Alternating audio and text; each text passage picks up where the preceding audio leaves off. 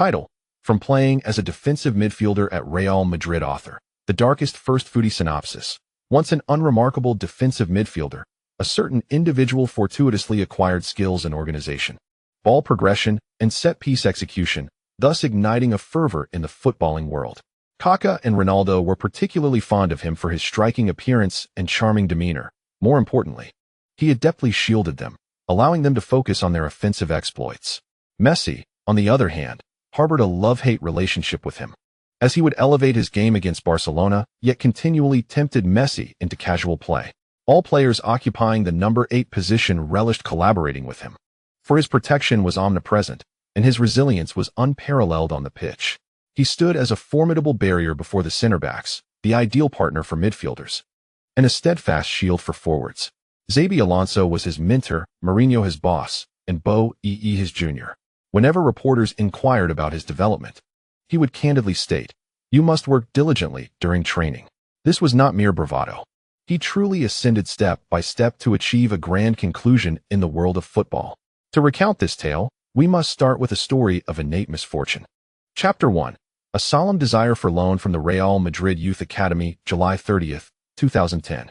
Following yet another day of preseason training, Mourinho sat in his office at the Valdebebas training facility, grappling with a player information sheet. The young athlete exhibited exceptional positional awareness, innate talent for defensive positioning, and remarkable awareness of supplementary defense. However, he was not particularly aggressive in his engagements, preferring to compress the space of attacking players. His strength in duels was commendable, with stable ball protection and distribution skills, yet creativity was lacking, and his willingness to advance was subdued. He was a defensive midfielder worth cultivating, remarkably positioned, proactive defensively, and possessing excellent stamina, though his organizational capabilities were not robust, and his offensive intent was not fervent. Notably, his heading ability was exceptional, potentially enhancing his role in set-piece strategies. After perusing the summary report submitted by his assistant, Mourinho's previously furrowed brow gradually relaxed. Rubbing his temples, he seemed to arrive at a final decision, reluctantly placing the player's sheet aside. A half-hour later, a young player with East Asian features knocked on the door, and upon receiving permission, entered Mourinho's office. "I heard from Mr. Perez that you were looking for me," he said, a hint of embarrassment in his tone. "I apologize for the sweat. I took a quick rinse before coming in." The young player, still slightly damp from his refreshment, exuded an unexpectedly fresh aura that complemented his handsome, sunny visage. Mourinho, observing the young athlete who appeared both polite and cheerful without an ounce of self-consciousness, waved his hand dismissively, gesturing for him to take a seat. Clearly, Mourinho held a favorable impression of this young player from the preseason training. "Lee, we've spoken before, so I will dispense with the pleasantries. I have summoned you today to discuss your arrangements for this season." As Mourinho spoke, he lightly tapped the report beside him with his fingers. The young Eastern player seated across from him straightened his posture, displaying an attentive demeanor. "We have decided to loan you out. As you are aware, our midfield positions in the first team are quite saturated at the moment. In consideration of your development, we believe it would be best for you to gain experience by playing for another team," Mourinho articulated. Before he could finish, the young player's expression transformed into one of relief and joy, prompting him to eagerly inquire, "Can I choose my preferred team, boss?" Mourinho responded with a knowing smile, gesturing towards a list of clubs in his hand. "Several teams in the Segunda División and La Liga are interested, including Real Betis." The young player, named Leon, felt a wave of reassurance wash over him, profusely thanking Mourinho. Do not misunderstand. He is not a French-born Chinese, nor does he possess the foreign name Leon. He is a bona fide player from China. Through familial connections in Madrid, he arrived in Spain at the age of 13, subsequently securing a place in Getafe's youth academy and embarking on a professional training path. At 14, his outstanding performances in youth matches earned him a transfer to the prestigious youth academy of Real Madrid, La Fábrica. Just shy of 18, he ascended to Real Madrid's second team, Castilla, and after half a season in Segunda División B, he was loaned to Real Betis for another half season in the Segunda División. At 19, he played a pivotal role in helping Real Betis secure promotion to La Liga as they finished third in the Segunda División just before the league's restructuring. At such a tender age, he had already achieved remarkable accomplishments. Leon may not be deemed a prodigious genius, Yet he undoubtedly lives up to his reputation as an exceptional talent nurtured by Real Madrid's youth academy. However, unlike many of his peers at Castilla, who fervently aspire to remain at Real Madrid and dream of serving in the first team, Liang's heart was set on venturing out. Even though he was singled out by the newly appointed coach Mourinho this summer and began preseason training with the first team, his aspirations remained unchanged. Whether Real Madrid sold him or loaned him out, he was amenable to either outcome. His sole request was to join a team where he could consistently play. Thus, the newly promoted Real Betis was indeed the ideal destination for him. With a coach who appreciated his talents, teammates he was already familiar with, and supportive fans, Real Betis emerged as the perfect setting for his development. Mourinho found himself at a loss for words regarding Liang throughout his extensive coaching career. He had rarely encountered a young player as precocious as Liang, one so resolute that the allure of playing for Real Madrid's first team failed to sway him. Liang has persistently advocated for the club to loan him out for matches, marking him as one of the most unconventional products of Real Madrid's youth academy, Castilla. When Mourinho first arrived at Real Madrid, he took notice of Liang, drawn to his grounded demeanor and the impression of diligence and intelligence that the young player exuded. Perhaps Liang's innate talent was somewhat lacking, yet in Mourinho's eyes, a slightly diminished offensive prowess was not a substantial concern. Moreover, Liang's defensive skills genuinely pleased Mourinho. If not for the overwhelming number of midfielders currently in the first team, Mourinho would have readily afforded Liang the opportunity to gain invaluable experience in the upcoming season with the senior squad. This was the crux of his internal conflict. While he recognized Liang's potential, the present Real Madrid yearned not for raw talent, but rather for immediate impact and the acquisition of superstars. Thus, rather than allowing Liang to languish on the bench during this critical phase of development, it would be more beneficial to release him, hoping he seizes the opportunity for rapid growth. In such a scenario, perhaps a year or two later, Mourinho would have the chance to collaborate with an outstanding defensive midfielder who emerged from Castilla. Keep pushing forward, and do not forsake the diligence and perseverance you exhibited at Valdebebas. I look forward to witnessing an even more exceptional Liang in the near future. You are a remarkable young man. Maintain your focus. Mourinho stood, shaking Liang's hand while offering his customary encouragement. Liang nodded with a smile, expressing gratitude once more before departing Mourinho's office with a buoyant stride. This exchange epitomized a straightforward preseason dialogue between coach and player, barring any unforeseen circumstances. Once Real Madrid reaches an agreement with Real Betis, Liang will swiftly pack his belongings to return to Sevilla, where he had spent the past 6 months. This summer's brief training sessions with the first team felt more like a fleeting dream. Besides broadening his horizons, Liang finally encountered the long-anticipated opportunity to draw a Golden Star talent fragment card after 6 years of waiting.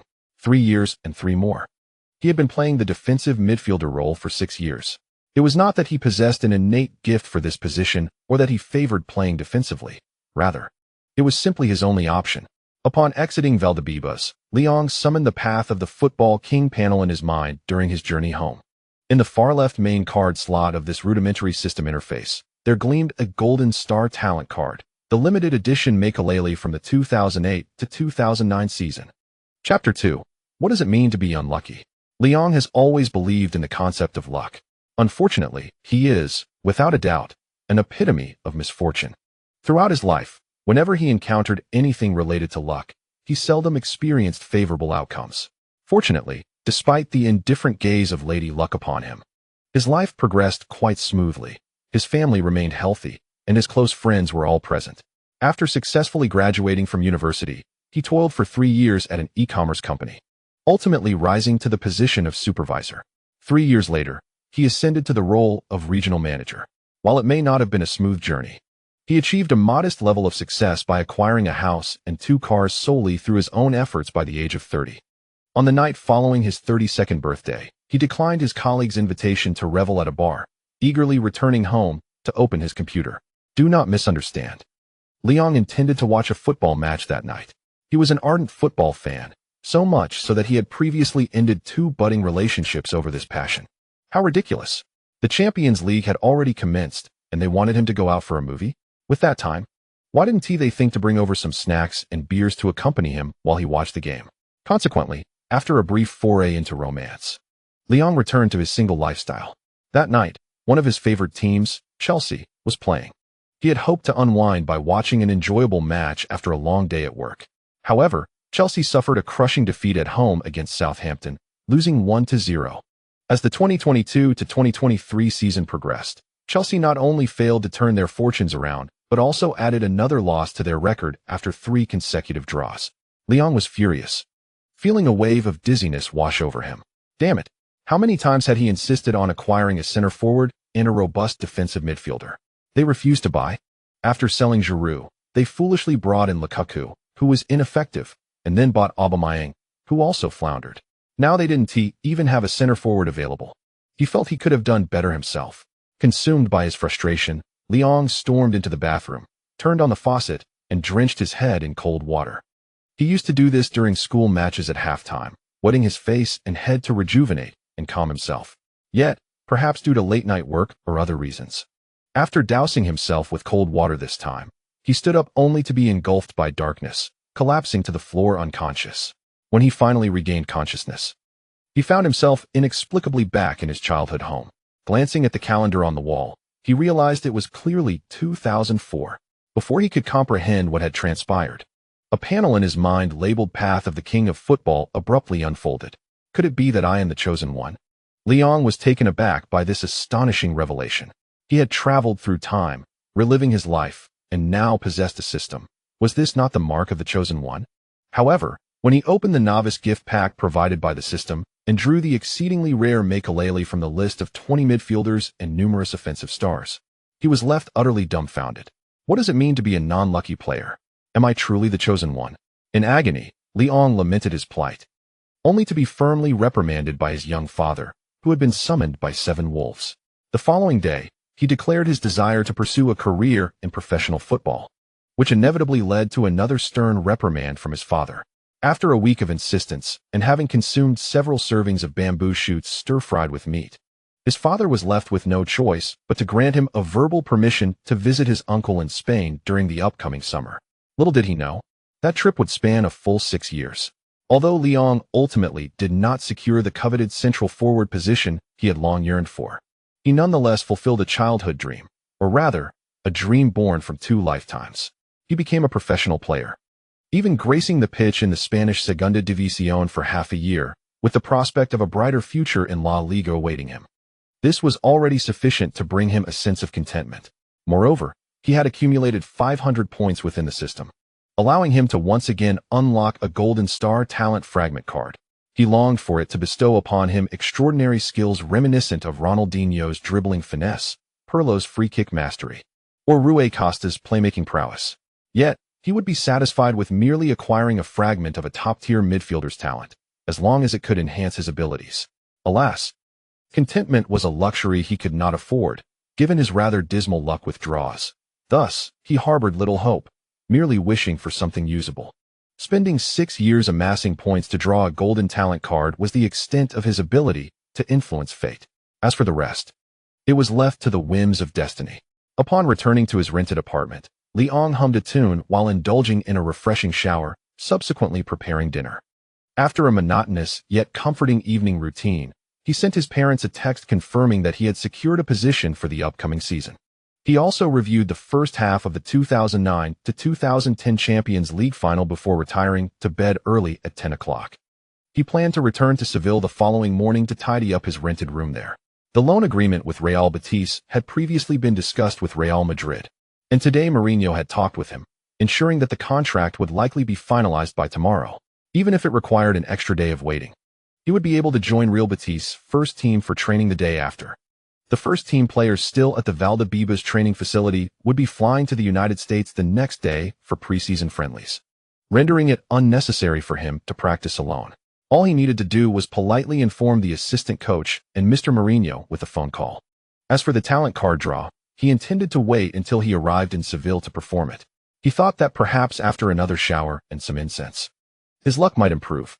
With these thoughts, Leon enjoyed a sound sleep, waking naturally just past 9 the next morning. He neatly packed his scant belongings into his suitcase, slung his travel bag over his shoulder, and double-checked that he hadn't left anything in the Valdebebas locker room. He then hailed a taxi straight to Barajas Airport. Listening to music along the way and envisioning a successful career at Betis, Leon felt in high spirits. Reminiscent of the character portrayed by Gu in the opening of Let the Bullets Fly, as he journeyed to take up a new post in Gu's city. However, just as Zhang Matzi intercepted Tang Shiye on the road, Liang's brief moment of joy was abruptly cut short by an urgent phone call summoning him back. An hour later, he found himself once again in Mourinho's office, seated in the same position as before. Just yesterday, he had received Mourinho's blessings. Preparing to embark on a grand venture with Real Betis, fully resolved that he might not return for 3 to 5 years, or perhaps never to Real Madrid again. To his astonishment, as he was nearing the airport today, Mourinho was also preparing to catch a flight when an unforeseen turn of events disrupted both their plans simultaneously. Overlooking the faintly awkward atmosphere in the office, Leon managed to converse with Mourinho for merely 5 minutes to grasp the situation before he had to once again grab his suitcase and exit the office alongside Mourinho. He still had to catch a flight, but instead of heading to Seville, he was now bound for Los Angeles with the first team of Real Madrid. Half an hour later, Real Madrid's official website announced that the first-team midfielder, Las Diera, would miss the trip to the United States due to a thigh muscle strain sustained during yesterday's training session. Subsequently, the corrected roster for the American tour included the name of Leon, a promising young talent from the Castilla Youth Academy who had excelled during his loan period last year. Thus, among the players traveling to the United States, 6 had been promoted from the Castilla team, igniting much discussion among Real Madrid fans.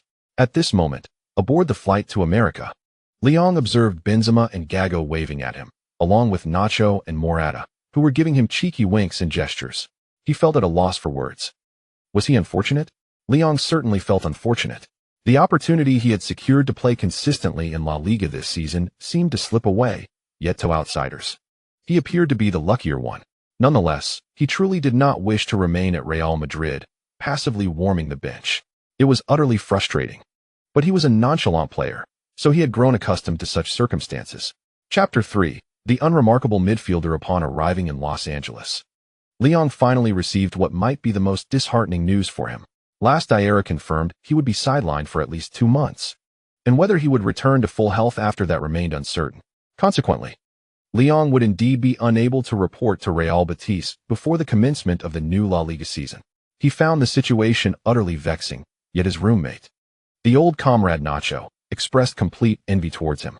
Currently, there were 5 players in the Real Madrid squad capable of playing as center-backs. Among them, the starting duo of Carvalho and Pepe held their positions with unwavering stability.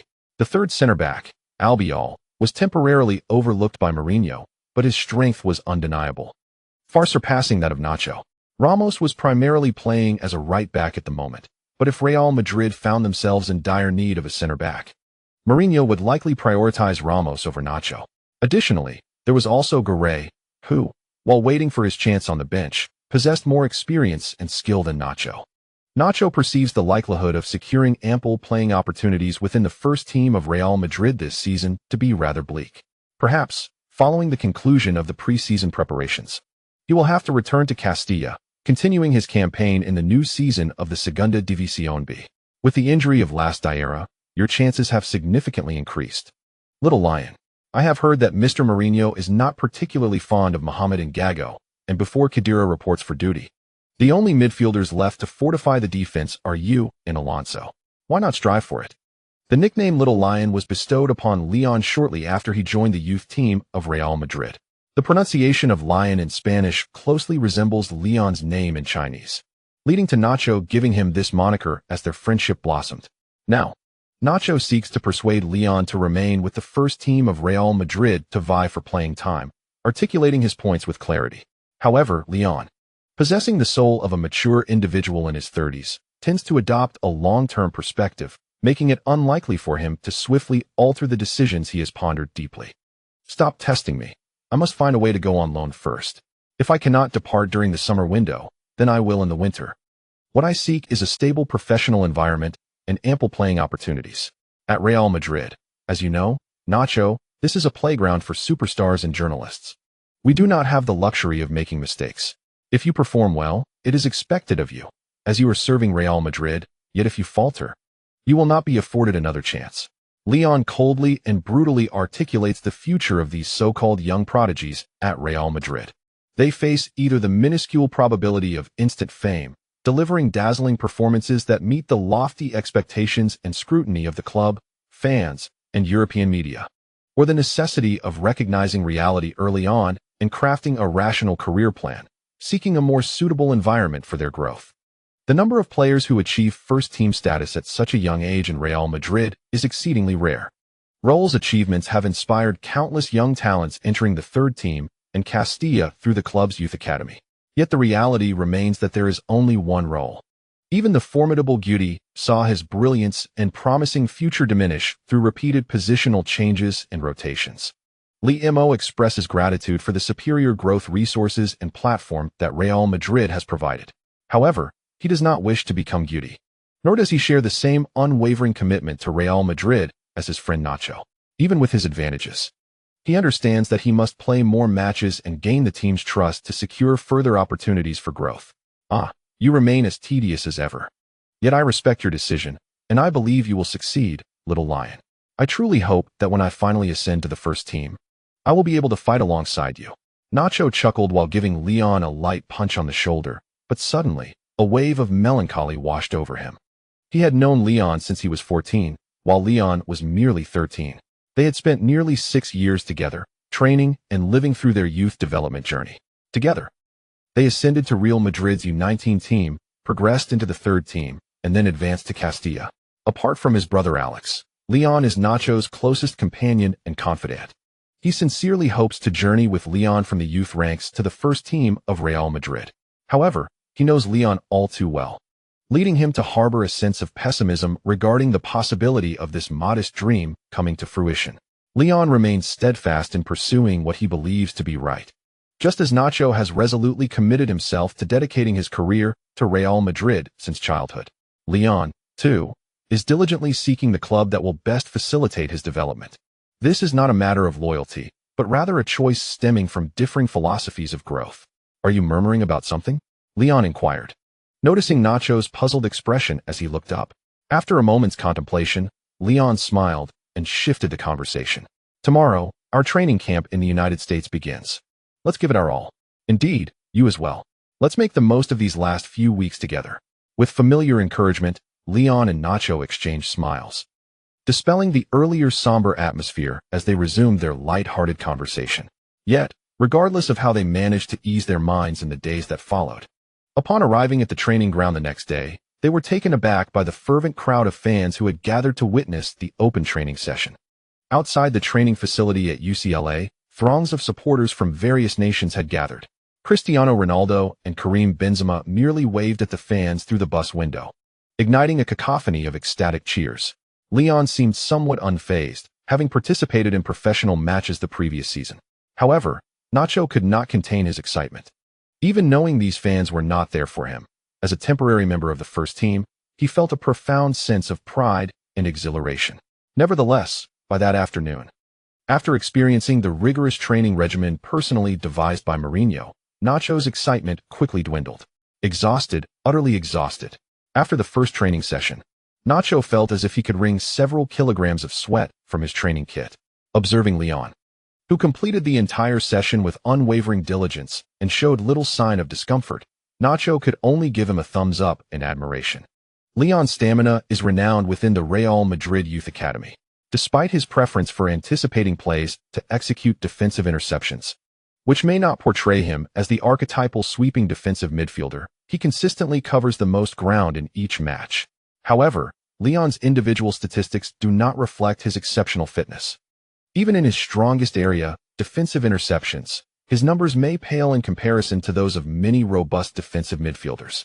He maintains excellent ball control, seldom ventures into offensive play, and exhibits sound defensive positioning and proactive cover. Yet, aside from these commendable defensive attributes, his other skills on the pitch appear rather unremarkable. Even among the many supporters of Real Betis who have shown considerable backing for Leon, there remains a lack of profound understanding regarding his contributions. Last season, Leon's performances were rather unremarkable. Oftentimes, throughout an entire match, fans would only notice Leon's presence in the defensive half. Yet his display was deemed average, neither particularly outstanding nor fraught with egregious errors. He was akin to an ordinary midfielder, delivering neither commendable feats nor glaring faults.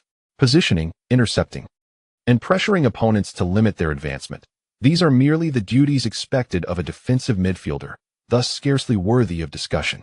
However, following a match in the crucial phase of their promotion campaign where Lyon was rested, resulting in a catastrophic 13-0 defeat due to disorganization in the defense and rhythm, the discourse among Real Betis fans regarding Lyon's importance came to a swift conclusion. Ultimately, Lyon contributed to the team's stability, garnering 8 points from 4 rather unremarkable performances, thereby securing a direct promotion spot to La Liga. His training regimen remains consistent, diligently fulfilling the coach's requirements, followed by an additional half-hour of short passes within a 5-meter radius, then resting and replenishing nutrients. In the evening's closed training sessions, Lyon partnered with the attacking trio of Di Maria and Cristiano Ronaldo. His performance was consistent. Drawing a comparison with the perceptions of Real Betis fans and those who previously followed the Real Madrid youth team, Ronaldo's assessment mirrored theirs. Lyon was rather ordinary, even unremarkable, he remarked to Benzema and Marcelo, stroking his chin. Yet, upon observing Lyon hydrating on the sidelines, Ronaldo exhibited a hint of satisfaction. But I quite like him. In Chapter 4, we delve into the fragments of Bellerin's short passing talent.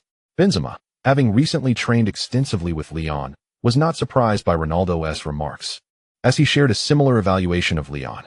The qualities that might seem mundane to fans are, in fact, rare and valuable.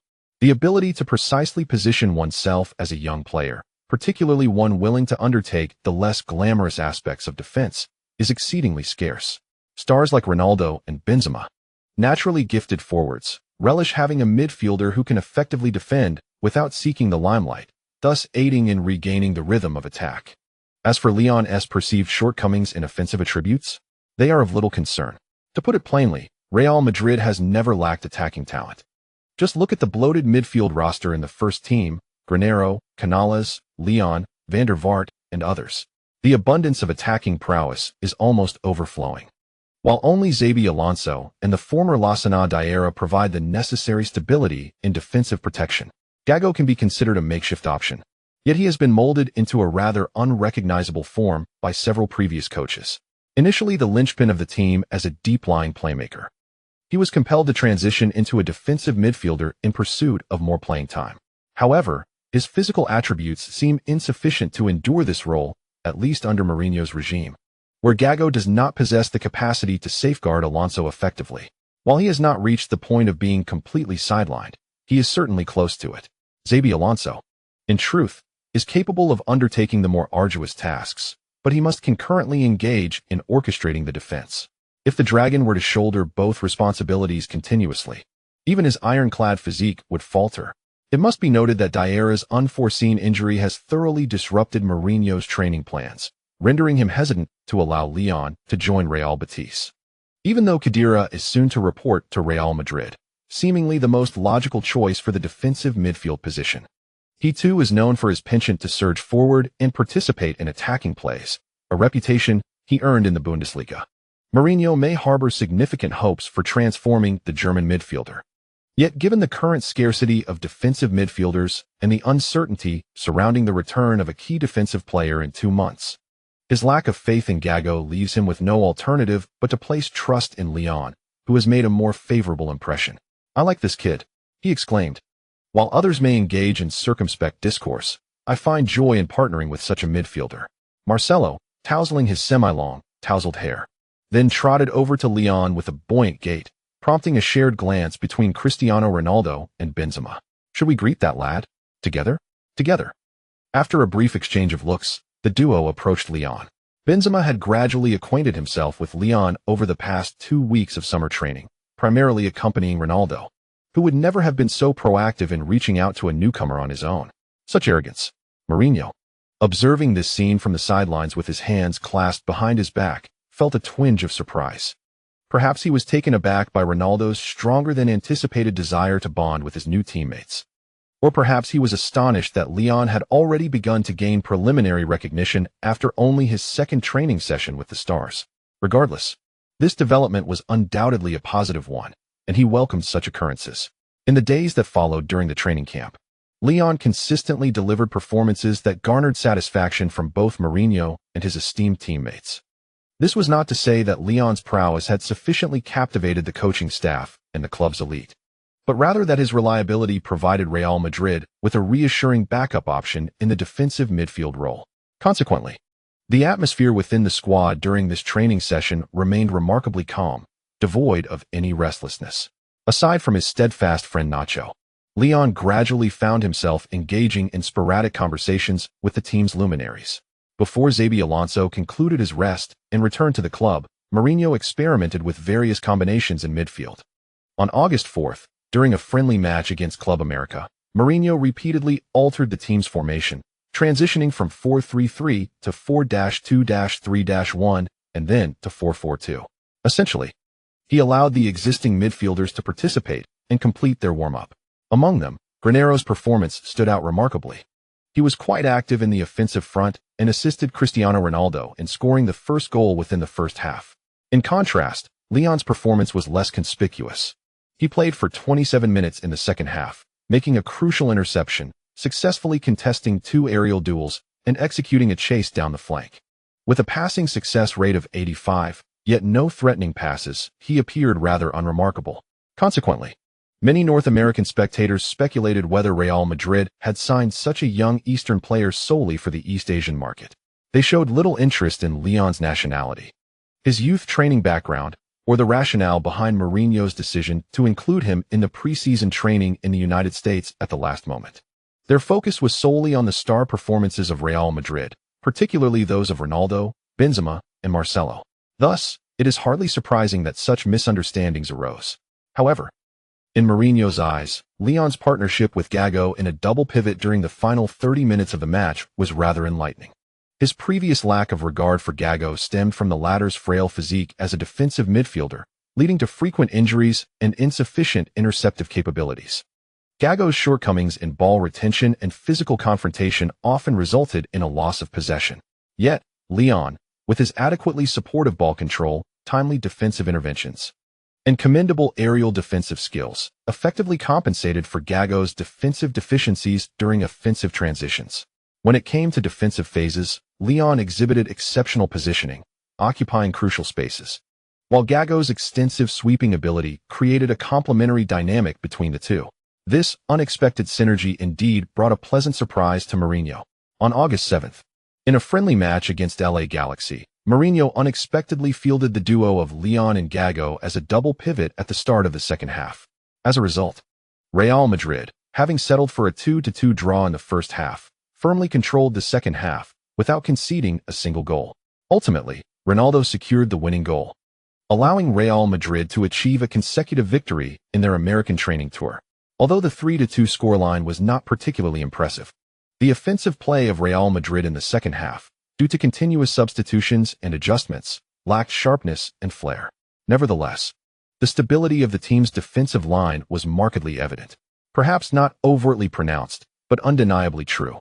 Following the friendly match against LA Galaxy, the entire Real Madrid squad concluded their week-long training journey in the United States and returned to Madrid the next day. At the Valdebebas training complex, Leon finally reunited with the rest of the Real Madrid stars. Khedira had completed his physical assessment and officially joined the first team for training with his teammates, while Gago's once vibrant demeanor seemed to have dulled in recent days. Leon, however, felt little sense of loss. After all, Khedira was a midfield general handpicked by Mourinho, and following the conclusion of the World Cup, this news had long ceased to be a secret in the transfer market. Rather than fret over the potential reduction in his playing time with the first team at Real Madrid due to Khedira's arrival, Leon was more concerned about whether he would still have the opportunity for a loan during the winter transfer window. He was also prepared to draw that coveted Golden Talent fragment card. On the evening of August 10th, after finishing training and receiving well wishes from both Cristiano Ronaldo and Benzema, which they uttered at his request, Leon hurried home. Rubbing his hands together, he sat on his sofa, eagerly spending the 500 points he had accumulated over 6 years within the king of football system. Meanwhile, his phone continued to play a rather clumsy recording of Cristiano Ronaldo and Benzema, exclaiming in Chinese, "The European king is here, let the unlucky ones retreat." Just as a brilliant flash of gold appeared before his eyes, he had not yet managed to shout Golden Legend. When a card featuring a middle-aged player clad in a blue and white jersey, with shoulder-length hair and a slightly melancholic expression, materialized before him, Leon was momentarily stunned. First feeling excitement, then confusion and disdain, followed again by surprise and ambivalence. After a good 2 or 3 minutes, he finally regained his composure and forced himself to accept reality. The card was a golden talent fragment from Valerian for the 2011 to 2012 season. With a talent value of 93, the maximum being 100, while his current short passing ability was 78. It came with the invaluable experience insight, the essence of organizational core principles. Was this golden talent fragment good? Indeed, it was quite remarkable. Though it represented a talent fragment from Valerian at the twilight of his career, the degradation of his technical skills was not severe, particularly in the area of short passing, which was Liang's forte. With his short passing ability capped at 78, this fragment would elevate his potential significantly to 93, providing him ample time for training. Moreover, the added organizational experience insight from Valerian was exceptionally precious. When Liang had previously acquired the complete golden talent card of Makelele in the latter stages of his career, the defensive positioning insight provided by the system had been immensely beneficial. Even today, Liang felt he was still far from fully grasping Makelele's defensive positioning insights. Therefore, the organizational core principles from Valerian would certainly give him much to ponder for a long time. However, what he truly desired at present was a talent fragment that would enhance his defensive capabilities. After all, honing a particular skill to perfection was the most cost-effective training method for him currently. Yet, since he had already completed the draw, Liang had no choice but to temporarily adjust his training plan. On August 11th, at the Valdebebas training ground, Xabi Alonso was quite astonished to see Liang request to train with him after the session had concluded. "You wish to learn how to organize a team for me?" Chapter 5. That kid is really going to start for Real Madrid. Xabi Alonso, somewhat uncertain, inquired again, and upon receiving a positive affirmation from Liang, he became genuinely intrigued. Though he and Liang were not well acquainted, this summer, having participated in the World Cup and triumphantly secured the championship alongside Spain, he, along with Casillas and Ramos, has enjoyed an extended period of respite. Consequently, these Spanish internationals did not partake in the pre-season training camp that Mourinho had organized in mid-July. Nevertheless, he observed the 2 friendly matches that Real Madrid played in the United States prior. In the second friendly, the synergy between Leon and Gago was particularly striking. Despite his youth, Leon exhibited remarkable composure on the field. While it may be premature to label him as exceptional, his stability far beyond that expected of a 19-year-old has certainly left a favorable impression on Alonso. Is there a reason for this? If you are open to discussing it. I understand that you have played as a defensive midfielder since joining Real Madrid's youth team. If you require assistance, I would be more than willing to share insights regarding defensive strategies, as I believe this could significantly aid in your professional development.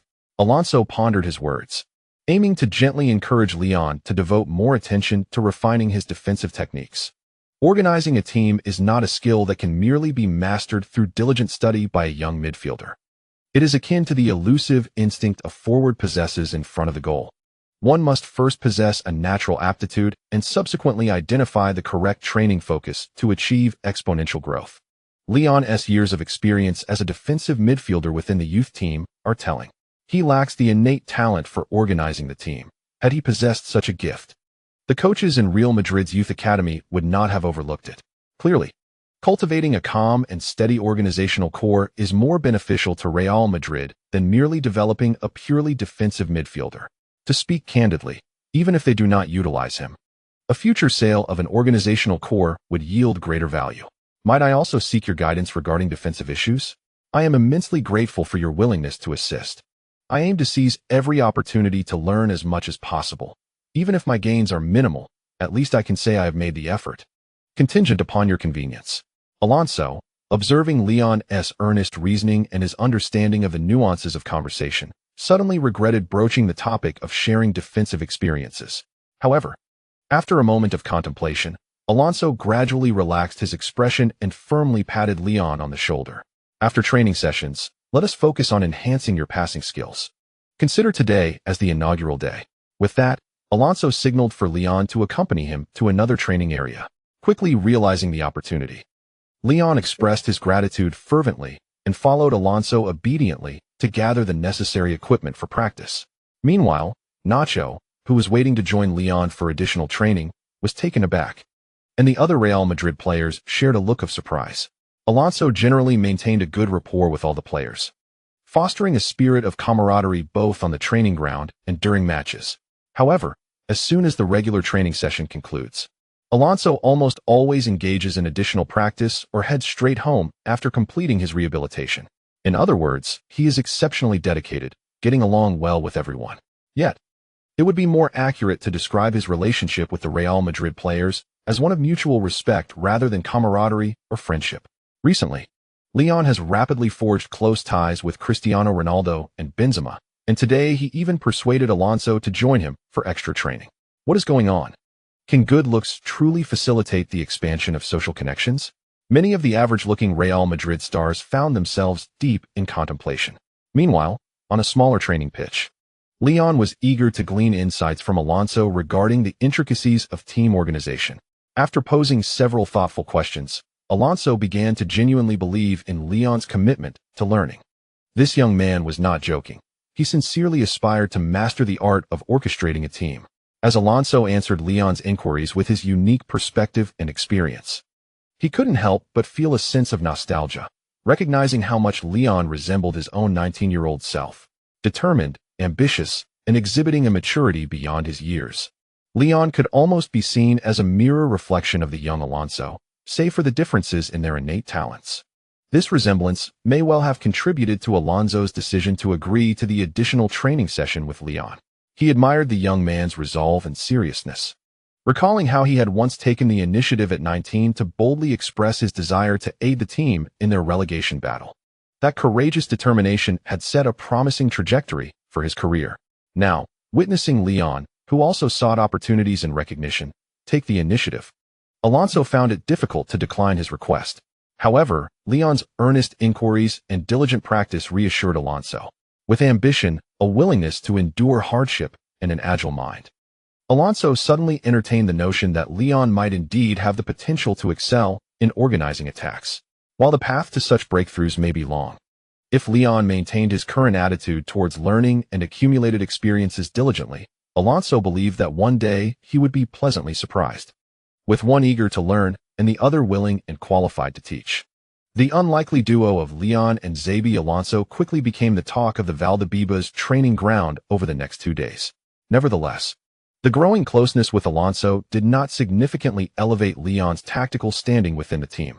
Mourinho continued to favor formations and strategies that featured Khedira and Alonso starting together. The distinction lies in the tactical formations. When employing a 4-2-3-1 setup, Xabi Alonso partners with Sami Khedira to form a double pivot, whereas in a 4-3-3 arrangement, Khedira roams the right side of the midfield while Alonso assumes a more withdrawn position. Jose Mourinho evidently holds high expectations for Khedira, perhaps hoping that this physically imposing midfielder can emulate his former protege, Michael Essien, by diligently sweeping the field and providing robust defensive support to shield the team's orchestrating core. In Real Madrid, this pivotal figure is, of course, Xabi Alonso. However, during the match on August 14th for the Beckenbauer Cup, Khedira's debut performance for Real Madrid fell short of Mourinho's anticipations. The German midfielder's physicality was merely adequate, lacking the robust demeanor suggested by his stature. While he did cover ground effectively, his defensive efficiency was disappointingly average. Ironically, rather than Khedira alleviating Alonso's defensive burdens as Mourinho had envisioned, it was Alonso who found himself diverting his attention to support Khedira. This was largely due to Khedira's overwhelming eagerness to push forward into the attack. His active participation indeed enhanced the flow of Real Madrid's offensive play. However, once he surged forward, he failed to track back. Thus, after orchestrating an attack, Alonso was left to perform the defensive duties, effectively doing the work of two players, which was utterly absurd. This was somewhat mitigated by the fact that Khedira had played in a similar manner in the Bundesliga, and Mourinho remained confident in his ability to transform Khedira into a tenacious defensive midfielder. Yet, merely 2 hours after the match against Bayern in the Beckenbauer Cup, Khedira reported discomfort in his calf and hastily sought medical attention. In a state of anxious anticipation, Mourinho ultimately learned that Khedira would require at least 2 weeks of rest. In that moment, Mourinho was understandably exasperated. The preseason had barely concluded, and with Pepe, Garay, and Albiol all injured, coupled with Lassana Diarra's 2-month recovery from injury, Khedira's setback meant he would likely miss the remaining friendlies as well as the opening match of La Liga. Real Madrid's fortunes had truly hit a nadir this month. With injuries decimating the defensive line, the center-back position became a disaster zone, and the lack of available defensive midfielders was equally dire. Consequently, Mourinho had no choice but to temporarily field Leon, who possessed relatively superior defensive capabilities compared to Khedira. In successive friendly matches, Leon was granted the opportunity to start, partnering with Alonso in a dual pivot. The results, while not overtly impressive to anxious Real Madrid supporters, at least provided a semblance of stability. Many journalists lauded Alonso for shouldering the midfield burden during this period, effectively organizing the defense, which was undeniably arduous. Meanwhile, Leon took on the critical responsibility of intercepting opponents alongside Alonso, repeatedly providing support to stifle adversaries, though the media often understated his contributions in terms of defensive collaboration. Despite Liang's seemingly unremarkable presence, he has been granted the opportunity to start in 2 consecutive friendly matches, nearly completing the entire duration of both games. This treatment has swiftly garnered him considerable attention from fans within Spanish football, as it is evident to all that Mourinho's intentions are unmistakably clear. It appears that he is indeed considering this young talent from the East for a starting position at Real Madrid. Chapter 6. Embracing the future. Real Betis has not abandoned their aspirations to acquire Lyon, making one final negotiation effort prior to the commencement of the season. Unsurprisingly, Real Madrid, or rather Mourinho, firmly rejected their advances. Such a decision may not constitute a favorable outcome for Lyon, as both Diarra and Khedira are only temporarily sidelined due to injury, not permanently incapacitated. Once they return to health, Liang's chances of playing time will inevitably diminish. However, Lyon currently lacks the privilege to stubbornly refuse the nurturing of his club. Fortunately, Mourinho has been forthright, taking the time to speak with Lyon once more, candidly stating that he requires Lyon to sacrifice this half-season to bolster the defensive midfield position for Real Madrid. In return, he promises that once the winter transfer window opens, should both Diarra and Khedira be fit to play, Lyon will receive the club's support to secure a loan to a more suitable club. Lyon finds himself with little choice. Yet Mourinho's verbal assurance brings him a sense of relief. On August 27th, following what was essentially the final training session before the new season's kickoff, the first-team players of Real Madrid gathered on the training ground, awaiting Mourinho's pronouncement regarding their fates for the upcoming season. Those who could secure a place in the 18-man squad for the initial match against Mallorca on August 29th would effectively gain Mourinho's preliminary trust.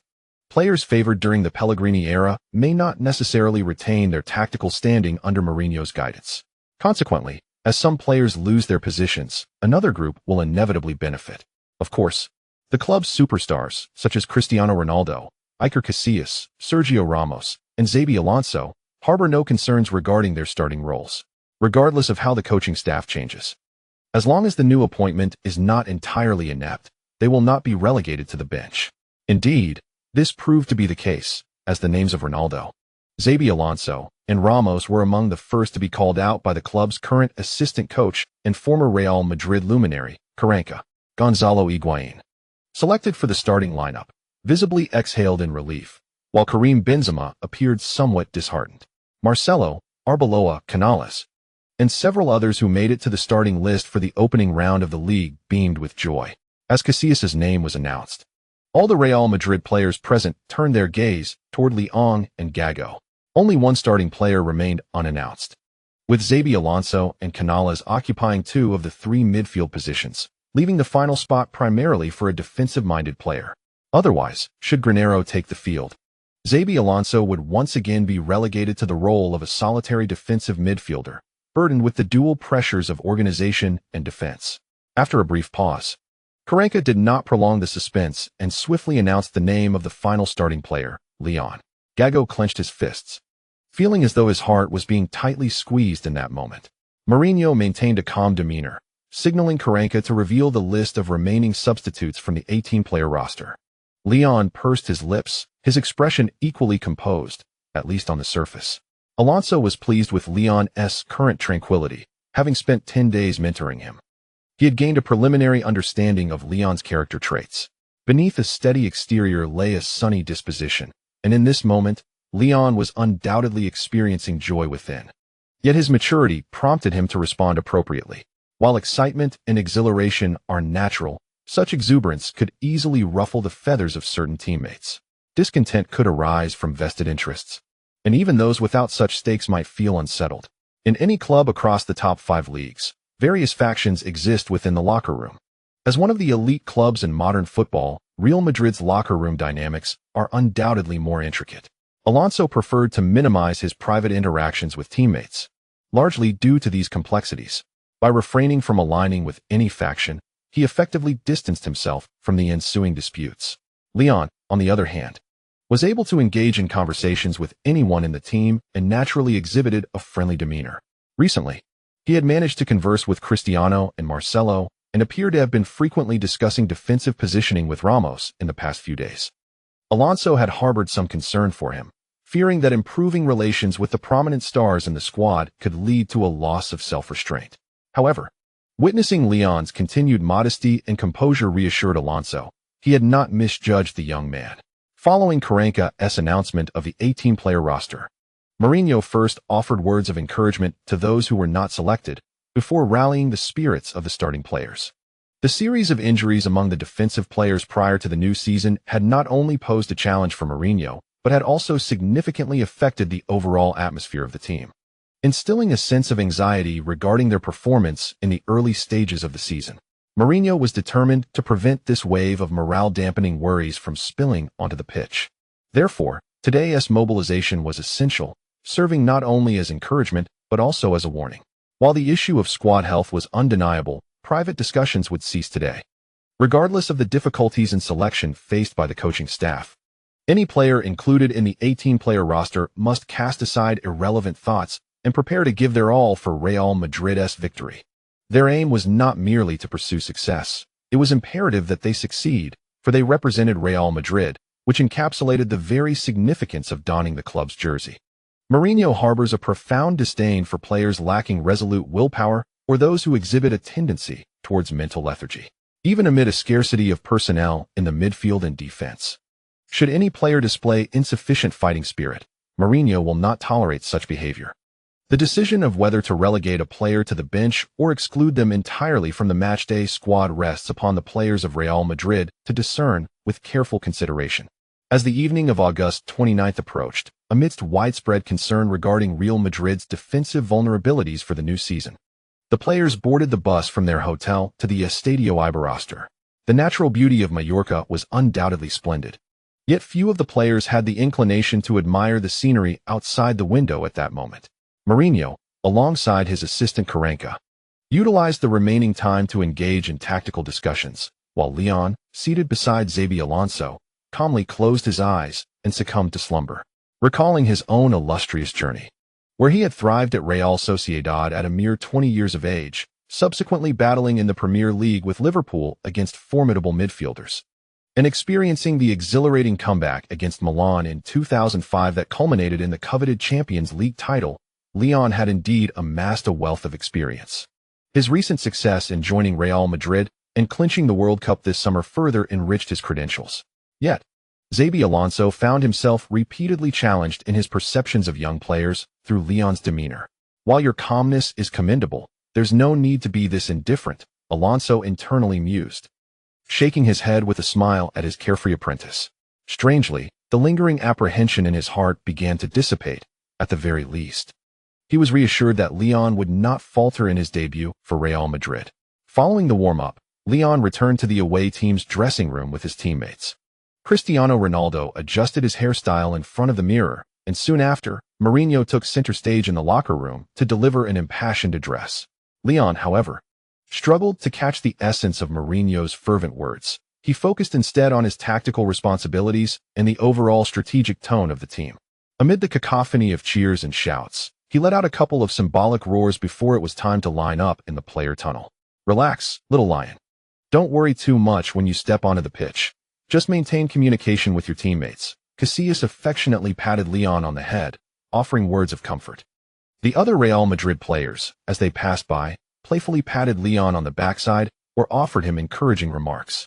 After all, to them, Leon was still a 19-year-old boy, and nerves before a debut were entirely understandable. Leon accepted the goodwill of his teammates, signaling that he was fine before positioning himself behind Alonso. As the clock approached 9 o'clock, the referee's team finally made their way out of the player tunnel. Leon took a deep breath and, following Alonso, gradually stepped onto the pitch. As the lights illuminated his face, he lifted his chin slightly, welcoming the chorus of cheers mingled with a scattering of boos. He is also stepping into an unknown future that belongs to him. Chapter 7. A Decade of Cycles. The Bankruptcy of Mark Lele. Both teams' players have already entered the field.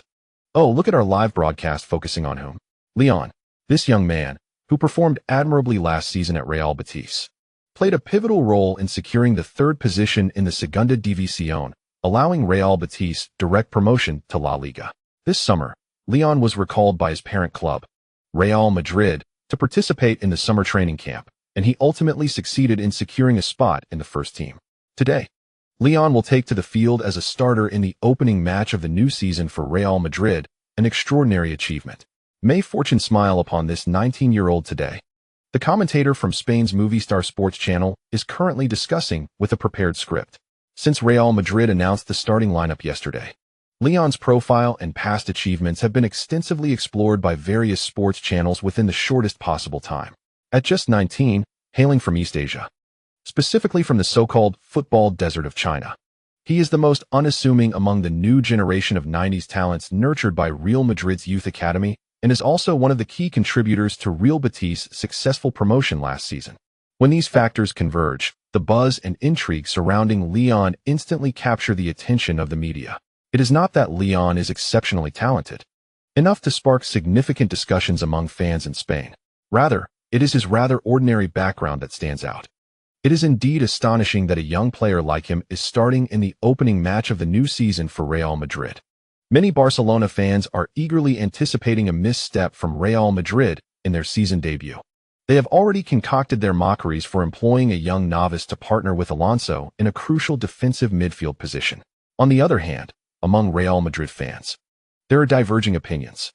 Compared to those who support Leon, the majority of Real Madrid fans are skeptical about his capability to represent the club in La Liga at this juncture. While Leon is indeed a product of Real Madrid's youth training, his previous understated performances and his youth make it difficult for many fans to feel reassured. They would prefer a more reliable combination of Gago and Alonso in the defensive midfield, or even more radically, to have Alonso play as a sole defensive midfielder, complemented by a duo of Canales and Granero in advanced midfield roles, rather than seeing Leon and Alonso starting together. There is little to scrutinize regarding the results of friendly matches. In the two friendlies where Leon started, his performances could only be described as mediocre. To put it positively, Leon's style is steady, unremarkable yet devoid of glaring errors. Conversely, it can be harshly stated that he is simply too ordinary.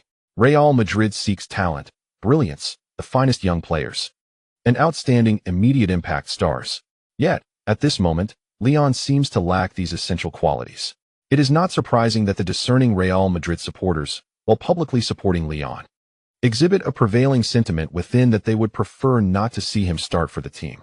Meanwhile, Leon, engaged in stretching exercises on the pitch, remains blissfully unaware of the growing rift in opinion among the fans. Does he care about this public discourse? Yes, but not excessively. Although Leon has traversed through time, he remains a fundamentally human being, subject to the ebbs and flows of emotion, yearning for greater recognition from his peers. Naturally, a person would opt for trust and praise over skepticism, and Leon is no exception. However, he also comprehends a crucial truth. In the realm of professional football, respect is earned through one's own efforts on the field, rather than mere words. Leon does not anticipate that a couple of matches will swiftly rectify the current scrutiny he faces. Yet, he is resolute in his belief that he can, through his performance, demonstrate his worth to the fans of Real Madrid. Mourinho's decision to field him alongside Alonso is indeed justified. On the evening of August 29, 2010, at 2100 hours, the first match of the 2010-2011 La Liga season commenced, with Real Madrid facing off against Mallorca. Mourinho deployed a 4-3-3 formation, albeit distinct from the conventional approach, as it featured Leon and Xabi Alonso as the two defensive midfielders, with only Canales as the attacking midfielder. The forward line boasted Cristiano Ronaldo, Higuaín, and Di Maria. However, the defensive lineup was somewhat dire, with first-choice center-back Pepe injured, third-choice Albiol unavailable, and fifth-choice Garay also sidelined. Consequently, Ramos, serving as the fourth center-back, was compelled to fill in, with only Arbeloa to support him on the right flank. Carvalho partnered with Ramos in central defense, while the offensively inclined Marcelo occupied the left side. In goal stood the ever-familiar Iker Casillas. While this lineup presented certain challenges, the fans remained relatively unconcerned about facing Mallorca. From the outset, Mourinho established a tactical framework focused on regaining possession and controlling the game's tempo. As a result, Real Madrid's early press was somewhat excessive. Canales and the attacking trio advanced into Mallorca's half, compelling Alonso to push forward to maintain fluidity in their connection. Similarly, Leon advanced his position, aiming to uphold the overall pressure on Mallorca. However, his opportunities to touch the ball were limited, as the offensive plays did not originate from him. Instead, he devoted considerable attention to observing Mallorca's attacking strategies, positioning himself slightly behind and to the side of Alonso. Once Alonso fully committed himself to the orchestration and transition of the offensive play, Real Madrid's attacking momentum surged forth with remarkable swiftness. The Dragons' several long diagonal passes allowed the rapidity and individual brilliance of Cristiano Ronaldo and Angel Di Maria to be fully unleashed. Mallorca's defensive line on the flanks was persistently breached, and with Canales orchestrating play and delivering threatening passes from the center, Mallorca's defense found itself exposed within the first 15 minutes, as Real Madrid penetrated their ranks directly. At that moment, Ronaldo received Alonso's long pass and surged forward alongside Higuaín, initiating a swift counterattack deep within Mallorca's territory. After drawing two defenders towards him, Ronaldo cleverly slipped the ball behind Mallorca's defensive line, allowing Higuaín to make an exquisite late run. However, in that crucial moment of shooting, Higuaín overthought the situation. He attempted to dribble past Mallorca's goalkeeper, but inexplicably slipped, sending the ball careening out of play. Mourinho, poised to celebrate, nearly found himself on his knees in disbelief. Ronaldo and Di Maria were equally astonished. My goodness, how could you squander such a golden opportunity? The miss was indeed lamentable and had a palpable impact on the players' morale. Conversely, the defensively minded Mallorca seized their opportunity and launched a rapid counterattack in the 21st minute of the first half. Alonso, having just orchestrated an attack, quickly turned to chase back. Yet, Canales and Di Maria had pressed forward too aggressively, leaving Real Madrid's defense woefully undermanned on the right flank and through the center. As Mallorca prepared to execute a potentially dangerous counterattack, numerous Madrid supporters instinctively gasped in front of their screens. But in the next moment, a seemingly unremarkable figure clad in the number 23 jersey found himself perfectly positioned to intercept Mallorca's forward, Enrique, on his advance. In a decisive challenge, he executed a timely tackle, disrupting possession and sending both players tumbling to the ground. Alonso, having tracked back just in time, opted to clear the ball out of play, while the number 23, Leon, nonchalantly rose from the turf. Well done. You've done splendidly. Alonso, shedding his usual composed demeanor, roared in excitement, slapping Leon firmly on the back amidst the jeers of the home crowd. Leon, grinning, quickly embraced Alonso's elevated hand, feeling the strength behind it. Another such slap might prove too much to bear, so a hug was in order.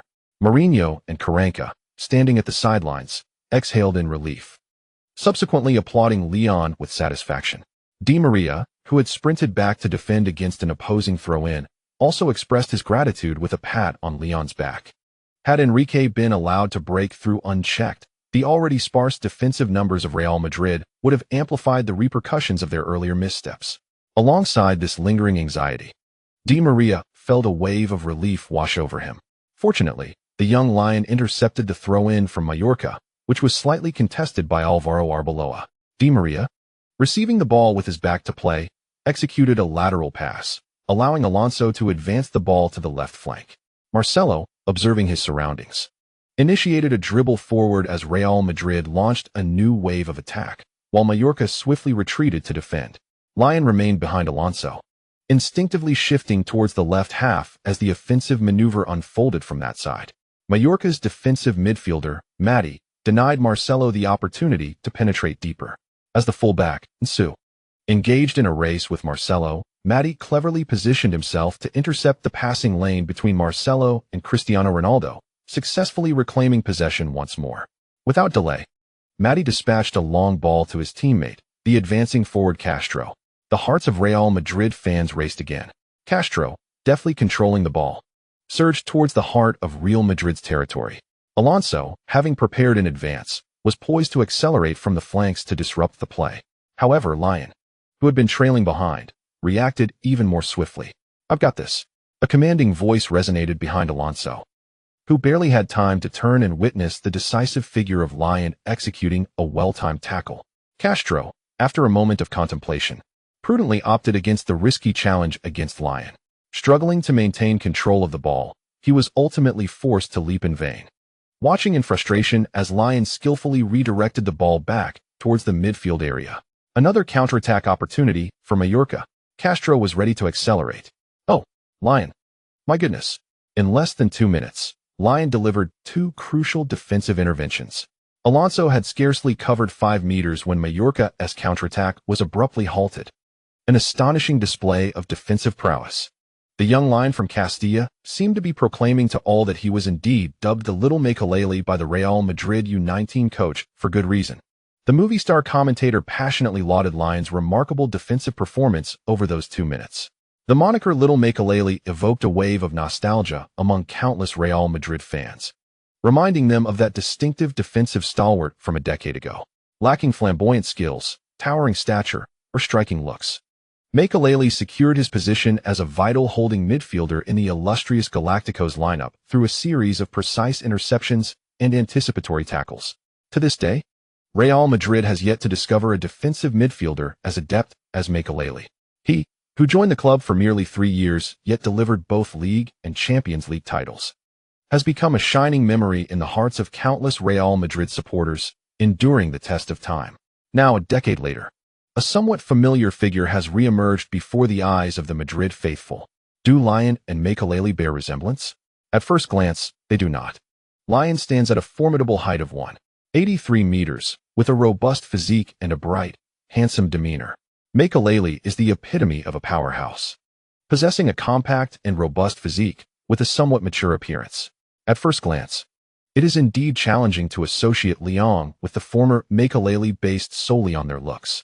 However, upon closer inspection, one can discern numerous technical similarities between the two. Both exhibit exceptional defensive positioning, precise interception predictions, and a reluctance to overextend with the ball. Their passing styles are strikingly unembellished and straightforward. Undoubtedly, Lyon's defensive experience pales in comparison to that of Makelele at the time of his transfer to Real Madrid. Yet, in contrast, Lyon seems to display a more decisive approach in his defensive interventions, coupled with a stronger capacity for direct confrontations. Overall, one might consider the current Lyon to be a somewhat diminished version of Makelele.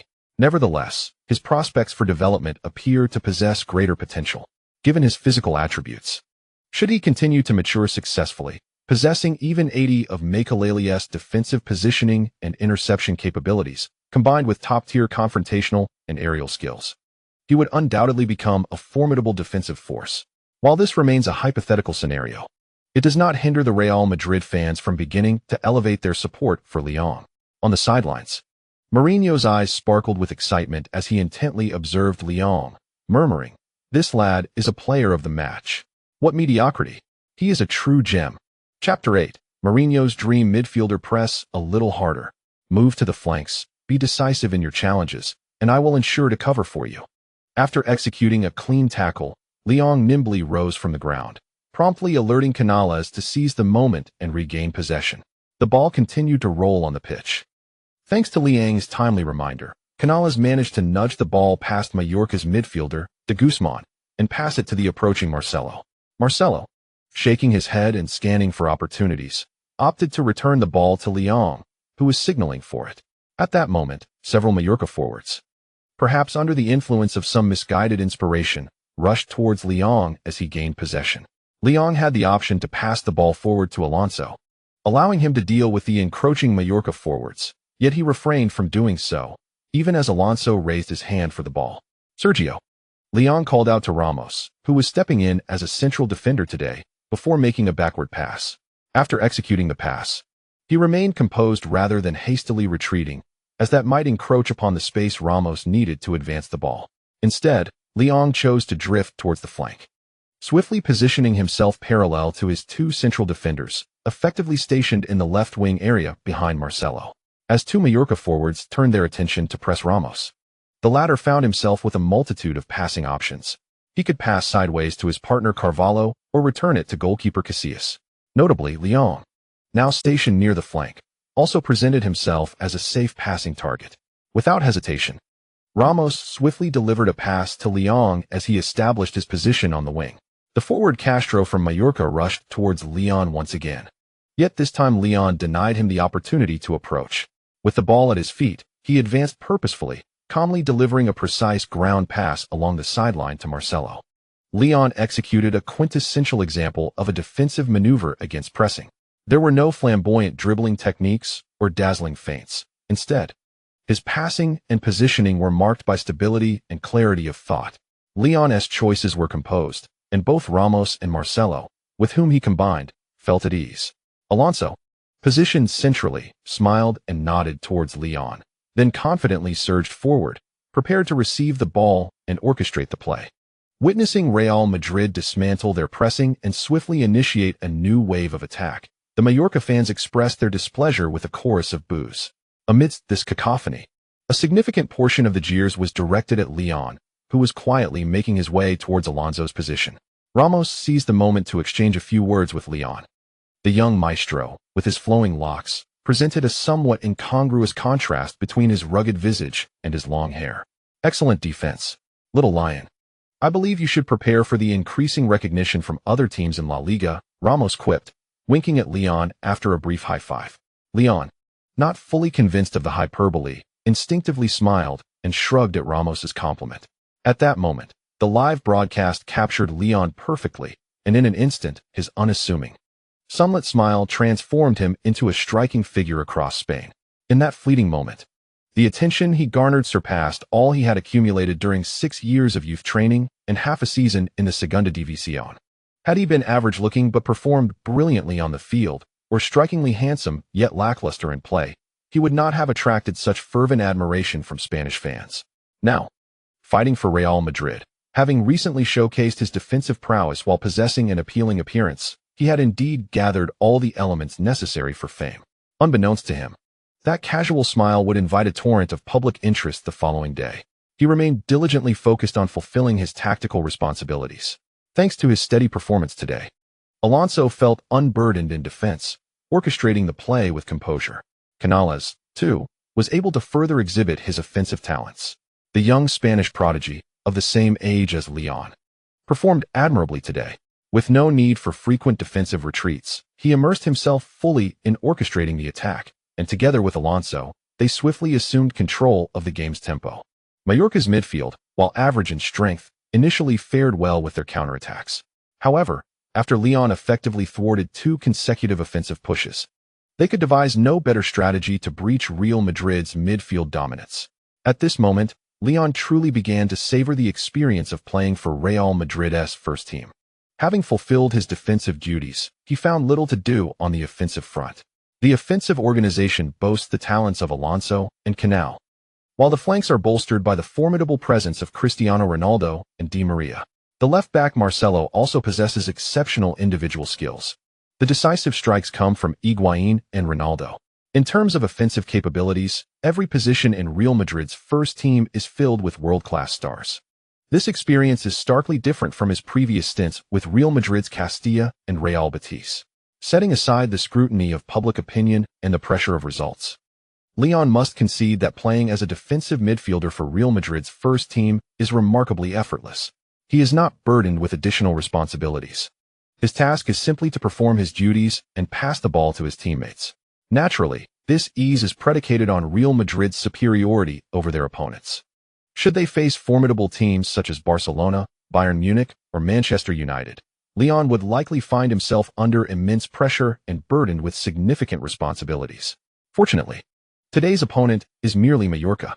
Even with a lackluster performance from the forwards, thanks to the continuous supply of possession from the midfield, Real Madrid managed to breach Mallorca's defenses before the end of the first half. In the 43rd minute, Ronaldo received a cross from Canal, executed a swift turn, and unleashed an astonishing long-range shot from 30 meters out. The ball soared with tremendous velocity, exhibiting a wildly unpredictable descent. Mallorca's goalkeeper, Au8, dared not take chances, opting to parry the ball away from the goal. However, contrary to his expectations, the ball veered off course and headed toward the right side of the penalty area. Di Maria, witnessing the ball fall from the sky, did not exhibit the same disdain as Higuaín. Instead, he controlled it and expertly curled a shot towards the far corner. Di Maria's choice of shot and technique were exceptional, leaving Au8 with no opportunity for a second save as he watched the ball sail into the net behind him. Entering halftime with a comfortable 1-0 lead, the stars of Real Madrid breathed a collective sigh of relief. Meanwhile, Leon, wiping his brow and engaging in conversation with Alonso as he walked back to the players' tunnel, remained oblivious to the piercing gaze of Mourinho at the entrance of the visiting team's locker room, as if he were scrutinizing his dream player. Chapter 9. The generous rewards of La Liga matches and system upgrades. Your practical application is commendable. I previously thought you were hesitant to demand the ball. Yet it seems you possess quite a bit of courage. Organizing the team essentially begins with these intricate tasks. Most of our time is spent managing the transfer of possession to keep the entire team functioning. As for when to accelerate, you must pay attention. Alonso, with an arm around Leon's shoulder in the players' tunnel, patiently explained the rationale behind the pace adjustments he made during the first half. Leon pondered deeply. He is merely a novice in organization, and some of Alonso's insights are challenging to fully grasp.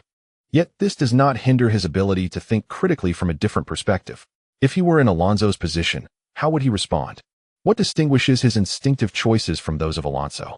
Through a straightforward comparison of their passing styles, one can discern the differences and gaps, thereby gradually summarizing errors and striving to comprehend Alonso's analytical approach. It is often said that imitation serves as a commendable method of learning.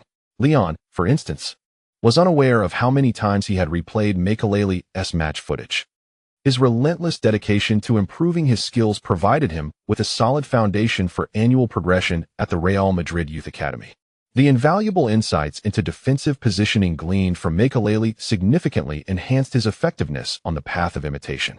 Previously lacking in organizational talent, he had not pursued it, but now, with a grasp of the essential principles of organizational play imparted by Bellerin, it was only natural for him to seize the opportunity to consult Alonso about any uncertainties he had. Enough of this. You 1T retain all I've said. So ponder over it for half a month. When we engage in extra training later, I will demonstrate how to make passing choices. With Mourinho standing at the entrance of the locker room, Alonso ceased his conversation with Leon, giving his head a gentle pat as a signal to return to the locker room promptly. Well done, Mourinho remarked, a slight smile gracing his lips as he exchanged a high five with Alonso, then amiably patted Leon on the back. A splendid first half, keep it up. This unexpected encouragement nearly caused Leon to bite his own tongue. Mourinho had always been somewhat kind to him, but never to the extent of offering such proactive encouragement.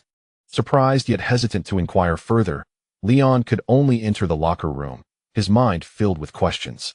Hey, our new star has returned. Marcelo, seated on the bench and removing his socks, immediately tossed one in the air upon seeing Leon, erupting in cheers. Having secured a lead in the first half, the mood among the Real Madrid players was evidently buoyant, and they enthusiastically joined in with whistles and cheers. The once aloof Ronaldo broke into a broad grin, playfully patting Leon on the backside, while Di Maria initiated a high five with him, and Casillas, as captain, offered encouraging applause. Your performance exceeded our expectations. It was outstanding, even surpassing your usual training. I believe Jose can now rest assured. Kaká affectionately ruffled Leon's hair, and as a Real Madrid veteran, he felt immense joy witnessing the promising youth player excel. Leon, however, remained humble, expressing his intent to continue striving for improvement. After exchanging high fives with his teammates, he returned to his position to remove his shoes and rest. Mourinho observed all of this, his satisfaction with Leon deepening. Once the locker room had settled down from the jovial ruckus, Kaká moved the tactical board from the corner to the center of the room. The Real Madrid players, noticing this, halted their conversations and instinctively adjusted their postures to focus on Mourinho. Although our offensive play in the first half was not particularly fluid, by halftime we had firmly established control and gained the lead. In the second half, we could slightly ease the tempo, first maintaining possession before drawing Mallorca's flank players forward to assist their midfield in the battle for ball control. Cristiano and Angel Di Maria. You can then converge closer to Sergio Canales. Under Mourinho's clear and incisive tactical deployment, the tactical tone for Real Madrid in the second half was swiftly set. Lyon, observing Mourinho confidently addressing the stars of Real Madrid, could not help but feel admiration. This is Mourinho, after all, when it comes to tactical arrangements and adjustments. His capabilities are among the finest in football. It is perhaps during this period, shortly after leading Inter Milan to a treble, that Mourinho's confidence is at its zenith. He arrived in Madrid with the ambition to restore Real Madrid's status as dominators of the football world, brimming with vigor and certainty. The stars of Real Madrid were united around him, exhibiting unwavering faith and no signs of dissent or complacency. Looking at this scene, who could have imagined that merely 2 seasons later, Mourinho would find himself nearly ostracized at Real Madrid? Lyon sighed momentarily but soon cast aside such thoughts. After all, these reflections bore no relevance to him. 2 seasons hence, whether he would still be at Real Madrid remained uncertain. Even if he returned and secured a starting position, the chaos in the Real Madrid locker room would still be unrelated to him. Like his mentor Alonso, the wisest choice would be to refrain from taking sides. Focus on playing well and ignore everything else. Are there any tactical questions? Mourinho asked as he concluded his tactical briefing. Canales seemed to need further clarification regarding his defensive commitment for the second half and continued to communicate with Mourinho. Meanwhile, the other Real Madrid players, having resolved their uncertainties, seized the final moments to rest and adjust. With neither side making substitutions, the match soon progressed into the second half. Lyon watched as the game resumed, with Alonso nearly withdrawing to his own level on the pitch, bringing him a sense of reassurance. In the second half, Real Madrid intended to focus on controlling the tempo. This was not merely about counterattacking. Provided the players' abilities were sufficient, Real Madrid could position the battle for possession near the center circle. If Mallorca sought to equalize, they would have to commit more resources to contesting possession. With their midfield lacking in strength, they would inevitably need to pull their flank players into the central arena. At that moment, opportunities would arise for Cristiano and Di Maria, of course, to successfully compel Mallorca to play to Real Madrid's rhythm. The midfield must first withstand Mallorca's offensive assaults, forcing them to draw their flank players into the central fray. This would place considerable defensive pressure on Lyon alone. However, for the duo of Lyon and Alonso as defensive midfielders, the defensive pressure lies well within their capabilities. Lyon altered his defensive approach from the first half, which relied on early positioning and interception, to a broader coverage and sweeping role in the midfield and defense. Meanwhile, Xabi Alonso focused more on supplementary and supportive defense, responsible for timely tackles and interceptions. Do not be surprised. Although Lyon may not seem like a sweeping midfielder, it is merely due to the fact that he often had no necessity to perform such duties in the past, rather than an inability to do so. From his time in various youth teams at Real Madrid to his tenure at Real Betis, whenever Lyon took to the field, he was invariably the player with the most extensive running. This alone attests to his capability of providing substantial coverage and protection in the defensive area. Thus, when Mourinho required Lyon to transform into a sweeping machine, he adeptly adjusted his style, with Lyon's lateral sweeping defense in place. Alonso's defensive burden was significantly alleviated compared to the previous season. The players from Mallorca were also taken aback by Lyon's exceptional stamina. Just moments prior, Lyon had assisted Arbeloa in executing a double team. When Mallorca attempted to counter, they once again encountered Lyon's close marking in the midfield. It was enough to drive the Mallorca players to the brink of frustration. Although Lyon may not always succeed in winning the ball during every challenge, his omnipresence disrupted Mallorca's offensive momentum. Coupled with Alonso's timely tackles and support, Mallorca found themselves compelled to advance their wide players aggressively within the first 20 minutes. Real Madrid seized the opportunity to enter a rapid counterattack rhythm. Cristiano Ronaldo, who had not scored in the first half, was poised to make an impact. As he sought to shoot, his fellow attacking players instinctively created space, drawing the Mallorca defenders away.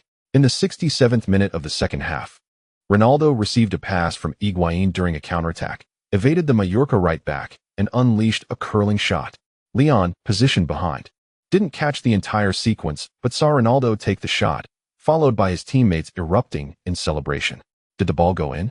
Leon scratched his head, uncertain. It must have gone in. Alonso laughed heartily, beckoning Leon to join the celebration in the offensive half.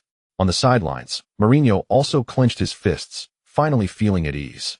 As the remaining time unfolded, Real Madrid gradually condensed their formation, fully embracing a defensive counterattack strategy. Ronaldo's formidable threat during counters left Mallorca hesitant to commit fully to the attack. When they launched a desperate offensive in the final 10 minutes, Mourinho decisively substituted Gago, ensuring the two-goal lead was preserved until the end. As the final whistle blew, countless Real Madrid supporters were filled with joy. Mourinho had embarked on his coaching career at the club with a promising start. Leon, too, wore a genuine radiant smile, as the system notification sound resonated in his mind, delivering immense surprise. It was not solely due to the unexpected system points acquired from winning a La Liga match, but also because his rudimentary system, which had remained stagnant for 6 years, finally underwent an upgrade at that moment. Chapter 10. Balancing investment and dedication, not seeking the hardest. Just the most resilient achieving his first victory in La Liga, with 1 win in the European A-Class League, a basic score of 5, and 10 points for the victory. The A-Class League task system has been activated. The first victory gift package has been distributed, and the host has met the standards for the second phase of the path to becoming a football king. The system is set to update. Please check back in half an hour for the new content.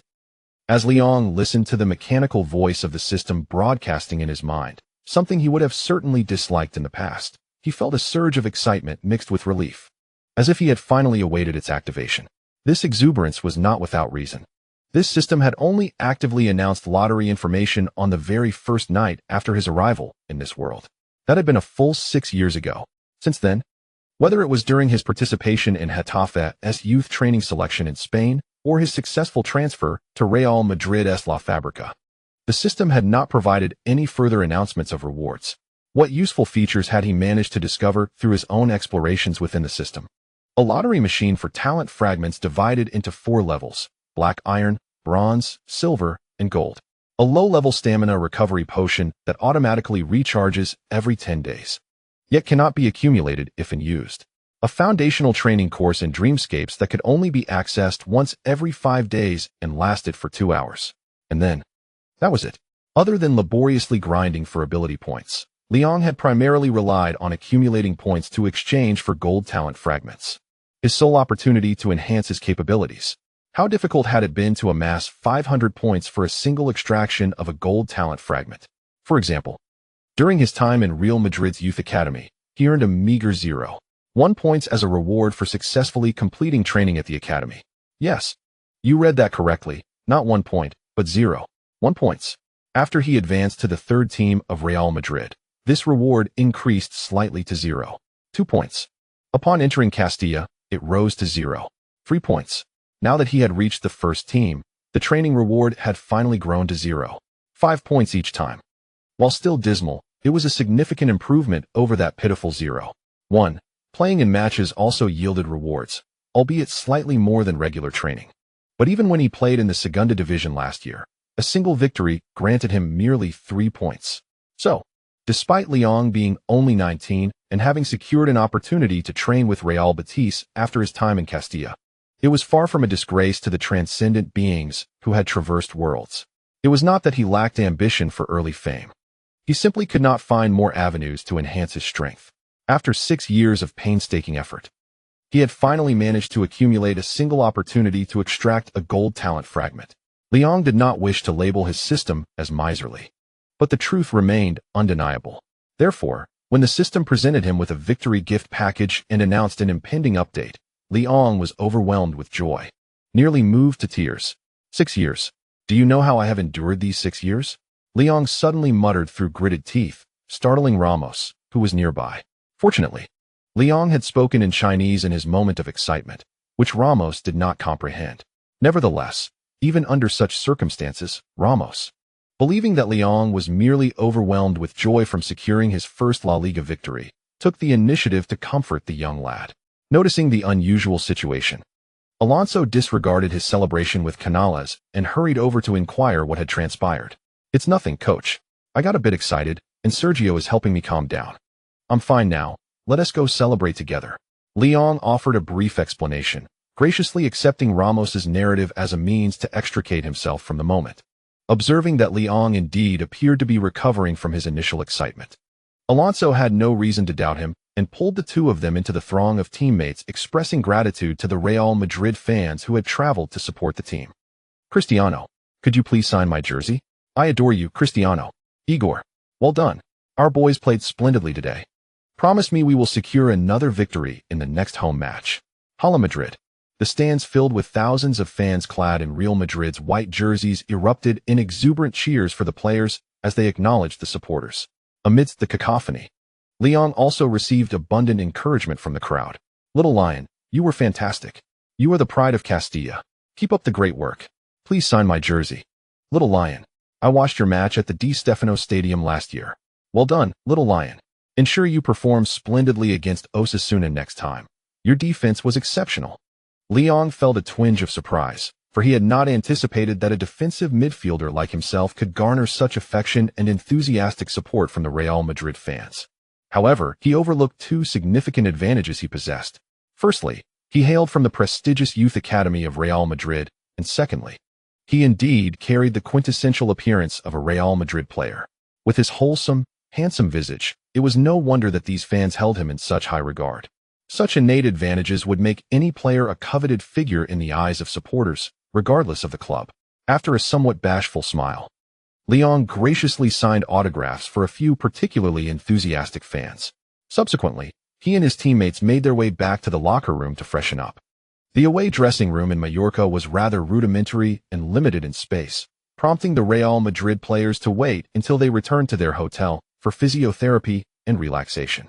Mourinho attended the post-match press conference with Captain Casillas, allowing the remaining Real Madrid players to tidy their belongings and return to the bus to wait. As Leon mingled with his teammates through the mixed zone, he was met with an eager throng of reporters thrusting microphones his way. He offered a symbolic smile and exchanged a few pleasantries before hastily exiting the pitch. A group of reporters remained behind, exchanging glances, while Leon, seemingly unfazed, boarded the bus under the astonished gazes of his teammates. After sharing a few casual remarks with Alonso, he donned his headphones and closed his eyes for a brief rest. Certainly, while it may appear that he is merely resting with his eyes closed, in reality, Leon is estimating the time and has directly accessed the King of Football interface within his mind. The updated King of Football system now features an expanded marketplace and templates for item draws, along with significant upgrades to existing functionalities. For instance, the stamina potion, which can be charged once every 10 days, has been elevated from a basic to an intermediate level, though it remains in a non-cumulative state. Regardless of usage, it will recharge every 10 days. Should he choose not to utilize it, the potion will maintain its state upon recharging. Moreover, the foundational training course that was previously available once every 5 days has transformed into a comprehensive training session paired with an intra-team simulation match. Leon is particularly intrigued by this template upgrade, having previously experimented with it during the dream training courses. The benefits of the training can be retained by his body, while the stamina depletion is mysteriously replenished by the system before he awakens, leaving no adverse effects on his physique. In other words, this is a highly satisfactory free resource for him. Previously, he could enjoy a training session without worrying about stamina loss every 5 days. Now, he has the opportunity to engage in both a training session and an intra-team match. Even if he spends just half a season at Real Madrid, he could practice alongside simulated stars like Cristiano Ronaldo, Di Maria, and Xabi Alonso in over 20 matches at no cost. With these numerous matches free from stamina concerns, Leon feels that he can accelerate his growth significantly. There is no doubt about it. He must grind. As for the upgraded talent fragment lottery, aside from the addition of a new diamond-level talent fragment card pool, there are no other notable changes. However, Leon is not disheartened. Although his current acquisition of system points is far superior in both quantity and speed compared to before, accumulating 500 points for a golden fragment talent card remains a challenge. After all, winning a La Liga match awards only 15 points. He noted that a draw yields a mere 5 base points, while a loss results in 0. even though he can earn points through goals and assists. He must remember that he is currently a defensive midfielder. Scoring and assisting are still beyond his reach at this stage, rendering those points merely theoretical and lacking tangible value. Of course, winning championships with his team also provides points. Securing a La Liga title grants him 500 points, sufficient for one draw of a golden talent fragment card. A Copa del Rey victory yields 200 points, and similarly, a UEFA Europa League championship awards 500 points. However, the UEFA Champions League is different. Winning that prestigious title would bestow upon Lyon a remarkable 1,000 points. The diamond-level talent fragment card requires 1,000 points for a draw, which makes Lyon quite envious. Nevertheless, after some contemplation, he gradually calms his excitement and refrains from overly fantasizing about the elite talent fragment cards he might draw in the future. These matters remain far beyond his reach. At present, he has yet to fully develop the defensive attributes of Makelele in his twilight years. And he has only recently drawn the short-passing talent card of Bellarabi. This alone demands sufficient time and energy from him to digest. As the old adage wisely states, one cannot overreach. Lyon is astute, yet he is also cognizant of his limitations. His system does not offer options for direct enhancements to ability values. Hence, he must tread the path of steady evolution. Fortunately, alongside financial investment, he is also able to commit time and effort. With the elevation of talent thresholds, through diligent labor and perseverance, he can gradually ascend to the pinnacle of football. He is untroubled by the passage of time, as long as there remains hope and possibility. In contrast to those young players who see no clear future or prospects during their growth, he finds himself in a far more fortunate position. After a moment of contemplation, Lyon directed his gaze towards the system's updated marketplace and the item extraction template. Although he currently possesses scant points, it does not preclude him from seeking out the system items he desires most. As a defensive midfielder, having enhanced stamina, he cannot neglect finding ways to bolster his resilience against injuries. Countless talented midfielders have succumbed to the ravages of injury, especially in the role of a defensive midfielder. The physical demands of each match often place one among the top three in terms of confrontation and running. Lyon is determined not to retire prematurely before achieving elite status. Thus, he resolved that regardless of the cost and points, he must prioritize maximizing his injury resistance. He does not aspire to be the toughest midfielder, but he is resolute in becoming the most durable one. To overcome injuries and grow steadily, that is his goal. Chapter 11. The rapidly improving defensive midfielder Lyon searched the marketplace for a while, expecting a dazzling array of items, only to find a mere 10 available for sale. Initially, he thought this was just one page of items, but upon closer inspection, it became apparent that this marketplace template indeed consisted solely of this single page. Among them was a capsule for mastering 5 languages valued at 500 points, a robust pair of shin guards worth 400 points, and the Batistuta boots which enhance shooting power by 3, priced at 800 points. To be frank, these are all commendable items. However, Lyon finds himself neither able to afford nor utilize them. He seeks items that are cost-effective and can enhance his injury resistance. But it appears that such commodities are rare within the system. At least, acquiring them at a modest price seems impossible. Feeling a tinge of disappointment, Lyon finally glanced at the item extraction module. The tiers of the extraction pool are aligned with the talent shards, ranging from black iron to diamond across 5 levels, with the cost for each extraction being identical at every level. He noted the paltry number of points remaining, just over 20, and ultimately exited the item extraction module in silence. The only source of solace for Lyon now lies in the A-grade league victory package that the system generously bestowed upon him. With a determined resolve, Lyon sought out the previously recorded comical voice messages from Cristiano Ronaldo and Karim Benzema and pressed the play button. As the familiar, clumsy exclamations of fortune echoed through his headphones, Lyon took a deep breath and opened the shimmering La Liga inaugural victory gift pack tucked away in the system storage.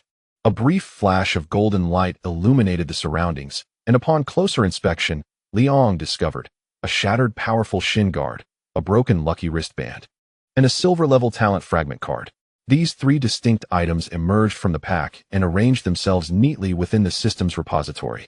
The system remarked, "Surprise! You've just snagged a complimentary package, including 3 usable items. Do not accuse me of being stingy."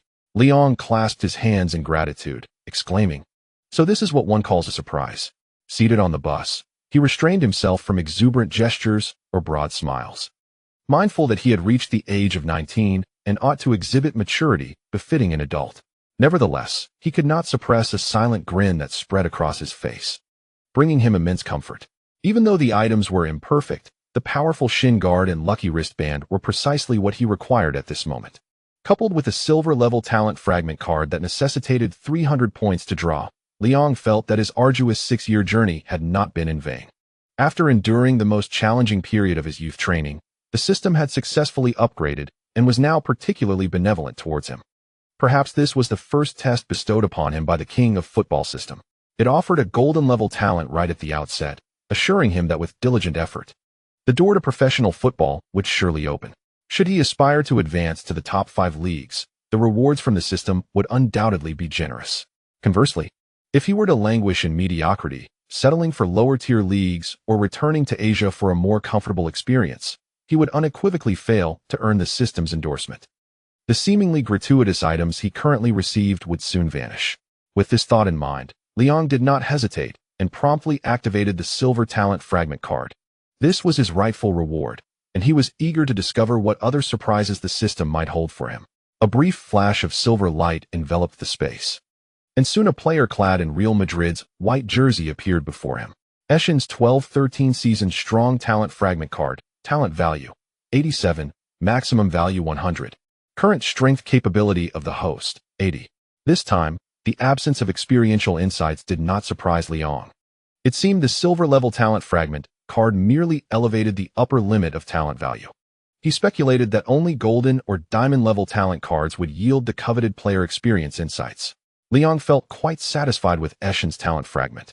The African powerhouse, despite having passed his prime and suffered significant injuries, still possessed an impressive strength talent value of 87, truly remarkable. The 7-point difference was sufficient for Liang to enhance his capabilities over 1 or even 2 seasons. After all, for a defensive midfielder, achieving a strength value of 85 was more than adequate. The critical factors remained stamina and resilience. These latter attributes determine the coverage area and attendance rate, 2 vital metrics for a defensive midfielder. Liang was now stronger than Pepe, a member of the current Real Madrid first team, and his standing in the hierarchy of players would likely see little alteration. However, should his physical stamina and endurance reach a new pinnacle, Liang believes that upon the return of Lost Diarra from injury, his standing in the lineup would not lag behind that of his counterpart. Satisfied with his achievements, Liang opened his eyes and proactively sought Alonso to discuss the subsequent training regimen. With the support of performance-enhancing supplements, and uncertain about retaining his starting position in the next league match, he planned to return home and engage in recovery training at the Valdebebas facility the following afternoon. Alonso and the others would likely take the opportunity during the brief respite granted by Mourinho to rest and spend time with their families. Thus, barring any unforeseen circumstances, Liang anticipated spending the next 2 days either alone or alongside other first-team players from Real Madrid for additional short passing drills. He sought Alonso's training insights, aiming to follow the path previously traversed by Alonso to minimize any potential wastage of time.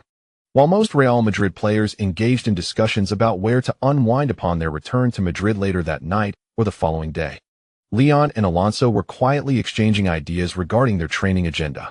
Sitting behind them, Cristiano Ronaldo raised an eyebrow, seemingly gazing casually out the window at the scenery. Yet his ears were keenly attuned to the conversation between Liang and Alonso. Once they concluded their discussion, Ronaldo casually reclined back into his seat. Shortly thereafter, Mourinho and Casillas reboarded the bus. As head coach Mourinho announced a 2-day holiday, the Real Madrid bus gently rolled away amidst the cheers and enthusiastic applause of the players, heading towards their hotel on the island of Mallorca. The following day, around noon, having enjoyed nearly 12 hours of restful slumber, the Real Madrid players leisurely rose to freshen up and pack their belongings. By approximately 2 o'clock in the afternoon, Liang and his teammates returned to the Valdebebas training complex. After the other players completed their physical examinations and departed the training facility, Liang opted to remain behind. He first replenished his energy with a pre-training meal, resting until 3:30. Before stepping onto the training field accompanied by a few eager youth players recruited by Kaká. His additional short passing drills were rather monotonous, following a half-hour of basic warm-ups. He needed to accurately pass the ball to the feet of the youth players who were constantly repositioning amidst a series of obstacles. Meanwhile, a fitness coach would engage him in close contact drills using resistance pads, striving to emulate the intensity of regular training matches. The exertion was significant, and Leon's physical fatigue was steadily increasing, yet he exhibited no signs of distress. On the contrary, he relished this arduous process. Unbeknownst to him, within the training complex, Cristiano Ronaldo, who had initially departed but returned donned in training attire, gazed in astonishment at the specialized training area where Leon was honing his skills. If fans were present to observe, they might not discern the changes in Leon. However, Ronaldo, having trained alongside Leon for some time, was acutely aware of the remarkable progress he had made. The once diligent and defense-focused giant has now surprisingly begun to practice quick passing under pressure with remarkable finesse. Cristiano Ronaldo's interest has intensified. Today, he is eager to discover what further surprises the rapidly progressing defender, known for his resilience, may reveal. Moreover, as for training, with Ronaldo present, any unrealistic fantasies about the title of bald Bebas King should be set aside. Today, he is determined to demonstrate to Leon that he is the most exceptional and dedicated player in Real Madrid's training. The audacity. The update will be slightly delayed today due to business commitments. However, I assure you of a minimum of 2 chapters totaling 4,000 words. Chapter 12 initially. I was reluctant, but his words were too charming to resist. You could exert more force in your passes. When facing pressure, before you establish complete synergy with your teammates, feel free to apply more strength for passes over 3 meters. Safety must take precedence over comfort. Do not worry about your teammates failing to receive it. After all, this is Real Madrid.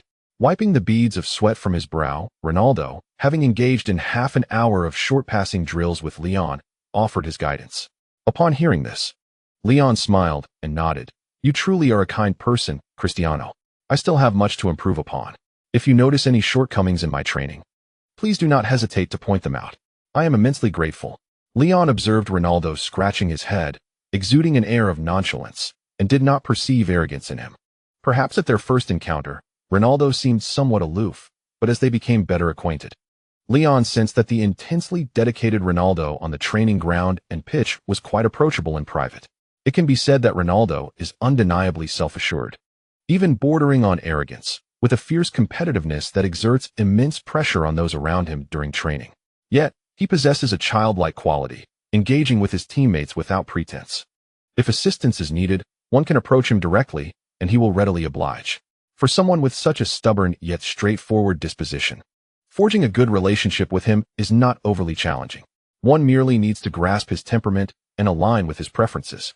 If he were truly difficult to deal with, would he engage in playful competition over training duration and still offer constructive feedback? Truly hard-to-handle stars would hardly share the same level as Ronaldo. Even those who barely qualify as stars might dismiss a young talent like Leon. I'm off to practice free kicks and shooting. Would you like to join me? Perhaps flattered by Leon's previous compliments, Ronaldo graciously invited him to train together. Leon was tempted but hesitated before ultimately shaking his head. Ronaldo's smile faltered. I am acutely aware of my own limitations, Cristiano. My natural aptitude for free kicks and shooting is rather modest. Even with your expertise as the current foremost practitioner of free kicks, I fear I might struggle to grasp the nuances. Furthermore, I cannot afford to encroach upon your personal training time any longer. As we embark on this new season, we all rely on your ability to score and lead us against Barcelona. In light of this, how could I selfishly continue to monopolize your training hours? Upon hearing these words from Leon, the slight annoyance that had momentarily surfaced in Cristiano's heart dissipated entirely. Listen to the designation of the current premier free kick specialist, the hope of the entire Real Madrid team. Just observe the earnest sincerity etched upon Leon's face.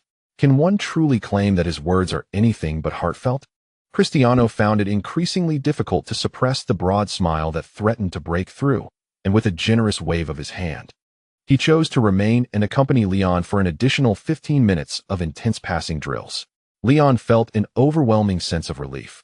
Once this training session concluded, he expressed his gratitude to Cristiano repeatedly before embarking on his next fundamental practice of long passes.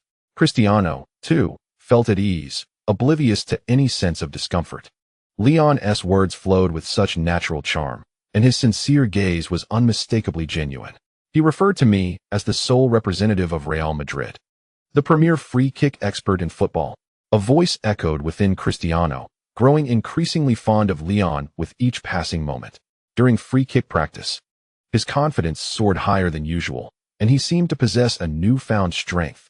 Leon, stationed at the adjacent training ground, instinctively recoiled at the resounding thuds of Cristiano's powerful shots. What defines talent? The sheer ferocity of his strikes and his adept control over power. This is pure, unadulterated talent. Leon coveted Cristiano's ability to execute a knuckleball, but he recognized his own lack of innate skill in that area and reluctantly declined Cristiano's invitation to join. With the insights gained from Bellerin and the enhancement of his talent, short passing was where he needed to dedicate his time and energy. Precise long passing is an essential skill for an exceptional defensive midfielder, and he could not afford to neglect it. The time required for these two necessary training sessions consumed nearly all of his additional practice time, leaving no room to pursue other skills. However, while mastering free kicks was beyond his reach, observing Cristiano's shooting techniques and power dynamics from the sidelines during training intervals was certainly feasible. With Leon's intermittent exclamations of awe providing encouragement, Cristiano's enthusiasm only intensified, prompting the fitness coach to watch in bemusement from the sidelines. Although the league's first round concluded, ushering in a 12-day rest period for La Liga, players must still ensure ample recovery in anticipation of upcoming team practices. The fitness coach understood that both of these athletes were in excellent condition. Nonetheless, after they each completed an hour and a half of additional training, he enforced a mandatory cessation. After all, should they arrive for team practice in 2 days without adequate recovery, Mourinho would surely unleash his wrath upon him, the fitness coach. This was precisely why he had chosen to remain at the training facility to supervise Leon's practice today. Could we perhaps spend another hour in the strength room? Is it possible to return indoors for a bit of leg explosiveness training? Both Leon and Cristiano Ronaldo simultaneously expressed their desire to revisit the training facility's strength room. The fitness coach, pressing his forehead in exasperation, resolutely declined their request. However, while the strength room was off limits, the therapy area and swimming pool were still accessible. Faced with the coach's firm refusal, the two complied and made their way to the therapy area. By this time, it was nearly 5 in the afternoon. The injured players who had undergone therapy earlier were gradually departing, leaving only Pepe in the therapy room, awaiting Cristiano. When Leon and Cristiano entered, chatting animatedly, Pepe was taken aback. Yet, after exchanging pleasantries with Leon and engaging in conversation for about 10 minutes, Pepe began to understand why Leon had quickly won Cristiano's favor. The lad certainly had a way with words.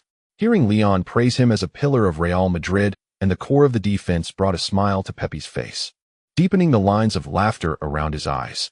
After completing their therapy and splashing about in the pool, the trio eventually parted ways in the parking lot. "Will you join us for extra training tomorrow?" Leon inquired curiously before leaving, remembering his promise to Irina to accompany her to an exhibition the following day. Cristiano instinctively thought to decline. Yet, upon seeing the sincerity in Leon's expression and recalling the heartfelt compliments he had received earlier, he felt a stirring in his heart. Nodding in agreement, a smile spread across Cristiano's face. "Sure."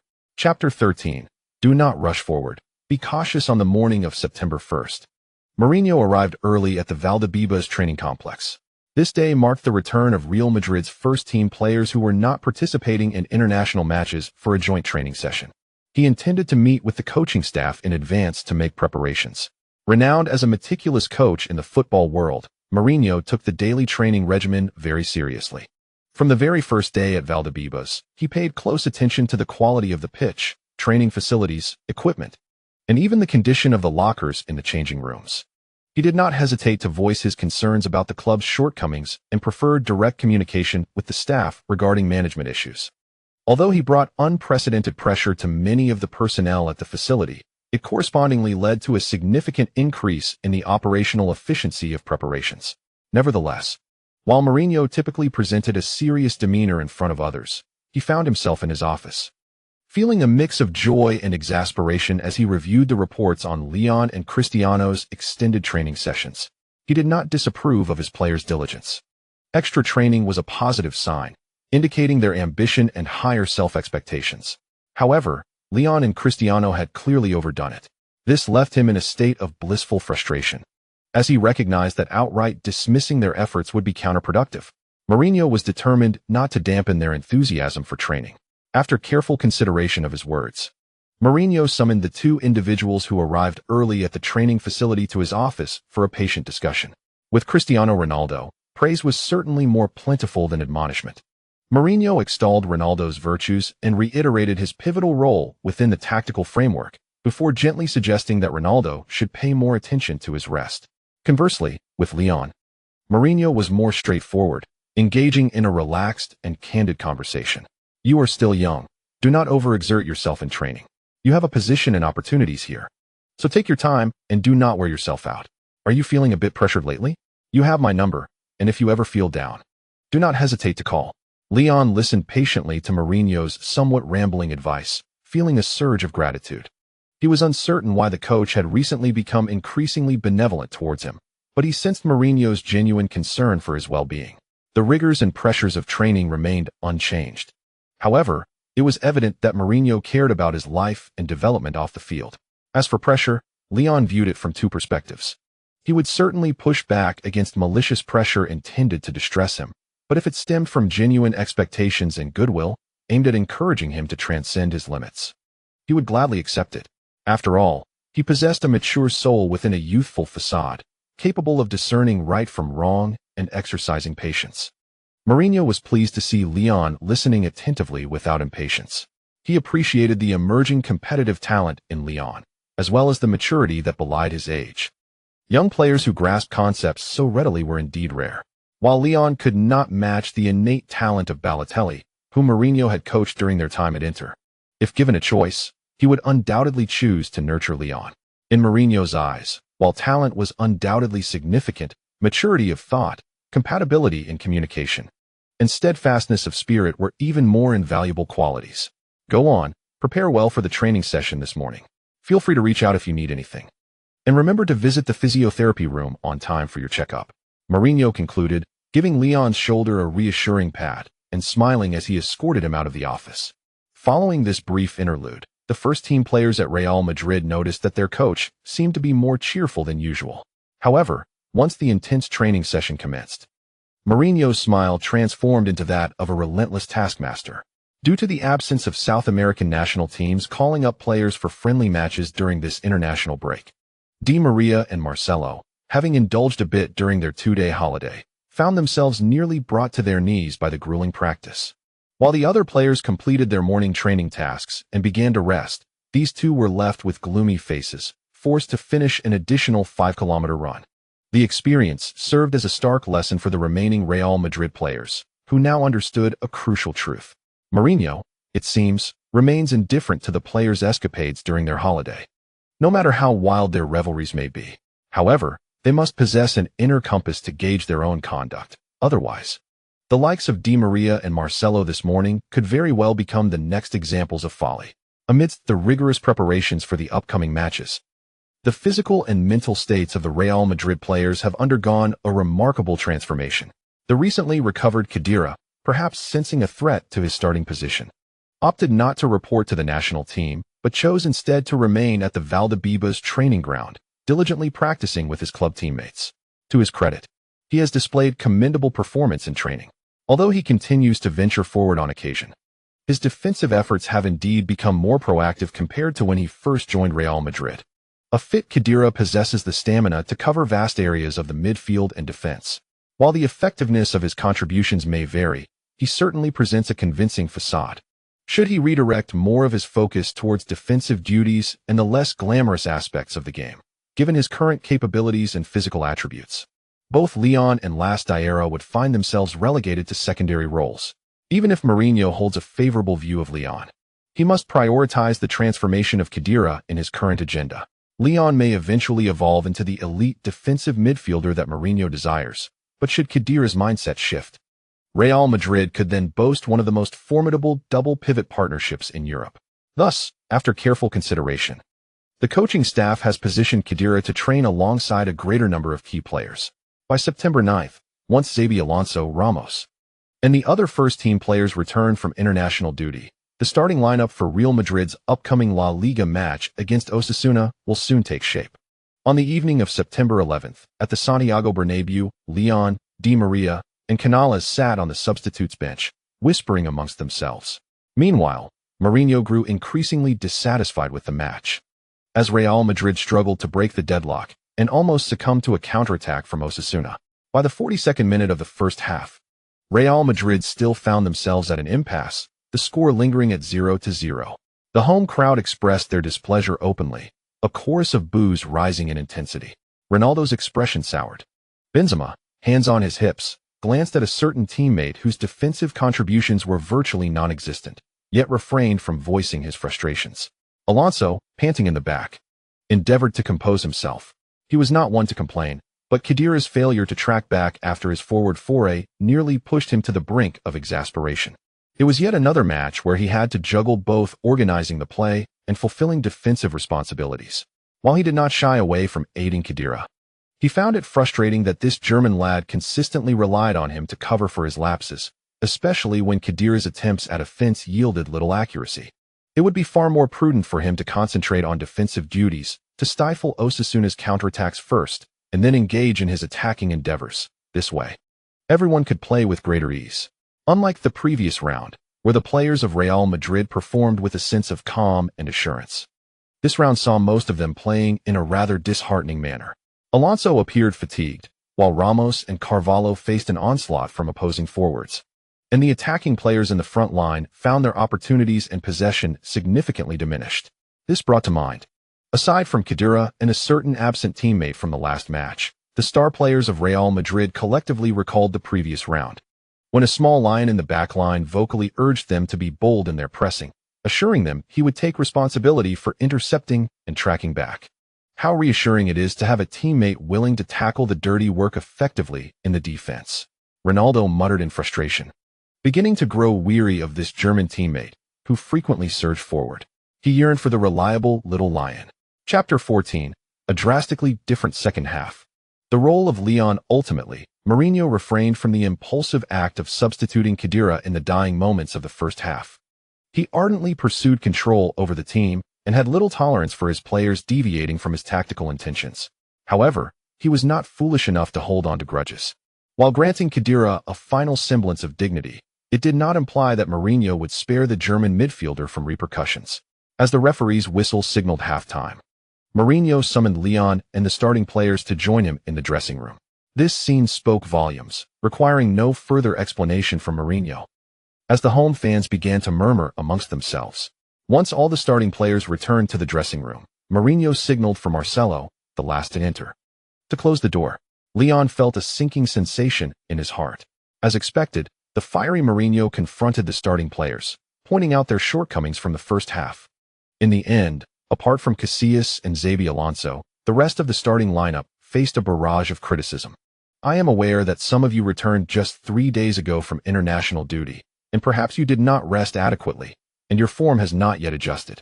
Well, these excuses could justify your poor performance today, and they are indeed valid.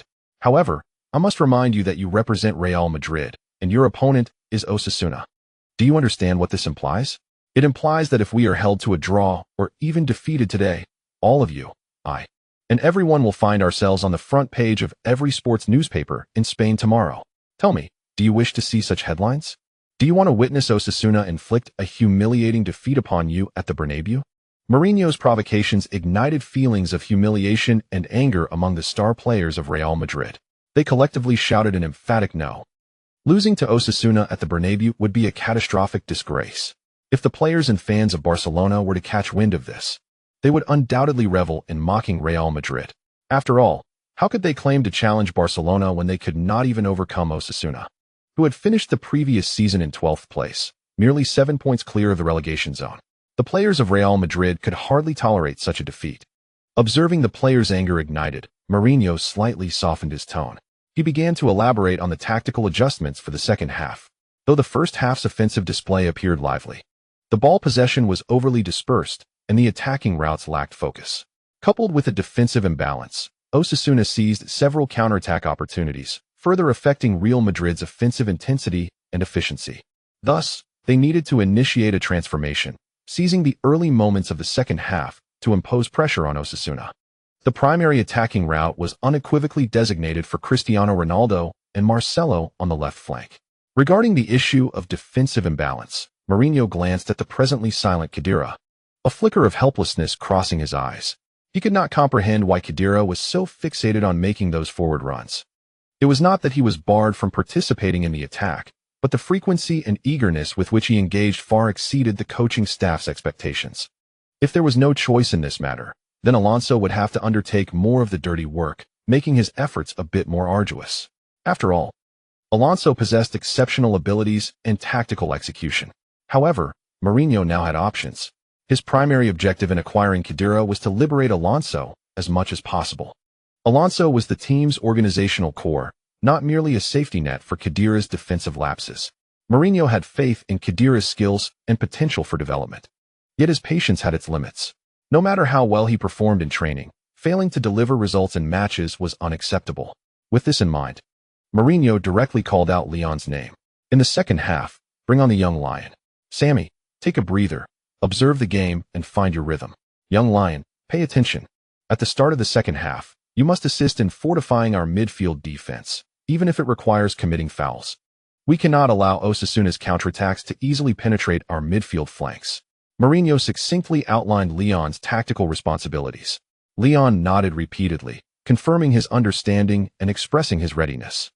Once Mourinho finished detailing the overall tactical adjustments and signaled the players to seize a moment of rest, the atmosphere in the locker room began to invigorate. Leon checked his gear thoroughly, especially ensuring that his shattered shin guards and lucky wristband were securely in place before he jogged out of the players' tunnel for an early warm-up.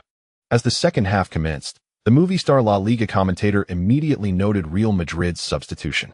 It was undeniable. Leon's radiant and handsome visage was simply too captivating for the broadcast cameras. Many Spanish women watching the game at home with their families found themselves momentarily entranced. Soon, gasps of surprise escaped their lips in unison. However, before these women could fully appreciate Leon's striking appearance, he decisively shattered their admiration with a fierce sliding tackle. It has been demonstrated that a handsome appearance does not necessarily equate to being an elegant attacker. He may very well be an unremarkable midfield butcher.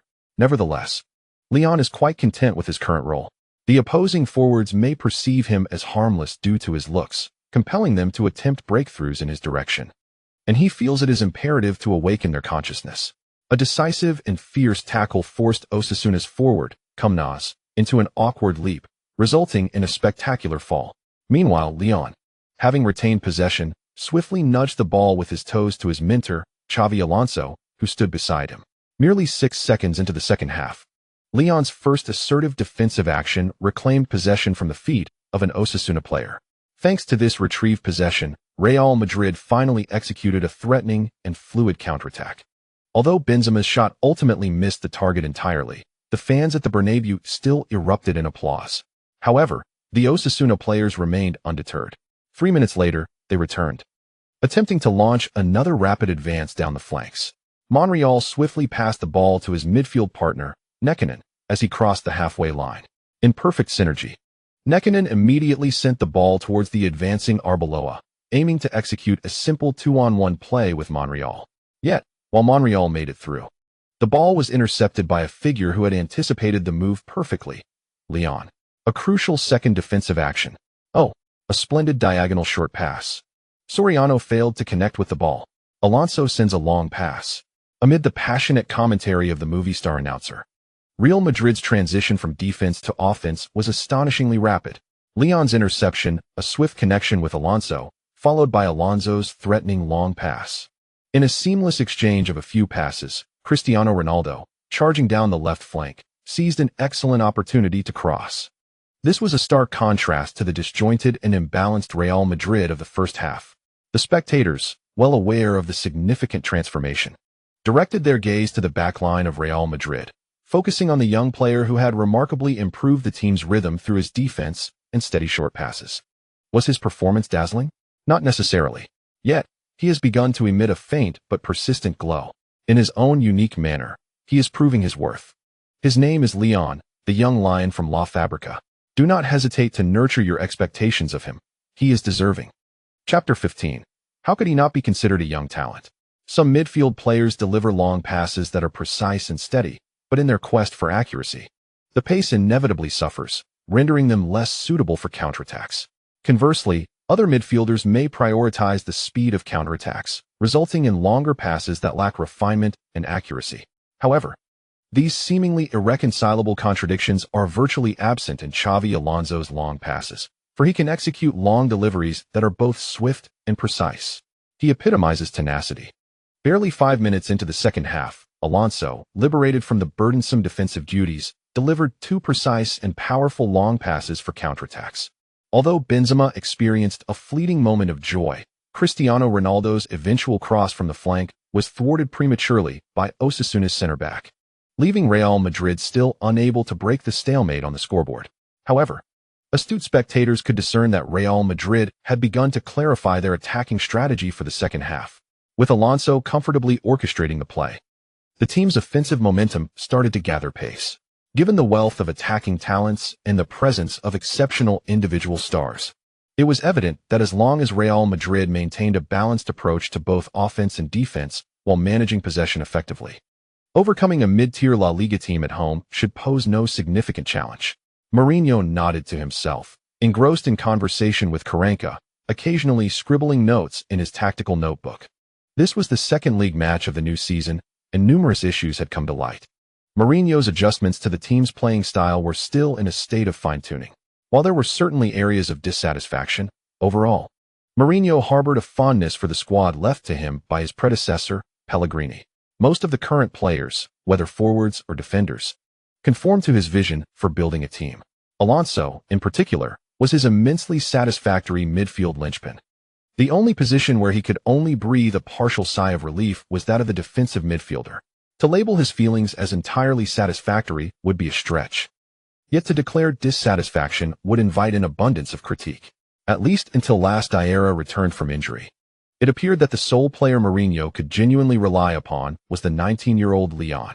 As for Khedira, until he underwent a mental transformation and resolved to shoulder defensive responsibilities, Mourinho would refrain from starting him. Regarding Leon's experience and skill, there were certainly questions, but those would be addressed in due time. One aspect where Mourinho felt assured was Leon's mindset. His previous cautious approach to young players stemmed largely from a lack of trust in their ability to handle pressure and regulate their emotions. However, with Leon, he felt free to maintain his standards during training and matches. Leon could withstand the weight of expectations. His mentality surpassed that of many so-called seasoned players. If Mourinho was pleasantly surprised by Leon's performance in the first match and felt optimistic about his future, now he was resolutely determined to provide Leon with more opportunities. For this young man was undeniably a defensive prodigy, worthy of the gamble. Teacher, let. In the 56th minute of the second half, as Alonso prepared to position himself for a challenge against Osasuna's forward Olanda, a familiar shout erupted behind him, prompting Alonso to instinctively yield space. Amidst the gasps of tens of thousands of fans in the Bernabeu, Leon propelled himself off the ground with force, colliding fiercely with Olanda. Leon, standing at 1.83 meters, may not quite measure up to Olanda's height of 1.86 meters, nor does his weight of 78 kilograms surpass Olanda's 84 kilograms.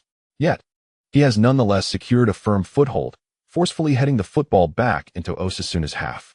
His superior judgment of the ball's landing, remarkable jumping ability, and impeccable core strength contribute to his prowess. In the realm of heading, his innate talent boasts an impressive score of 88, and after years of diligent practice, it would indeed be surprising if he were not exceptional. After landing, Olanda could not help but steal a few glances at Leon, who was repositioning himself on the opposite side, and he couldn't help but marvel at Real Madrid's formidable youth training system. At just 19 years of age, Leon exhibits mastery in all aspects of play, coupled with commendable physical resilience, a player who, in the market, would surely command at least 10 million euros. It is evident that Real Madrid remains true to its reputation. Even a young midfielder from their ranks possesses such talent, which is truly commendable. While Olanda expressed his admiration, he was unaware that Leon had been one of the most outstanding young defensive midfielders for Castilla in recent years. Otherwise, Real Betis would not have sought to loan him from Real Madrid as an emergency measure. It can only be said that Liang's previous playing style was humble and understated. leading to a lack of attention despite his contributions to Real Betis' successful promotion after 6 months in the Segunda División. Holanda's unfamiliarity with Lyon reflects the sentiments of many Spanish fans. However, although they are not yet well acquainted with him, they recognize that if Lyon continues to perform consistently in the upcoming league matches, his rise to prominence is imminent. While it may be unrealistic for a defensive midfielder to achieve fame in his debut season in La Liga, establishing himself at Real Madrid will undoubtedly pave the way for a promising future. With growing interest and scrutiny, an increasing number of La Liga fans are turning their attention to Lyon's performances. During the evening, when only the match between Real Madrid and Osasuna is broadcasted, the viewership within Spain is notably impressive. Globally, countless fans witness Lyon's stable performances, with many Real Madrid supporters actively seeking information about him following the last round of matches. As a product of their youth academy and a relatively rare defensive midfielder in the current football landscape, his promising play certainly warrants strong support. While the accolades may be few, the abundance of youthful talents in football is undeniable. However, players like Lyon, who embody humility and diligence, are becoming increasingly scarce. Indeed, rarity begets value. As a multitude of Real Madrid fans rack their brains for ways to praise their promising young talent, the live broadcast captured Lyon once again anticipating the Osasuna midfielder's forward pass with remarkable foresight. After intercepting the ball, he chose not to play it simply to Xabi Alonso as usual, but instead boldly took a step forward and delivered a powerful, low, incisive pass. On the right flank, Di Maria instinctively made a forward run, and to his surprise, Lyon indeed delivered the ball to him just in time. This unforeseen moment caused countless Real Madrid fans in the stands to leap from their seats in excitement. Di Maria was not offside. He had carved out a splendid position resembling a one-on-one opportunity. Meanwhile, more Real Madrid supporters in front of their screens raised their arms in exhilaration, shaking off their earlier minor frustrations. What is the value of rarity? Just look at the talent Lyon displayed in that instant. Such an adept defensive midfielder. How could he not be considered a prodigy? Chapter 16. Either a freak or a genius. Di Maria was not offside. He swiftly advanced with the ball along the right flank, while Higuaín in the center was already signaling for the ball. The movie star commentator spoke at an astonishing pace. As Di Maria was on the verge of entering Osasuna's penalty area, his enthusiasm flaring up. Di Maria showed no intention of passing yet. Although his shooting angle was narrow, there remained a theoretical possibility for a strike. The Osasuna defenders quickly shifted towards their left defensive zone, with goalkeeper Ricardo poised to staunchly guard the near post. Just as Osasuna was about to encircle Di Maria, he unexpectedly delivered a cross with his right foot. In the center, Di Maria instinctively shouted. But the ball did not plummet sharply into the center of the penalty area. Instead, it sailed straight towards the far post. There, Cristiano Ronaldo almost instantly outpaced Osasuna's right back, Juanfran. With breathtaking speed and formidable striking force, Ronaldo's header left goalkeeper Ricardo utterly helpless.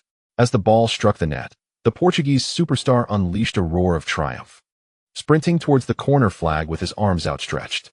His celebratory slide seemed to release all the pent-up frustration accumulated during the first half. At least by the time Lyon arrived to join in the celebration, Ronaldo had nothing but smiles for him. The other Real Madrid players also no longer bore the anxious and irritated expressions they had at the end of the first half. You've got guts. But well done. Ronaldo playfully draped an arm around Lyon's neck, patting his chest with an approving look. Yet that beaming smile made Lyon's eyes twitch with surprise. All right, Lyon admitted that the through ball he had just played did indeed involve an element of risk. Even though he had been learning to seize opportunities on the field for some time, his practice in delivering incisive passes was still progressing slowly. However, to claim that he could now consistently deliver threatening through balls in matches would be an exaggeration. Occasionally, he might seize an opportunity, like in the case of Osasuna's midfielders being caught off guard, where he could gamble on a forward pass.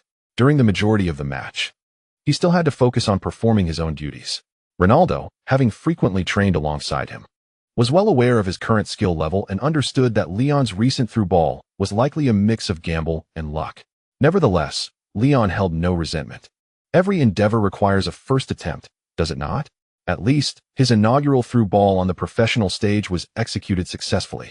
It is indeed a pity that Di Maria ultimately did not take the shot himself. Otherwise, he might have secured his first assist in La Liga by now. Leon still laments that his assist record has ended up credited to Di Maria. Meanwhile, on the sidelines, Mourinho and Kaká, having witnessed the entire sequence leading to the goal, find their previous perceptions of Leon's talent somewhat disoriented. Is he merely fortunate? Certainly, there is an element of chance involved. Yet he undeniably sees the fleeting opportunity presented by Osasuna's midfield lapse. Moreover, his short passing ability appears to have genuinely improved. Is it conceivable that our club's youth coaches across various levels lack discernment? That seems implausible. It might be reasonable to attribute shortcomings to one or two coaches. But it is hardly believable that the coaches of both the third team and Castilla are all mediocre, right? I also find that rather unlikely. Therefore, if this young man is not an anomaly, he must be a prodigy, Mourinho calmly concluded. Unlike the still somewhat perplexed Kaká, Mourinho swiftly accepted the remarkable performance of Leon as a fact. Having once managed Balotelli for 2 years, Mourinho now views Leon's transformation as quite natural. If a rational explanation were to be sought, it could be that Leon, after training with the Real Madrid first team, has gradually experienced a second awakening. Such occurrences are rare in football, but they are not unprecedented, especially for a young player like Leon, who already possesses a solid foundation. Once enlightenment dawns, provided that the quality of training and matches keeps pace and he remains diligent, it is not impossible for new talents to emerge.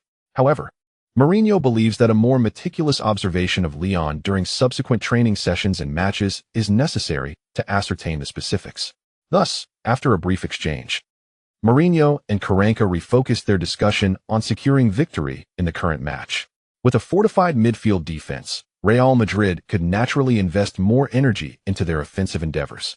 With the advantage of a lead, Osasuna was compelled to push forward and attempt more offensive actions. Mourinho was not merely content with defensive counterattacks. He preferred to control the tempo of the game. Should Osasuna hesitate over whether to commit to a more aggressive offensive strategy?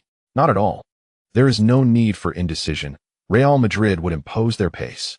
After Di Maria replaced a lackluster player, he was able to operate centrally while also stretching the play on the right flank to exploit Osasuna's fullback in one-on-one situations.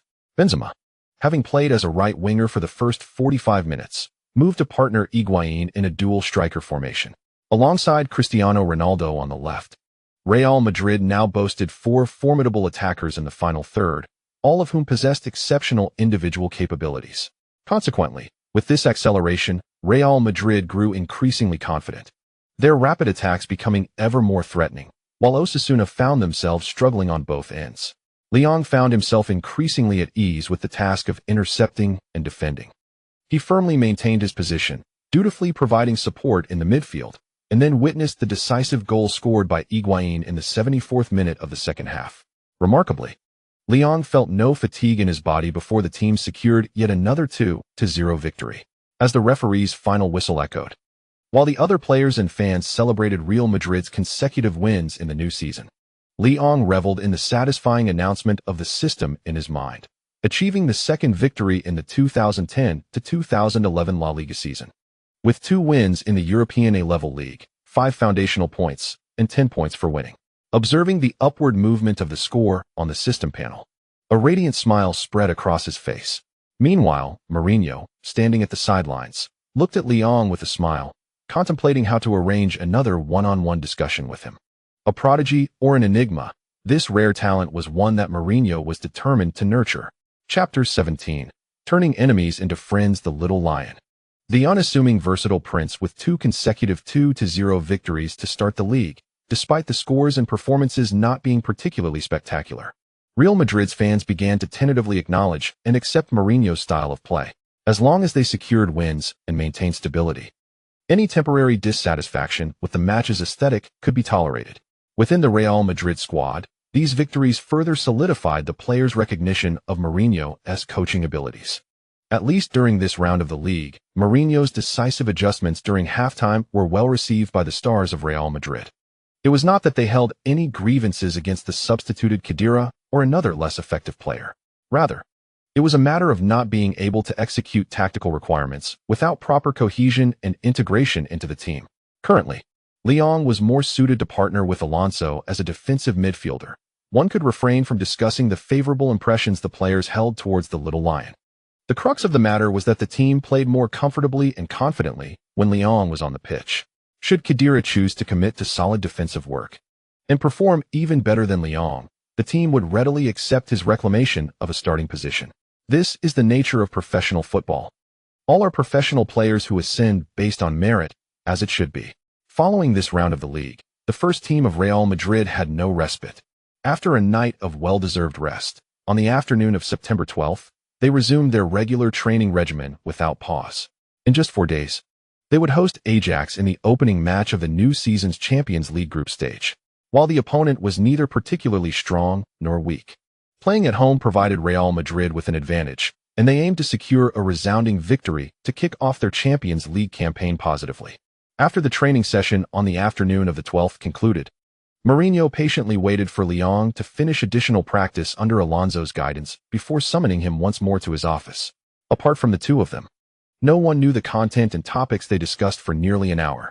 On the morning of September 13th, during a training session, Lyon once again donned the vest of a substitute player, forming a new midfield combination with Gago and Granero for drills. Questions arose in the minds of many Real Madrid first-team players. Had negotiations faltered? Even Cristiano Ronaldo, during a break, approached Lyon to inquire about the situation. However, Lyon remained remarkably composed, betraying no signs of distress, which in turn reassured Ronaldo. Alonso, on the other hand, did not press for details. It was only after the afternoon training concluded, following a routine extra session with Lyon, that he casually remarked, "If you need anything, just call me." The fact that a figure like Alonso, who preferred to steer clear of locker room turmoil, had spoken up truly moved Lyon. Nevertheless, there was no discord between him and Mourinho. In fact, the reason he spent more time training with Gago and Granero today was a request he had made to Mourinho himself, stemming from a desire to further hone his ball distribution skills. Given the comparative deficiencies of Gago and Granero against the all-encompassing maestro Alonso, they naturally served as better training partners for Lyon.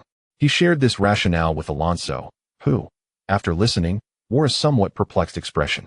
While he understood, there was an oddity to the notion. Because I am exceptionally skilled, my protégé finds training with me too effortless, prompting him to seek both my guidance and practice with other midfielders. It seemed reasonable enough. Although it was uncertain how Gago and Granero would react upon learning of Lyon's true intentions, Alonso himself felt a slight satisfaction in the matter. Do not dwell solely on flattering words. As long as you possess confidence within yourself, that suffices.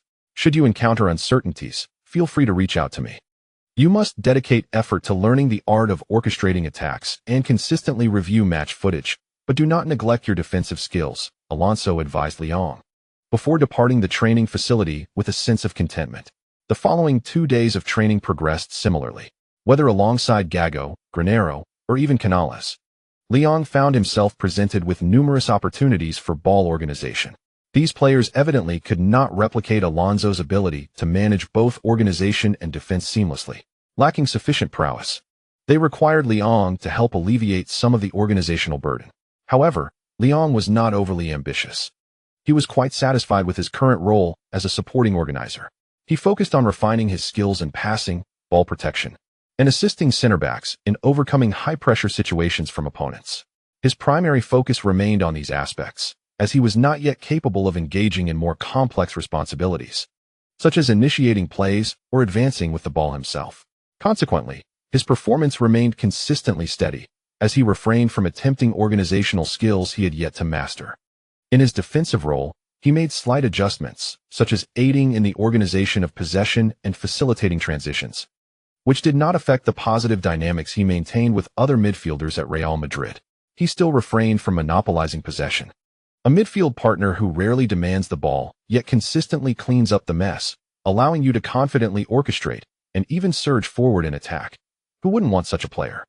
Not to mention, when Mourinho experimented with Alonso, Lyon, and Khedira playing together in a training match, Khedira's gaze towards Lyon shifted from mere caution to burgeoning camaraderie after just one session. Although my brother likes to push forward and covers a vast area, his impact often lacks distinction. He possesses good positional awareness but frequently encroaches upon the forward's opportunities. However, when two defensive midfielders provide the necessary support behind him, he can fully immerse himself in offensive forays and defensive recoveries. amplifying his box-to-box attributes. It can be said that in this training match alongside Leon and Alonso, Khedira finally delivered his finest performance since joining Real Madrid, prompting Mourinho to reconsider his evaluation of midfield dynamics. With the simple premise of not being mandated to remain in the backline, Khedira significantly contributed to both offensive and defensive efforts. While his shooting skills may not be exceptional, he consistently finds himself in optimal positions and disrupts the opposing defense, aiding his fellow attackers. His defensive prowess may be average, yet his extensive coverage allows Leon to devote more energy to intercepting and positioning. Alonso, too, benefits from Khedira's forward runs and Leon's defensive security, enabling him to orchestrate attacks and assist in defense with ease. It was as if a new tactical door had swung wide open. As the UEFA Champions League approached, Mourinho and Kaká found themselves working overtime with the coaching staff. Meanwhile, the gaze of the Real Madrid stars towards Leon grew increasingly friendly and curious. This was no mere defensive midfielder. He had seamlessly integrated himself into the team, endearing himself to both his competitors and the coach. Truly remarkable. Chapter 18. A tale of inevitable tragedy. On the afternoon of September 14, 2010. Mourinho generously revealed the starting lineup for Real Madrid's inaugural Champions League group match at a pre-match press conference. With Albiol still recovering from injury and Pepe just returning, Mourinho included the yet-to-be-utilized Garay in the squad for precautionary reasons. This was the only surprise that caught the attention of the attending journalists. The remainder of the Champions League squad closely mirrored the predictions made by the Spanish media prior to the match, excluding the almost certain starters such as Cristiano Ronaldo, Di Maria, Alonso, and Ramos. The reporters were particularly eager to confirm whether Leon, who had recently enjoyed ample opportunities in the league, would continue to be a starter. After all, having played 2 league matches, Leon had undeniably become a trending figure in the recent Spanish football scene, as the fans would say. When one encounters an individual blessed with the radiant charm reminiscent of Kaká, yet diligently executing the gritty tasks akin to Gattuso, it becomes nearly impossible not to harbor curiosity and intrigue towards such a player, especially one who, at the tender age of 19, is already making a commendable impact on the pitch for Real Madrid. Although the official Real Madrid Twitter account has long disclosed Leon's developmental journey and his performance across various youth teams, the fervent fans remain unsatisfied. They yearn to uncover more distinctive facets of this burgeoning, unconventional talent. Consequently, journalists have been relentless in their inquiries concerning Leon during pre-match press conferences, directing myriad questions towards Mourinho. Mourinho, adorned with his signature smile, consistently responds with the same phrase, "No comment." This stance reflects both Mourinho's persona and Leon's personal preferences. Naturally, the club prioritizes respecting the player's wishes. Leon prefers to avoid premature interactions with the media, while Mourinho is equally disinclined to allow the media to intrude upon his players' private lives. In this regard, both Mourinho and Leon reach a tacit understanding once more. Thus, regardless of how the reporters attempt to broach the subject, Mourinho gracefully rebuffs each inquiry related to Leon, until, at last, a journalist from China raised his hand, securing the opportunity to pose a question. "Mr. Mourinho, could you elaborate on the role Leon currently plays within the first team at Real Madrid? What are your thoughts or evaluations regarding his future development? Do you believe Leon has a chance of securing a starting position at Real Madrid?" The journalist, bearing the credentials of a Chinese news agency, posed 3 questions in one breath. Mourinho hesitated momentarily, and, perhaps out of consideration for Leon, he gradually addressed these potentially controversial inquiries. "You can discern his role. Leon is presently a defensive midfielder, shouldering the responsibility of thwarting opposing advances in the backline. As for my assessment of his development, I believe he possesses considerable room for growth. He is eager to learn and highly intelligent, always striving to absorb knowledge from both matches and training sessions. Regarding your final question, perhaps you should directly interview Leon in the future. He is a confident young man, and from me, you are unlikely to obtain the answers you seek, but from him, you certainly can." Mourinho's response was devoid of faults, ending with a humorous quip. Yet, contrary to both his and many journalists' expectations, the Chinese journalist who posed the question did not appear particularly pleased, instead offering a somewhat awkward smile before returning to his seat. Mourinho found this reaction peculiar, but such a fleeting moment was soon forgotten as he concluded his duties at the pre-match press conference.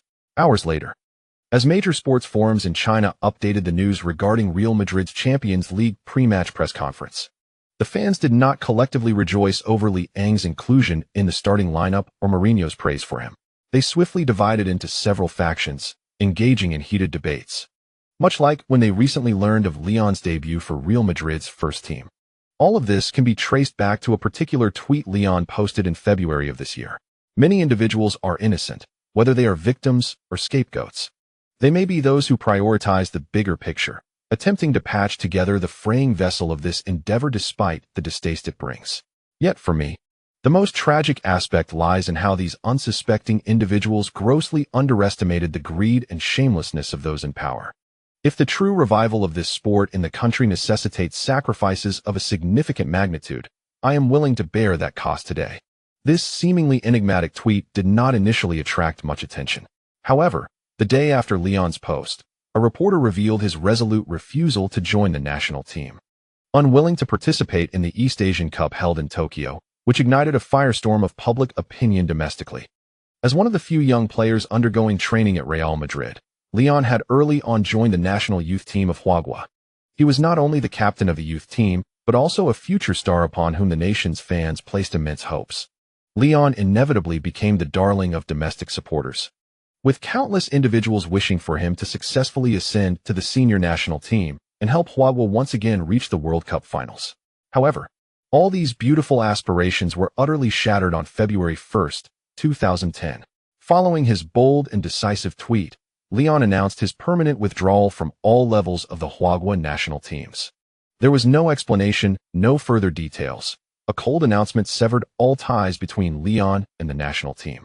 In the days that followed, sports journalists in the country unleashed a flurry of speculations. Some claimed Liang was acting like a prima donna, choosing to leave the youth team after being reprimanded by the team leader. Others suggested that a coach from the youth team had solicited favors from Liang's teammates and friends, leading to a tumultuous scene when Liang discovered it. There was even a rumor that a certain management official from the Football Association directly demanded a match fee from Liang, who rebuffed the request vehemently, resulting in his dismissal. Amidst the cacophony of opinions, no one truly understood why Liang chose such a vehement manner to announce his refusal to serve the Huagua national team any longer. At that time, only a small number of fans expressed their understanding of Liang's decision. The majority could neither comprehend nor accept his withdrawal from the national team. Thus, the label of traitor gradually became affixed to Liang. Even when he was later loaned to Real Betis, many Huagua fans remained unsettled. They refused to extend their congratulations to Liang, who was gradually finding his footing at Real Betis. Similarly, even though an increasing number of Huagua fans have softened their stance towards Liang, now that he has established himself within the first team at Real Madrid, a segment of heartbroken supporters remains unable to forgive him. As Liang gains increasing prominence in Spanish football, he simultaneously ignites considerable controversy back home, yet he remains silent. And the higher-ups in the Football Association choose to remain tight-lipped as well. Thus, a shrouded announcement regarding his departure from the team transforms into a poignant tale that leaves countless Chinese football fans in sorrow. For Liang, who has traversed back from over a decade in the future, he has experienced hesitation, struggles, and an unwavering commitment to join the fray. But now he finds himself in utter despair as he withdraws completely. Although the blade has not fallen upon him, he cannot turn a blind eye to the plight of his teammates. Consequently, he opts for a resolute and unyielding severance. This narrative seems destined for tragedy from the outset. For Liang, unencumbered by ties or vested interests in domestic football, finds no need for compromise. His unwillingness to yield inevitably leads to severe confrontations with certain foolish individuals. His steadfastness results in his exclusion and expulsion. Yet, as Liang himself asserts, if the genuine revival of domestic football necessitates a sacrifice of considerable magnitude, he is prepared to pay that price. He will not look back, nor will he harbor regrets. Chapter 19. The stalwart midfield trio on the evening of September 15th. Under the resplendent lights of the Santiago Bernabéu Stadium, the players from both teams, having completed their warm-ups, jogged back to the tunnel, ready for the final rally and preparations before the match. Liang's presence in the starting lineup surprised many external media outlets. Yet it was anticipated by numerous Real Madrid supporters. The Spanish press opined that Mourinho was somewhat audacious. Lyon had performed commendably in the first 2 rounds of the league, exhibiting a temperament that was calm and composed. However, the Champions League is an entirely different arena. To allow a 19-year-old with scant top-tier experience to start as a defensive midfielder in such a prestigious competition is a testament to Mourinho's boldness. His approach is anything but conventional, and he evidently does not shy away from placing considerable burdens on Lyon. A more prudent strategy would have entailed having Lyon begin as a substitute in the group stages of the Champions League, granting him 20 to 30 minutes of playtime in the initial matches to acclimate to the rhythm and pressures of the tournament. Following this, one could assess his performance from the bench before deciding on his starting role for the final 3 matches. Most coaches tend to adopt such nurturing methodologies for young talents they value. Exceptional prodigies like Rooney, who made his Champions League debut at 18 and scored a hat-trick, are rare occurrences. Currently, Lyon shows promise and possesses a bright future ahead. However, when compared to the explosive talent of a young Rooney, it is fair to say they do not belong to the same echelon. The opinions of Real Madrid fans, however, differ from those of the Spanish media. They are more familiar with the characteristics of their players, particularly after witnessing the first 2 rounds of the new season. Compared to the willing but physically limited Gago and the physically capable yet often mispositioned Khedira, Lyon emerges as the most suitable partner for Alonso in the defensive midfield role. Thus, Jose Mourinho's decision to start Lyon was largely anticipated by most Real Madrid fans. Regarding match experience and pressure, Mourinho's confidence in Lyon is quite evident. What more can the fans say? They can only resolutely support the young lion emerging from Castilla. However, there is one aspect that neither the media nor the Real Madrid fans seem to comprehend. In the starting 11 submitted prior to the match, alongside Lyon and Alonso, the name of Khedira, who had performed poorly in the previous league match, was surprisingly included. Was the plan to have Lyon and Khedira partner as double pivots, thereby pushing Alonso further up the pitch? With a sense of confusion and curiosity, the supporters could only hope for the match to commence swiftly to unravel Mourinho's intentions. At 20:40 in the evening, amidst the thunderous cheers erupting from the Bernabeu, the players of Real Madrid and Ajax followed the referee onto the pitch. Lyon remained positioned behind Alonso, momentarily captured by the live broadcast camera. Yet, his remarkably calm and composed gaze instantly reassured countless Real Madrid fans. The camera focused on Lyon, whose expression was as tranquil as a still lake. There was no sign of nervousness on his face. His mentality was truly commendable. In the studio of ESPN Singapore, the commentator, Jean June, expressed admiration for Lyon's composure. Having followed Lyon, who had been playing in the Segunda División earlier this year amidst domestic controversies, and now ascended to an essential role in Real Madrid's first team, Jean June had taken notice of him long ago. In recent years, many Chinese players who ventured to Europe have either returned home or missed opportunities. As a result, numerous domestic fans have subconsciously paid closer attention to the young talents still honing their skills in Europe. Players like Lyon, who have no ties to Chinese football and have emerged solely based on their abilities in Real Madrid's youth academy, are truly one of a kind. Jean June still feels regret over the harsh personal decision Lyon made earlier this year. At that time, the domestic public opinion was quite hostile towards Lyon. While there were many supportive voices, there were also a significant number of criticisms and even vitriolic attacks. To put it bluntly, based on that public sentiment, if Lyon ultimately failed to make an impact in Europe, returning home would essentially equate to retirement, as no domestic club would dare to sign him. Yet, under such immense pressure, Lyon established himself in the Segunda División and ultimately secured a starting position with Real Betis, aiding the team in their promotion. Jean June felt genuinely happy for Lyon during that time. If he chooses not to return, then so be it. He is aware of the murky environment of domestic football. Those in the industry often refrain from voicing their opinions and can only silently wish for the brave and resolute Lyon to embark on a smooth professional journey. However, he could hardly have anticipated that, just a few months later, he would be commentating on the UEFA Champions League match featuring Lyon representing Real Madrid. Who could have foreseen this? The domestic discourse surrounding Lyon had swiftly improved following his promotion to the first team of Real Madrid.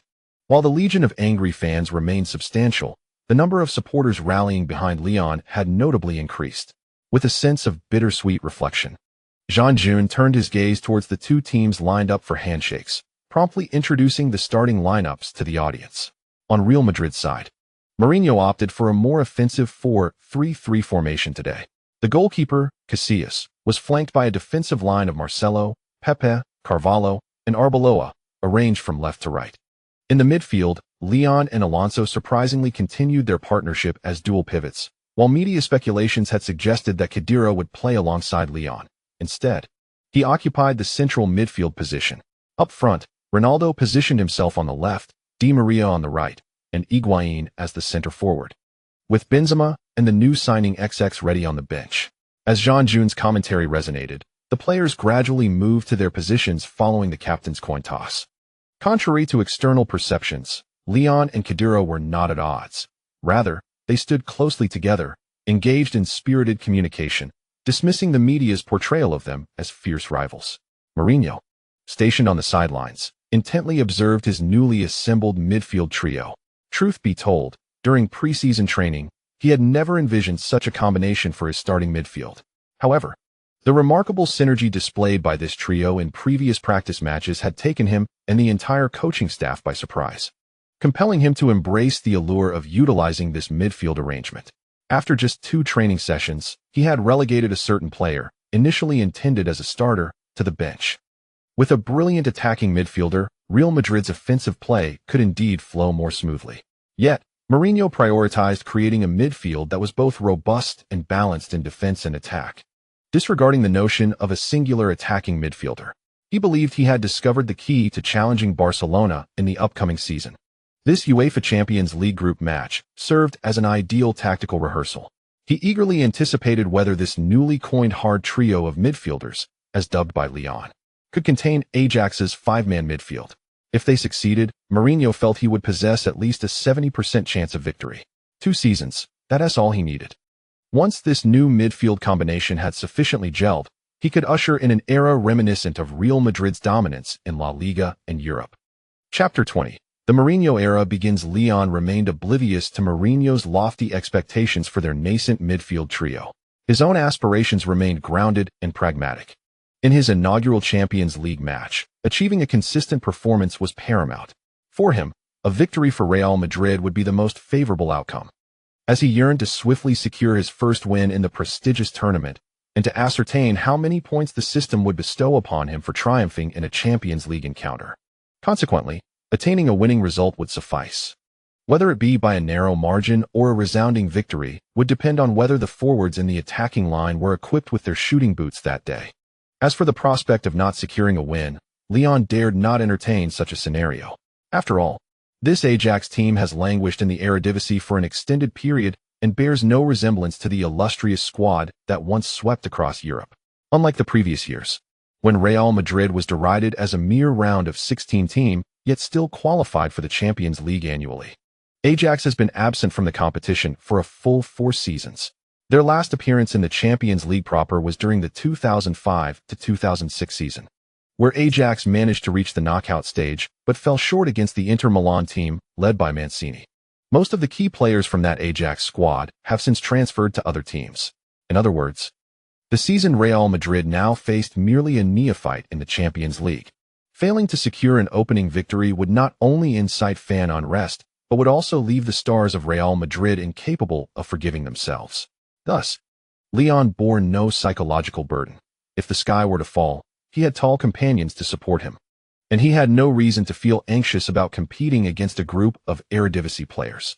However, while he remained composed, his partner Alonso took it upon himself to provide support during the early stages of the match. He minimized passing to Leon, focusing on stabilizing the defense and calling on Khedira to assist in creating passing lanes to evade the opponent's pressure. Alonso was remarkably diligent in his mentorship, and Mourinho saw no issue with starting cautiously.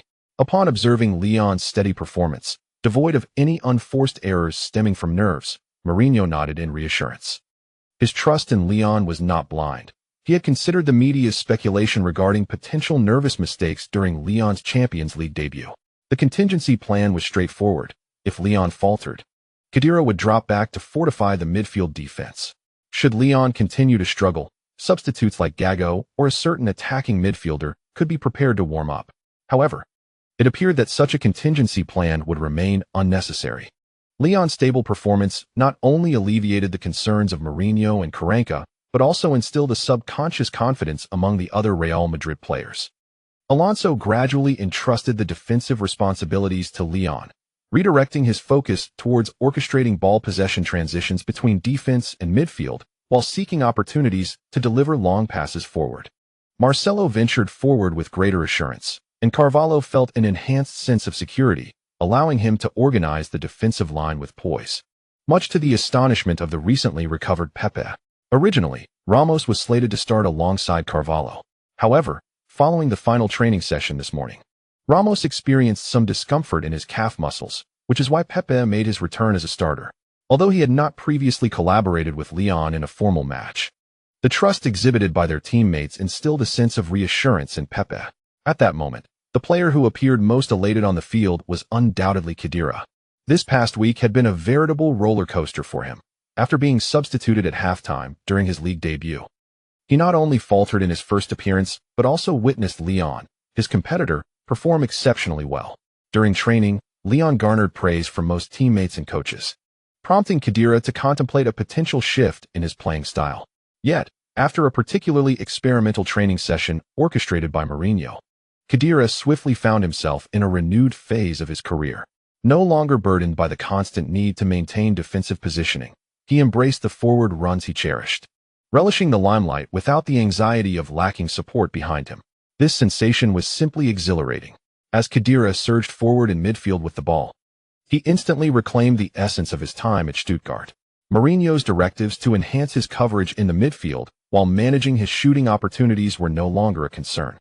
After enduring a challenging substitution, Khedira felt no dissatisfaction with Mourinho's tactical expectations. Within this novel tactical framework, liberated from defensive responsibilities, he was eager to prove himself, quickly delivering performances that delighted Real Madrid fans. While Khedira's advancing capabilities may not be elite, they were sufficient. His passing was adequate, and although his shooting was less than stellar, he refrained from aimless attempts on goal. More critically, his stamina was exceptional. He truly embodied the essence of being everywhere on the pitch, collaborating seamlessly with teammates to establish rhythm. Perhaps his technique still appeared somewhat unrefined, but that was inconsequential. The attacking players in Real Madrid's front line possessed exquisite skills, negating the need for him to dribble through defenses. He effectively fulfilled his role in linking the attack and supporting the forwards. Defensively, his extensive coverage significantly slowed the opponent's counterattacks. Although he was not an efficient tackling machine and lacked speed and recovery, this would have been a fatal flaw just a week prior. However, it mattered little now. After completing his sweeping duties, any opponents that slipped past him would be managed by Leon and Xabi Alonso, who provided robust defensive support. Khedira essentially served as the first line of defense in Real Madrid's midfield. While it was undoubtedly advantageous to intercept the opposing attack early on, failure to do so was not catastrophic.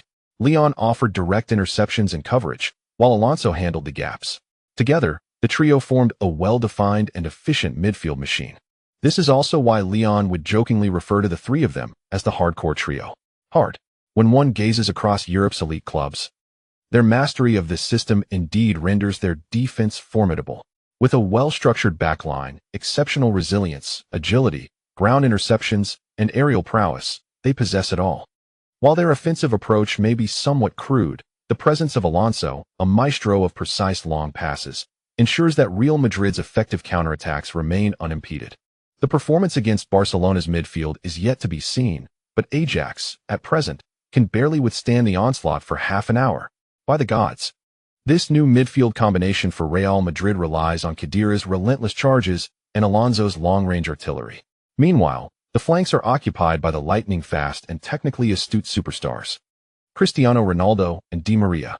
Once they accelerate, it becomes all too easy to send Ajax's defense into disarray. When Ajax finally manages to launch a counterattack, having evaded Khedira's fervent pursuit, they are met once more with chaos as they encounter Real Madrid's two holding midfielders, especially Leon, who incites nothing short of frustration among Ajax's players. The 19-year-old holding midfielder, emboldened by his physicality and audacity, plays with reckless abandon. You may have impressive hops and a strong leg, but do you really think you can outmuscle me in a battle of strength? Spare me, Leon. In the first 30 minutes of the first half, executed for successful one-on-one interceptions, leaving Ajax's midfielders utterly exposed. Unfazed by pain or injury, he embodies toughness. Yet they tremble at his presence. Instinctively intimidated, Ajax's already scant counterattacks were extinguished. Naturally, Real Madrid seized the momentum to intensify their offensive efforts. However, it was not the previously standout performers, Cristiano Ronaldo and Di Maria, who ultimately breached Ajax's defenses in the first half. Instead, it was the emerging talent, Higuaín, who, after 36 minutes of patient development, skillfully evaded the offside trap and scored a breakthrough goal. A sublime through ball from Ronaldo. A beautifully timed run. Higuaín. With a delicate chip, the ball finds the net. In the 36th minute of the first half, Real Madrid finally pierced Ajax's defenses. This new incarnation of Real Madrid is truly impressive. Jean-June felt a surge of excitement as he witnessed a side that appeared far more balanced in both attack and defense compared to the previous season, instilling greater confidence. He also recognized Leon's significant role in Mourinho's tactical evolution. At that moment, Leon, smiling as he celebrated with Khedira and Alonso, once again captured the attention of the broadcast cameras. Or rather, it was the trio that drew the spotlight. The peak of organizational brilliance, Xabi Alonso, the emerging B2B midfield template Khedira, and the resolute interception machine Leon, all together showcased this remarkable midfield combination for Real Madrid this season, marked by exceptional defensive efficiency and lethal impact. Perhaps this is the ultimate key to victory that Mourinho has painstakingly crafted through experimentation.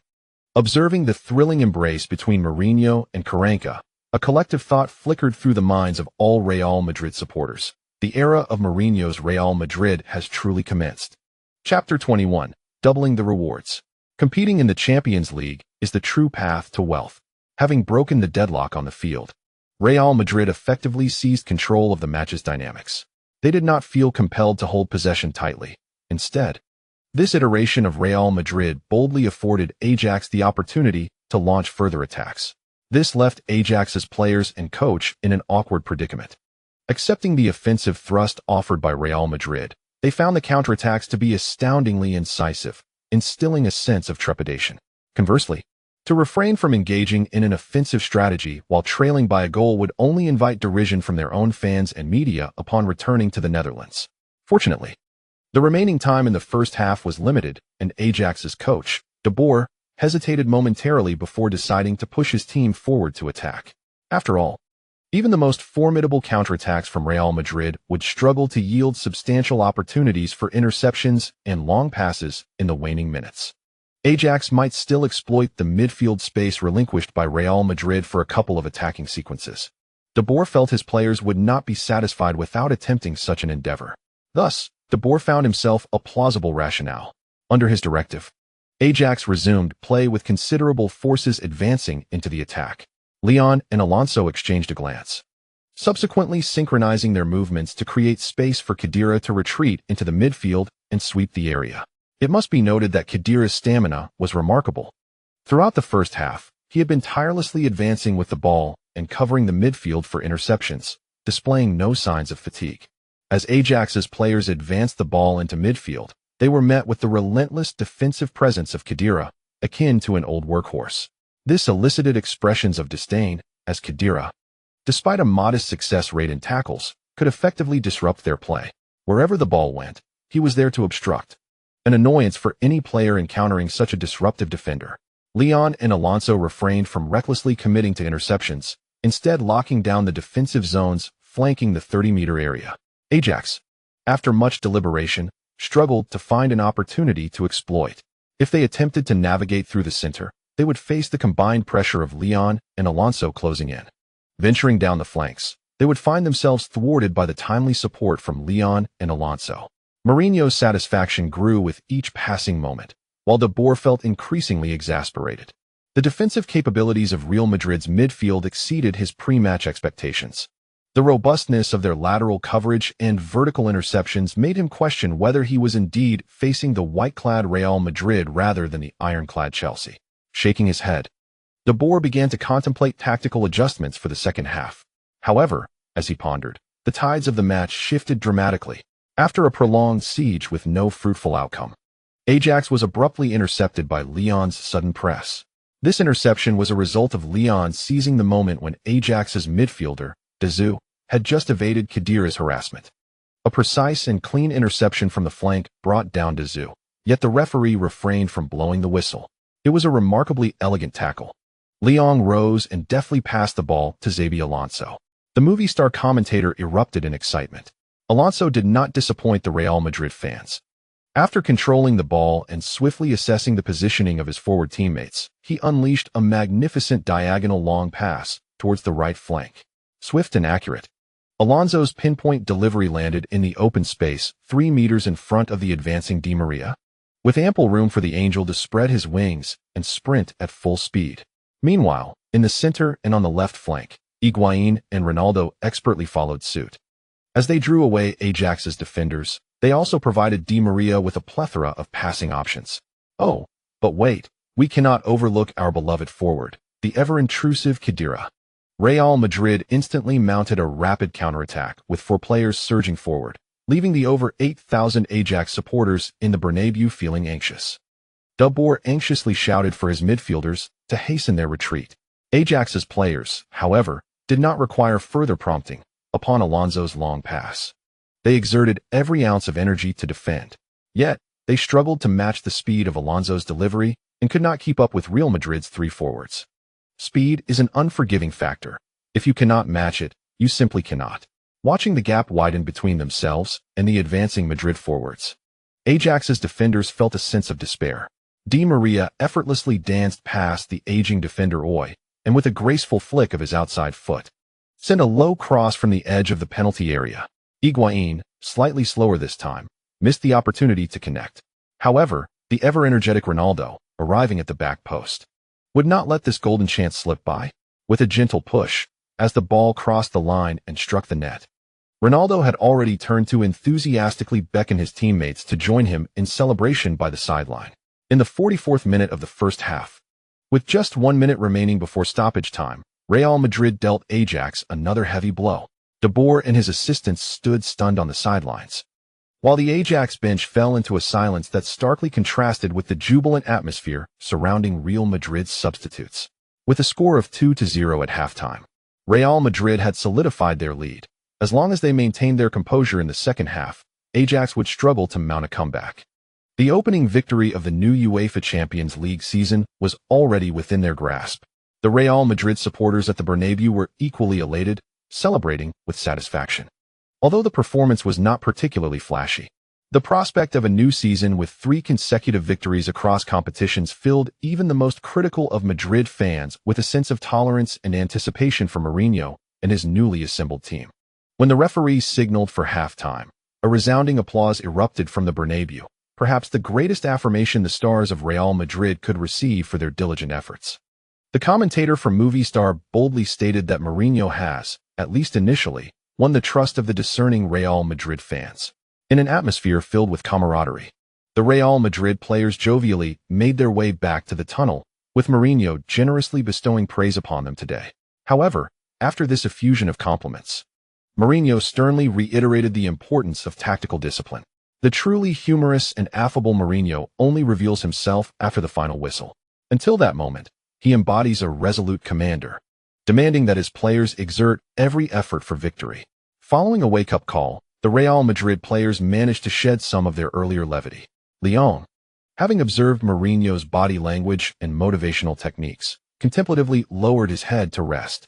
During this halftime, Mourinho opted not to make substitutions, and in the second half, Real Madrid made no significant tactical adjustments, maintaining a steady approach while engaging with Ajax. While Real Madrid remained composed, Ajax found themselves increasingly desperate. Like a fisherman, Alonso controlled the pace of the match, luring Ajax players forward to press and attack. Leon acted as Alonso's prepared fishing rod on the shore. When an Ajax player attempted to advance through Real Madrid's midfield, Leon delivered a decisive strike. After sapping the Ajax player's momentum, Alonso resumed his fishing strategy. Following several such exchanges, Ajax could no longer withstand the pressure and unleashed a full-throttle offensive. Real Madrid responded decisively, with Khedira retreating to right midfield, Alonso on the left, and Leon positioned centrally in a more withdrawn role. With 3 defensive midfielders established, They remained steadfast against any attacking onslaught. By the 73rd minute of the second half, Ajax had exhausted themselves. Their vigor and momentum waned, prompting Real Madrid to execute a long pass following a successful interception in their defensive third. Higuaín, firmly planted in the center, redirected the ball to the eager Khedira. Seizing the moment, the ever-determined Higuaín charged into Ajax's territory, carving out an attacking route. After a clumsy maneuver past an advancing Ajax fullback, Khedira astutely passed the ball to the increasingly animated Cristiano Ronaldo on the left flank. It was not that he wished to refrain from carrying the ball further. Rather, Mourinho's piercing gaze was a clear warning. Khedira understood that to maintain his favored position in the next match, he must avoid inciting Mourinho's ire. With a keen awareness, Higuaín refrained from commandeering the forward's shooting privileges.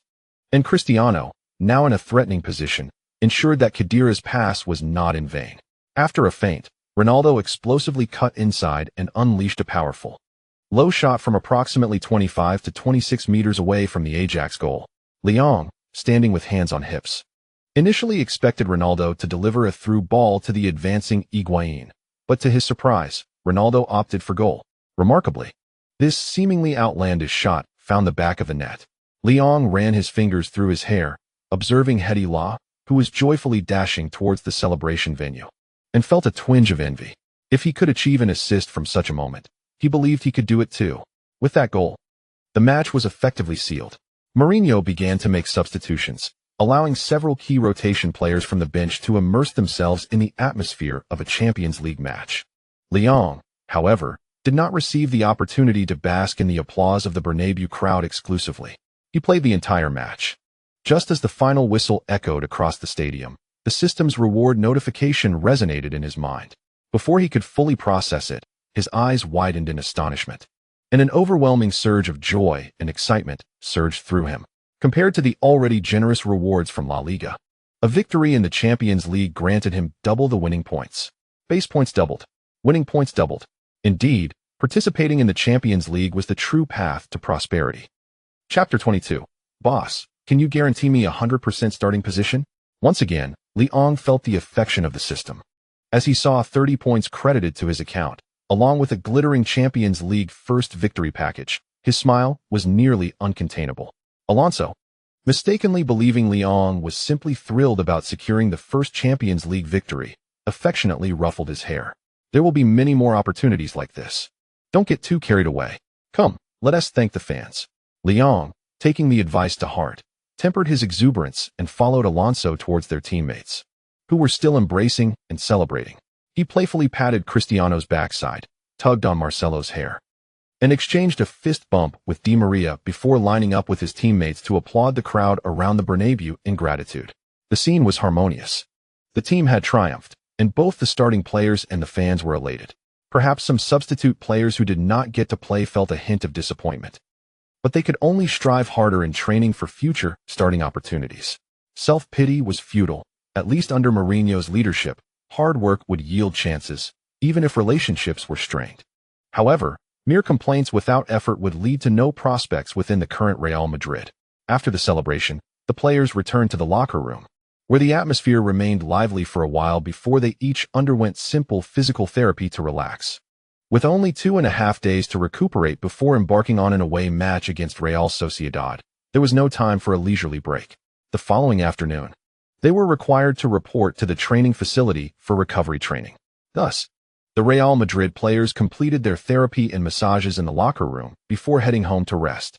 Having earned a considerable amount of reward points and a Champions League first victory package after today's match, Lyon felt quite content. After catching a ride home with Alonso, he did not rush to open the package. He chose to indulge in a sumptuous meal, rich in carbohydrates and protein, before allowing himself the luxury of a peaceful slumber, unperturbed by the world. The following day, after completing a restorative training session, he intended to calmly approach the task of opening his card packs. However, upon arriving at Valdebebas in his second-hand Ibiza that afternoon, he encountered Benzema, who had parked alongside him, only to be met with disheartening news. That kid's agent has stirred quite a commotion. I heard the president also called the coach this morning. As you know, during the summer window, the coach specifically requested his signing. If they were to disregard him now, it would certainly not sit well with the board. Prepare yourself, young lion. After absorbing Benzema's account, Leon expressed his gratitude with a pat on Benzema's arm, maintaining a demeanor of calm as he nodded in acknowledgement. The atmosphere during the afternoon training was tinged with subtle tension from the outset. Leon and his fellow players, who had participated in the previous day's match, were assigned to a group for restorative training, while the other first-team members of Real Madrid engaged in a more vigorous training session at a different facility. The joint training would take place the following morning. Thus, at this moment, Leon had not yet exchanged a word with any of the attacking midfielders. Of course, the remarks made by the attacking midfielder's agent during a morning interview, sarcastically praising Real Madrid's youth academy while asserting that the player, having cost the club 18 million, was not brought in to sit on the bench, had only served to further diminish any chance of amicable communication between Leon and that particular player. After a brief appearance, Mourinho entrusted the training duties to Kaká and retreated into his office. Once Leon and his teammates completed their restorative training and finished their physiotherapy, Kaká finally called out Leon's name from outside the therapy area, signaling for him to step outside. Cristiano Ronaldo seemed to exhibit signs of impatience, muttering in a Portuguese dialect that was largely indecipherable to most. Marcelo, typically jovial and light-hearted, now wore a serious expression as he glanced at Leon. The other first-team players remaining in the therapy room also displayed subtle shifts in their demeanor.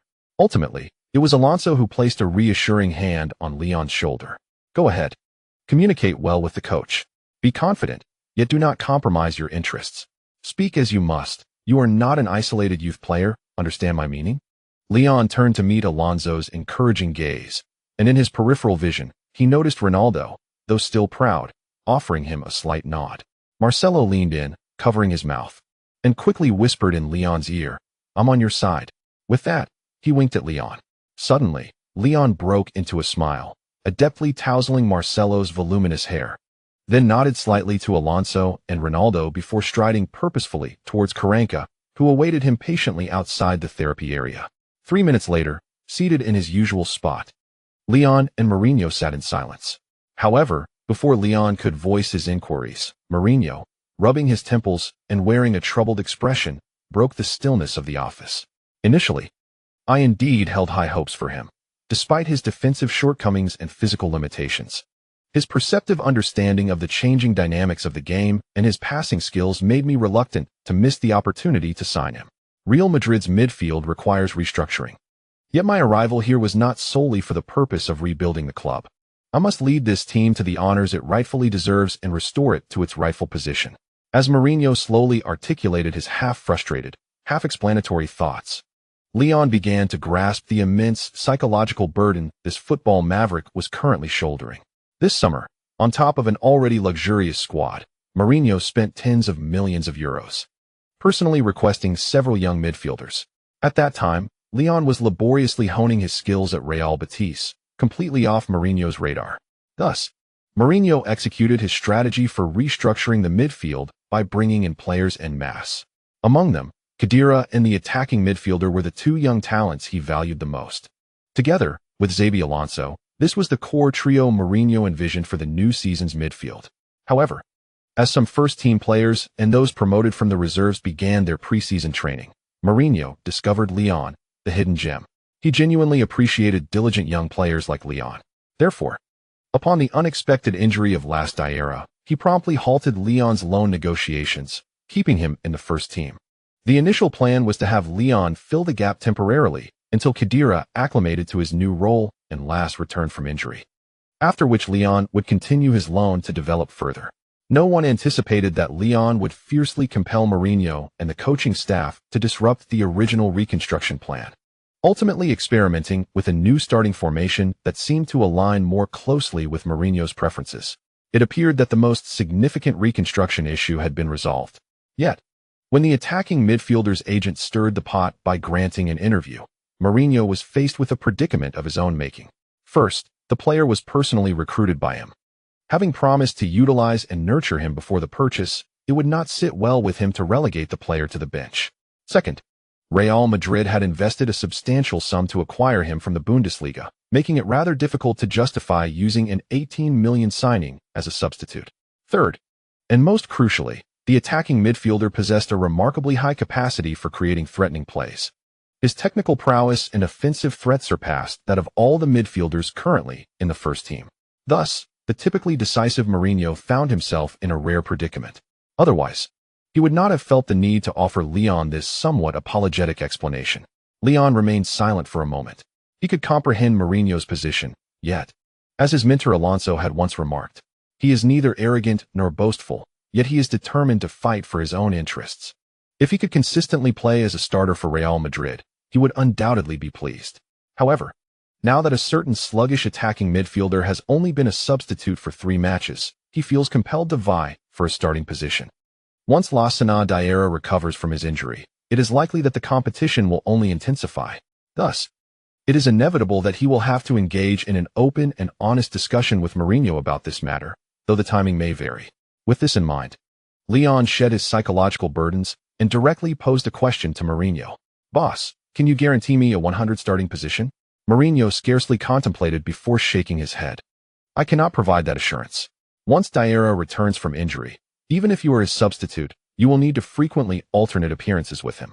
In my perspective, your ranking is foremost among the defensive midfielders, but not to the extent where you are the unequivocal first choice, as your abilities have yet to reach that level.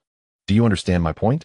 Mourinho's words were grounded in reality, and he spoke frankly to Leon. Leon harbored no resentment towards Mourinho's candidness. Rather, he appreciated the coach's sincerity. To be honest, within the current Real Madrid squad, only Cristiano Ronaldo and Xabi Alonso could truly expect Mourinho's unwavering commitment as first-team players, given their unparalleled skills. While Leon has displayed remarkable and stable performances within the new system at Real Madrid, he possesses the self-awareness to recognize his limitations. Upon introspection, aside from his aerial prowess, he does not believe he has yet surpassed Diarra in all aspects.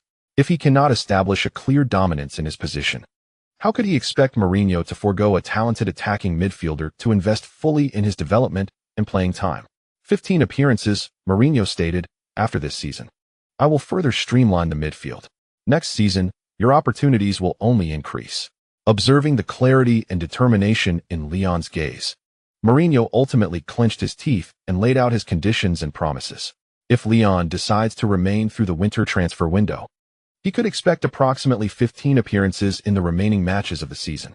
When employing a rigid 3-man midfield setup, Leon will need to alternate with Diarra to partner with Alonso.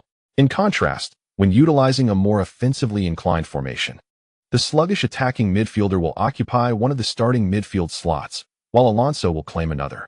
Consequently, Leon, Sami Khedira, and Diarra will be left to compete for the final starting position in midfield. The commitment Mourinho has extended to Leon is already quite sincere. Few coaches in the position of Real Madrid's head coach would dare to cultivate a 19-year-old defensive midfielder in such a manner. Leon genuinely appreciates Mourinho's support, yet he resolutely declined Mourinho's invitation to stay. He is indeed still young, but at 19, he is no longer a child. It is not merely about needing a multitude of match victories to accrue points to enhance his abilities. In this crucial year, when competition is of utmost importance for honing skills, it is inconceivable for him to merely bide his time as a substitute, waiting for an opportune moment to arise. Even if he is at a prestigious club like Real Madrid, is it truly impossible to wait a little longer? Even if this year I devise a way for that young lad to accumulate impressive statistics against weaker teams, thus enhancing his market value, and subsequently sell him in the summer transfer window to free up a position for you, would that not suffice?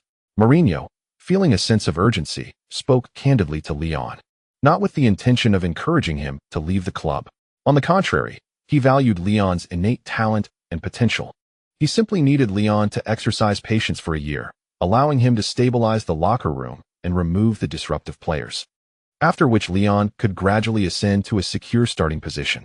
At present, he could not make any promises. Upon hearing Mourinho's heartfelt words, Leon's mind became increasingly clear. "Boss, your previous words still hold weight, correct? During the winter transfer window, I can choose a club that best suits me for a loan?" Seeing Leon's resolute demeanor, Mourinho found himself at a loss, letting out a sigh and waving his hand dismissively. "Rest assured, I will communicate with the management team. As long as the club you select is reasonable and genuinely interested in acquiring you, it will not pose a problem." Leon received the answer he sought, and his mood lightened, no longer burdened by complexity, but rather feeling a sense of liberation from the swirling chaos. I truly enjoy working with you, boss. But I genuinely require a concrete commitment to a starting position and more opportunities to play, whether it is next summer or the summer thereafter. If you deem my abilities meet your highest standards, I will return to Madrid. However, until then, I hope you can grant me ample opportunities for external experience. I have confidence in myself, and you may have greater faith in me as well. Leon left his candid thoughts with Mourinho, who regarded him with a hint of melancholy, as he confidently stepped out of the office without a backward glance. 2 days later, seated on the bench, Leon observed the La Liga match between Real Madrid and Real Sociedad with a calm demeanor. Despite being a substitute, a certain ineffective attacking midfielder did not receive a chance to start either. Gago partnered with Alonso in a double pivot, while Khedira continued as the starting central midfielder. Mourinho had made his choice, and he intended to convey this message to the ineffective attacking midfielder and his agent. No one could exert pressure on the special one through public opinion, even if this time he was in the wrong. As a consequence, the ineffective midfielder was even omitted from the 18-man squad for this round of the league. The recent media uproar surrounding the debate over his and Leon's starting positions seemed to be subsiding, thanks to Mourinho's decisive handling of the situation. At least, for the time being, it had calmed down. Such is the nature of turmoil within a prestigious club. Sometimes it arrives with great intensity and duration, leaving a significant impact, while other times it flares up quickly, only to dissipate just as swiftly. In the midst of this turmoil, only a handful of individuals are aware of the dwindling time remaining for Leon at Real Madrid's first team. Chapter 23. Seizing this precious time, give it your all.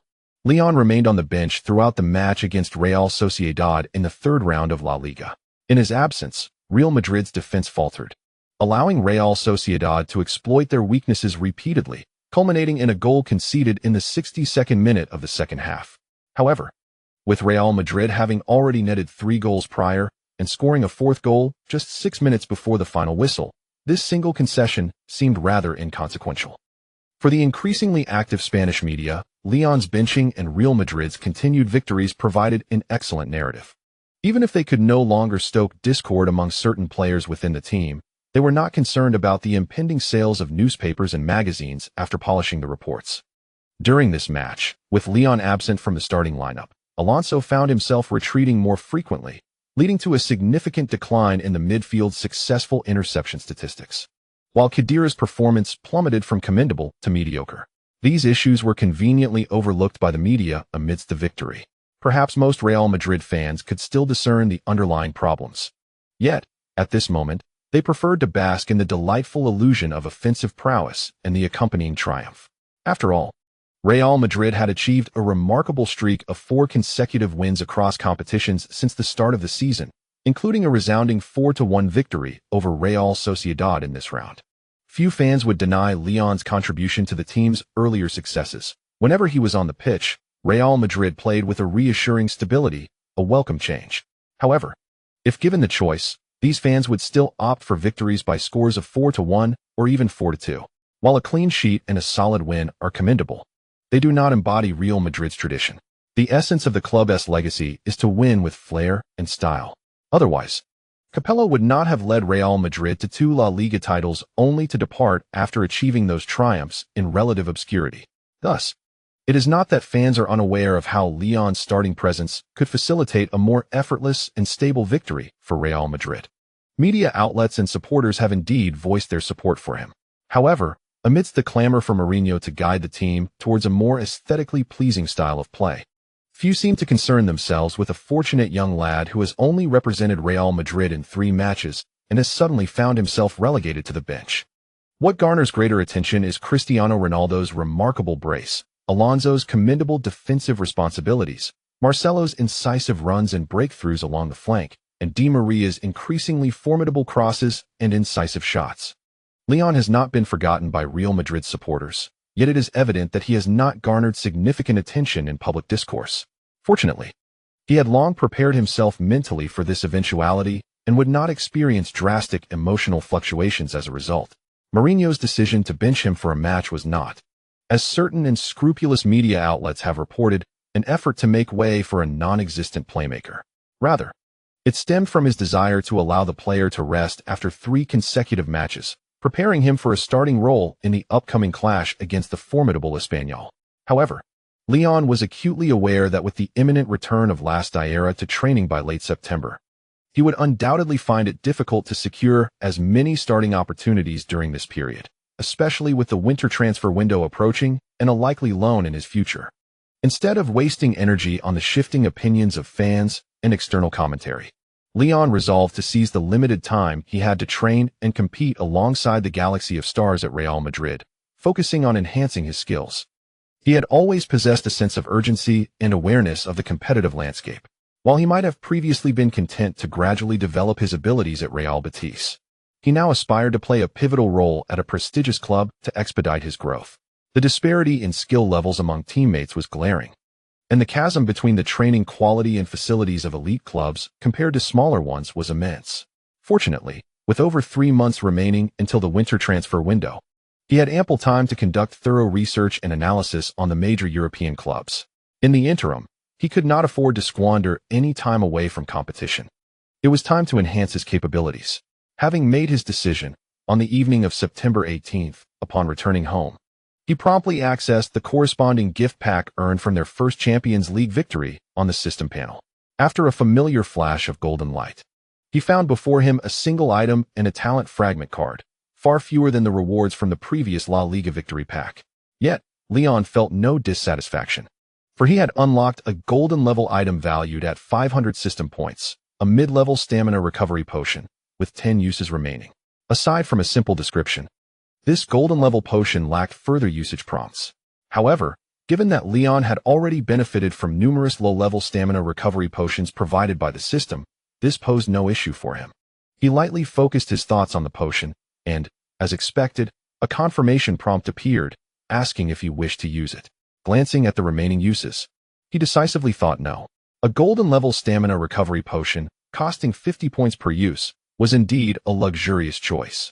In contrast to the system's free stamina recovery potions, which could only be utilized once every 10 days, this mid-level potion merely had a limitation on usage frequency, without any time constraints.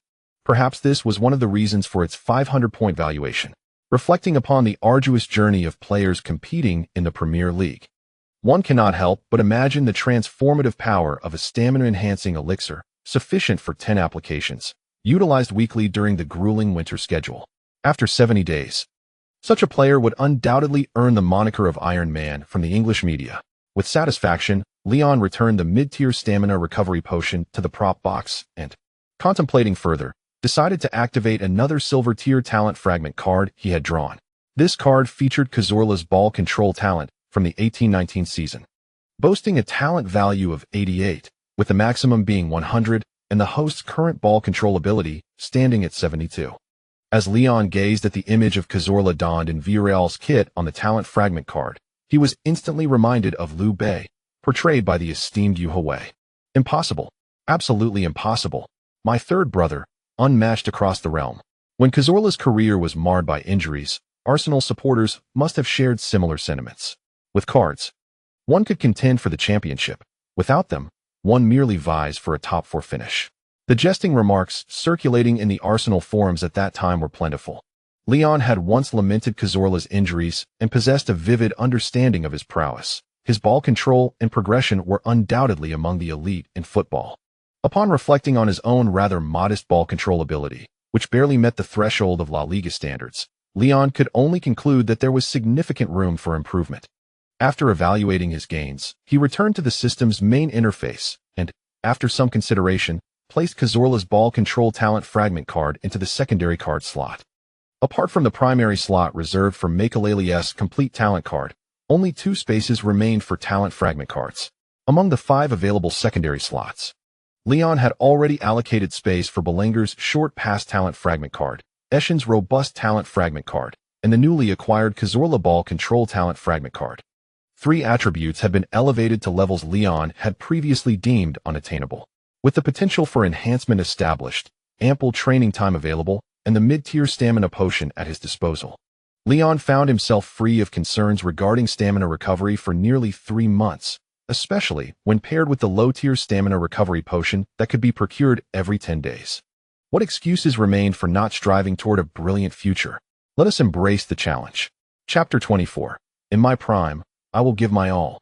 And I shall have no regrets. On September 21st, amidst a flurry of excitement from the Spanish media, Leon once again found himself listed among the starting 11 for Real Madrid. It is noteworthy that this was not merely an inclusion in the 18-man roster, but rather a definitive spot in the starting lineup. The agent for the ghostly trequartista dared not stir trouble this time. After direct communication between Mourinho and his players, he refrained from provoking the media under the pressure of the irate coach. Over the past 2 days, through an almost alarming volume of intensive training, Leon had garnered the sympathy of numerous Real Madrid supporters, at least according to the training images and videos captured by reporters and enthusiastic fans. The sight of that sweat-drenched young lion, persevering through high-intensity drills, struck a profound chord with all the merengues. In truth, upon reflection, the aesthetic appeal of the scene is not of paramount importance. Should the efforts of the young lion not merit a starting position? Even with the impending return of Laszlo Dardai from injury, I would still prefer to witness the young lion's tenacious spirit on the field. He is a true child of Castilla and a source of pride for all Mellingers. In comparison to that German attacking midfielder, my unwavering support lies with the young lion.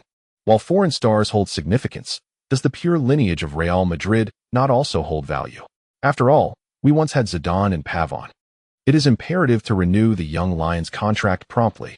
His current agreement with the club is akin to a child labor contract.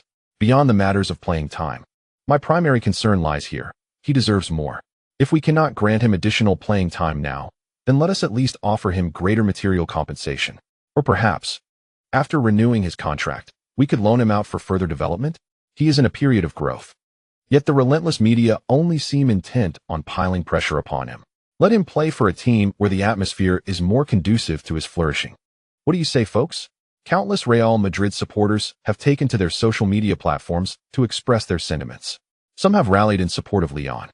Others have boldly sided with him against the German midfielder, and there are calls for the club to expedite the renewal of Leon's contract.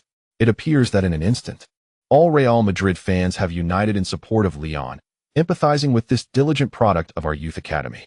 However, while Leon is grateful, he is acutely aware that this swell of public opinion will not fundamentally alter his circumstances. To put it bluntly, fans are notoriously forgetful.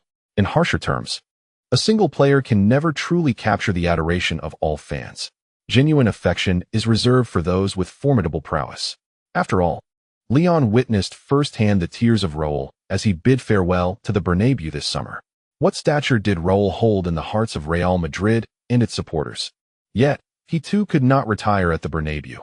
When one's prowess diminishes, the mantle must pass to stronger newcomers. Now, amidst Cristiano Ronaldo's explosive resurgence leading Real Madrid's new attacking lineup, how many fans still harbor hopes for Raúl's return?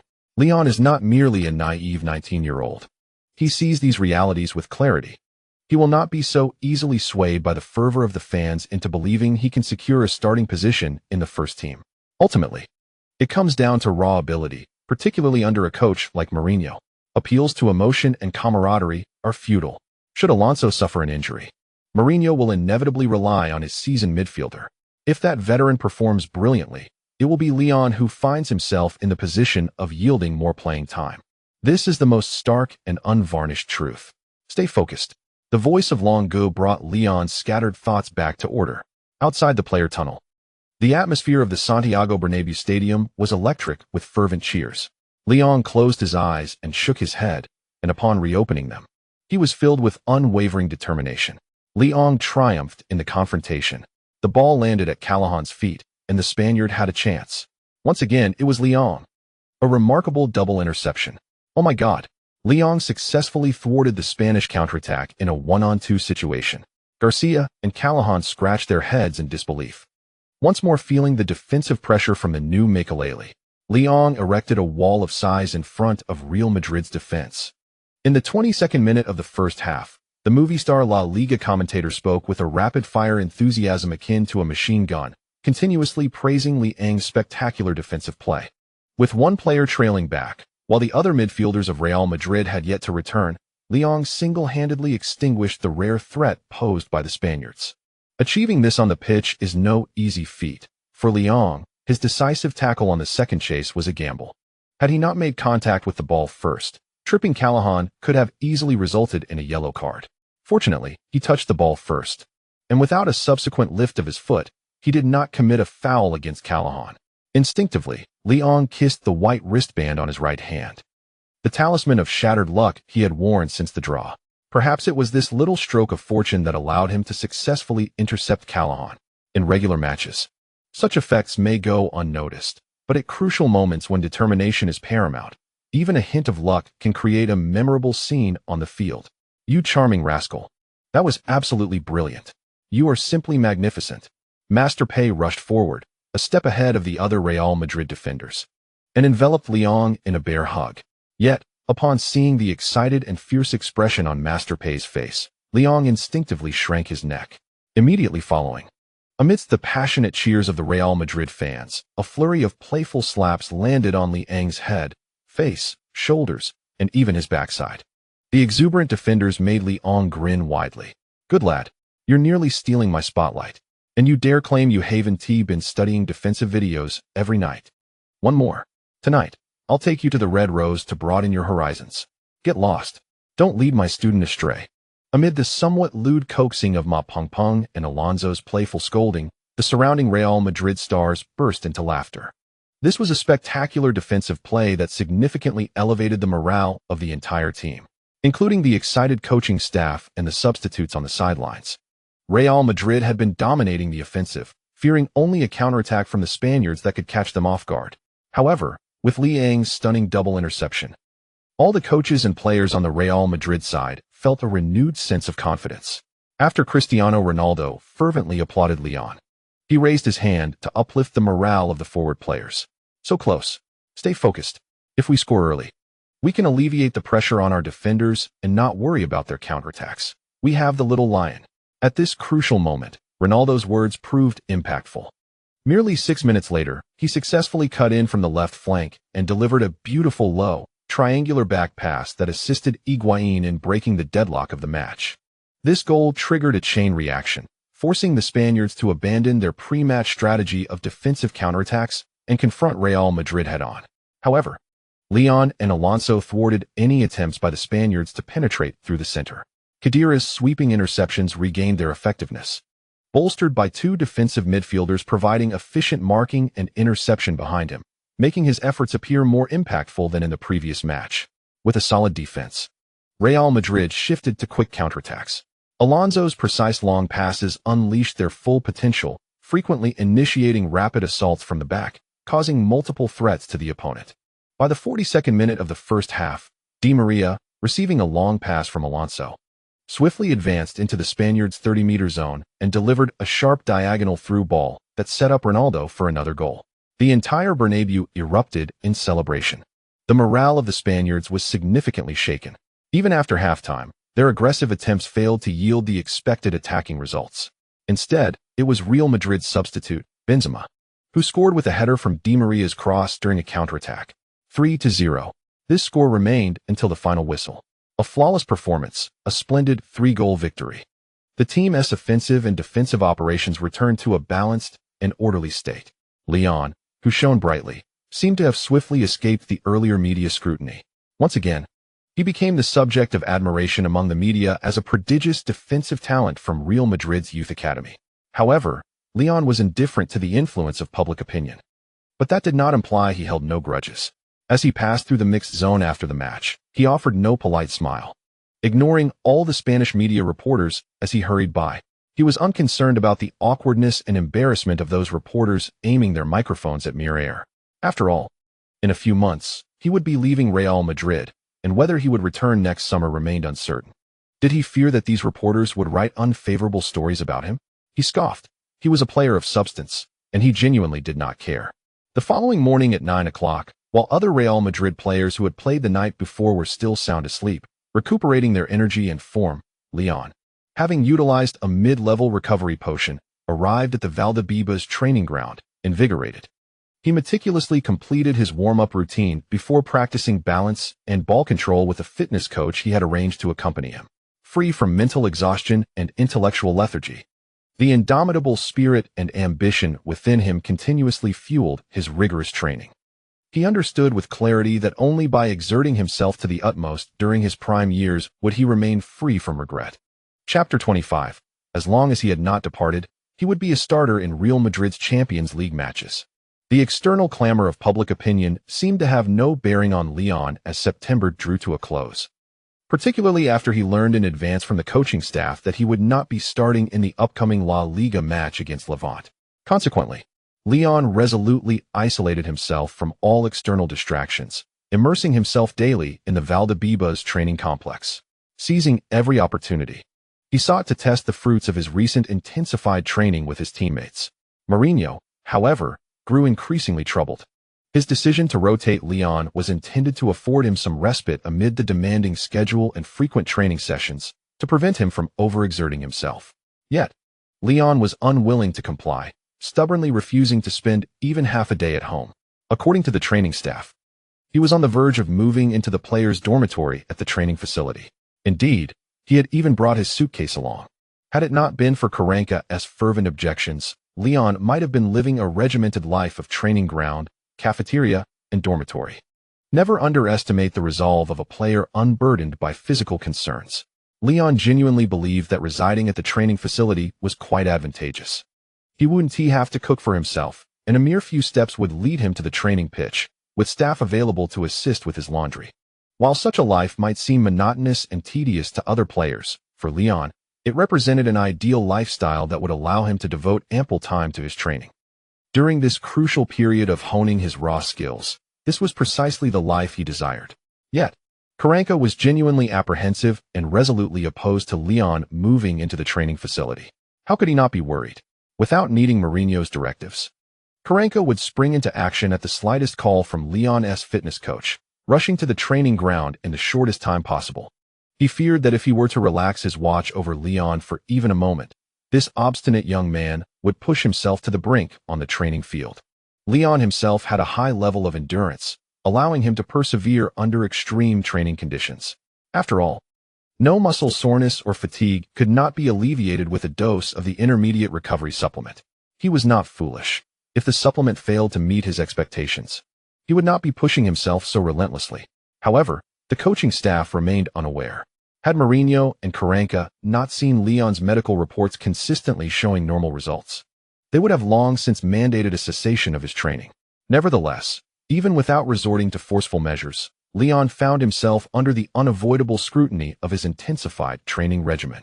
On the evening of the 24th, accompanied by Karanka, he dutifully completed the final set of short passing drills and then obediently headed to the therapy room. An hour later, he underwent a comprehensive examination by the team doctor. Only after the doctor nodded reassuringly to Karanka did the Real Madrid assistant coach finally relax and exhale deeply. "What date is it today?" After making a routine report call to Mourinho, Karanka suddenly inquired of Leon, who was massaging his calf. "Huh." Leon instinctively paused, then awkwardly chuckled while rubbing the back of his neck. "Oh, you rascal, you're not allowed at the training facility tomorrow. Jose has decreed that whether you stay at home or go out with friends, you are forbidden from returning to the training ground." Leon was taken aback by this. "Aren't we supposed to depart for Valencia in the morning? Don't we need to gather at the training facility first?" Tomorrow evening, Real Madrid will face Levante in the 5th round of La Liga. Although Leon is not starting, he is still part of the 18-man squad, which left him surprised. "You have a day off. Sleep in tomorrow, enjoy a hearty breakfast, and perhaps shave that beard of yours. Always training hard, yet you forget what day it is today." "My goodness," Karanka chuckled, covering his forehead, and then gently patted Leon's head. "You are a professional player, not a machine. How can you focus solely on training and neglect to save your life? Is securing a starting position truly that crucial for you at this moment?" Leon merely pursed his lips, saying little, but nodded in agreement. Karanka felt at a loss, realizing he could not persuade Leon otherwise, and insisted once more that Leon must rest well tomorrow. "Conserve your energy. Although you cannot play in this round, do you wish to relinquish your chance to participate in the Champions League on the 28th? Karanka's words swiftly pulled Leon out of his momentary disappointment. "Coach, are you implying Ahem, I said nothing. Do not mention this to anyone else. Just take a proper day of rest and be ready for training the day after tomorrow. Understood? Understood. Leon received the answer he desired most. And with a wave of dismissal from Karanka, he jogged toward the parking lot. However, in the coach's office, which he had never previously noticed glowing with faint light, Mourinho was smilingly watching him drive away. This is what you deserve, little lion. 3 days later, on September 27th, Mourinho attended the pre-match press conference for the second round of the Champions League group stage against Auxerre. In the La Liga match against Levante on the 25th, Real Madrid failed to find the breakthrough goal and ended up with a 0-0 draw. However, Mourinho, who had seen his winning streak come to an end, appeared to harbor little regret. At the conclusion of that match, he faced the live cameras with a calm demeanor, and now, at the Champions League pre-match press conference, he remained equally composed. Naturally, the media were eager to capitalize on the newsworthiness of the situation, particularly regarding the underwhelming performance of a certain attacking midfielder Mourinho had chosen to start against Levante. Moreover, Real Madrid, having had their winning streak in the league abruptly terminated, now finds themselves trailing Barcelona, who have a record of 4 wins and 1 loss, by a mere point. Journalists have relentlessly posed intricate questions to Mourinho regarding these events. However, the enigmatic coach, with a dismissive gesture, unleashed a torrent of rebuttals. I fail to comprehend. Have we lost? Why does a draw in the league appear to you as if Real Madrid has fallen behind? He continued, there are myriad reasons for a draw, but today, I shall refrain from elaborating. This is a pre-match press conference for the Champions League. Must I instruct you on how to inquire? He acknowledged the reporter's intent, stating, I understand your desire for unfavorable assessments of certain players, yet I must express my satisfaction with every member of our current squad. Each one delights me. He emphasized that Auxerre is not the pushover some may claim. They finished 3rd in Ligue 1 last season and are undoubtedly a formidable team, necessitating our utmost vigilance in the encounter.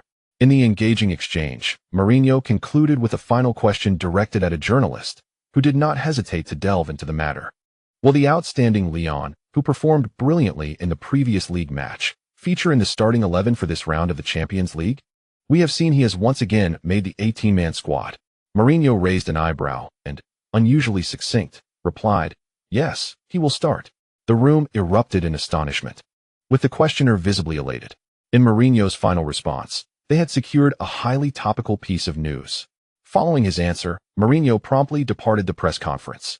Although he had not fully articulated his thoughts, that heartfelt sentiment now remained concealed within him.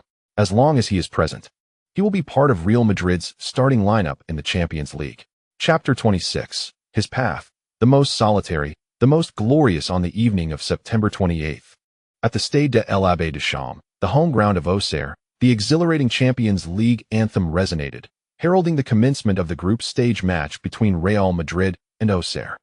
As the broadcast camera swept across the lined-up players of both teams, it abruptly panned to the Real Madrid substitutes bench. Granero, Dudek, Canales, the recently recovered Las Diera, and a certain player with a rather unflattering appearance elicited knowing smiles from fans who had recently followed the tumultuous news surrounding the club. Meanwhile, in China, many fans, burning the midnight oil to watch the match, could not help but voice their disdain. He looks like a corpse. Those dead fish eyes. And he thinks he can compete with Leon for playing time? He might as well rot on the bench. They pondered. What was Mourinho thinking when he signed such an unattractive player for Real Madrid? Khedira is far more handsome. Even Las Diera sitting beside him appeared more appealing. At least Las does not make noise in the media, but rather earns his place through merit. Before his demise, he might not have anticipated that at this very moment. Countless fans in the distant East were showering him with relentless vitriol. This starkly reflects the gradual shift in public sentiment towards Leon within the domestic discourse, accompanied by a notable rise in his popularity.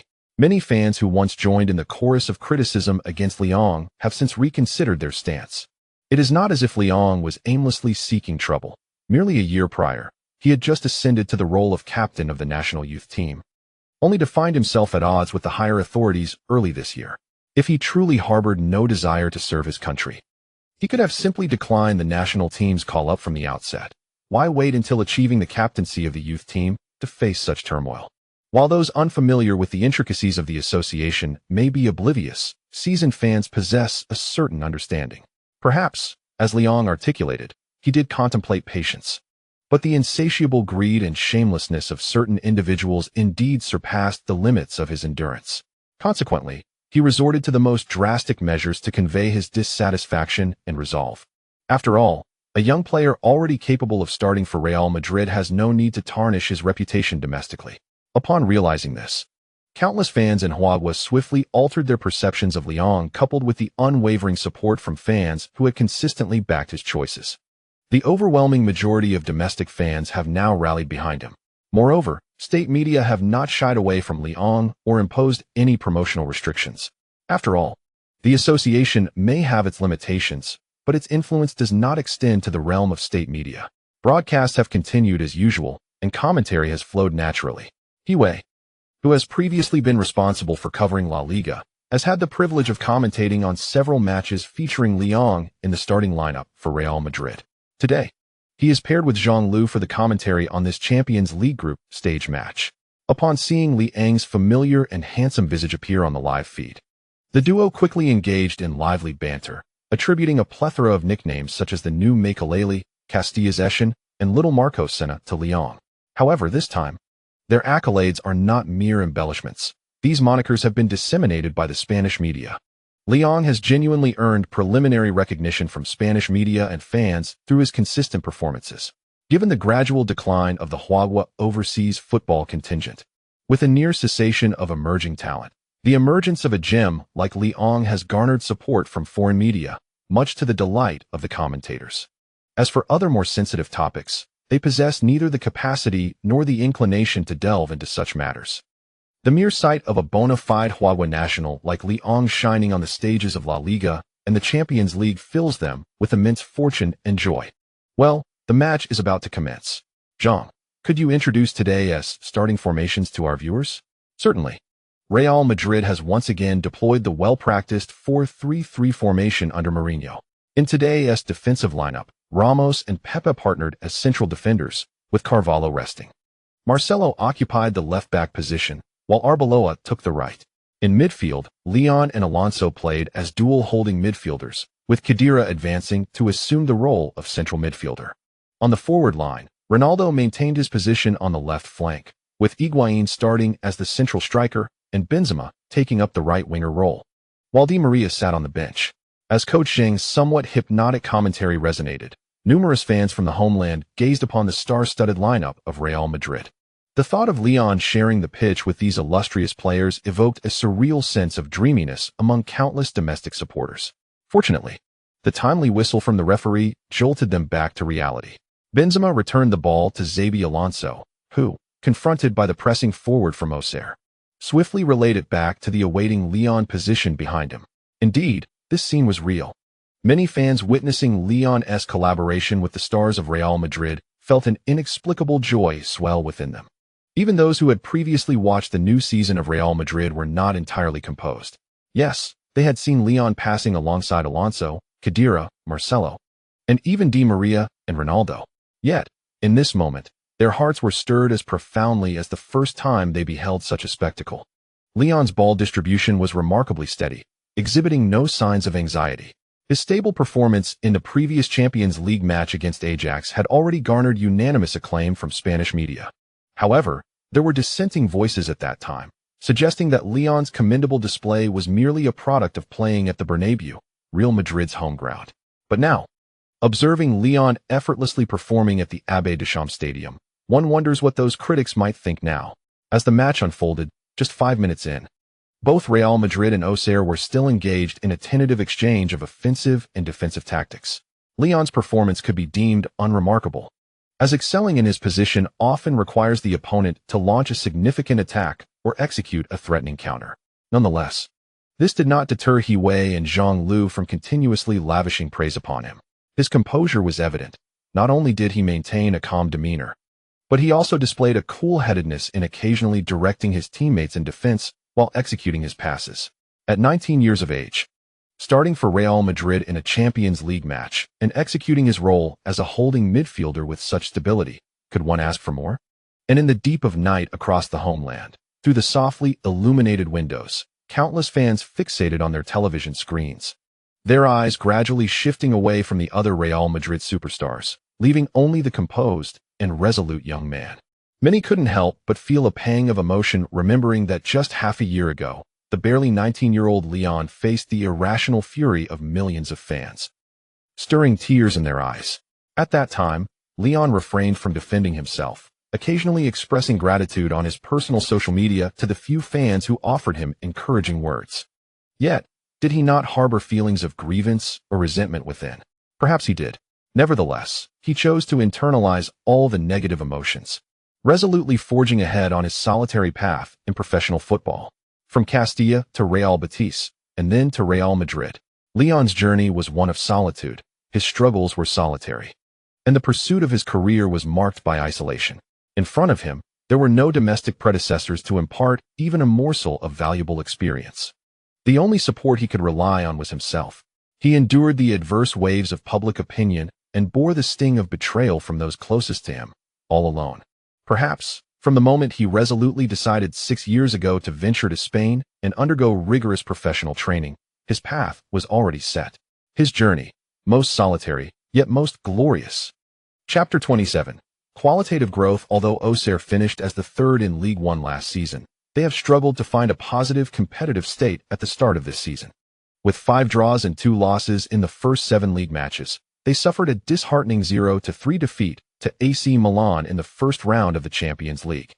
This team, which has yet to secure a victory this season, can only be deemed a misrepresentation of their previous standing. Mourinho, exercising caution, devised a conservative opening tactic, primarily aimed at probing the opponent. However, this probing revealed Auxerre's capabilities in both attack and defense, and the players of Real Madrid were left with a singular thought: this is merely a feast. Mourinho found himself somewhat perplexed. He could clearly see that this team was, at best, of mid to lower tier quality in La Liga, only marginally above the relegation zone. Without a significant overhaul of the squad or any turmoil at the executive level, Auxerre's drastic decline from last season's third-place finish in Ligue 1 to their current state was indeed staggering. Yet, for Real Madrid, this presented a splendid opportunity. Press forward. Maintain the pressure on their defense. We must strive to break the deadlock in the first half. Mourinho gestured from the sidelines, issuing the latest tactical instructions. The midfield and forward players on the pitch for Real Madrid were invigorated by this directive. However, amidst the surge of players pushing forward, Leon was notably absent. He would follow Alonso, advancing his position to continue offering support and defensive protection. While Alonso could push beyond the halfway line, Leon was restricted to the edge of his own half-center circle. At times, Ramos would venture forward more aggressively than he. Yet he consistently chose to stand firm alongside Pepe, safeguarding their half's goal. It was precisely because of his retreat that his teammates ahead could advance with greater assurance in their offensive efforts. Auxerre struggled to withstand the ferocious onslaught of Real Madrid's overwhelming firepower. In the 18th minute of the first half, they finally managed to execute their first long pass counterattack of the match. The football soared over Alonso's head, hurtling directly into Real Madrid's left flank, where Auxerre's forward, Candidly, swiftly made an incisive run. At that moment, Marcelo had just concluded a flank attack, leaving him no time to retreat.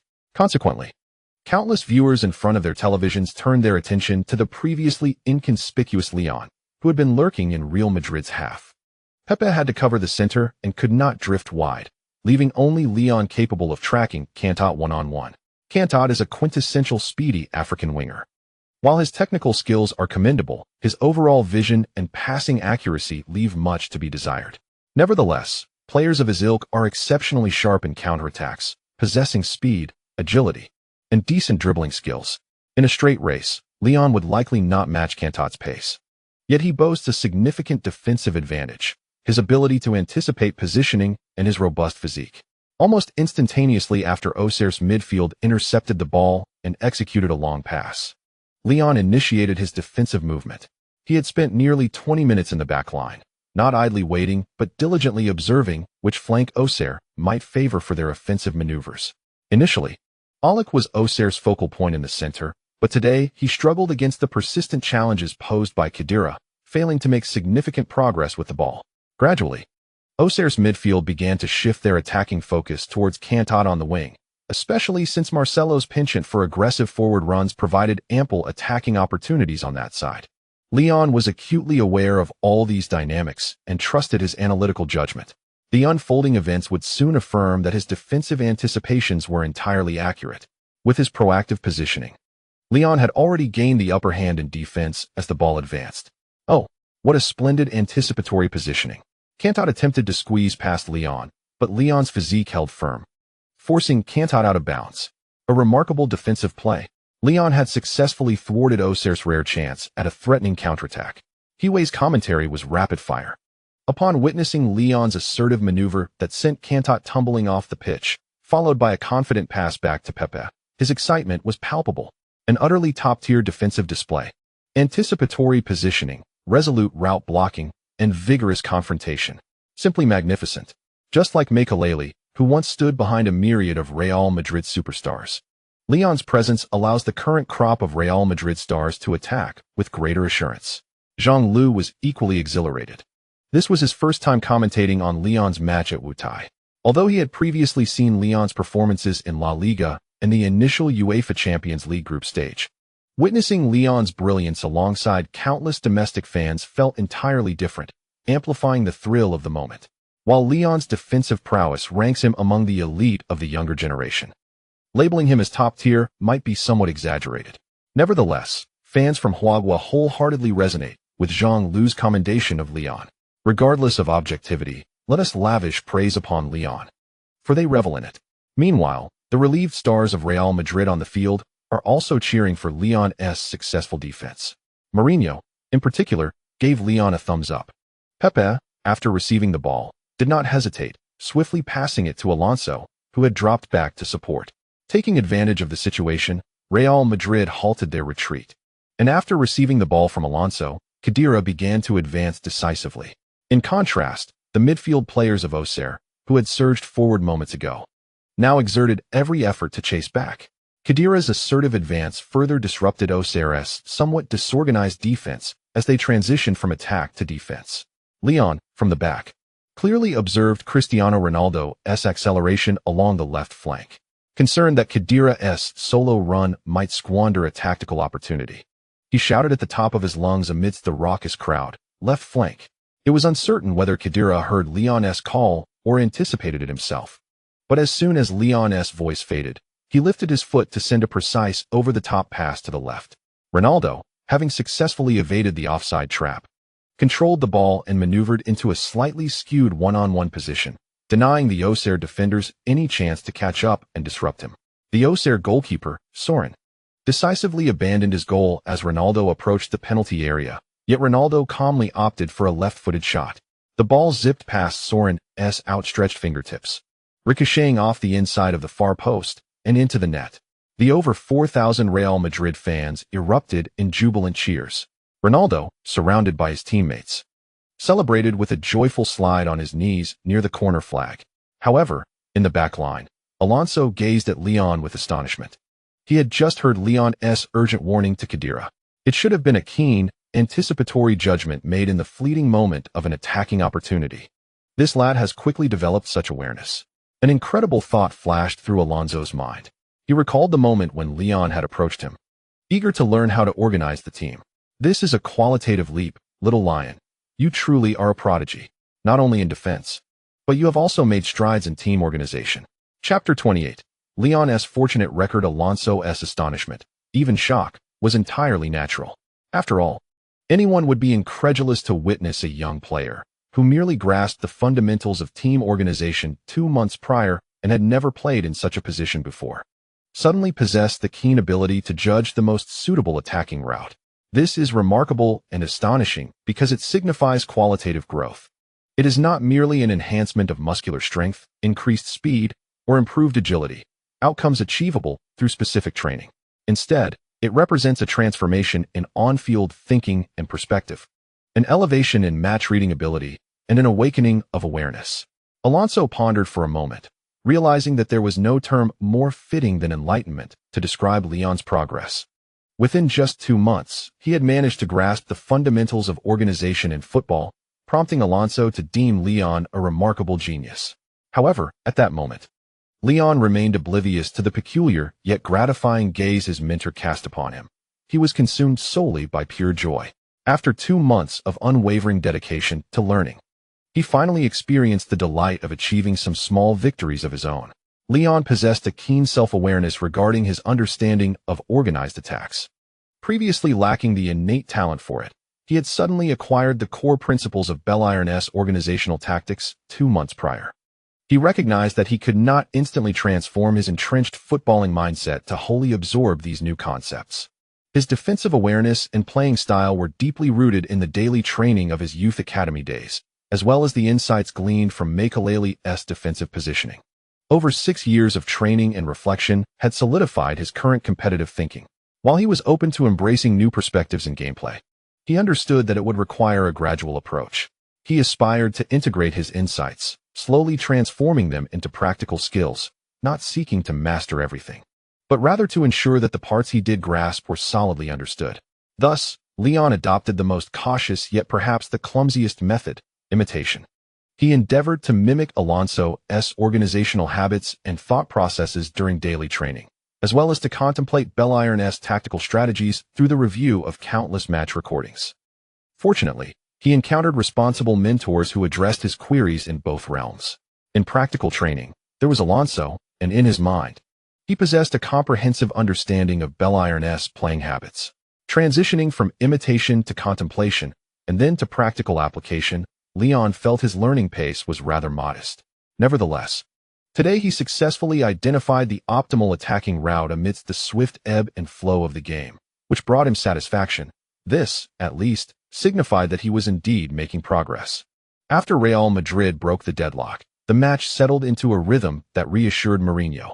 Auxerre, having lost a round in the Champions League group stage, sought to capitalize on their home advantage and was determined to secure points. A single point would still count for something, and after falling behind early in the first half, the remaining 20 minutes of play necessitated a more proactive approach to appease the home fans. Thus, they arranged their formation and began to frequently press into Real Madrid's half to orchestrate their attacks, observing the opponent's newly aggressive 4-3-3 formation. The players of Real Madrid wisely ceded some control in the midfield. Leon and Alonso remained steadfast in the backline, determined not to allow Auxerre's ball carriers to penetrate the critical 30-meter zone. However, Khedira's coverage area had diminished significantly compared to earlier, under the lax defensive efforts. Auxerre's forwards found opportunities to link up and initiate respectable attacking patterns along the flanks and the top of the center circle. This led to Auxerre increasingly committing more players to their midfield and forward lines, fueled by a glimmer of hope. Regardless of the formidable challenge posed by their attempts to breach Real Madrid's dual defensive midfielders, opportunities must be seized when they arise. Once Auxerre's 2 fullbacks began to frequently advance, Real Madrid, seizing the moment to ensnare their opponents, ceased their fishing expedition. In the 39th minute of the first half, Leon and the advancing Ramos successfully cornered Auxerre's forward, Ole. Positioned alongside Ole, Leon decisively prodded the ball away, sending it careening to the left flank. Marcelo, without pausing, propelled the ball forward. Meanwhile, Alonso, who had been eagerly awaiting this moment, received the pass and, with an exquisite quick long ball, sent the gathered crowd of over 20,000 Auxerre fans into a state of panic. The simplicity of Real Madrid's counterattacking passes was remarkable, and their speed was astonishing. Alonso's long pass barely touched the ground before Benzema, with a deft header, redirected it backward. Anticipating the play, Higuaín, having evaded Auxerre defender Dudka, seized the opportunity to deliver a threatening through ball to the left front. In that perilous zone, Cristiano Ronaldo had already shaken off his marker and was surging forward with remarkable speed. Witnessing this, Leon felt a profound sense of reassurance. Ronaldo did not disappoint the Real Madrid fans or his teammates. From nearly the same position, he unleashed a strike with his left foot, once again breaching the goal guarded by Soren. The only distinction this time was Ronaldo's choice to strike fiercely, showcasing raw power and relentless intensity. Within the first half, they had secured a commanding 2-0 lead, igniting fervor on the Real Madrid bench. Mourinho could finally breathe easy, knowing this match was firmly in hand. Auxerre was unlikely to mount a comeback. Indeed, following 2 crushing blows, even after the halftime adjustments, the Auxerre players struggled to regain their pre-match spirit and confidence. In the second half, had it not been for substitutes Di Maria and Higuaín bringing joy to the game, the match might have lost all suspense. By the 74th minute, Leon was substituted by Mourinho, allowing Lasdiera to make his first appearance for Real Madrid since recovering from injury. Khedira was also replaced. It seemed Mourinho aimed to maintain pressure on Auxerre's defense. However, until the final whistle, neither side managed to find the net again. Ultimately, Real Madrid secured a smooth 2-0 victory against another Champions League group opponent, currently leading Group G with 2 consecutive wins. Leon also continued his streak of good fortune, which had become a talking point among Real Madrid fans and some Spanish media. Every match in which he played resulted in a victory for Real Madrid. While it may sound trivial, at least in Leon's perspective, this so-called streak of good luck held little significance. Setting aside his unfortunate streak, Real Madrid had merely drawn 1 league match. Nevertheless, the fans held a different view. They regarded the fact that Real Madrid had achieved an unblemished record in matches featuring Leon as an undeniable truth. Indeed, Leon, hailing from Castilla, has brought a stroke of fortune to Real Madrid. Regardless of the magnitude of this luck, it has undoubtedly exerted a positive influence. Numerous pro-Real Madrid media outlets in the Madrid region have enthusiastically promoted this intriguing anecdote.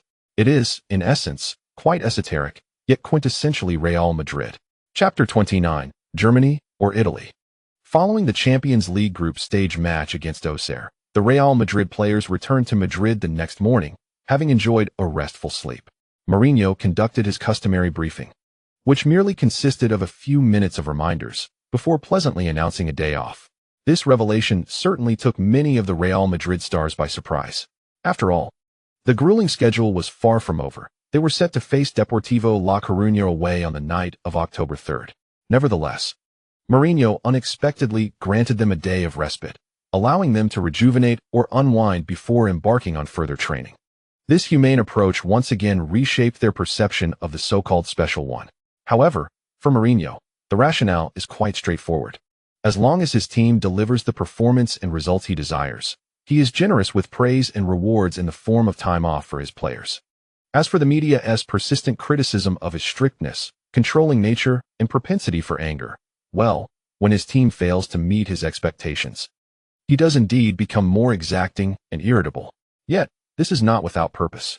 It is his inherent method of motivating players. Those who are receptive and self-disciplined tend to exert greater effort and evolve, while those who repeatedly disregard his guidance fall outside his consideration. As the Real Madrid stars cheered and gradually departed, Leon received a knowing glance from Mourinho and did not rush to the parking lot. After a brief wait, he resumed his familiar seat, observing Mourinho as he offered him a cup of coffee. Gone were the feelings of restraint and anxiety from 2 months prior. No extra training at the base today. Rest well, and you will continue to start in the next league match. Mourinho's words momentarily stunned Leon. Soon, however, he seemed to comprehend, nodding in gratitude towards Mourinho. According to previous discussions with Kaká and Mourinho, barring any unforeseen circumstances, he would indeed remain a starter in the upcoming Champions League matches. However, in the league, he would gradually transition to a rotational substitute role. After all, he would be departing on loan in the winter transfer window, and the coaching staff needed to experiment with a new starting formation and tactical approach that would be most fitting for the current Real Madrid squad in his absence. If they were unprepared for new tactics upon his departure, the potential loss in performance could be substantial. With the objective of securing the top spot in the group for the Champions League, it was prudent to utilize Leon as a starter while he remained, ensuring the team's success. Subsequently, after Liang's departure, Real Madrid adopted their newly familiar formation and tactics from the league to compete in the Champions League.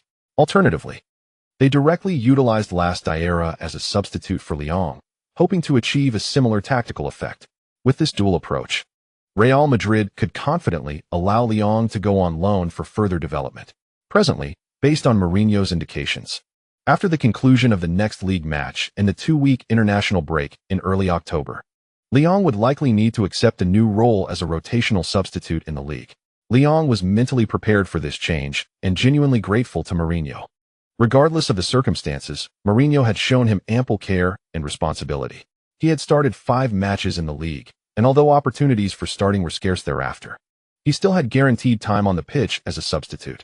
Moreover, in the Champions League, he would at least have the chance to represent Real Madrid throughout the group stage of the current season. The points he might miss in the league could easily be compensated for in the Champions League, as winning a match in the Champions League as a starter equated to winning 2 in the league. It was unfortunate that the system had a rule whereby a player not starting but included in the final 18-man squad could only earn basic points. Otherwise, Lyon could exploit this loophole to accumulate points while seated on the bench. Reflecting on this, he could only silently mourn the rewards points he was destined to lose for a moment. Have you decided where to go? You don't still wish to remain in La Liga, do you? If you do stay, your former teammates will show no mercy, nor will I. Mourinho chuckled as he noticed Lyon lost in thought.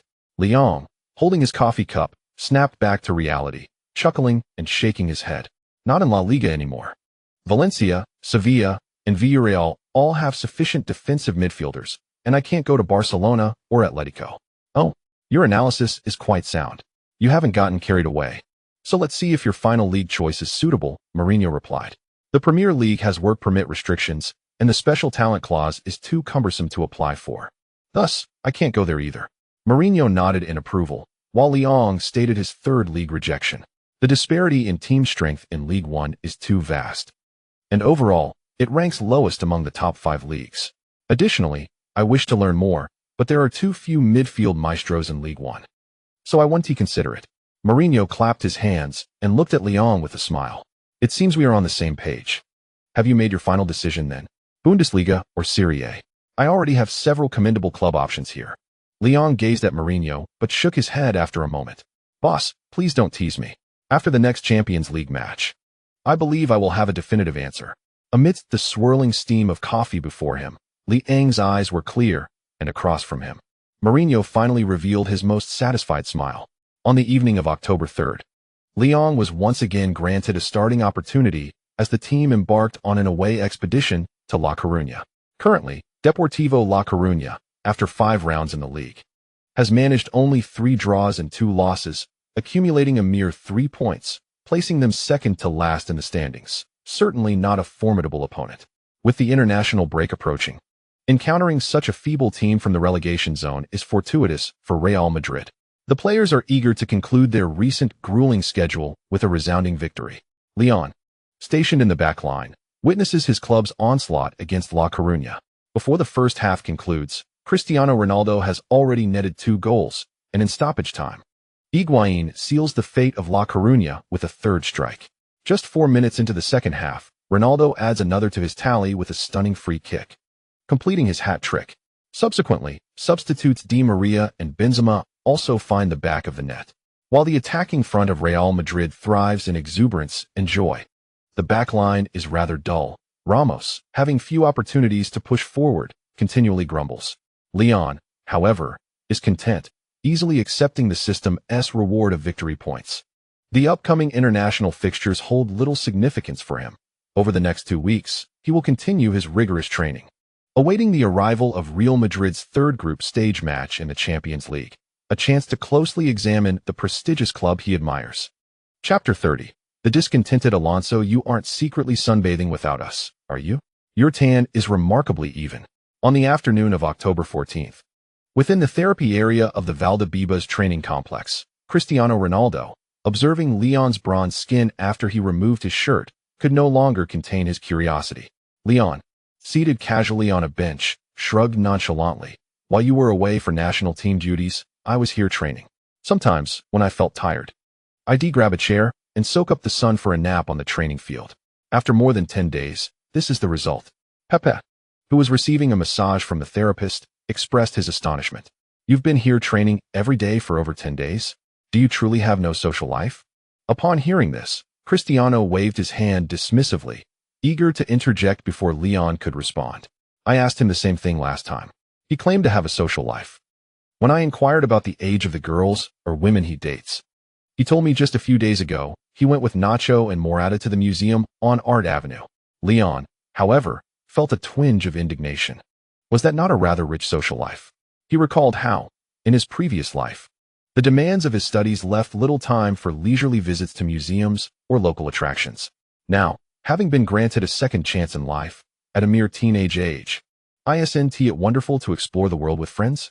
Cristiano, exasperated, chose not to pursue this topic further. Rather than guiding Leon to date enchanting young Spanish women in their 20s, he was more intrigued by the results of Leon's sunbathing endeavors. Pepe chuckled as he watched Leon disdainfully swat away Cristiano's hand from his arm, only to be surprised when Leon turned to him with a question of his own. "Oh, did our team not recently face AC Milan last season? What is your assessment of Milan's current strength?" Cristiano Ronaldo and Pepe exchanged a glance, both eager to convey the pride of Real Madrid's superiority over Milan as opponents. However, after a moment of contemplation, they offered a rather measured response. They are formidable opponents. The results speak for themselves. In the group stage of the previous season, Real Madrid and Milan engaged in a fierce contest, resulting in 1 defeat and 1 draw for Madrid, despite their significant valuation and pre-match expectations. Milan, with their peculiar record of 2 victories, 3 draws, and 1 defeat, demonstrated to all that they could succumb to Zurich and draw with Marseille, yet still hold the upper hand against Real Madrid. What a finishing second in the group. What does it matter if they faced a disastrous 0-4 loss against Manchester United in the knockout stage? They can proudly declare, "I have triumphed over Real Madrid in the group stage." Ronaldo still vividly recalls the seasoned defenders of Milan. Even though he faced malicious fouls during his match against Marseille and was unable to participate in both encounters with Milan, he diligently watched those matches. It can be said that Real Madrid's misfortune, coupled with their defensive cohesion issues, contributed to their inability to overcome Milan. Nonetheless, Milan's defense proved to be a formidable obstacle. This year, although Milan's veterans have aged another year, the defensive position is less susceptible to the ravages of time compared to forwards and attacking midfielders. The combination of several still capable veteran stars alongside the peak-performing Thiago Silva forms a backline that remains a tough nut to crack. Ronaldo and Pepe exchanged insights regarding Milan's prowess.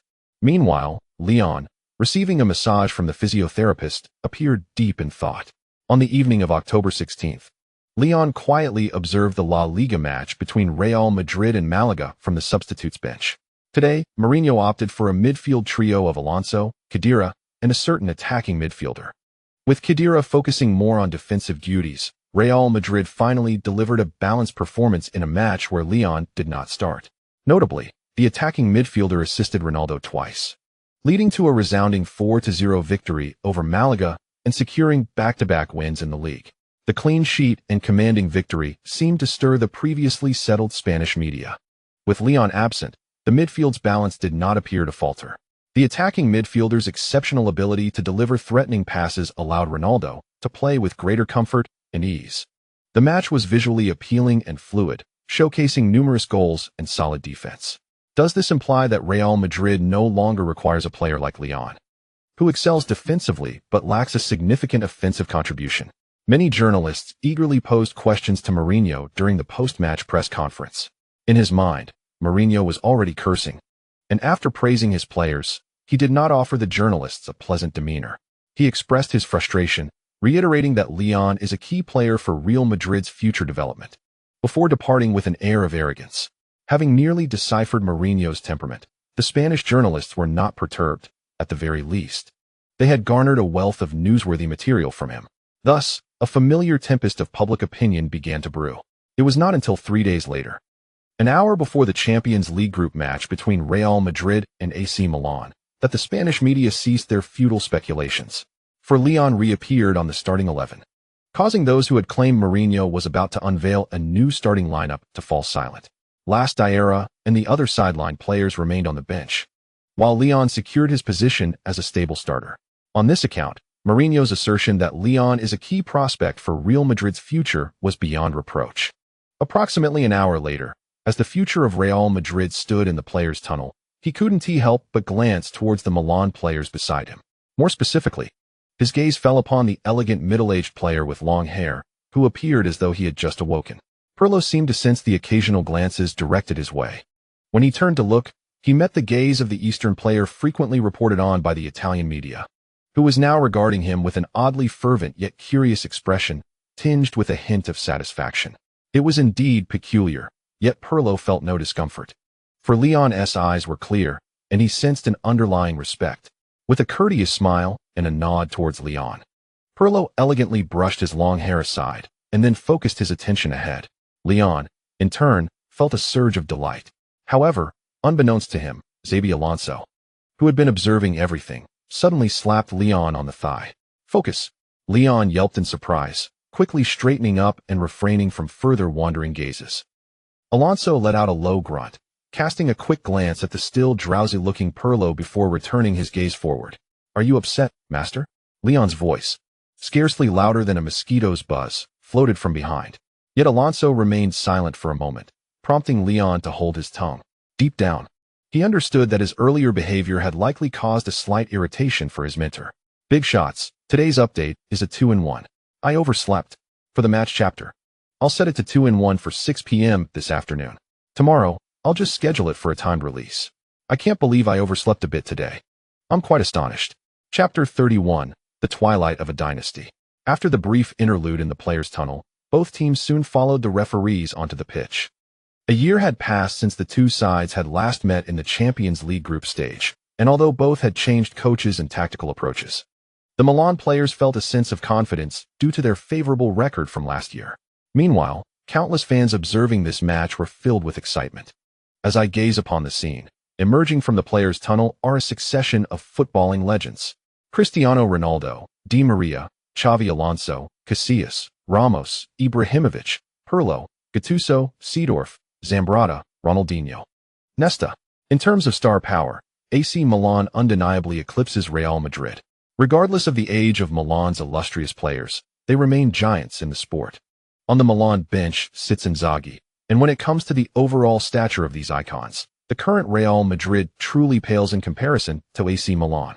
However, while reputation holds weight, when it comes to sheer combat effectiveness, the present Real Madrid significantly outpaces Milan, at least from Mourinho's perspective. The youthful squad he leads possesses no conceivable disadvantage against the twilight of Milan's dynasty. After all, time spares no one. The irreversible decline in physical capabilities cannot be effortlessly compensated by mere skill. Today, he has prepared a tactical delight for Milan's new head coach, Allegri. Whether it is welcomed by the opposition remains uncertain, yet the supporters of Real Madrid will surely be enamored. Today, both Real Madrid and AC Milan deployed a 4-3-3 formation. For Milan, the defensive line, from left to right, consists of Antonini, Bonera, Nesta, Zambrata.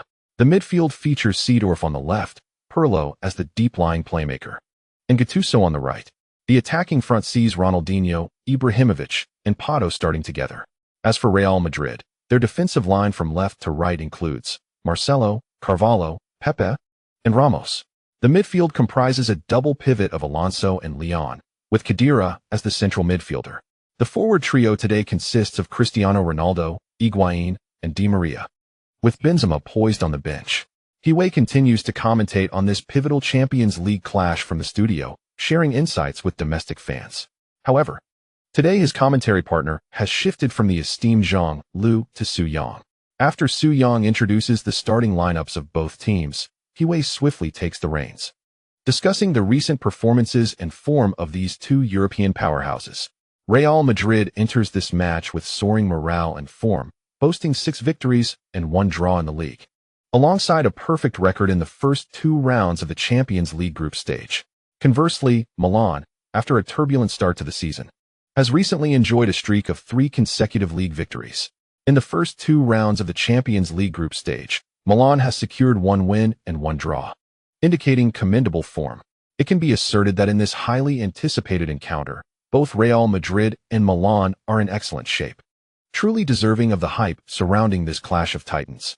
As the match commences, Milan proactively initiates a high-pressure assault in the attacking third, exuding a confidence that suggests they fear not the might of Real Madrid. Nonetheless, while Ibrahimovic and Pato display spirited tenacity, Ronaldinho, after a few energetic strides forward, seems to await his teammates to regain possession. Meanwhile, the aging Gattuso and Seedorf find their pace diminished compared to their younger days. They strive with all their might, yet the effectiveness of their efforts appears lacking. Due to the swiftness of Real Madrid's defenders, the pace of their passing and receiving has notably increased. With a series of concise and efficient short passes, they swiftly dismantled Milan's intention to apply high pressure in the attacking third. Among these plays, Leon executed a successful close-quarters shielding maneuver that left Seedorf at a disadvantage. Although he currently weighs just under 80 kilograms, his core strength is robust. And complemented by his broad shoulders, he executed a solid back-to-goal shielding and lateral pass that rendered Seedorf helpless. Once the ball reached Alonso's feet, Real Madrid's simple yet effective long counterattack commenced. The strategy remained focused on finding Cristiano Ronaldo, who was tasked with probing the opponent's defensive strength along the flanks right from the outset. Before his significant knee injury, Ronaldo possessed the capability to exploit such opportunities. And as he approached the ball, Zambrotta, seeing the imminent threat, urgently called for Gattuso's assistance to double-team. In his career, Ronaldo had faced AC Milan on 2 occasions, both times resulting in his team's elimination. At that time, he was with Manchester United, facing a peak Milan side, with Kaká, who had triumphed over him in 2007, ultimately claiming the Ballon d'Or. Last year, Real Madrid encountered Milan in the Champions League group stage, which should have served as Ronaldo's ideal opportunity for revenge. Unfortunately, he was sidelined by injury and could only watch helplessly as his team triumphed over Milan from his television screen.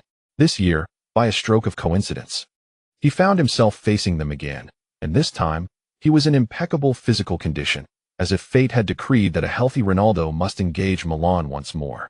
With newfound confidence, Ronaldo surged down the flank, undeterred by the double marking from Zambrotta and Gattuso. Executing a deft bicycle maneuver, he suddenly accelerated, breezing past the slightly misaligned Zambrotta.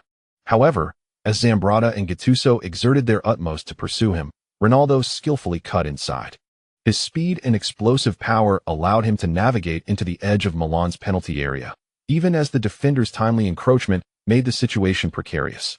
After a brief moment to steady his breath and adjust his stance, Ronaldo unleashed a powerful long-range shot.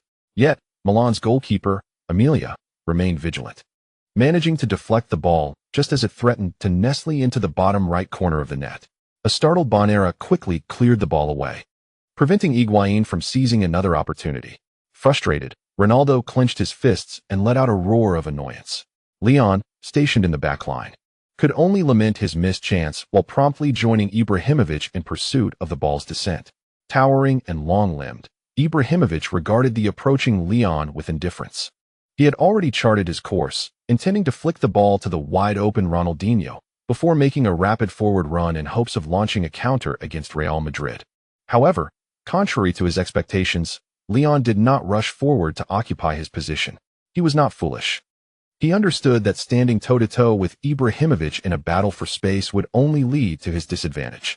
The height difference of over 10 centimeters is quite apparent. In terms of static confrontation, he is certainly not a match for Ibrahimovic. He estimated the ball's descent time, adjusting his steps in advance, and only began his fierce acceleration in the last few strides.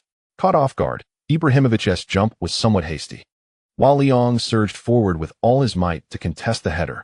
Although both players ultimately made contact with the ball simultaneously, neither succeeded in gaining possession.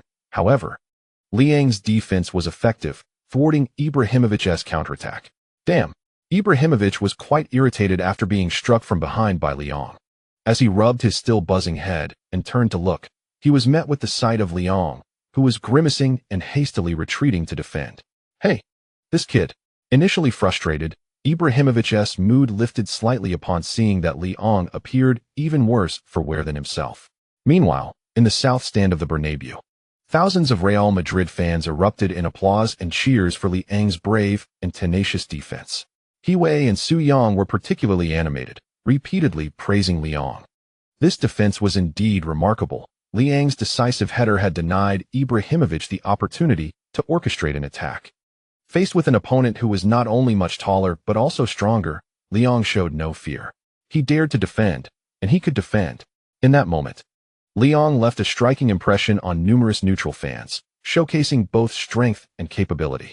Real Madrid effectively demonstrated their overall superiority over Milan in this simple transition from defense to attack. Milan's defensive line found it increasingly difficult to restrain Real Madrid's incisive advances as they had done in the previous season. With Leon, a young defensive midfielder unafraid to confront challenges, and an untested Xabi Alonso, Milan faced a greater challenge in breaching Real Madrid's defensive line compared to last year. After witnessing this defensive success, countless Real Madrid supporters felt reassured. Although Milan remained formidable, They could not stand against the passage of time. Each year, Real Madrid reinforced their squad with fresh talent and welcomed the championship-winning coach, Mourinho. In contrast, Milan's roster aged year by year, with stars who had once been the backbone now becoming mere veterans, yet still shouldering significant responsibilities. A look at the investment comparison made it clear that Milan could no longer serve as a stumbling block for a rejuvenated Real Madrid. The subsequent course of the match evolved into Real Madrid controlling the tempo and launching continuous assaults, while Milan was forced to retreat, rarely finding opportunities for counterattacks. Ronaldinho fell silent, rendered ineffective as he struggled to gain possession in the attacking third. His aversion to defending was evident, even when he attempted to track back. His defensive efforts were lackluster at best. Standing on the sidelines, Allegri wore a frown as he observed his team being dominated by Real Madrid. His frustration deepened, especially upon witnessing Pirlo repeatedly confronted by Khedira, who seemed to outpace him in the chase. Yet, he found himself with no suitable substitutions to make. The former captain Ambrosini has suffered a recurrence of an old injury and is once again confined to a hospital bed. In the defensive midfield position, he currently has only Pirlo and Flamini at his disposal. However, to be candid, neither of these players embodies the type of defensive midfielder he favors. While other Italian coaches may prefer to retreat their playmaker deeper, he is an advocate for versatile warriors. It is the type of midfielder who possesses strength, a balanced offensive and defensive capability, and abundant stamina that truly captures his admiration. Thus, upon taking office, he promptly reinstated Gattuso and Seedorf. Ronaldinho and Pirlo are positioned as expendable components within his tactical framework, with Boateng, who currently serves as a substitute for Ronaldinho, essentially earmarked as the future starting attacking midfielder. The situation with Pirlo has consistently troubled Allegri. Contemplating this, he instinctively cast his gaze towards the Real Madrid half, observing the young Leon, who, at this moment, was tasked with safeguarding the backline while Alonso advanced to orchestrate play. Is he tough?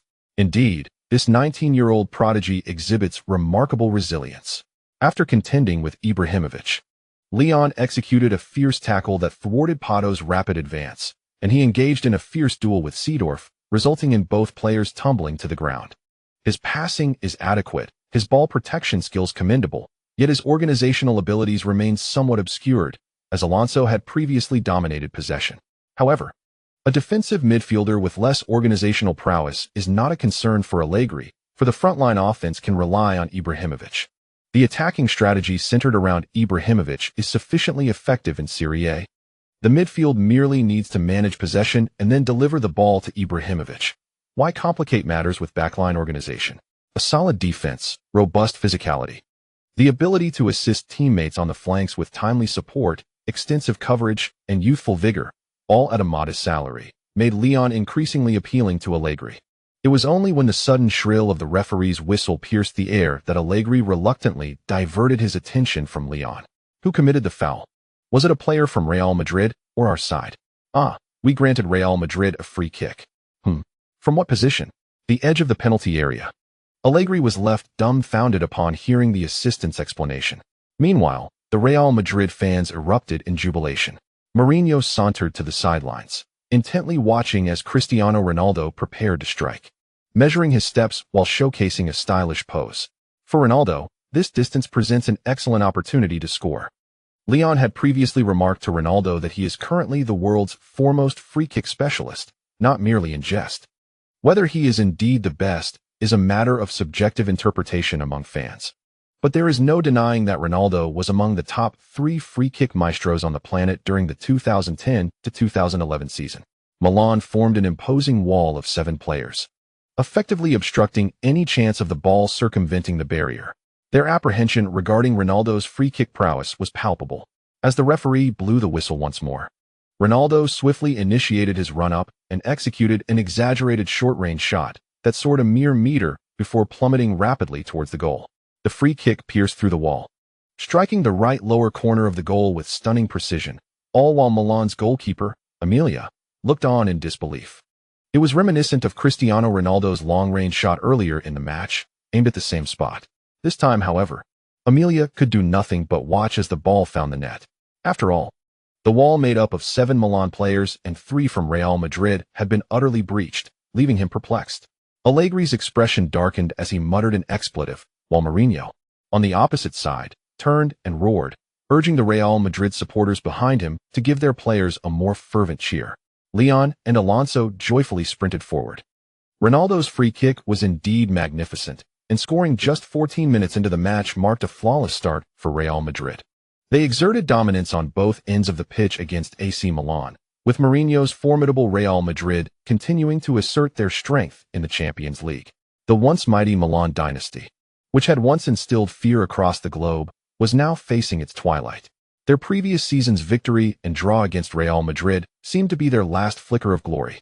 Leon understood all too well the depths of despair that awaited AC Milan in the future. Fortunately, before plummeting into the abyss, Milan could still manage to hold on for 2 or 3 more seasons in Serie A. Leon felt that his close observation could come to an early conclusion, and he was quite satisfied. He had a favorable impression of both the current state of Milan's midfield and several of the seasoned veterans on the team. Chapter 32. Gion, do you want a defensive midfielder? Why did he ultimately choose AC Milan as an ideal venue for honing his skills in the latter half of the season? If pressed for a reason, Leon could enumerate several. In retrospect, after pinpointing his target, he felt that AC Milan was exceptionally suitable. However, if he were to select just one reason that stirred his heart and compelled him to Milan instinctively, it would be Pirlo. Others might find it hard to believe, but Leon was acutely aware that after this season, Pirlo would be joining Juventus as a free agent. It seemed rather astonishing that Milan would allow Juventus to acquire a still capable Pirlo without compensation. Yet, given the authority granted to the Milan hierarchy and Allegri's bold restructuring, unflinchingly making cuts to several veteran players, such an occurrence was not entirely surprising. Thus, if Leon wished to learn from Pirlo, he had to either join AC Milan for the latter half of this season or opt for Juventus next season. Comparatively, in terms of relationships, Leon had a much closer connection with Milan than with Juventus, at least through the staff. He had the opportunity to directly discuss positional matters with Allegri. Speaking of positions, this was the second reason Leon felt satisfied with the current Milan squad. Had Ambrosini not been injured, Leon would have found it impossible to compete with the veteran captain, even though he longed to play alongside Pirlo. Joining a Milan side where he could not secure a starting position was out of the question. However, Ambrosini has once again succumbed to injury, and Boateng has yet to establish himself, while Pirlo is on the verge of becoming less significant at this critical juncture. Leon perceives that he possesses a genuine opportunity to vie for a starting position in the midfield at Milan. Naturally, he envisions the most ideal scenario as being able to step in for the aging Seedorf or Gattuso during the midfield restructuring, utilizing his superior stamina and broader scope of play to continue providing defensive support for Pirlo. This would enable him to forge a closer rapport with Pirlo. While the realization of this ideal outcome hinges upon Allegri's tactical vision, the prospect of joining Milan, particularly for the chance to collaborate with Pirlo, is an enticing opportunity for Leon to take a calculated risk. Missing this chance to work alongside Pirlo would render future opportunities exceedingly scarce, and Leon is reluctant to find himself directly transferring to Juventus. After all, even if he desires a transfer, Mourinho would likely not acquiesce. Such opportunities are rare, and Leon possesses the resolve to compete with the veteran midfield luminaries of Milan. Now it remains to be seen what Allegri thinks. Will Allegri grant him an opportunity to communicate directly? After celebrating with his Real Madrid teammates, Leon jogged back to his half while pondering this question internally. Unbeknownst to him, Allegri had already been captivated by him moments before. Without having yet greeted his Milan counterparts, Leon had made a significant impression in less than 15 minutes of play. Leaving Allegri, who was grappling with issues regarding the defensive midfield position and the club's financial constraints, intrigued. He is both cost-effective and promising. With Lassana Diarra's return to fitness, Leon's playing time at Real Madrid would undoubtedly diminish significantly if we do not secure a loan to another team during the winter transfer window. Other clubs will certainly seek to borrow him, and acquiring Leon would only necessitate covering his annual salary of less than 100,000 euros. Galliani would surely consent. The only uncertainty lies in whether that young man would grant me an opportunity for dialogue and persuasion. After expressing frustration and urgently conferring with his assistant coach regarding tactical adjustments, Allegri's gaze involuntarily drifted once more towards Leon's direction as the match was poised to resume. At that moment, Both individuals were contemplating how to create a chance for direct communication with one another. The sole distinction lay in Leon's anxious confidence, contrasted with Allegri's troubled uncertainty. Nevertheless, as the match resumed, both swiftly immersed themselves in their respective roles, momentarily casting aside extraneous thoughts. Following the kickoff, AC Milan adopted a more vigorous approach to break through offensively. The previous stifling predicament had led both the Milan players and Allegri to swiftly grasp a crucial realization. Their defensive line could no longer withstand the relentless assault from Real Madrid. Relying on defense to secure a favorable outcome against Real Madrid had evidently become untenable, especially now that they trailed by a goal. Milan was compelled to place their hopes on the offensive front. The attacking trio of Ronaldinho, Ibrahimovic, and Pato appeared to possess the potential to turn the tide. However, in reality, as the rhythm of attack and defense shifted, Milan remained the disadvantaged side. Ibrahimovic and Pato were relatively normal, but Ronaldinho's performance today was rather disappointing. Under the relentless pressure from Leon and Ramos, even his passing became exceedingly challenging. Even in the absence of Ramos, Leon single-handedly caused Ronaldinho to lose possession twice and fail in a dribble within a mere 10 minutes. The investment Milan made in Ronaldinho's play was completely squandered, yielding not even a ripple of impact. Conversely, after Real Madrid established a swift counter-attacking rhythm, they posed a greater offensive threat than the attacking Milan. In the 28th minute of the first half, Khedira seized a short pass from Leon following a defensive interception and decisively surged forward. Khedira's imposing physique, which sometimes appeared ineffective, proved invaluable against Pirlo today. This cannot entirely be blamed on Pirlo, as he has consistently employed this style of play, relying on his excellent positioning and awareness for defense, while Gattuso typically handled the more arduous tasks. However, Gattuso's advancing age and the rapid transition game of Mourinho's Madrid left his defensive support somewhat lacking. Without Gattuso's immediate sweeping interceptions, Pirlo was left to contend alone with the youthful and robust Khedira, who was not only adept at dribbling, but also knew how to pass intelligently. The outcome was, therefore, predictable. Khedira's forward run created chaos in Milan's midfield and defense. When Di Maria received Khedira's incisive pass and effortlessly delivered a cross, all Milan fans felt a chill of despair. Ronaldo's header at the far post. Oh my! The ball found the net. Zambrata was utterly unable to withstand Ronaldo's onslaught. Before the 30-minute mark of the first half, Real Madrid had established a 2-goal lead. Ronaldo had scored twice. Leon's timely interception and pass were instrumental, as Real Madrid's counterattacks left AC Milan with little recourse. As a seasoned Real Madrid supporter, Hiway was reveling in the moment. Leon's outstanding performance and Ronaldo's brace had given Real Madrid a commanding 20-point lead over Milan before halftime. Had he not been occupied with live commentary, Hiway would have undoubtedly celebrated with a couple of beers. At this moment, the Bernabeu Stadium transformed into a sea of jubilation. The embarrassing scenario of being restrained by Milan in last season's group stage was still vivid in the minds of Madrid's fans. The euphoric atmosphere of the Bernabeu echoed their relief and exultation. The moment the ball hit the net, the psychological blow to the Milan players was profound. Although Milan attempted to regroup after halftime, launching an aggressive offensive at the start of the second half, the outcomes continued to frustrate their supporters. The once proud Ronaldinho from last season was now performing dismally. Allegri had indeed provided him with opportunities, but Ronaldinho failed to capitalize. Consequently, in the 57th minute of the second half, Allegri substituted Bokai for Ronaldinho. Milan switched to a 4-4-2 formation with a diamond midfield, placing Bokai in the attacking midfield role. Remarkably, this tactical adjustment seemed to invigorate Milan's offensive efforts. As Boateng gradually regained his form, establishing connections with Ibrahimovic and frequently posing threats, Leon once again emerged prominently. A fierce tussle saw him topple Boateng, igniting a verbal skirmish among players from both sides.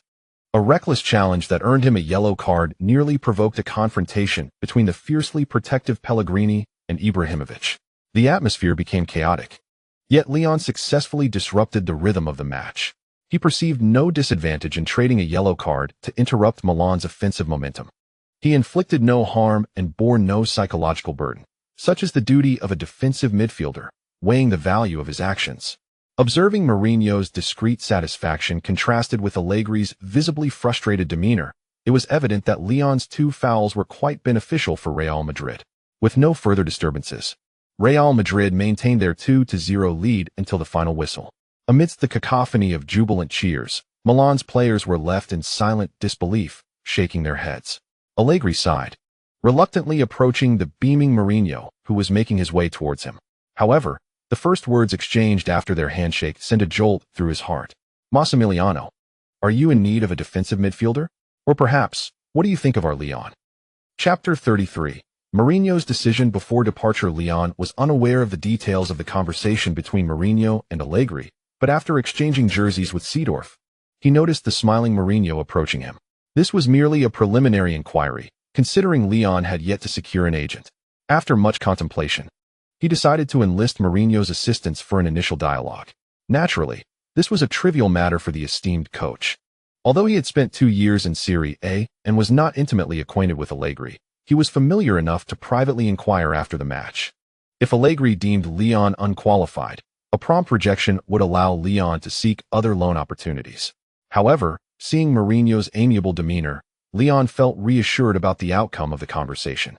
Boss, prepare yourself over there. Once the winter transfer window opens, I will facilitate your transition at the right time, barring any unforeseen circumstances. Mourinho draped an arm around Leon's shoulder, providing a nearly affirmative response. Yet, that old rascal wanted to include a buyout clause. Humph, I'll defer that. Once the club finalizes your contract renewal, we can negotiate that matter.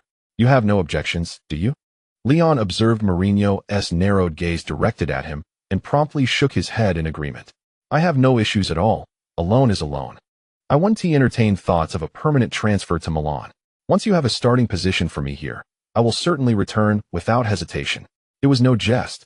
Any hint of hesitation from Leon would undoubtedly result in Mourinho not permitting his departure so easily.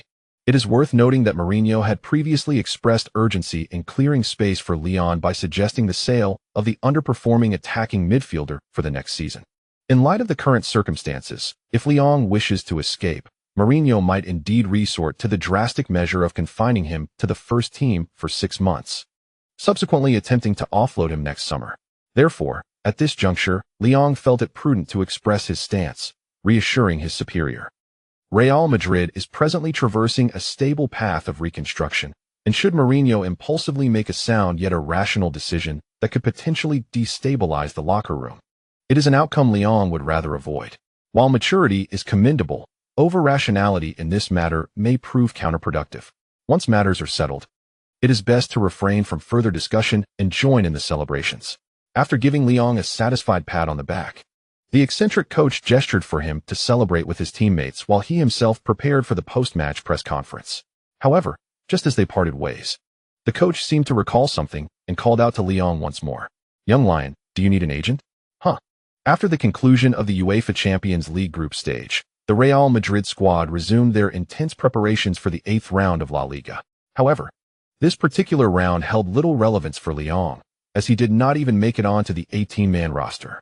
On the afternoon of October 23rd, the very day of the 8th round of La Liga, Leon, donned in casual autumn sportswear, awaited an unexpected visitor at a private cafe near the training facility.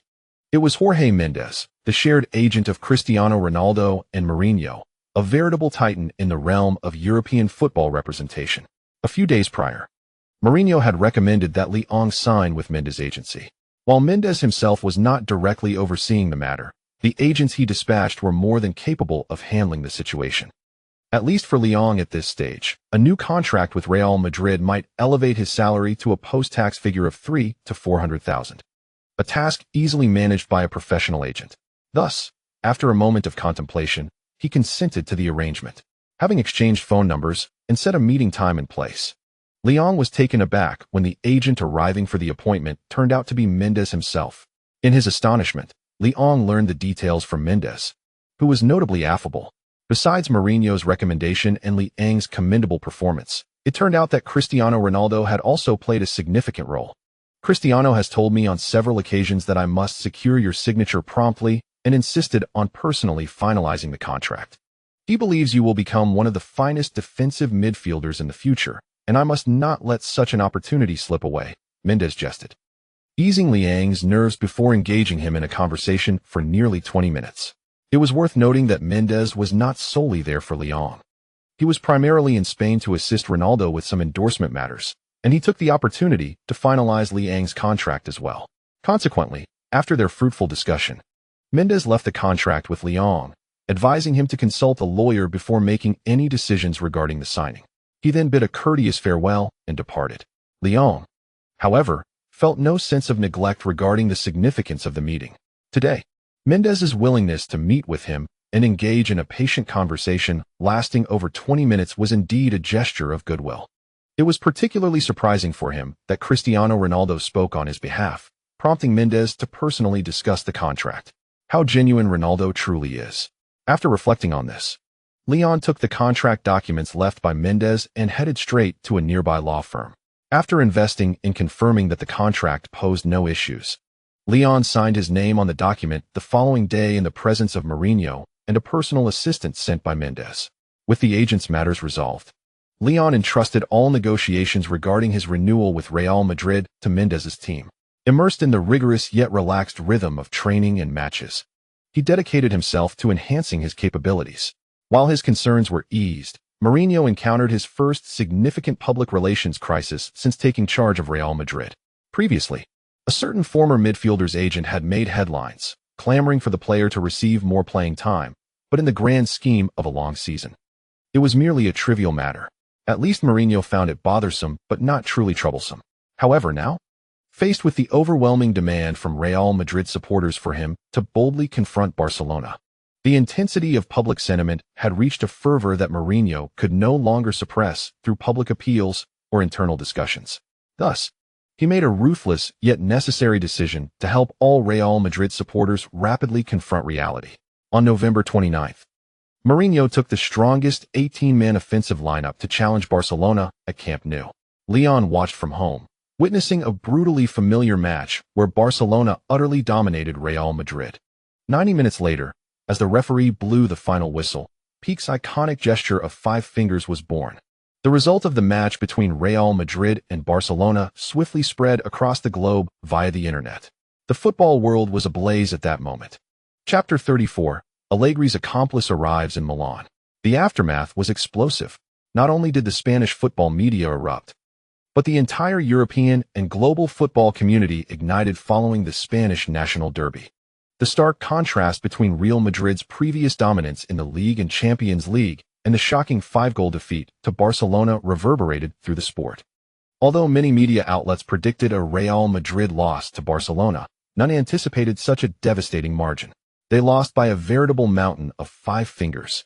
Mourinho's calm yet detached demeanor on the sidelines alongside Pique's 5-finger display made headlines in Spanish media. It was at this moment that people recalled Mourinho's repeated calls for realism before the match against Barcelona. As for what that realism entailed, Mourinho had already provided a clear answer last season when he led Inter Milan to triumph over Barcelona. Possession-based football, while not invincible, certainly presents challenges when faced with aggressive offensive strategies. Recently, the fervent discussions surrounding this topic have quieted significantly. Some fans continue to criticize Mourinho, yet his detractors within the vast Real Madrid fanbase are dwindling rapidly. The morning following the match, Mourinho convened an urgent meeting with Kaká and the club's senior management. Meanwhile, at the serene Valdebebas training complex, only one figure appeared punctually on the training pitch. The other stars of Real Madrid, still reeling from psychological trauma, remained at home recuperating. Leon, having not been included in the squad for the 13th round, felt anger, but more than that, he found motivation to train harder. This can be seen as a form of protection from Mourinho. At least when the team faced criticism, Leon was spared from the ire of fans. Nevertheless, it left him in an awkward position, ultimately highlighting his inadequacies. Despite his calm demeanor, the memory of his teammates' helpless and defeated expressions from the previous night ignited a restless fire within him. Thus, he could not comfortably continue to rest. At 10 in the morning, after concluding the meeting, Mourinho, feeling parched and mentally fatigued, instinctively instructed Kaká to drive him to the training ground instead of returning home. Upon entering the office and drawing back the curtains, they were met with the sight of a solitary figure engaged in short passing drills on the field. Mourinho was taken aback. When had this individual arrived? Karanka leaned in for a closer look, equally astonished, unsure why the entire team had been given the day off. He made a quick phone call to clarify, and shortly after, he stood up, microphone in hand, to inform Mourinho, Jose. The gatekeeper said Leon arrived just after 8 this morning. The two exchanged a silent glance before Mourinho's voice broke the stillness in the office. Let us include a priority clause for renewal and purchase. I cannot agree to a buyout clause, but should we decide to continue his loan or sell Leon? AC Milan will be our primary consideration. This is my greatest concession. If we can finalize the contract intentions with Milan soon, and Allegri remains unwilling, I will loan Leon to Inter Milan instead. Observing Leon, drenched in sweat, Mourinho resolved to make concessions regarding the loan terms. Allegri, that old rascal, was intent on including a buyout clause, but Mourinho would never acquiesce to that. However, a priority renewal and purchase option could certainly be granted. As long as Milan is stable and Leon can train there for half a year, Mourinho will ensure that Leon returns to the first team at Real Madrid after that period. The thought of selling Leon? Absolutely out of the question. After the disheartening defeat to Barcelona, Mourinho resolutely decided to part ways with the ineffective attacking midfielder. In the latter half of the league, he planned to have that player linger behind the forward line to accumulate statistics, ultimately selling him off to the affluent clubs of the Premier League during the summer transfer window. Next year, Leon would undoubtedly be one of his primary defensive midfielders. And should Las Diera dare to challenge Mourinho, he would not be indulged. Given that Mourinho had already considered Leon's smooth ascension, there was little chance he would contemplate selling him. Let Allegri indulge in his dreams for half a year. Once the season concluded, he would awaken from them. With this thought, Mourinho's spirits lifted somewhat. As he gazed upon the training ground, observing Leon diligently engaged in the monotonous routine of short passing drills, the intensity of the special one's gaze brimmed with anticipation. You better not disappoint me, he silently urged. On the evening of January 3, 2011, Leon, making a long-awaited return to the starting lineup, helped Real Madrid secure a 3-1 victory over Getafe. However, during the post-match acknowledgement, Leon unexpectedly remained until the end. As one of the key players who facilitated Real Madrid's remarkable 6 consecutive wins in the Champions League group stage, propelling them into the round of 16, he naturally garnered an enthusiastic response from the traveling fans. Only a few discerning supporters sensed something amiss, but they dismissed it. The next morning, the AS newspaper broke an exclusive story confirming that Leon had boarded a flight to Milan, where he would finalize a loan agreement with AC Milan. Those Real Madrid fans who had curiously lingered until the end of the match suddenly realized the truth. Their young lion was bidding them farewell. In an instant, a wave of shock and dissatisfaction surged through the Real Madrid fanbase, flooding the official website and social media with inquiries regarding Leon's departure. However, they seemed to forget that just months prior, they had clamored for a dazzling offense over an unremarkable victory, echoing the sentiments of the astonished Milan supporters. Real Madrid and Milan had expertly concealed their negotiations, having reached an agreement before the winter transfer window opened, leading to a direct announcement. Aside from the chosen media outlets, no information was shared with others, creating a minor sensation in the winter transfer news. After all, Leon had already started 6 Champions League group matches for Real Madrid, earning recognition for his talent and skill from various media. For AC Milan, this was a savvy reinforcement. They would only need to cover half of Leon's salary, approximately $250,000 net after tax, to acquire a young player with significant potential, an enticing proposition indeed. Most Milan fans, after a brief moment of astonishment, rejoiced. Yet, as with all matters, there were exceptions. A minority of discontented Milan supporters, displeased with Allegri's decision to sideline Ronaldinho and Pirlo, viewed Leon as an accomplice in Allegri's further purging of the locker room. His arrival would only complicate Pirlo's chances of playing time. Consequently, to express their protest, they raised placards proclaiming, "We want Pirlo, not Leon." The placards sat quietly outside the airport, expressing their discontent. However, their opposition was merely a fleeting episode, failing to impede the progress of the transfer agreement. On January 4, 2011, at 11 in the morning, Allegri's accomplice arrived in the city of Milan.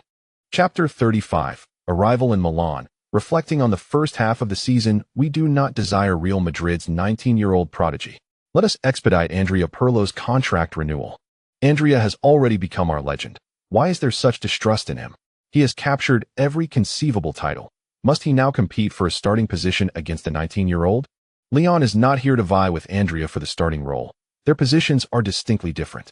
On the contrary, I believe Leon will serve as a superior partner for Andrea in the starting lineup. What nonsense is this? That young lad from the East can only play as a defensive midfielder. His technical attributes do not suit the wing positions. Enough of this bickering. The official website has released images of Leon smiling after passing his medical examination. Wow, this kid is truly handsome. Just as the AC Milan fans were embroiled in a spirited debate regarding Leon's arrival. A photo released by the AC Milan official website, showcasing Leon's smile post-medical examination, captivated countless fans across Italy. In that moment, the supporters found common ground. Regardless of their stance on Leon's loan, they all shared the same sentiment. This kid is undeniably attractive. In terms of looks, Leon may not rival the peak Kaká, but his sunny, athletic demeanor and well-defined physique certainly garnered him considerable affection from the fans. Perhaps Leon himself did not anticipate that even before stepping onto the pitch, he would win the hearts of many Milan supporters based solely on his appearance. Having completed his medical examination and settled into his hotel, he promptly boarded Milan's official vehicle to journey to Milanello. In comparison to Valdebebas, Milanello boasts an equally illustrious reputation. Or perhaps its alternative name resonates more with the fans, the Milan Sports Center. Leon was undoubtedly impressed by this renowned, state-of-the-art training facility. As soon as he disembarked from the vehicle, he eagerly inquired with the staff about the possibility of visiting the training grounds. The staff member was taken aback. It was precisely lunchtime, and the players and coaching staff were dining in the base's restaurant.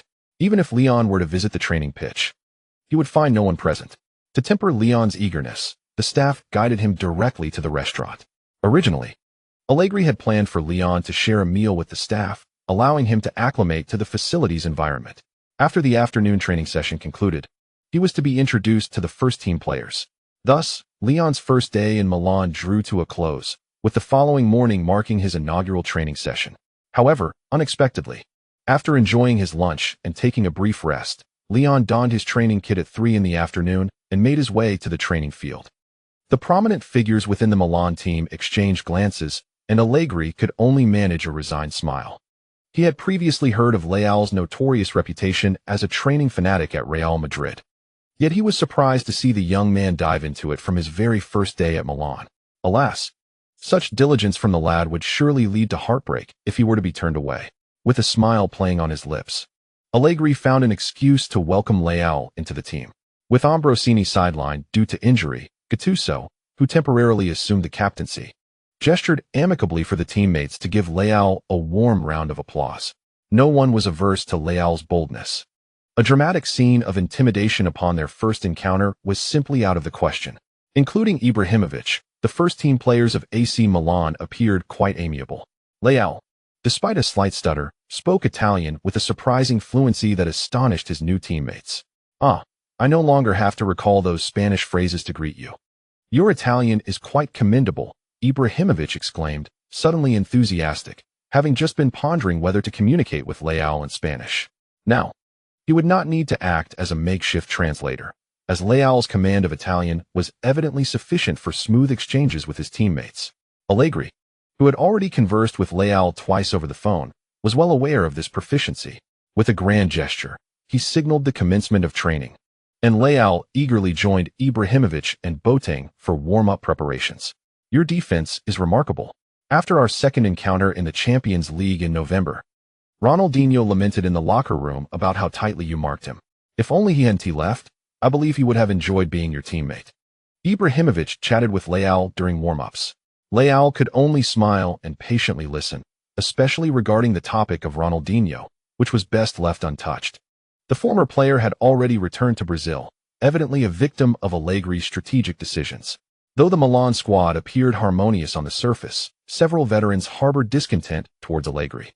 Ibrahimovic was unperturbed. Regardless of who came or went, he remained the undisputed starting striker for Milan. However, Leal, still finding his footing within the team, resolved to act with a degree of discretion, despite Allegri's favorable view of him. You are formidable too, Zlatan. Our coach and the midfielders have all remarked on how challenging it is to defend against you. Prior to our Champions League match, our coach emphasized the necessity of containing your influence. If you are uncomfortable, Milan's offensive threat diminishes significantly. Fortunately, we managed to achieve that. Leal quietly praised Ibrahimovic from behind his back. Though perhaps not overtly flattering, Ibrahimovic found the remarks pleasing. Listen, the champion coach Mourinho and the defenders of Real Madrid only focus on me, Zlatan. Does that not imply my strength? He mused. The other Milan forwards are mere amateurs. They still have a long way to go. Milan must rely on me to carry the banner. Suppressing the smile that graced his face, Ibrahimovic turned to glance at the earnest Leon. What a genuinely honest young man he is. Your sincerity is remarkable. However, it would be prudent to reserve such confessions for me alone, lest the other forwards at Milan feel discontented. All right, Zlatan. I have heard that your balance and flexibility training are exceptional.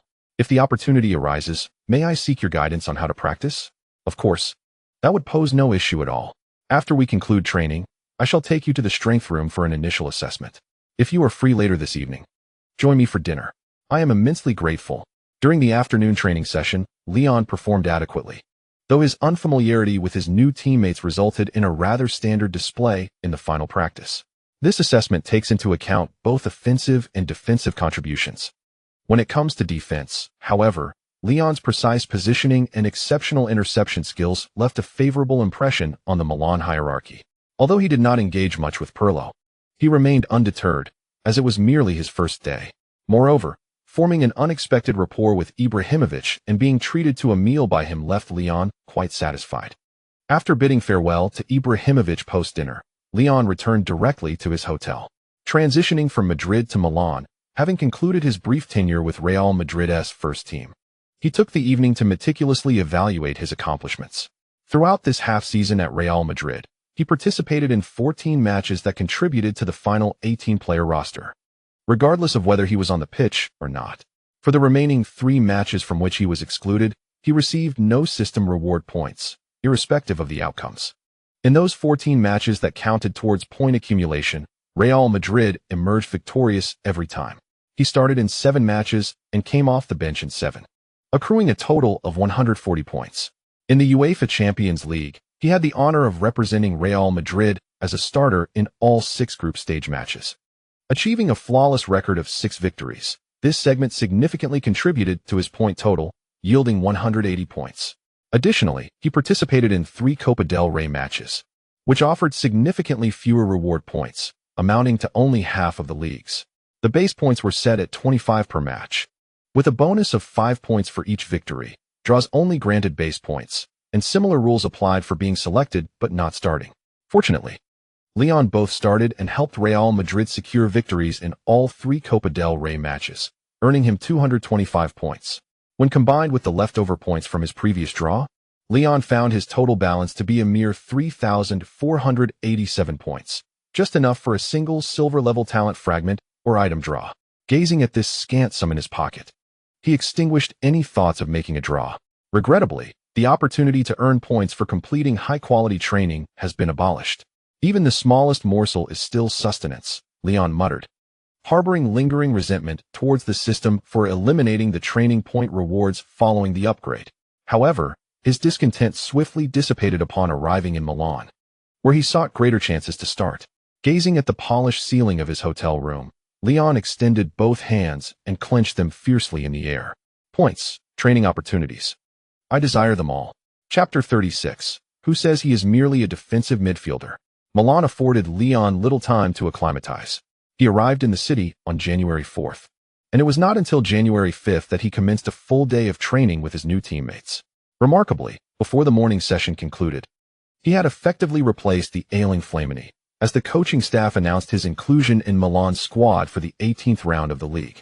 At a critical juncture where Milan was vying for the top position alongside Napoli, it was reasonable to surmise that Allegri would not hastily place Leon in the starting lineup.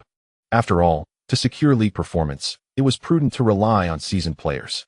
Leon himself had yet to forge a rapport with his new teammates, and understanding Milan's tactics and fostering cohesion would undoubtedly require time. Yet, the absurdity of reality can often be quite disheartening. With Ronaldinho already departed and Pirlo relegated to a secondary role, Allegri was unwilling to gamble on the young midfielder Merkel. Thus, Leon emerged as the sole option for the starting defensive midfielder position. However, prior to the official announcement of the starting 11, Allegri summoned Leon to his office during the afternoon break. Engaging in a brief, symbolic conversation, Allegri aimed to provide a gentle reminder. After all, Leon was the player he had specifically requested on loan, and he hoped Leon could withstand the pressure and silence both external and internal skepticism through his performance. Although there were ulterior motives involving Leon's potential role in further phasing out the veteran players, Allegri believed Leon would not refuse the allure of a starting position. Consequently, he approached the matter with candor, wishing to remind Leon to always align himself with his perspective. Unfortunately, Leon did not respond as Allegri had anticipated. Instead, he proposed two audacious suggestions. I could actually play alongside Pirlo in a dual defensive midfield role, akin to my partnership with Alonso at Real Madrid. Or you could position me on the flanks of the midfield. I can do my utmost to support the attacking midfielder and protect the defensive midfielders. When Leon articulated these suggestions, Allegri was taken aback, questioning whether he had misheard. Dual defensive midfielders? Playing on the flanks? The former could be somewhat understood by Allegri. But the latter, did Leon truly comprehend what he was proposing? Or rather, did he grasp the purpose behind his loan to AC Milan? Allegri's expression turned grave, prompting Leon to nod earnestly in response. I am well aware, esteemed sir, that you seek a more tenacious defensive midfielder, for within the realm of your tactical vision, the role of a deep-lying playmaker has diminished in significance. As long as the defense in the midfield and backline can maintain stability and enhance successful recoveries of possession. With Zlatan at the helm, Milan can still execute a fluid and efficient attacking front even amidst fortified defenses. Leon's remarks elicited a nod of approval from Allegri. Yet in the next moment, Leon's perspective took a turn. Nevertheless, I firmly believe that I can coexist with Pirlo, or rather, when Pirlo and I share the pitch. Milan's midfield can unleash a potency and threat far greater than what we currently possess. Allegri, taken aback by Leon's unexpected confidence, felt a tinge of impatience and considered outright refutation. However, Leon's subsequent words rendered him momentarily speechless. Do you not wish to see a rejuvenated Pirlo performing at his full potential, sir? Leon's profound inquiry stilled the retort that was poised on Allegri's lips. After a pause, Allegri, almost inexplicably, countered Leon with a question of his own. How can you prove this to me? Andrea is aging, as are Gattuso and Seedorf. Can you restore their youth? I cannot, yet I possess greater stamina. In every match where Pirlo graces the field, I will undertake the dirty defensive work he cannot manage, covering the distances he falls short of. While I may not surpass the captain in his youthful prime, Gattuso, in sweeping the midfield, my interception efficiency will undoubtedly be superior. And I am adaptable to this new role, facilitating organization seamlessly. Observing Leon's uncharacteristic confidence, Allegri gradually arrived at the simplest of decisions amid his swirling doubts and speculations. During the afternoon's internal practice match, when Leon was assigned to the same team as Pirlo, positioning himself clearly on the left side of the midfield, nearly all the veteran players of Milan turned their gazes towards Allegri. Yet, he exhibited no inclination to correct the arrangement, merely signaling for the practice match to proceed as planned.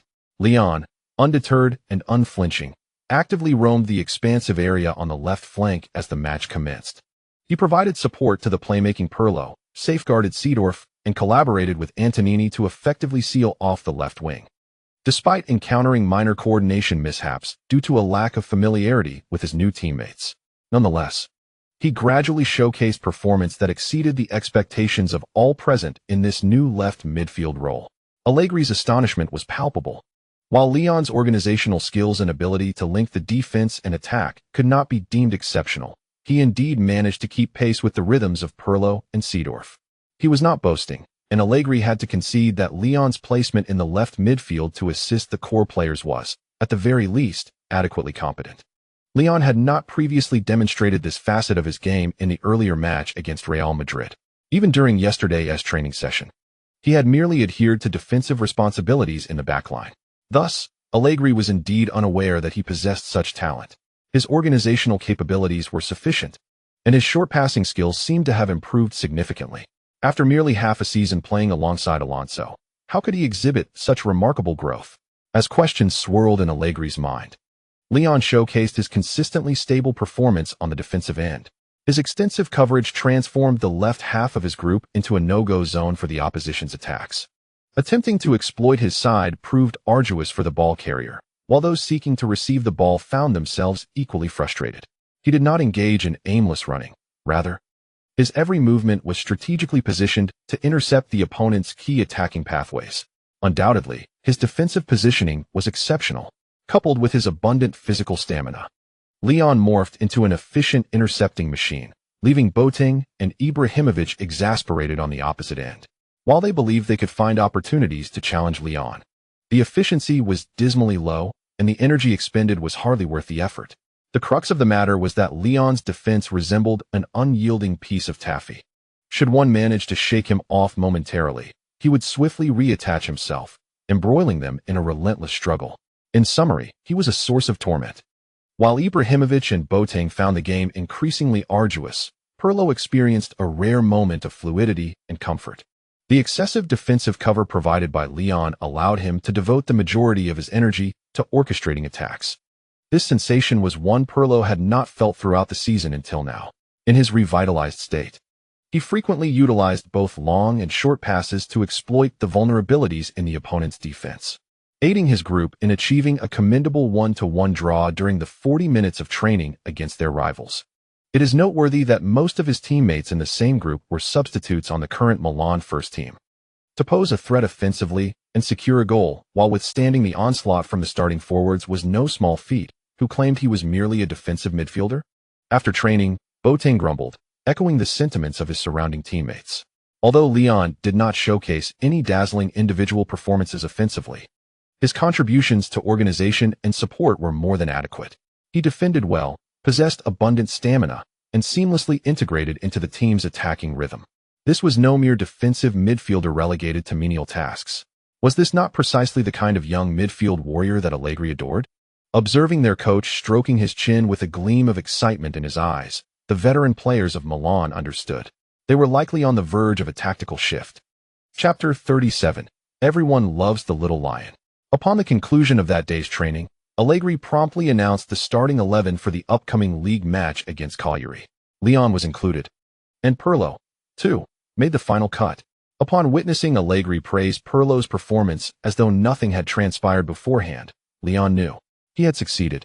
He and Pirlo's partnership has exhibited the formidable prowess one would expect, or rather, Pirlo's stamina has significantly surpassed Allegri's anticipations.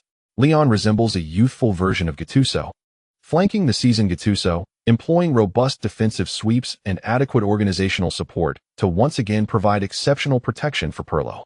No Italian coach can resist the allure of a fully functional Pirlo. Even Allegri, who primarily aimed to phase out Pirlo, repeatedly granted him starting opportunities in the first half of the league season, still harboring some hope. Nevertheless, the unique nature of Pirlo's position inherently raises the demands on the team's midfield interception strength and coverage area. He possesses the capability to single-handedly orchestrate the team's play, and his mastery in midfield is beyond question. However, when he retreats and fails to offer substantial defensive solidity, his midfield partners must exert additional physical effort to compensate for his defensive shortcomings. Previously, Gattuso and Ambrosini or Seedorf fulfilled this role. Yet now, as his star partners age and lose their physical and speed advantages, their technical prowess is rendered insufficient without the stamina to perform vigorous sweeps and coverage. Consequently, Pirlo's vulnerabilities become glaringly evident. He can assist primary defenders in patching up gaps, and his positioning and football intelligence are advantageous. Yet his physical attributes cannot withstand repeated assaults from opponents in the central area. His previous encounters against Real Madrid in the Champions League highlighted this flaw starkly. Khedira, executing Mourinho's tactical directives, boldly surged forward, overwhelming Milan's central defense. When Gattuso's defensive efforts faltered, Pirlo found it exceedingly difficult to gain an advantage in direct confrontations with Khedira, resorting to fouls instead. Thus, Allegri's resolute decision to sideline Pirlo for a period was indeed justified. Now, witnessing Allegri's renewed appreciation for Pirlo's capabilities also makes sense. The arrival of the young lion has surprisingly allowed for a dual role in midfield. With a sweeping dynamo in front of Pirlo, One can only marvel at how exceptionally he performs when his defensive deficiencies are mitigated. Can such a midfielder be disregarded? Allegri asserts that he no longer needs to seek a robust holding midfielder. Pirlo is indeed the true linchpin of Milan. On January 6 at 2 p.m., when AC Milan and Cagliari announced their starting 11, it left not only the fans of both teams, but also neutral spectators utterly astonished. After AC Milan's 12th defeat to Juventus in the 9th round of Serie A, Pirlo, who had been relegated to a rotational role by Allegri, was surprisingly reinstated as a starter today. Observing the starting lineup, curious fans noted the inclusion of the new young talent from Real Madrid, which was acceptable. However, the question arose, why was Pirlo also included? Was Allegri contemplating a shift to a dual holding midfield formation? Italian fans, passionate about discussing match tactics and formation changes, have developed an interest in Allegri's new system. Meanwhile, some of the older Milan supporters, who previously harbored animosity towards Leao, find themselves at a loss. Perhaps he is not there to usurp Andrea's position. Could their partnership as dual defensive midfielders flourish? There is hope, for I have witnessed Leao's performances at Real Madrid, where his collaboration with Alonso was indeed commendable. However, Andrea lacks Alonso's defensive prowess. Can Leao single-handedly anchor the defense? Never mind, the match is about to commence. Let us reserve our judgments until then, as discussing such matters now seems futile. Amidst the throngs of Milan supporters, similar discussions proliferate before the match kicks off. As the clock approaches 3 in the afternoon, and the players of Milan and Cagliari conclude their pre-match rituals, gasps of astonishment erupt from the Milan fans. Left midfield. Leao has appeared in the left midfield position. This starkly contrasts with the media's pre-match predictions of Milan's starting formation. They are not employing the double pivot 4-2-3-1, but rather a diamond-shaped 4-4-2. The commentators from Sky Italia are equally taken aback. Just moments ago, they had confidently asserted that Milan would adopt the 4-2-3-1 formation. Unexpectedly, Allegri has pulled a fast one, deceiving both Cagliari's coach, Donadoni, and all the journalists and fans. This surprising tactical shift raises questions, particularly since Leao has never played as a left midfielder. He has always occupied a defensive midfield role at Real Madrid. Will he adapt to this new position and perform admirably today? The Sky Italia commentator articulates the doubts that linger in the hearts of countless Milan supporters. As the match commences, nearly all eyes are fixed on Leao, who begins to move with an air of calm. Spectators seem eager to detect any signs of anxiety or discomfort on his face. Alas, Leao swiftly showcases his composure with a smooth, quick reception and distribution, marking a promising start to his Milan career. With several proactive passes, he commits no errors, performing his duties with remarkable steadiness. His expansive movements and precise passing render Milan's left midfield operations exceptionally fluid. Such unremarkable individual contributions, in the eyes of Milan fans, have already become a delightful surprise. Goodness, this lad can genuinely play in midfield. It feels as though we have simultaneously reinforced both the midfield and defensive positions, at the very least. He serves as a commendable substitute, allowing Massimo, Ambrosini, and Matthew, Flamini, to recuperate in peace. Enthusiastic Milan fans have prematurely drawn conclusions, which seem plausible, as Leao is indeed holding his own on the left side of midfield. However, an even greater surprise soon struck nearly every Rossoneri fan. Just 7 minutes into the first half, Cagliari managed to secure a rare interception in their defensive half, and their midfielders, Lazzari and Nainggolan, initiated a rapid counterattack. On the right flank, Gattuso's speed paled in comparison to Nainggolan's. Pirlo had already begun his retreat, causing a palpable tension among the Milan fans who witnessed the scene. Having seen too many similar scenarios unfold in previous League and Champions League matches, they braced themselves. Gattuso's defensive effort lagged behind, leaving Pirlo alone to confront the oncoming attack, rendering the defense a sieve. Yet, amidst this anxious observation, a rather dashing young man with flowing hair surged in from the sidelines, swiftly backtracking. The Cagliari supporters erupted in astonishment as Nainggolan, caught off guard, found himself jostled out of position by a tremendous force. The ball at his feet snatched away in a fierce contest. The pursuit was astonishingly swift. Lion, what a remarkable defensive recovery. My goodness. Just before Nainggolan faced Pirlo, Lion had preemptively resolved Milan's defensive crisis. No foul. This was an exquisite display of individual tracking and interception. Could this be the surprise Allegri had truly prepared for Cagliari? As the commentator began to extol Lyon's splendid defense, the thousands of Milan fans in the away section could no longer contain their elation, erupting into cheers. Pirlo, brushing back his long hair, returned the ball that Lyon had passed to him, distributing it to the advancing Zambrotta before flashing a smile at Lyon along with an outstretched palm. "Well done. Just doing what I should, Andrea," Lyon replied with a grin as he high-fived Pirlo, then energetically sprinted back to his position on the left side of midfield. Observing Lyon's spirited figure, Pirlo's smile broadened. No wonder Zlatan said everyone would adore the little Lion. Chapter 38. The mystical kid Lyon earned the cheers of Milan fans and the initial trust of his new teammates with a timely and splendid defensive interception. However, he soon found himself in the sights of a bald, formidable player, none other than Nainggolan, whom Lyon had just thwarted. "Damn, looks can be deceiving. This kid plays hard." With a fierce glare directed at Lyon, who was returning to midfield, Nainggolan recalled the stinging moment when Lyon had shoved him aside. Gritting his teeth, he resumed his defensive duties. On Milan's side, Zambrotta quickly advanced the ball into Cagliari's half. However, noticing Pato tightly marked by defenders, Zambrotta prudently opted for a backward pass. Gattuso received the ball and passed it to Seedorf, who was playing as an attacking midfielder today. Lyon once again made a spirited run to position himself behind Seedorf on the left. "Clarence," Lyon called out loudly, yet Seedorf's pass was already on its way to him, having anticipated Lyon's movement before his shout. Indeed, a maestro is always a maestro. Lyon quietly complimented himself as he prepared to take a couple of steps to control the ball and consider whether to pass it wide. Suddenly, from the corner of his eye, a gleaming figure intruded, a bald head. With a belly full of fury, Nainggolan charged towards Lyon, determined to regain his lost pride. Instinctively, Lyon let out a phrase from his cultural heritage, then swiftly protected the ball, turned, and tightened his core.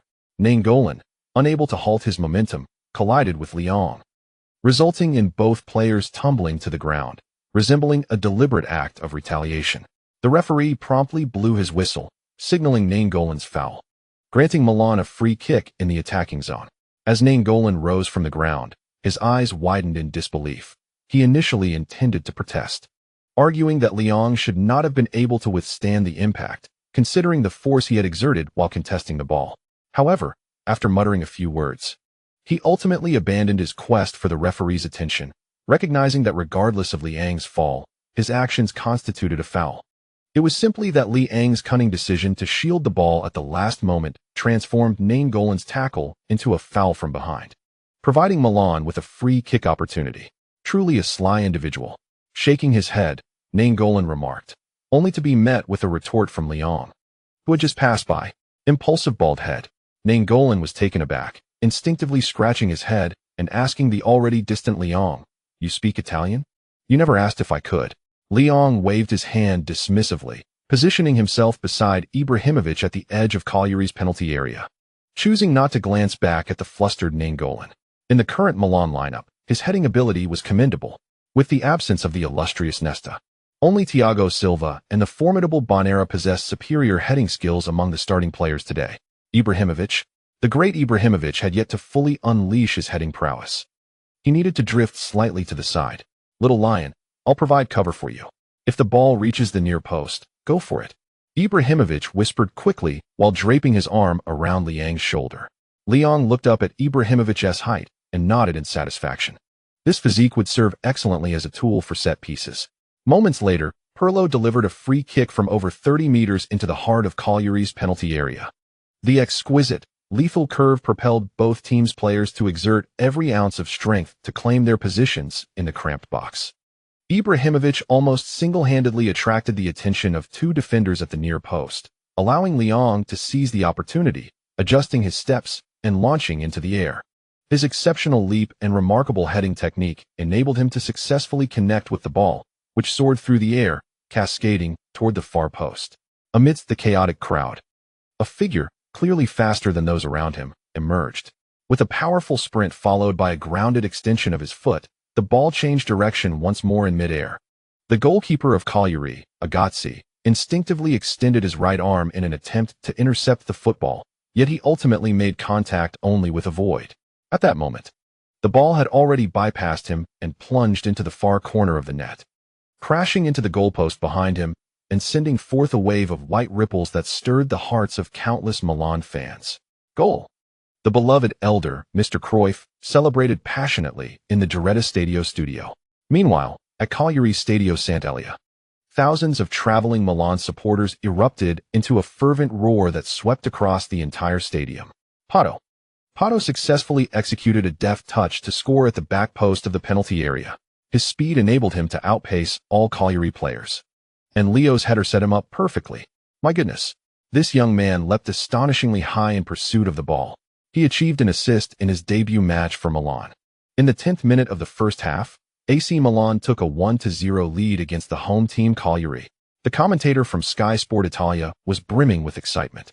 He played in a midfield position he had never occupied before, showcasing remarkable defensive abilities while providing the assist that helped AC Milan secure a goal. Just think about it. This is something a 19-year-old talent, recently loaned from Real Madrid, has accomplished. Tomorrow, all of Italy will be buzzing about him. At this moment, Allegri, witnessing Pato's successful strike from the sidelines, also celebrated fervently. This lad is truly remarkable.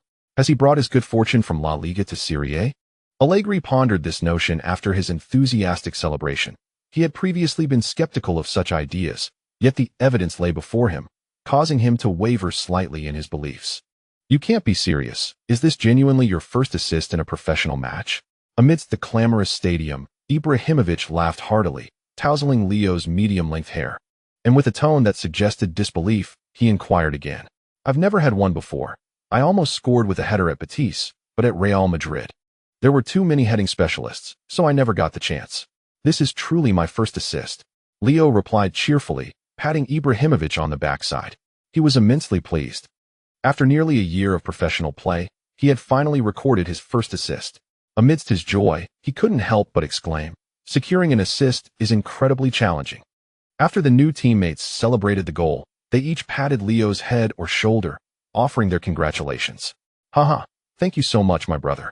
You truly are the lucky charm the media claimed you to be. In the end, however, Pato's exuberance left Leo feeling somewhat disheartened. As he was tightly embraced, he quietly retorted, Dude, it's not that mystical. Chapter 39. The final piece of the championship puzzle when you first arrive at a new team. What manner should you adopt to integrate yourself most swiftly? Should it be with humility and friendliness, a cheerful disposition, sociability, and eloquence? These traits indeed assist in garnering the goodwill of most new colleagues in private settings.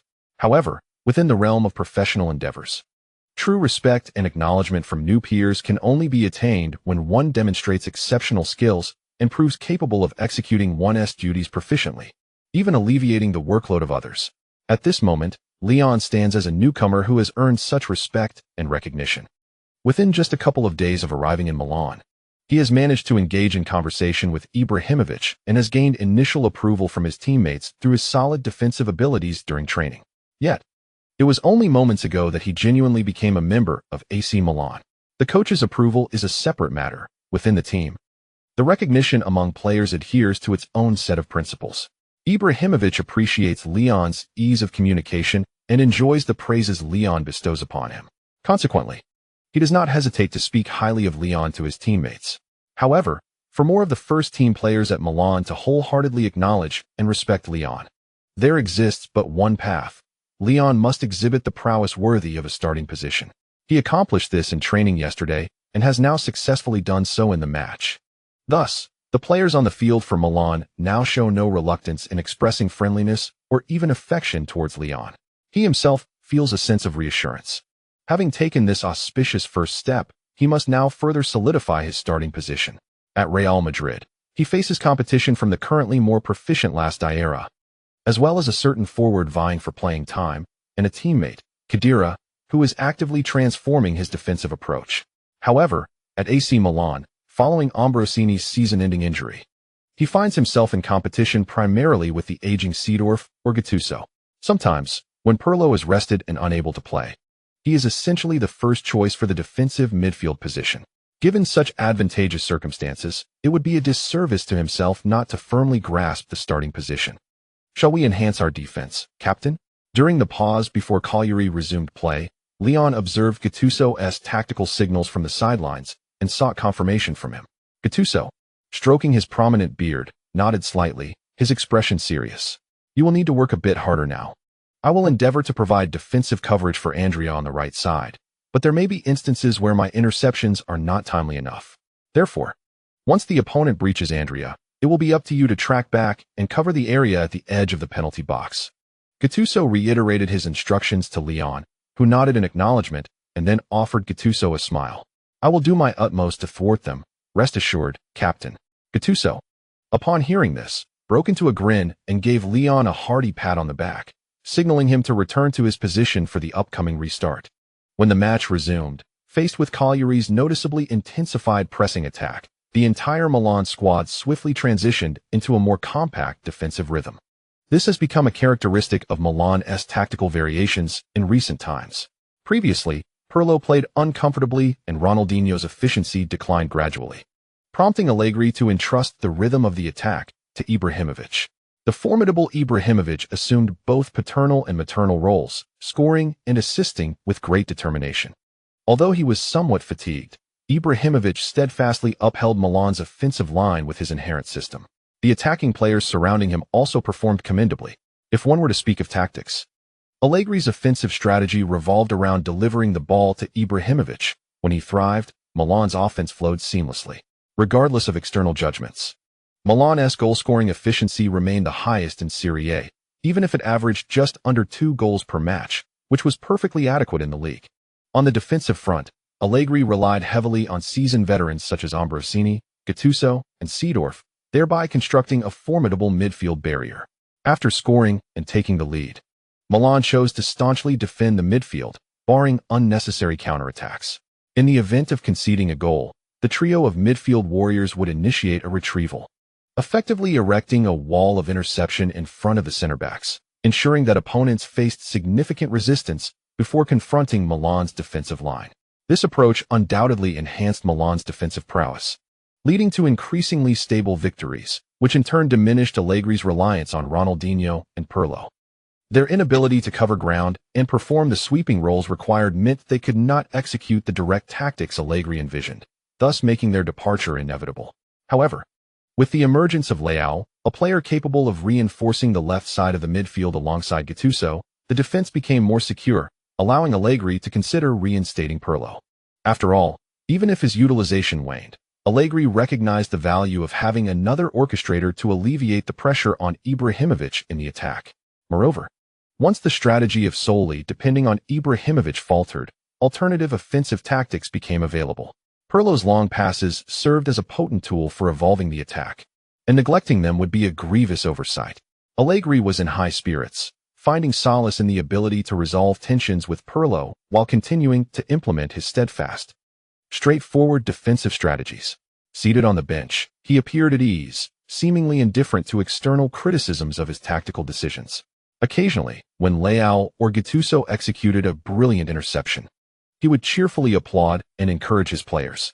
Naturally, Allegri hoped for a smooth conclusion to the match, with a decisive victory of 10 being quite favorable.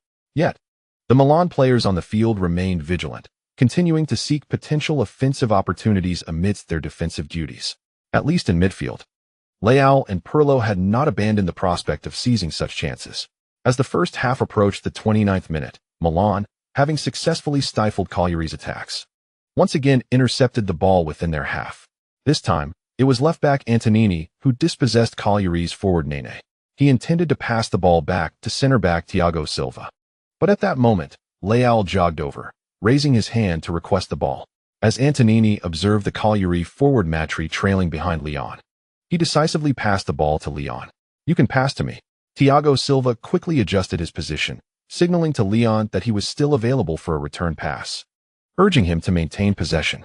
However, Leon seemed oblivious to this, and the moment he touched the ball, he boldly turned and surged forward.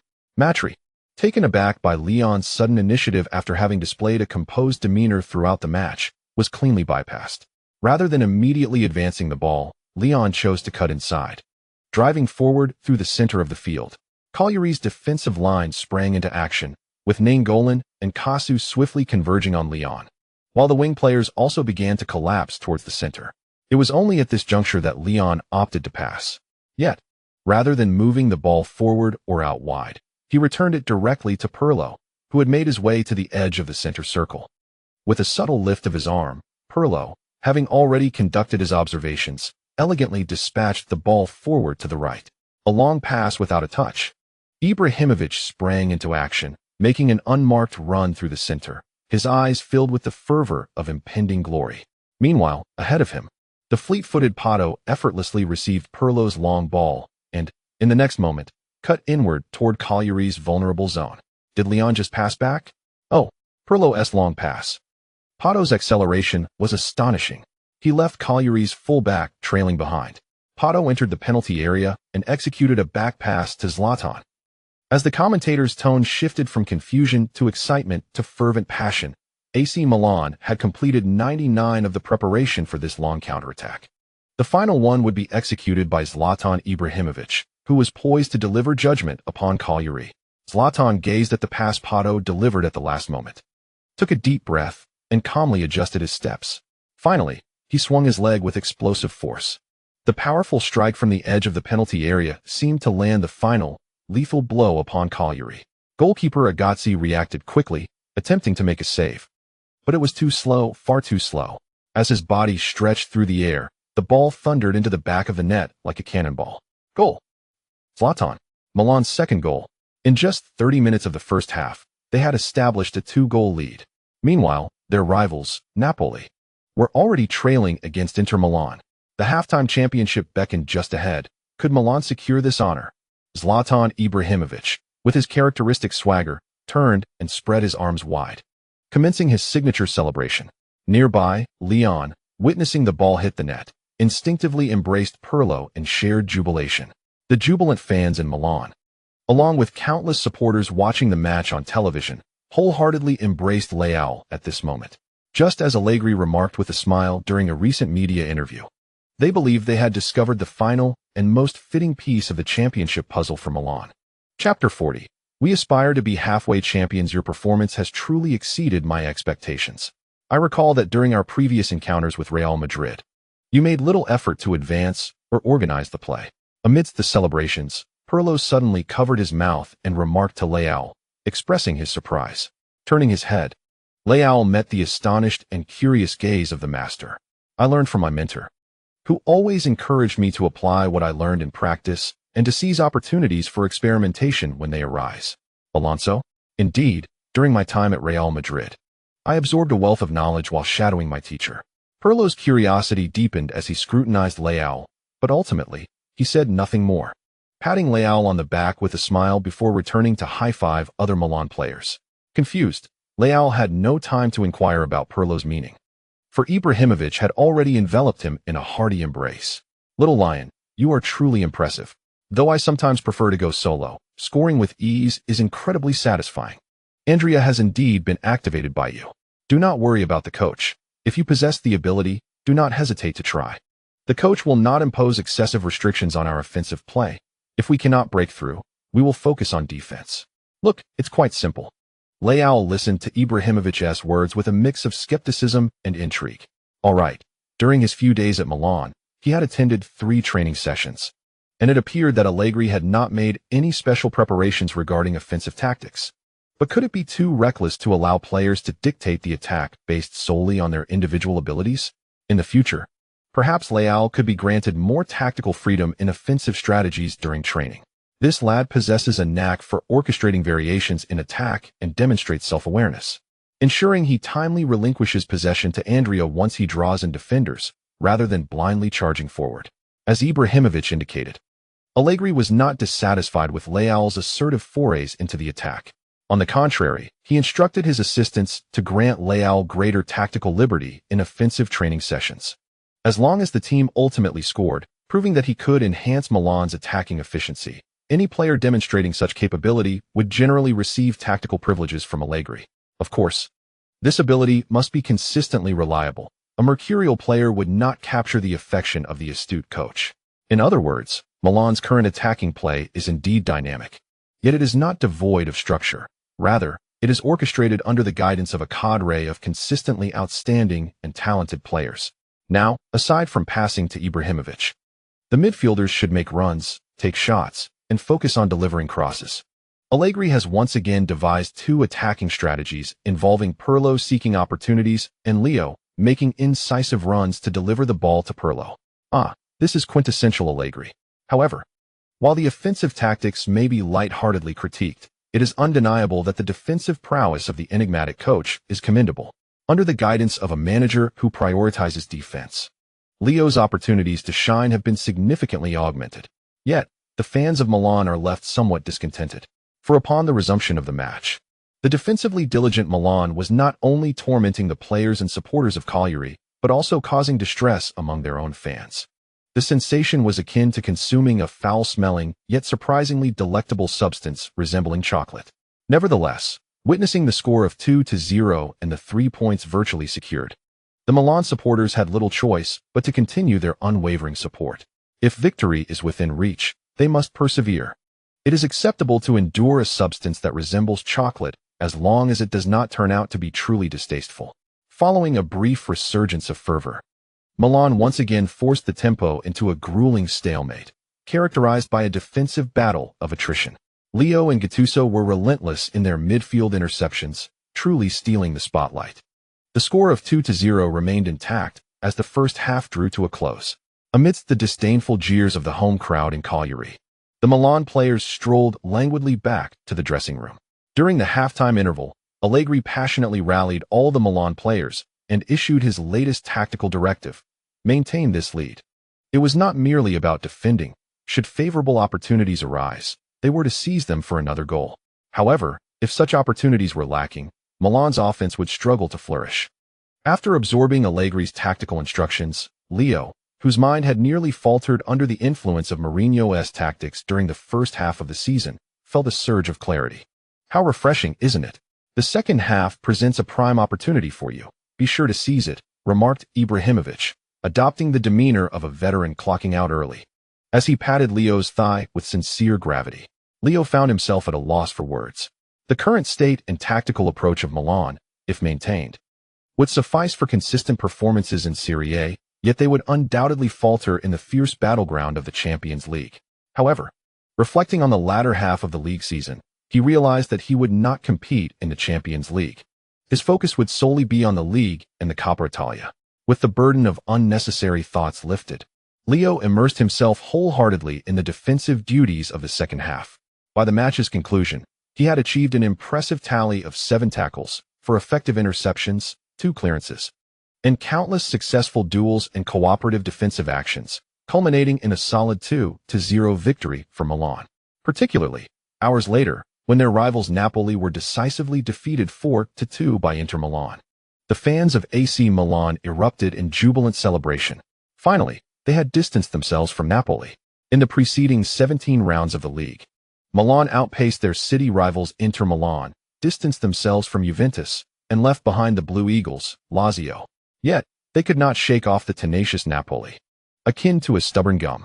However, with the arrival of Leo, Napoli promptly succumbed to a crushing defeat against Inter Milan, while Milan seized the opportunity to triumph over Cagliari, claiming the top spot. Consequently, as soon as the match between Napoli and Inter concluded, the name of the fortunate young Leo resonated throughout at least half of Milan. Following their successful dominance at the pinnacle of Serie A, the fans of Milan directed their attention towards the upcoming match against Udinese. A victory against Udinese would crown Milan as the halfway champions of the 2010-2011 Serie A season. It is noteworthy that in the restructured Serie A, the halfway champions boast an impressive probability of over 80% in securing the final league title. After a 6-year hiatus from the league championship, the significance of this halfway title for Milan's supporters is undeniably profound. Defeating Udinese is imperative. We must seize the halfway championship. On January 9th, amidst the chants of countless Milan supporters, the team bus steadily made its way to the San Siro stadium. Leo was on the verge of making his debut at San Siro. Chapter 41. The butcher version of Kaká as Leo sat on the bus gazing at the San Siro stadium. His mind did not drift to the illustrious football legends who had once graced this hallowed ground. His reaction was simple, reminiscent of his initial sight of the Bernabeu Stadium, and similarly reflective during his first visit to San Siro after arriving in Milan. Truly, it is deserving of its status as a grand club. Both the Bernabeu and San Siro are premier football arenas in Europe, with capacities closely matching each other, both exceeding 80,000. The thought of performing before nearly 80,000 fervent fans inevitably stirs the heart of any player, and Leo was no exception. If he were to recall the most unforgettable moments from his time with Real Madrid's first team, he would undoubtedly choose those days spent playing at home. They will cheer for you today. As Leo gazed out at the throngs of red and black-clad Milan supporters, a voice resonated from behind him. Turning around, he saw the acting captain, Gattuso, offering him words of comfort, while Pirlo, seated beside Gattuso, winked at him. Just showcase your normal performance. Is that too much to ask? Leo smiled broadly at the sea of fans, tightly packed together, raising their scarves and repeatedly singing the team anthem. No problem. Pay attention to the overlapping runs of Udinese's two fullbacks. That is crucial. Their midfield lacks creativity, so if we contain their wing play, without Isla and Pasquale supplying ammunition, Di Natale will have to rely more on Sanchez to draw defensive attention, creating opportunities for himself to receive the ball and take shots. Leo, keep a close watch on Sanchez and sever his connection with Di Natale. Do you understand what I mean? Allegri made a final tactical emphasis in the locker room before the match, and Leon, who was specifically mentioned, nodded without hesitation, accepting his tactical responsibilities. At present, he is the only one capable of executing this role, with Gattuso and Pirlo providing support only in terms of coverage. The ability to withstand Udinese's offensive onslaught largely hinges on how effectively he can neutralize Sanchez and Pasquale on his flank. I'll assist you, don't worry, Antonini said with a reassuring pat on Leon's thigh. Bonera, seated beside Leon, chimed in, it's all right to let them through occasionally, Thiago, and I will handle them.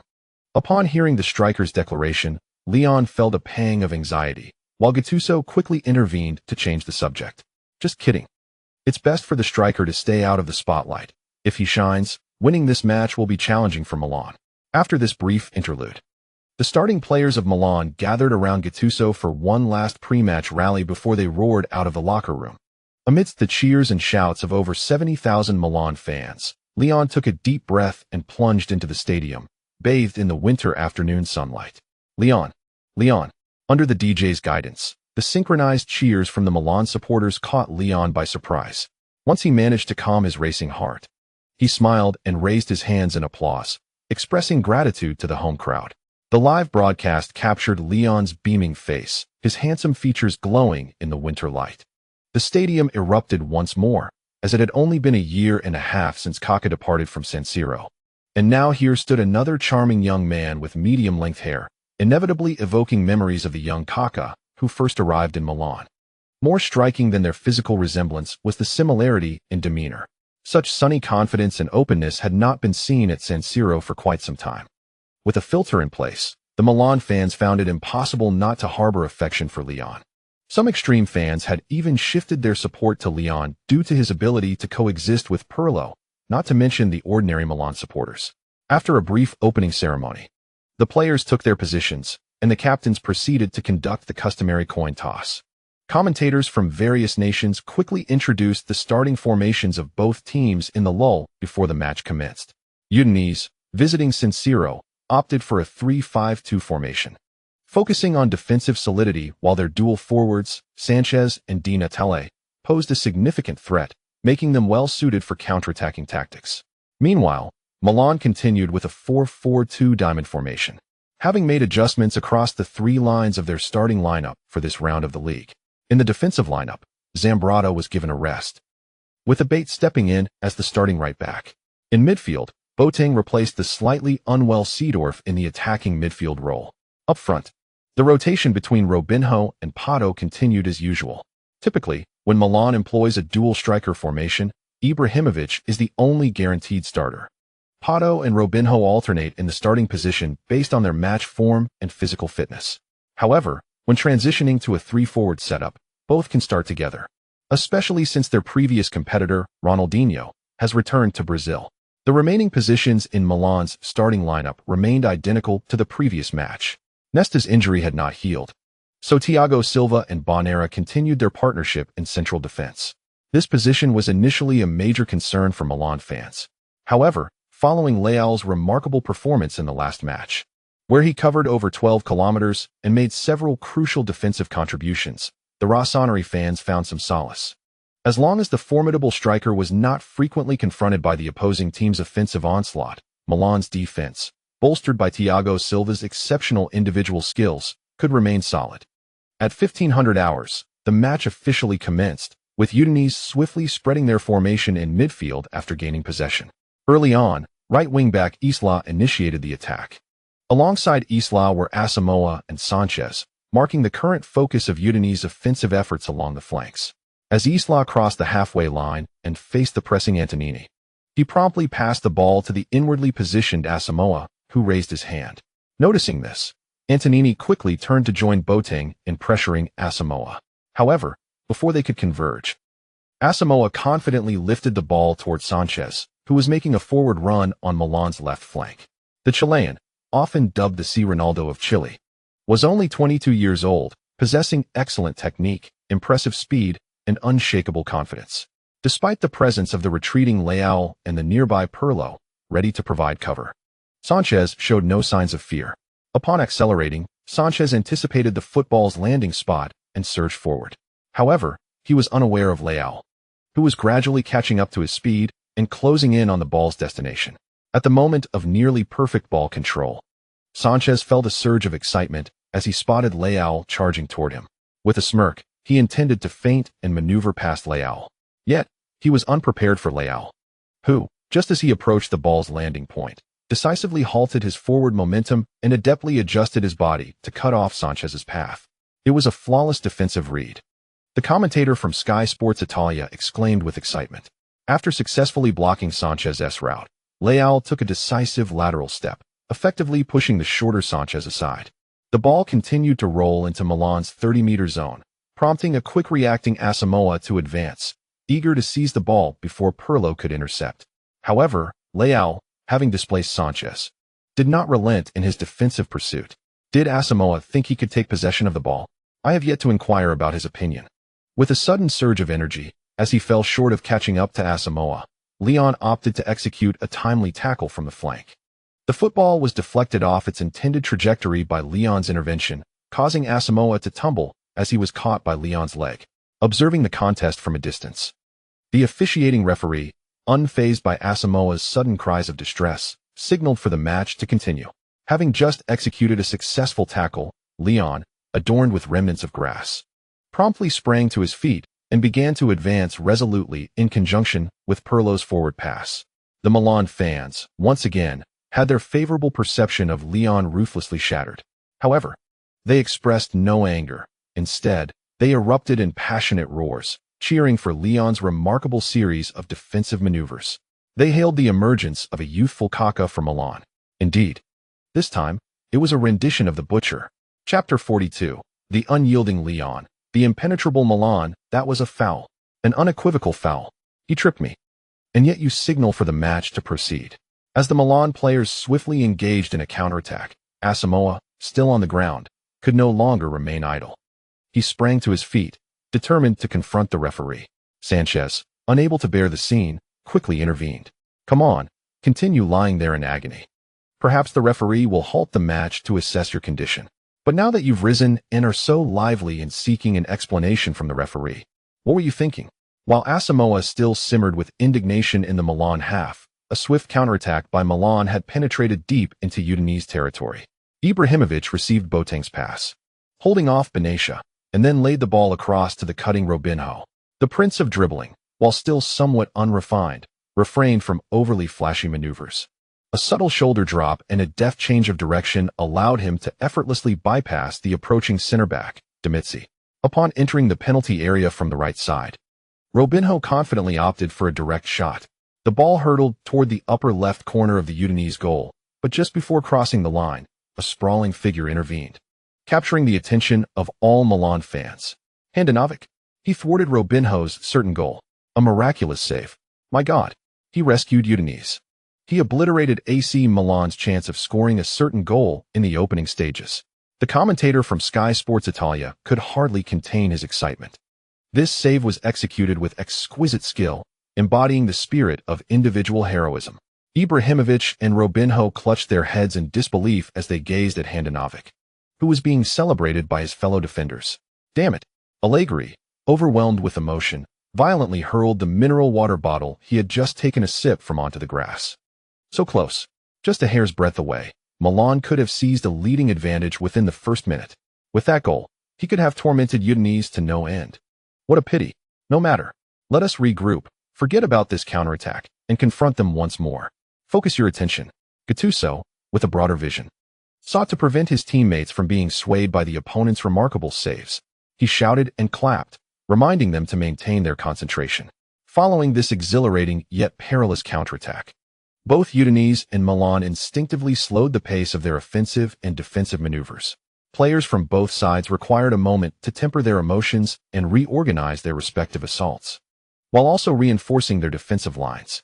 Lyon, observing that an intense exchange of attacks was not forthcoming, positioned himself slightly deeper, continuing to monitor the lively Udinese attacking trio on his flank. He had no choice but to drop back a bit. After all, Boateng possessed explosive physicality, and his defensive enthusiasm appeared commendable for the time being. Yet, like his counterpart face brother, despite his sweeping presence, his defensive efficiency was questionable. Furthermore, Lyon was acutely aware that he could not rely too heavily on Boateng to bear the brunt of the defensive burden. After all, he was primarily an attacking midfielder, and it was already commendable that he could assist in tracking back on the left side. The main responsibility rested squarely on Liang's shoulders. Having navigated through the probing phase of the match, the tempo gradually escalated. Udinese focused on vigorous confrontations in the central corridor, primarily launching their attacks from the flanks.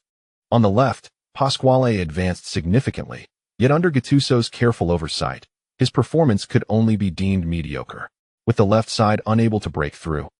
Udinese's right flank also struggled to find viable opportunities, both wings effectively locked down by Milan, a situation that was quite unacceptable. Many Udinese supporters, witnessing their team's once razor-sharp right flank fail to ignite, grew increasingly anxious. Sanchez, Isla, and Asamoah managed to advance into Milan's half, given their numerical superiority in matchups. However, just as they approached the crucial moment of penetrating Milan's 30-meter zone, that bothersome Eastern player consistently thwarted Udinese's progress. Sanchez and Asamoah were becoming quite exasperated. Lyon had positioned himself too effectively. While it could be excused once or twice, it became frustrating that Lyon, with only Anthony's assistance, had nearly suffocated Udinese's offensive efforts on the right flank. This was evident in the opening 5 minutes and persisted into the 10th minute. With Milan showing no immediate intention of launching a full-scale assault, Udinese found themselves deprived of a single opportunity to breach Milan's midfield defense. The cost to Milan, in reality, was Liang's temporary withdrawal from any offensive involvement and the significantly increased distance he and Anthony covered in a short span. However, this was an exceedingly worthwhile trade-off, for AC Milan's offensive focus was never primarily on the left, while Udinese's main attacking side had been effectively suppressed. Consequently, Udinese's offensive threat diminished considerably, allowing Milan to gradually seek promising attacking opportunities while maintaining a solid defense in the midfield and backline. In this transaction, Milan not only engages but does so with great delight. Observe our little lion. Witness the brilliance of his defensive positioning. Marvel at the exceptional talent we have acquired from Real Madrid, though he has only represented Milan in a single full match thus far. I must assert that we must retain him. I am utterly enamored with his presence. With a solid midfield defense, our backline is fortified, allowing for a more confident offensive display. The venerable Mr. Crudelli appeared exceedingly pleased during the broadcast, unabashed in his admiration for Leo. In the contemporary football landscape, while outstanding forwards continue to emerge, commendable defensive midfielders are becoming increasingly rare. Moreover, Leo, being a young player with such composure in defense, is indeed a remarkable find. Luca, watch the flanks. Just as Milan's fans echoed Mr. Crudelli's sentiments, Leo was orchestrating Antonini's response to Sanchez's dribbling assault once again. This time, Udinese's advancing offense was more resolute than before, as Isla had already moved up alongside Sanchez, poised to exploit the flank. Upon receiving Leo's alert, Antonini could only focus on the external threat, closely shadowing the advancing Isla. Meanwhile, Leo did not recklessly engage Sanchez. he awaited Boateng's return to defense. Continuously shifting and retreating, Leo effectively blocked Sanchez's inward run while maintaining proximity to Asamoah. As Sanchez approached the edge of Milan's 30-meter zone, he grew increasingly frustrated, akin to having swallowed a fly, as Leo refrained from pressing him. Before Boateng could position himself adequately, Sanchez had no choice but to return the ball to Abdi, who was waiting near the midfield. Asamoah, having waited in vain for a ball that never came, no longer complained. Had Sanchez passed to him at the last moment, Leo could have swiftly engaged him in close quarters, especially with Pirlo ready to provide support. The likelihood of losing possession would have been high. Thus, Udinese's attempt to advance down the right flank ended abruptly once again. Observing Leo, who had yet to be genuinely bypassed by the opposition, thousands of Udinese fans sighed in resignation. Unable to outmaneuver Leo, they found themselves stymied by Milan. Chapter 43. Let them reinterpret what it means to be surprised. Once more, Leo thwarted Udinese's offensive thrust down the right. He and Antonini exchanged high fives, encouraging one another. Well done. That Chilean lad is quite tenacious. He is truly among the top 3 right wingers in Serie A. Can you handle him? Even if one cannot withstand him, one must try.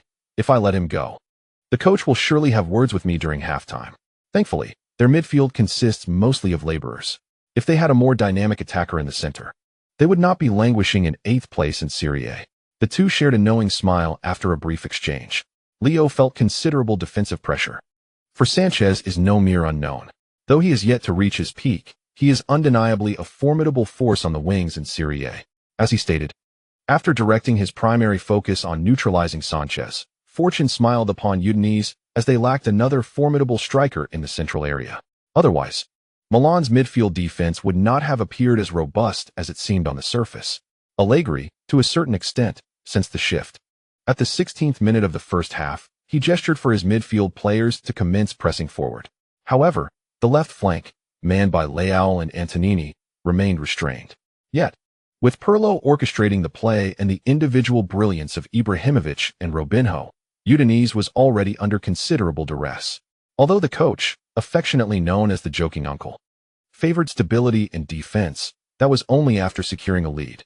Before breaking the deadlock, he was not averse to taking occasional risks on the offensive end. After a brief 20 minutes of frustration, Ibrahimovic began to seize control of Milan's attacking rhythm. Sensing a noticeable decline in Udinese's attacking momentum, Leao could afford to relax a bit and witness Ibrahimovic's splendid display.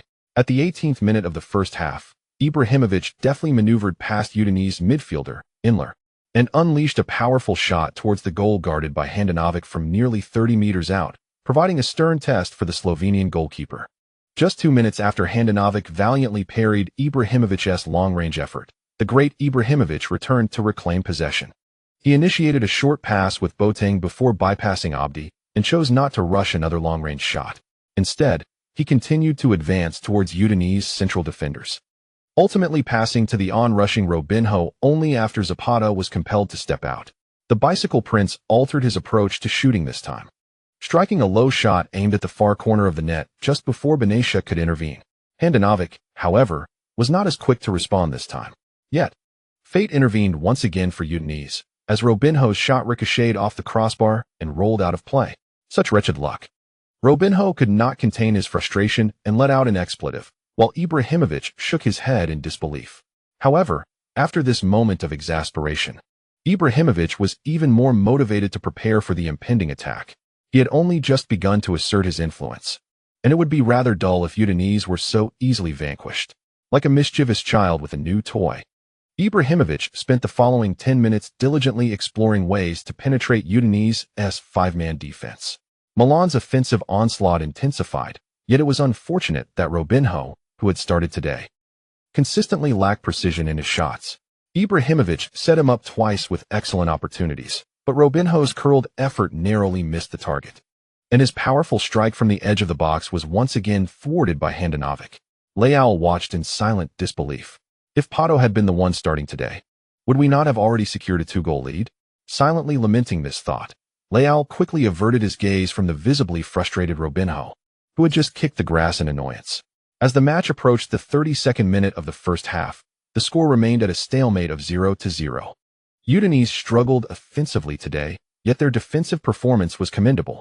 The five-man backline provided ample room for error in both defensive recoveries and interceptions, preventing AC Milan's attackers from finding many opportunities to penetrate the penalty area. On the other hand, players and fans of Milan lamented their misfortune, feeling that luck had decidedly turned against them. Surely, with even a modicum of good fortune, Robinho's attempts, one hitting the post and another narrowly missing, would have yielded at least one goal. Alas, the ball refused to find the net. It could only be said that Lady Luck had favored Udinese on this occasion. However, as the match reached the 35th minute, AC Milan finally earned their first corner kick of the game, igniting a spark of hope among the Milan supporters. Oh, Leao is going up. The fans surely recalled his assist to Pato in the previous match, where his powerful leap and header had created a scoring opportunity. Would he again be the catalyst to unlock Milan's offensive potential today? The commentator from Sky Italia watched with curiosity as Leao made his way into Udinese's penalty area. If Leao were to score with a header and break the deadlock, it would be nothing short of miraculous. Should such a scenario unfold, tomorrow's sports pages across Italy would be adorned with Leao's handsome visage. "Daniel, squeeze in a bit," Leao whispered to the towering striker Bonera, seemingly seeking to use him as a shield. Remembering how Leao had capitalized on Ibrahimovic's cover in the last match, Bonera readily obliged, positioning himself as a human barrier. The Udinese defenders, upon noticing this, heightened their vigilance. "Mark him closely. Do not allow him an easy jump." Zapata pointed at Leao, instructing Domic to apply tight marking. Yet, Leao appeared oblivious, continuing his subtle movements while utilizing Bonera's cover to create space. Pirlo took the corner from the right side, and at the near post, Leao merely leapt lightly, as the ball was directed not towards him, but rather to the far post. "Damn it, that kid is a decoy," Zapata cursed, quickly shifting towards the back post. Meanwhile, Thiago Silva was positioning himself against the significantly taller Benatia at the far post, preparing to leap high. With a powerful header, Thiago Silva confidently directed the ball toward the goal, a close-range effort that surely would find the net. "Handanovic." The commentators from various nations nearly cried out in unison at that moment. Handanovic, once again, exhibited his remarkable reflexes, instinctively diving to parry Silva's powerful header away. The San Siro erupted into a cacophony of excitement. Was this how it was to end? Would Udinese truly escape in a halftime with a favorable draw? Allegri, visibly frustrated, covered his face in despair. The near post. As if recalling something significant, Zapata's expression suddenly transformed, and he let out a thunderous roar. This coincided with the appearance of a figure leaping forward to strike the ball, as if proclaiming to all Udinese defenders, "You are doomed." A seemingly unremarkable attempt to block the ball was executed. In front of an almost unguarded goal, such a shot was all too ordinary, yet at this moment, it proved to be utterly lethal. The ball collided unimpeded with the net behind the line, and the Milan player who scored began his somewhat awkward celebratory sprint. Leon had seized the opportunity at the unmarked front post. Ha ha ha. Leon had successfully netted his first official goal in a professional match. He had helped AC Milan gain a lead in the first half. Liu Jianhong, brimming with joy, began to cheer exuberantly. Meanwhile, Leon, pondering what pose to strike, was suddenly tackled to the ground by teammates rushing from behind.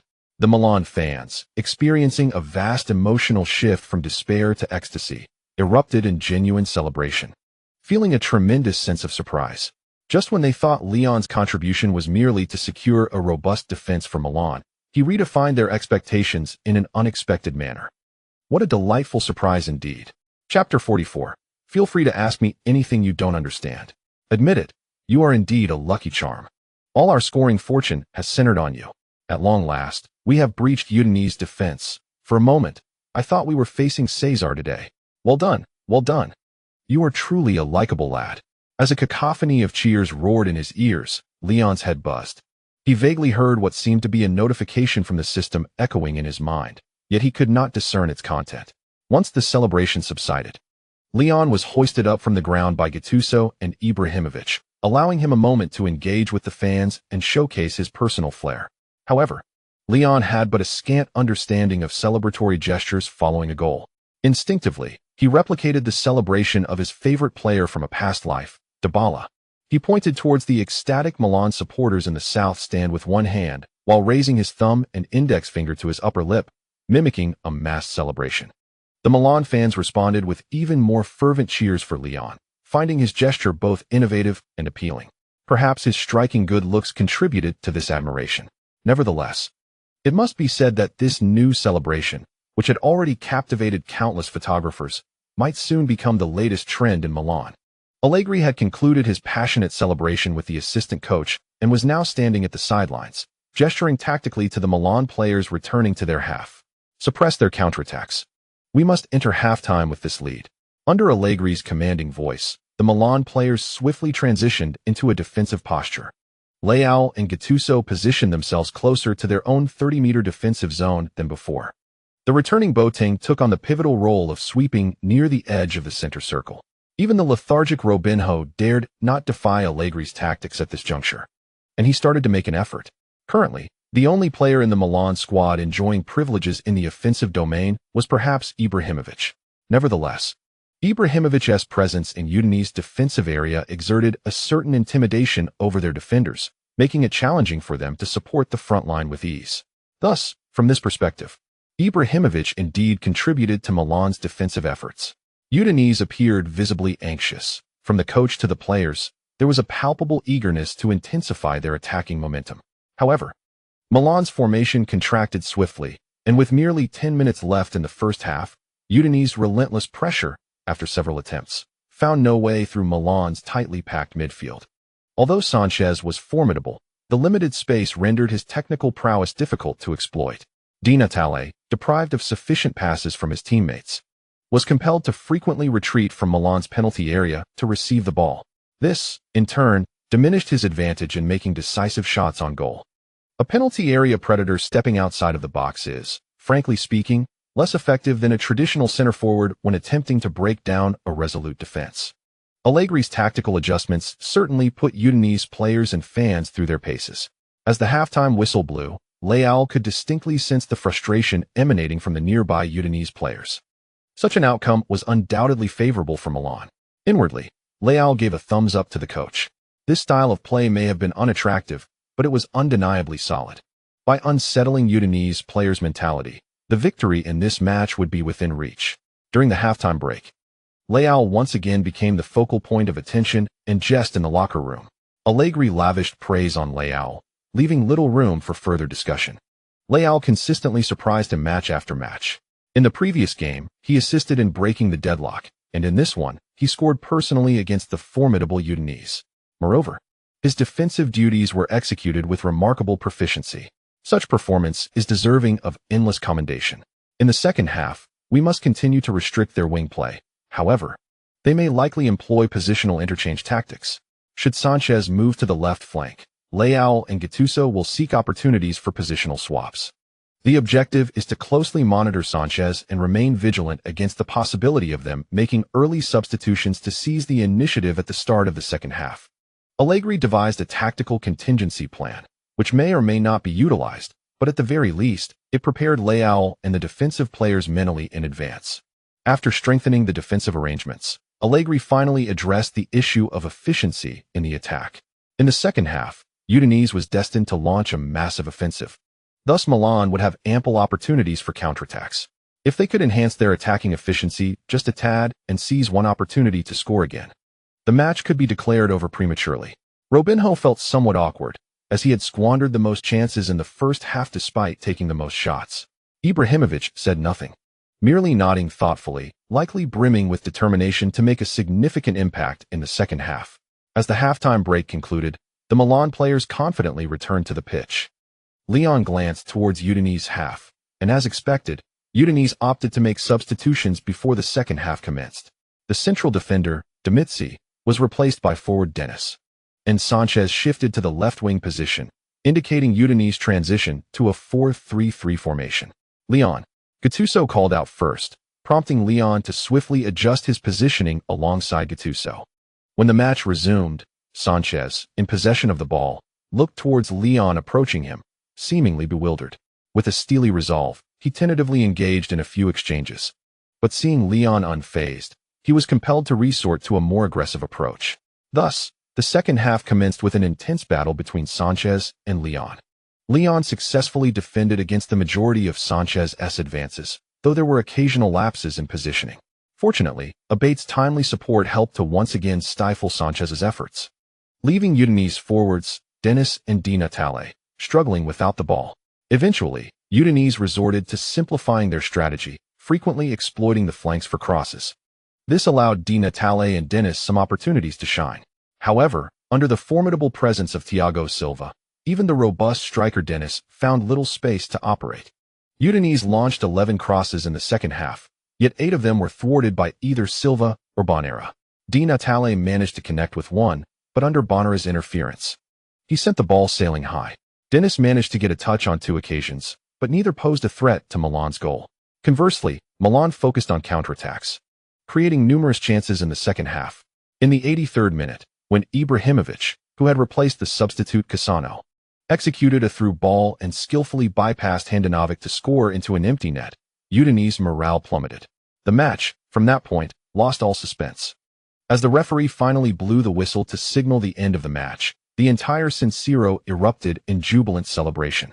"We are the champions of the first half." Regardless of the outcome for Napoli, Milan had already secured the title of first-half champions for the 2010 to 2011 season. Leon, elated, celebrated with high-fives alongside his teammates. Not to mention, since joining Milan, he had started in both of the last 2 league matches, achieving 2 victories and directly earning 30 points. How could he not be thrilled? "Leon, if you have any questions in the future, feel free to ask me directly." As Leon embraced and exchanged high-fives with Pirlo, he finally received a smile of approval from the maestro. "From now on, I will trouble you more," he said with a chuckle. "No worries," Pirlo replied. After parting ways with the legendary figure, Leon, beaming with delight, punched the air vigorously. "I've done it." Chapter 45. Longing from Spain, the magic endures. The lucky lad aids Milan to consecutive victories. Miraculous power? Since Leon's transfer to Milan, Naples has faced 2 consecutive defeats, securing the halfway championship. Milan's success in the first half of the season. Allegri, the stubborn yet successful man Ibrahimovic, the key to league victories upon AC Milan's triumph over Udinese, thereby claiming the halfway championship of Serie A this season. It seemed that the entirety of Italy was left with nothing but praises for Milan's accomplishments. Perhaps in the early stages of the league, when Milan's performance was somewhat tumultuous, the media within the city expressed considerable dissent towards Allegri. After all, not only was his style unattractive, but his results were also lacking, and he seemed intent on purging the veteran players from Milan's ranks. However, now, any occasional criticisms from the media regarding Allegri merely pertained to his overly conservative tactics. No one dared to question the correctness of his strategies anymore. To put it plainly, leading Milan, who had been absent from the championship for 6 years, back to the forefront of the league and effortlessly securing the halfway title was a testament to Allegri's capabilities. His actions had garnered the overwhelming support of the majority of Milan's fans and pro-Milan media. As for the aesthetic quality of the matches, between the allure of victory and the spectacle of play, Milan supporters would gladly endure any discomfort to witness their beloved team solidify its position at the pinnacle of the league standings. As long as they could win, all other concerns faded into insignificance. Leon also came to fully appreciate the leniency of Milan's fans. After all, his former club, Real Madrid, boasted some of the most discerning supporters in the world. During his recent time sitting on the bench for Real Madrid, he had felt the sting of his own fans' discontent more than once. Although he had grown accustomed to the occasional boos, it still left a lingering discomfort in his heart. The day after the match against Udinese, which was January 10th at around 2 p.m., a well-rested and well-fed Leon consumed a bottle of the intermediate stamina recovery potion. Refreshed after it renewed every 10 days, he then set off for Milanello with a spring in his step. That afternoon, a video of him training at Milanello was shared online by reporters, drawing the attention of countless Milan fans. However, as usual, he paid little mind to the public's opinion, be it praise or criticism. After his additional training, he adhered to Allegri's previous instructions and visited the therapy center for a series of massages. He departed only as the clock approached 6 in the evening. For 2 consecutive days, while other Milan players relaxed and recuperated, Leon tirelessly completed his extra training sessions. Thus, by January 12th, when the first team members resumed their training, Leon had evidently outpaced his fellow players in terms of form. Those who had previously doubted Leon, such as Flamini and Merkel, were left without words. When it comes to defensive prowess and relentless diligence, one finds oneself at a disadvantage, leading to the acceptance of a subordinate role. Within the team, grievances regarding starting positions have dissipated, and the squad's performance has been commendable. The training atmosphere in Milan has significantly improved, with smiles adorning the faces of the players. Following a fruitful preparation, on the evening of January 16th, Milan faced the away challenge against Lecce in the 20th round of Serie A. On paper, Lecce appears to be a relegation-threatened team, comfortably dismissible by Milan. However, Allegri regards Lecce with utmost seriousness, as they are a classic team capable of surprising the affluent. Despite their numerous losses, Lecce has previously held Inter Milan to a draw at home and nearly toppled Napoli. In the last round, they achieved a remarkable away victory against Lazio. Notably, 3 out of the top 4 teams have felt the sting of Lecce's prowess, while Milan, with their robust squad, managed to secure victory in their first encounter. Now, buoyed by their recent triumph over Lazio, Lecce has gained momentum, and Allegri is wary of potential pitfalls. Thus, for this away match, he opted for a 4-3-2-1 formation, deploying Pirlo, Leao, and Gattuso as defensive midfielders, with Seedorf and Boateng positioned ahead, leaving Ibrahimovic as the sole forward. This arrangement is decidedly cautious. Lecce, taken aback by Milan's conservative approach in their second meeting, found themselves unexpectedly on the offensive, a stark contrast to their previous defensive strategy. Milan's fans have grown accustomed to such dynamics. In their current form, they view any match as evenly contested, and against Lecce, they are content to adopt a counter-attacking stance, aiming simply to secure 3 points. The first half concluded with both teams locked in a frustrating stalemate at 0-0, a rather disheartening spectacle. Milan's players shared this sentiment, yet their coach Allegri appeared pleased.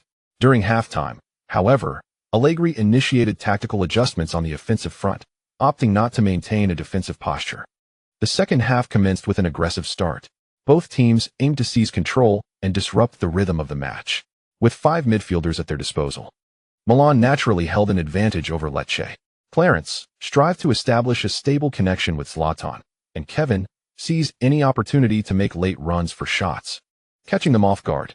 Initially skeptical of Allegri's tactical shift, Leao questioned whether the disruption truly favored Milan.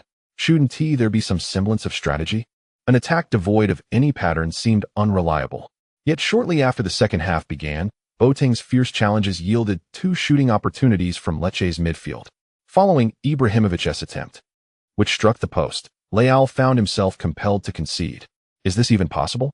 Indeed, the first generation of Schwanzone lives up to its reputation, surpassing even the legendary tactics of Chizu. Just as Lyon was reflecting on this, Ibrahimovic received a precise through ball from Seedorf amidst the chaos in the front line. This time, the formidable Ibrahimovic did not falter, with a decisive and elegant finish. He breached the goal of Lecce, granting Milan a commanding lead of 10. Back to defense. Back to defense. Before Milan could fully revel in their triumph, Allegri on the sidelines began his fervent tactical instructions. Ultimately, with all players resolutely defending, Milan emerged victorious, securing all 3 points from the Vidi Mare Stadium in Lecce. Is it unattractive? Who would dare to claim Milan's play is unappealing now? The question remains, did they win or not? After achieving a remarkable 3 consecutive victories in the league, Lyon once again garnered unanimous praise from Milan's fans and media with his outstanding defensive statistics. However, far away in Spain, Real Madrid fans, having just experienced 2 draws in the league, began to yearn for their little lion. With scores of 3-3 and 2-2, it appeared that Real Madrid's midfield and defense were facing significant issues once again. Yet this time, the familiar long-haired youth would not rise from the bench to stabilize Real's defense amidst the turmoil of the match. Chapter 46. Mourinho was right. The anxiety among Real Madrid fans has seldom reached such heights. For them, victory, championships, and glorious displays of triumph are taken for granted. Regardless of the emergence of formidable rivals in La Liga, Real Madrid has always stood tall at the summit. Previously, this was the consensus among all Real Madrid supporters. They were proud and had ample reason to be. However, since the advent of Barcelona's dream team, this consensus has gradually eroded in their hearts. In the past 2 years, Barcelona has claimed the league title twice and secured a Champions League trophy, igniting a global fervor for possession-based football. Real Madrid has faced the challenge, but suffered a crushing defeat last year, and this year they endured a humiliating 0-5 loss to Barcelona. What has caused further discomfort and anguish among Real Madrid fans is the realization that such disgraceful defeats stemmed from their own stubbornness. Under their incessant calls and demands, Mourinho opted for the attacking style they desired to see. The result was a Real Madrid side that was effortlessly dismantled by Barcelona. Following this massacre, a majority of Real Madrid fans were jolted awake, as they failed to secure victories in their recent 2 league matches, and with Barcelona widening the gap in La Liga, even the remaining stubborn fans began to awaken to reality, rather than seeking flamboyant displays while being suppressed by their arch-rival Barcelona. The priority now is for Mourinho to devise a strategy to overturn Barcelona's dominance. This realization has also permeated the ranks of Real Madrid's management. Whether Florentino Perez is sincere or merely making concessions to a degree, following the devastating defeat to Barcelona and the recent turmoil in league performance, he has granted Mourinho greater authority in steering the team for a duration of 2 to 3 years. The absolute trust bestowed upon Mourinho allows him to disregard external pressures and, most importantly, grants him full autonomy in devising tactical strategies and selecting players, even the special one. Upon receiving Florentino Perez's promise of empowerment, breathed a sigh of relief. After 6 months of negotiation and demonstration, he finally made the obstinate Real Madrid fans and executives realize one undeniable truth. He, Mourinho, is indeed the right man for the job. To contend with or even triumph over Barcelona, there exists no more suitable coach than he. You have succeeded, Jose. Karanka, who had supported Mourinho from the outset, expressed his sentiments, finally seeing the opportunity to unleash his potential without constraints, eagerly anticipating Real Madrid's future growth. No, we have only achieved half of our goal. The true commencement of our success will begin with the opening of this summer's transfer window. Mourinho, now with a few more strands of silver in his hair, finally revealed a relaxed smile. Sacrificing half a season's performance to unify public opinion and the mindset within the team seemed a worthwhile trade-off. The second half of the season presents the perfect opportunity for him to formally engage in competition with Barcelona. Pick up the pace. Evade. Maintain core balance. In a private boxing gym in Milan, Lyon was drenched in sweat, diligently practicing evasive maneuvers under the guidance of a professional boxing coach. Meanwhile, Ibrahimovic stood on the sidelines, chatting with another boxer. "All right, let us take a break. You're doing remarkably well, Lyon," the coach praised after another training session. How could he not be satisfied? The remuneration was generous, and teaching such a side job was incredibly easy for a boxing coach. Impressive progress. How many times have we come here? Ibrahimovic playfully handed Lyon a bottle of water, to which Lyon signaled with a hand gesture indicating 5. "Next time, I reckon I could step into the ring with you." At Ibrahimovic's eager words, Lyon nearly choked on his water. "Brother, I came here to work on my balance and agility, not to learn how to box. Please spare me." Ibrahimovic burst into laughter, deciding not to tease Lyon further. "All right, next time, just come by yourself. You're already familiar with the owner and coach here. Keep practicing.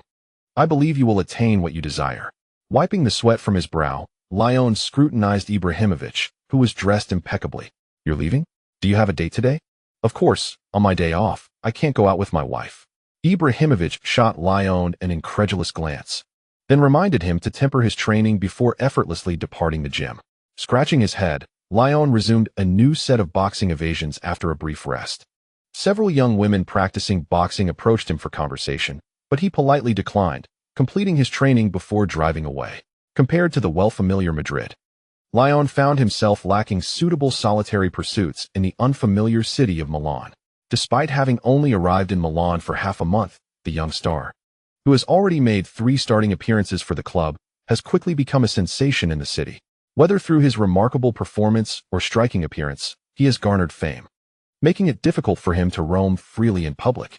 After a leisurely drive, Lyon, not wishing to return home just yet, eventually headed straight to Milanello. "Oh my God, it's Lyon. Lyon, could I have your autograph, please? Lyon, I am your fan." As he approached the gates of Milanello, he was recognized by dozens of devoted fans waiting eagerly. Initially, he thought they were simply taking a chance. But upon stepping out of his car and seeing a throng of young female supporters, he was taken aback. A few moments later, as he signed autographs for the excited fans, Leon incredulously inquired. You all truly waited here for me? But how did you know I would be here today? You always come to train during your break. We've seen the reports. Leon scratched his head, momentarily stunned, then smiled sheepishly.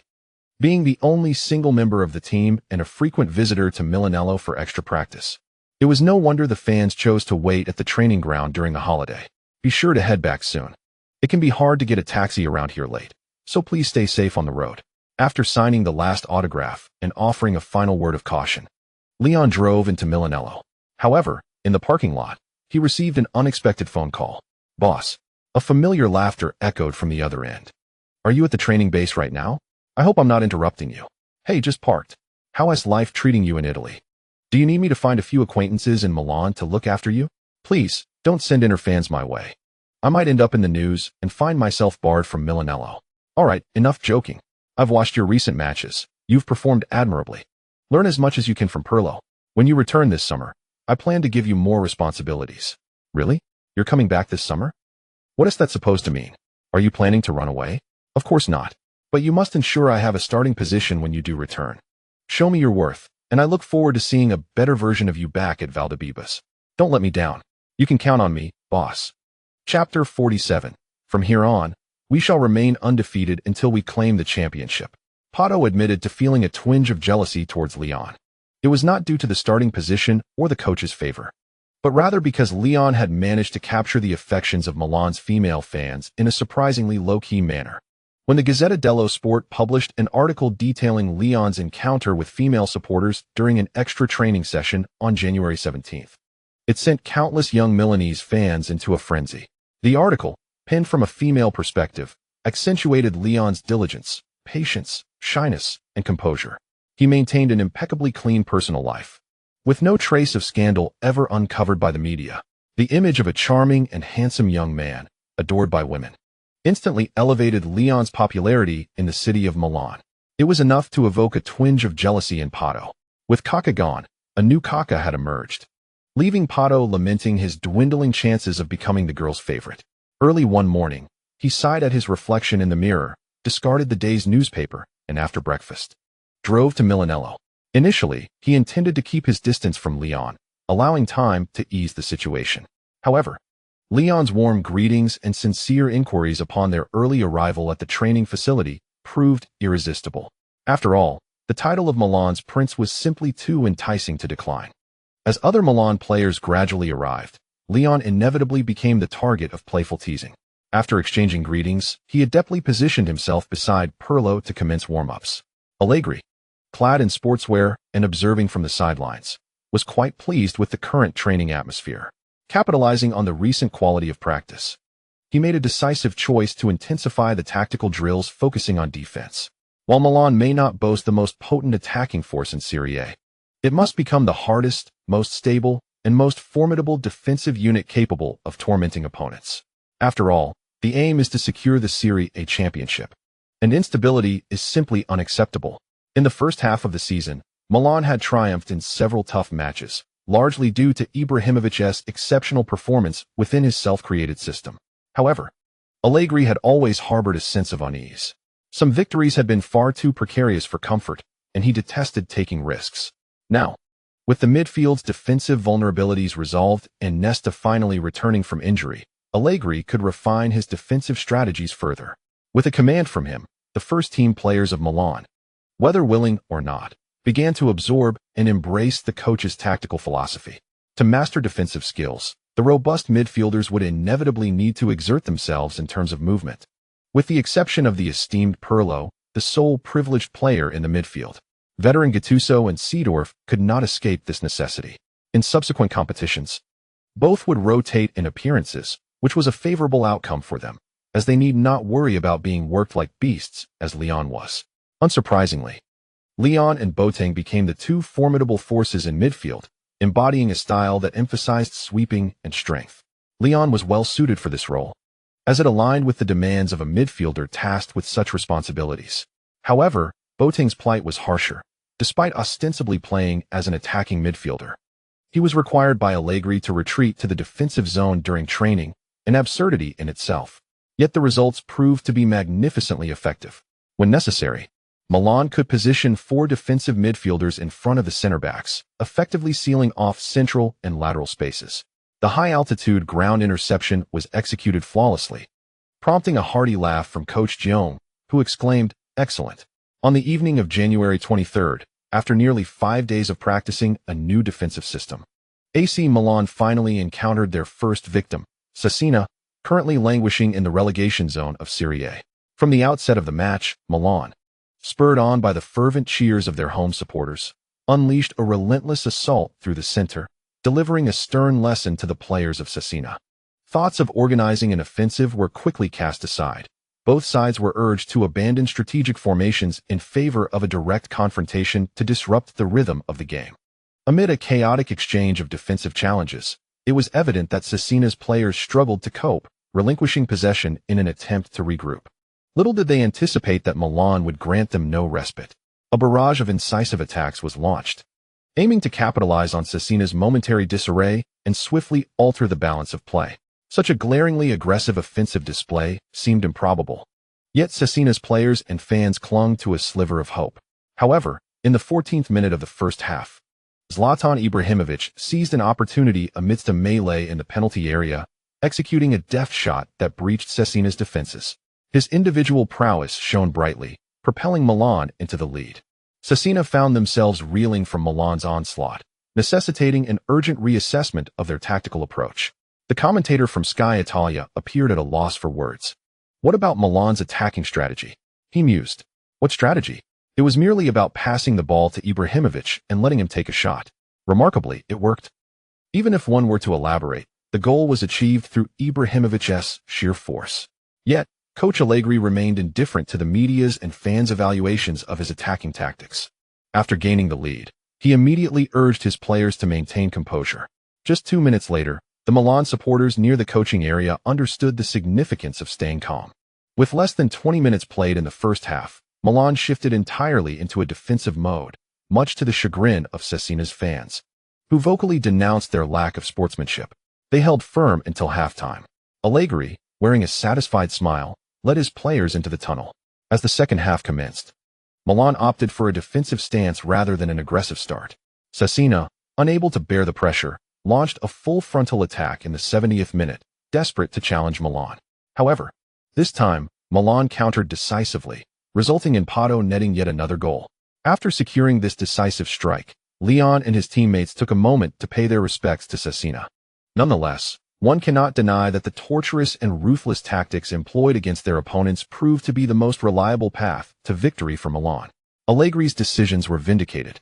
Milan's tactical choices were sound, and despite Cesena's dissatisfaction, they were left to swallow the bitter pill of defeat. At the post-match press conference, in response to the Cesena coach's complaints, Allegri merely smiled, opting for a humble silence rather than a rebuttal.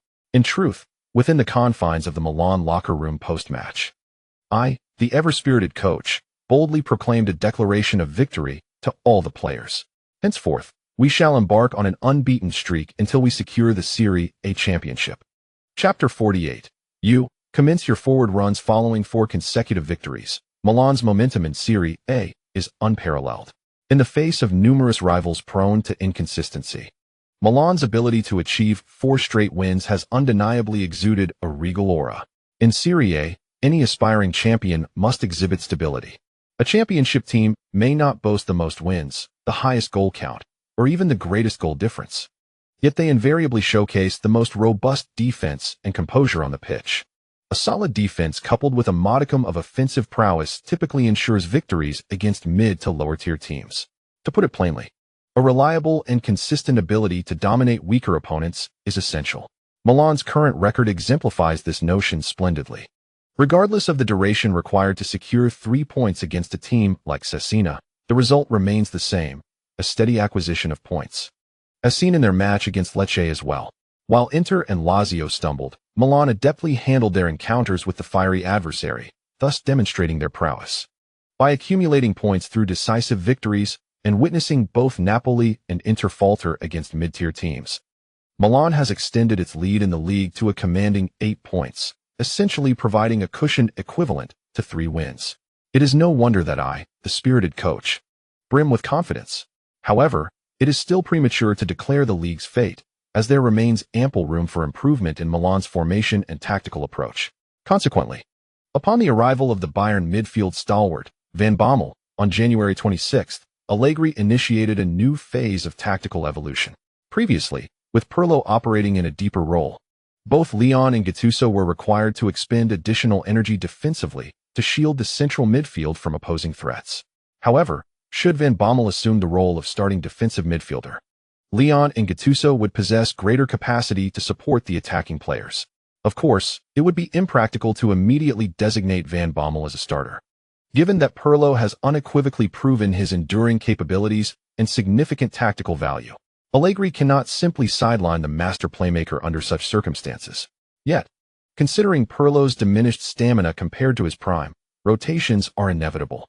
Thus, Allegri, in light of Pirlo's need for rest and the possibility of Van Bommel starting in a deeper role, presented new expectations to Leon. What? You want me to practice forward runs? On January 27th, as Leon prepared for additional short passing drills on the training pitch, he was taken aback by the coach's new directive. Yes, it is you. From today onwards, begin practicing your forward runs. But we have Kevin, Boateng, whose forward runs are far more effective than mine. Both of you will make those runs together. He has long-range shooting, and you possess aerial prowess. Together, your combined threat will multiply significantly. Observing the coach's serious demeanor, Leon felt a twinge of discomfort. It was not that he opposed participating in the attack, but rather that he had never engaged in such an offensive approach, penetrating the opponent's box amidst the fluidity of a match. Could this truly come to fruition? With a habitual skepticism, Leon and Boateng awkwardly synchronized their movements within the forward tactics meticulously devised by Allegri. On the afternoon of January 28th, Ibrahimovic, Robinho, Pato, and several other forwards joined the tactical drills for the new offensive strategy. Leon believed he had grasped Allegri's true intentions, as the new attacking routine was relatively straightforward. It involved either the forwards, including Ibrahimovic, providing cover while he and Boateng surged forward to challenge the opponent's defense at the moment of a cross from the flanks, or they would disrupt the defensive setup first, allowing Ibrahimovic and the others to serve as the second wave of attack. Essentially, it was a familiar strategy of seizing victory amid chaos. Leon felt he had deciphered the coach's message and was somewhat reassured by the new offensive scheme. After all, he bore no significant responsibility for scoring. His role was primarily to act as a battering ram, drawing defensive attention away from the other attacking players. Whether providing cover for Ibrahimovic, Pato, or assisting Boateng in scoring was irrelevant. He simply needed to fulfill his role effectively. After several organized training sessions, on January 30th, Milan embarked on an away journey to southern Sicily to face Catania. This was yet another team hovering near the relegation zone, and there was little sense of tension among the Milan ranks. Even the new recruit Van Bommel appeared considerably more relaxed upon learning of the opponent's general capabilities. It was uncertain whether the coach was excessively pleased with the recent training quality or if he perceived Pirlo to be fatigued. But he decided to start Van Bommel in this round of the league. Leon felt a twinge of anxiety. With Van Bommel starting as a defensive midfielder, he and Gattuso would need to slightly adjust their playing style. Gattuso typically contributed by supporting passing plays, but now he would need to engage more aggressively in the attack. Training was one thing, but applying it in a match presented a different challenge altogether. Leon felt he could afford to take his time. Yet Allegri offered him no opportunity to acclimatize to this new role. At precisely 3 o'clock in the afternoon, the whistle blew at Massimino Stadium, officially commencing the 22nd round of Serie A between Milan and Catania. Aside from the introduction of new signing Van Bommel as the starting defensive midfielder, there were no significant changes in other positions. Ibrahimovic and Pato partnered as the dual forwards, with Boateng positioned as an attacking midfielder, while Leon and Gattuso occupied the flanks of the midfield. In defense, Nesta, who had recently returned from injury and performed admirably, continued to partner with Silva, while Antonini rotated in. Zambrotta started at left back and Abate at right back, with Abbiati retaining his position as the starting goalkeeper. As for Catania's starting players, there was little of note. Leon recognized very few of them. Only Maxi Lopez and Gomez rang a bell for him. The former would later gain notoriety in the football world due to his tumultuous relationship with Wanda, who left him for the Inter Milan star Icardi. The latter became well known for his outstanding performances at Atlanta in the future. However, Their current abilities were not particularly remarkable. Catania, much like the majority of teams battling relegation, exhibits a stagnant offense and a rather lackluster defense, embodying the essence of an average squad. At first glance, it seems reasonable for Allegri to utilize such an opponent to hone new attacking and defensive strategies. Shortly after the match commenced, Lyon gritted his teeth and surged forward, closely trailing Boateng, seizing the opportunity. It must be noted that having a formidable defensive anchor behind him was indeed a comforting sensation. This was Lyon's inaugural experience with such tactical privileges. After a couple of cautious attempts, he gradually embraced the forward charge, yielding commendable results.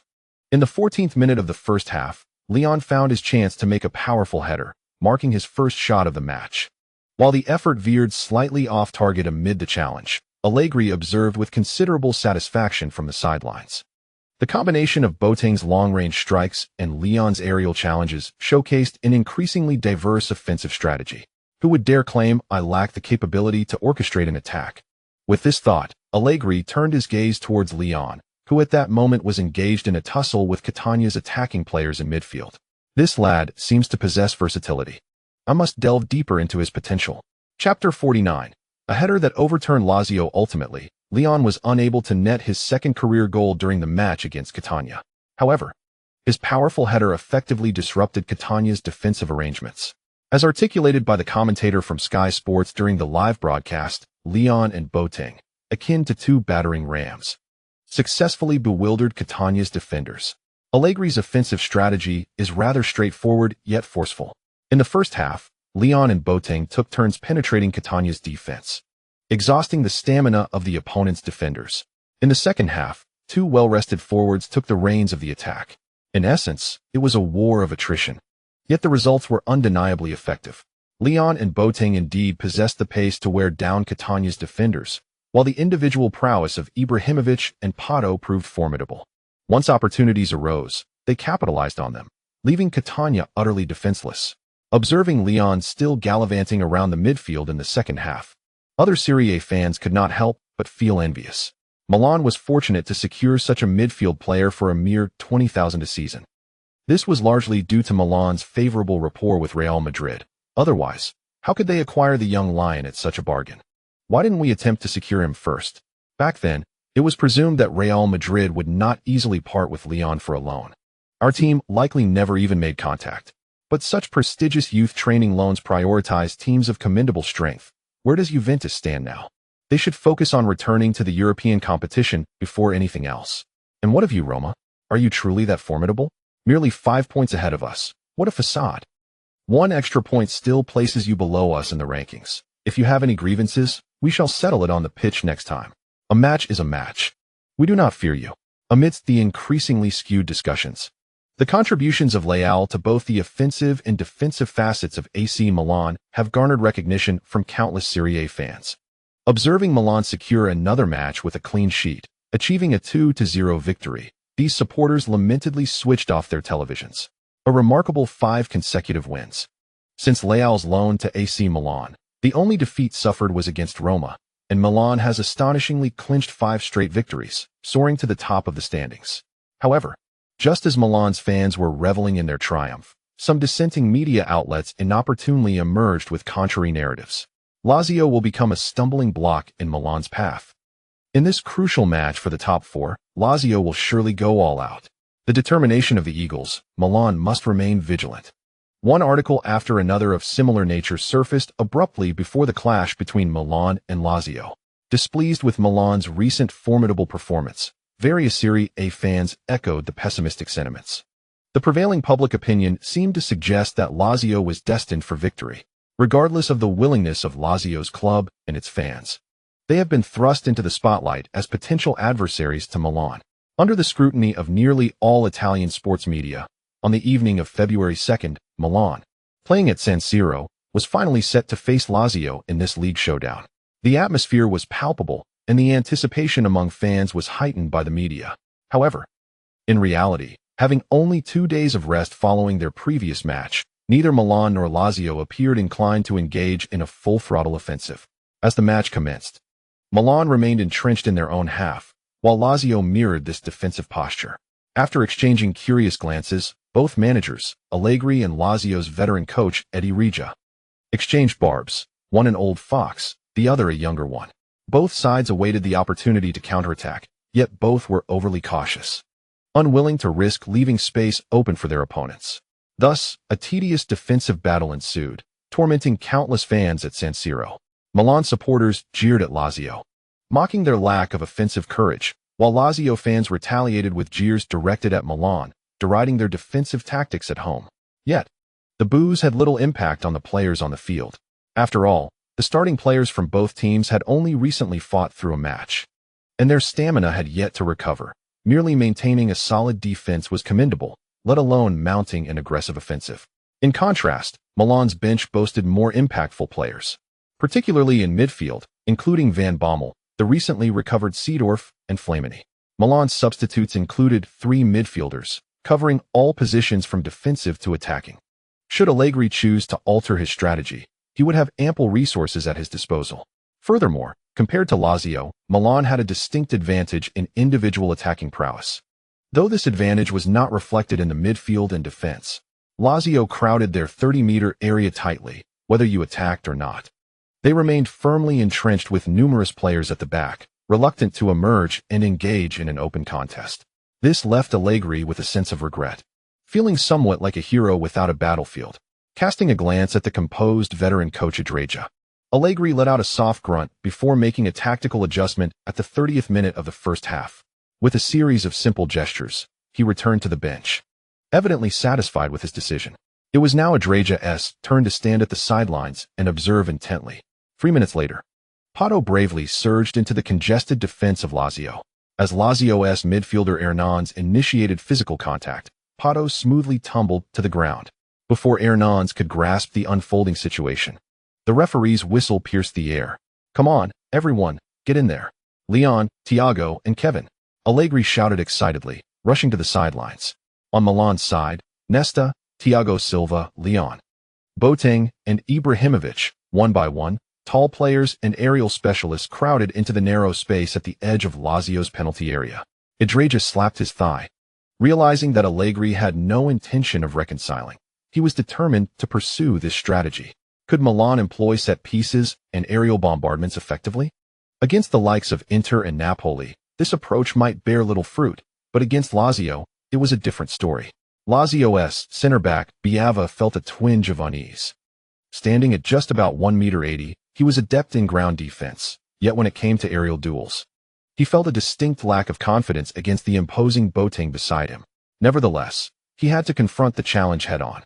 Biava clung to Boateng, pulling at his shirt and tugging his arm. It was only after Pirlo executed a free kick from the left side that he realized his opponent had changed. Boateng remained stationary, but Leon surged into the box, taking his place. With a grunt, Leon met the incoming ball with a powerful header at the back post, not even pausing to track its trajectory as he fell to the ground. Chaos erupted within Lazio's penalty area, but their goalkeeper Muslera maintained his composure.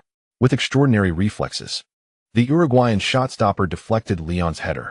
However, he could not react in time to Ibrahimovic's instinctive follow-up, which struck the net without a hint of doubt. In that instant, the Milan fans at San Siro erupted into jubilant cheers, while Lazio supporters fell silent, taken aback that Milan had broken the deadlock with their very first set piece of the match. At this moment, countless third-party fans gazed in disbelief at Leon, who had just been excitedly embraced by his teammates. This lad has truly turned Lazio upside down. Chapter 50. Ordinary yet sufficient after scoring another goal. Ibrahimovic was in high spirits. While he commanded Milan's offensive play during the first half of the league, his personal goal tally was not particularly impressive.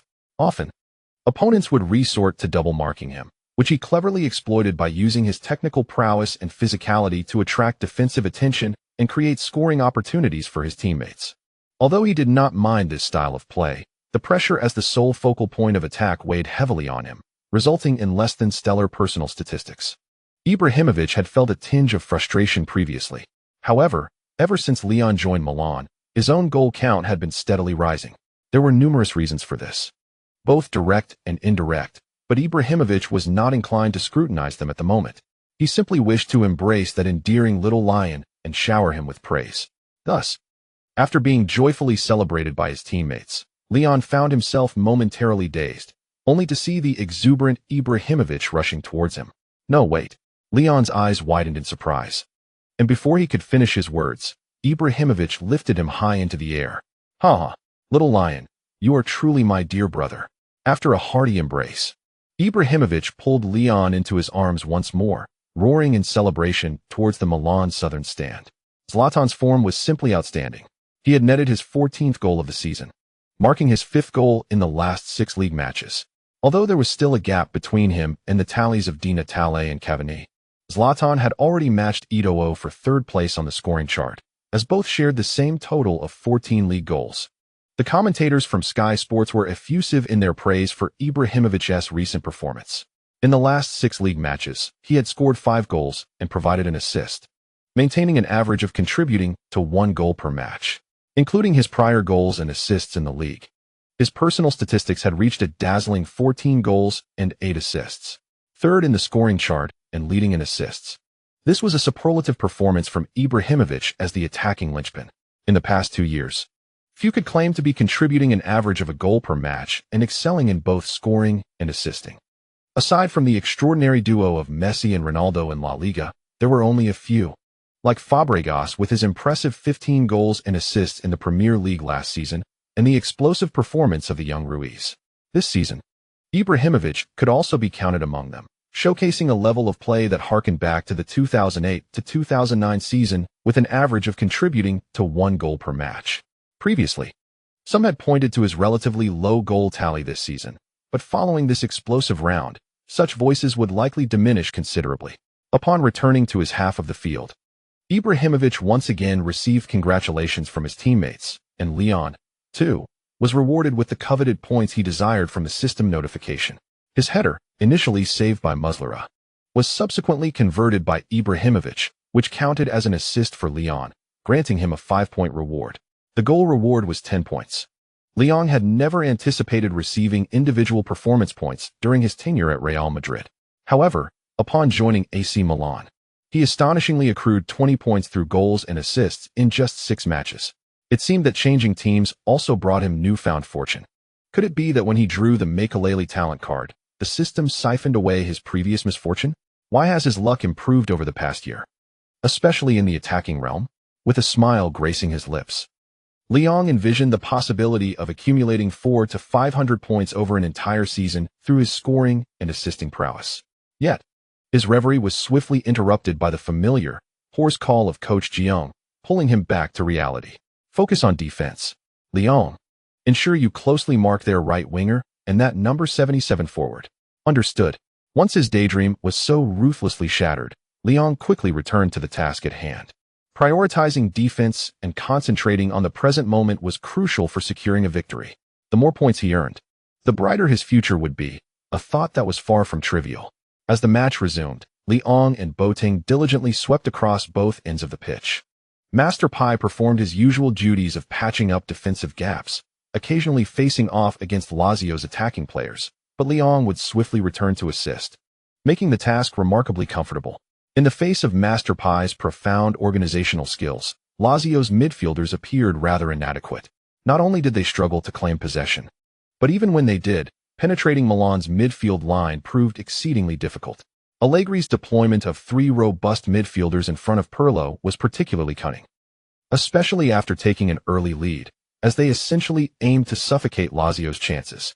Of course, the current Lazio squad, positioned among the top ranks of Serie A, was far superior to the mid-tier teams Milan had previously faced. Even though many of Lazio's attacking advances were thwarted by Milan's midfield, they still managed to carve out a couple of opportunities to penetrate Milan's penalty area as the first half progressed. This posed a challenge for Milan's defense. The partnership between Dixie and Nesta in central defense was commendably stable, yet they could not guarantee the complete eradication of Lazio's attacking opportunities. Aware of this risk, Allegri resolved to bolster his defensive strategy. Thus, following halftime, he promptly substituted the warmed-up Van Bommel for Pirlo. The sight incited fury among Lazio supporters, nearly causing them to choke on their frustrations. Leon was then positioned as a deeper-lying midfielder. Logically, it was Van Bommel who should occupy this role, while Leon would be more suited to continue as a left midfielder. However, Considering Van Bommel had only recently joined the team and had little time for practice with the starting players, Coach Jiang directly assigned Liang to the deeper position. Liang felt no apprehension. He had played this role at Real Madrid, albeit without the burden of orchestrating play, as Longo had taken on that responsibility single-handedly. Today, he would have to shoulder a significant part of the team's structure, engaging in both defensive duties and a modicum of organization. Nevertheless, Liang believed he could certainly rise to the challenge of prioritizing defense. As long as he is not tasked with orchestrating the offensive rhythm, it suffices.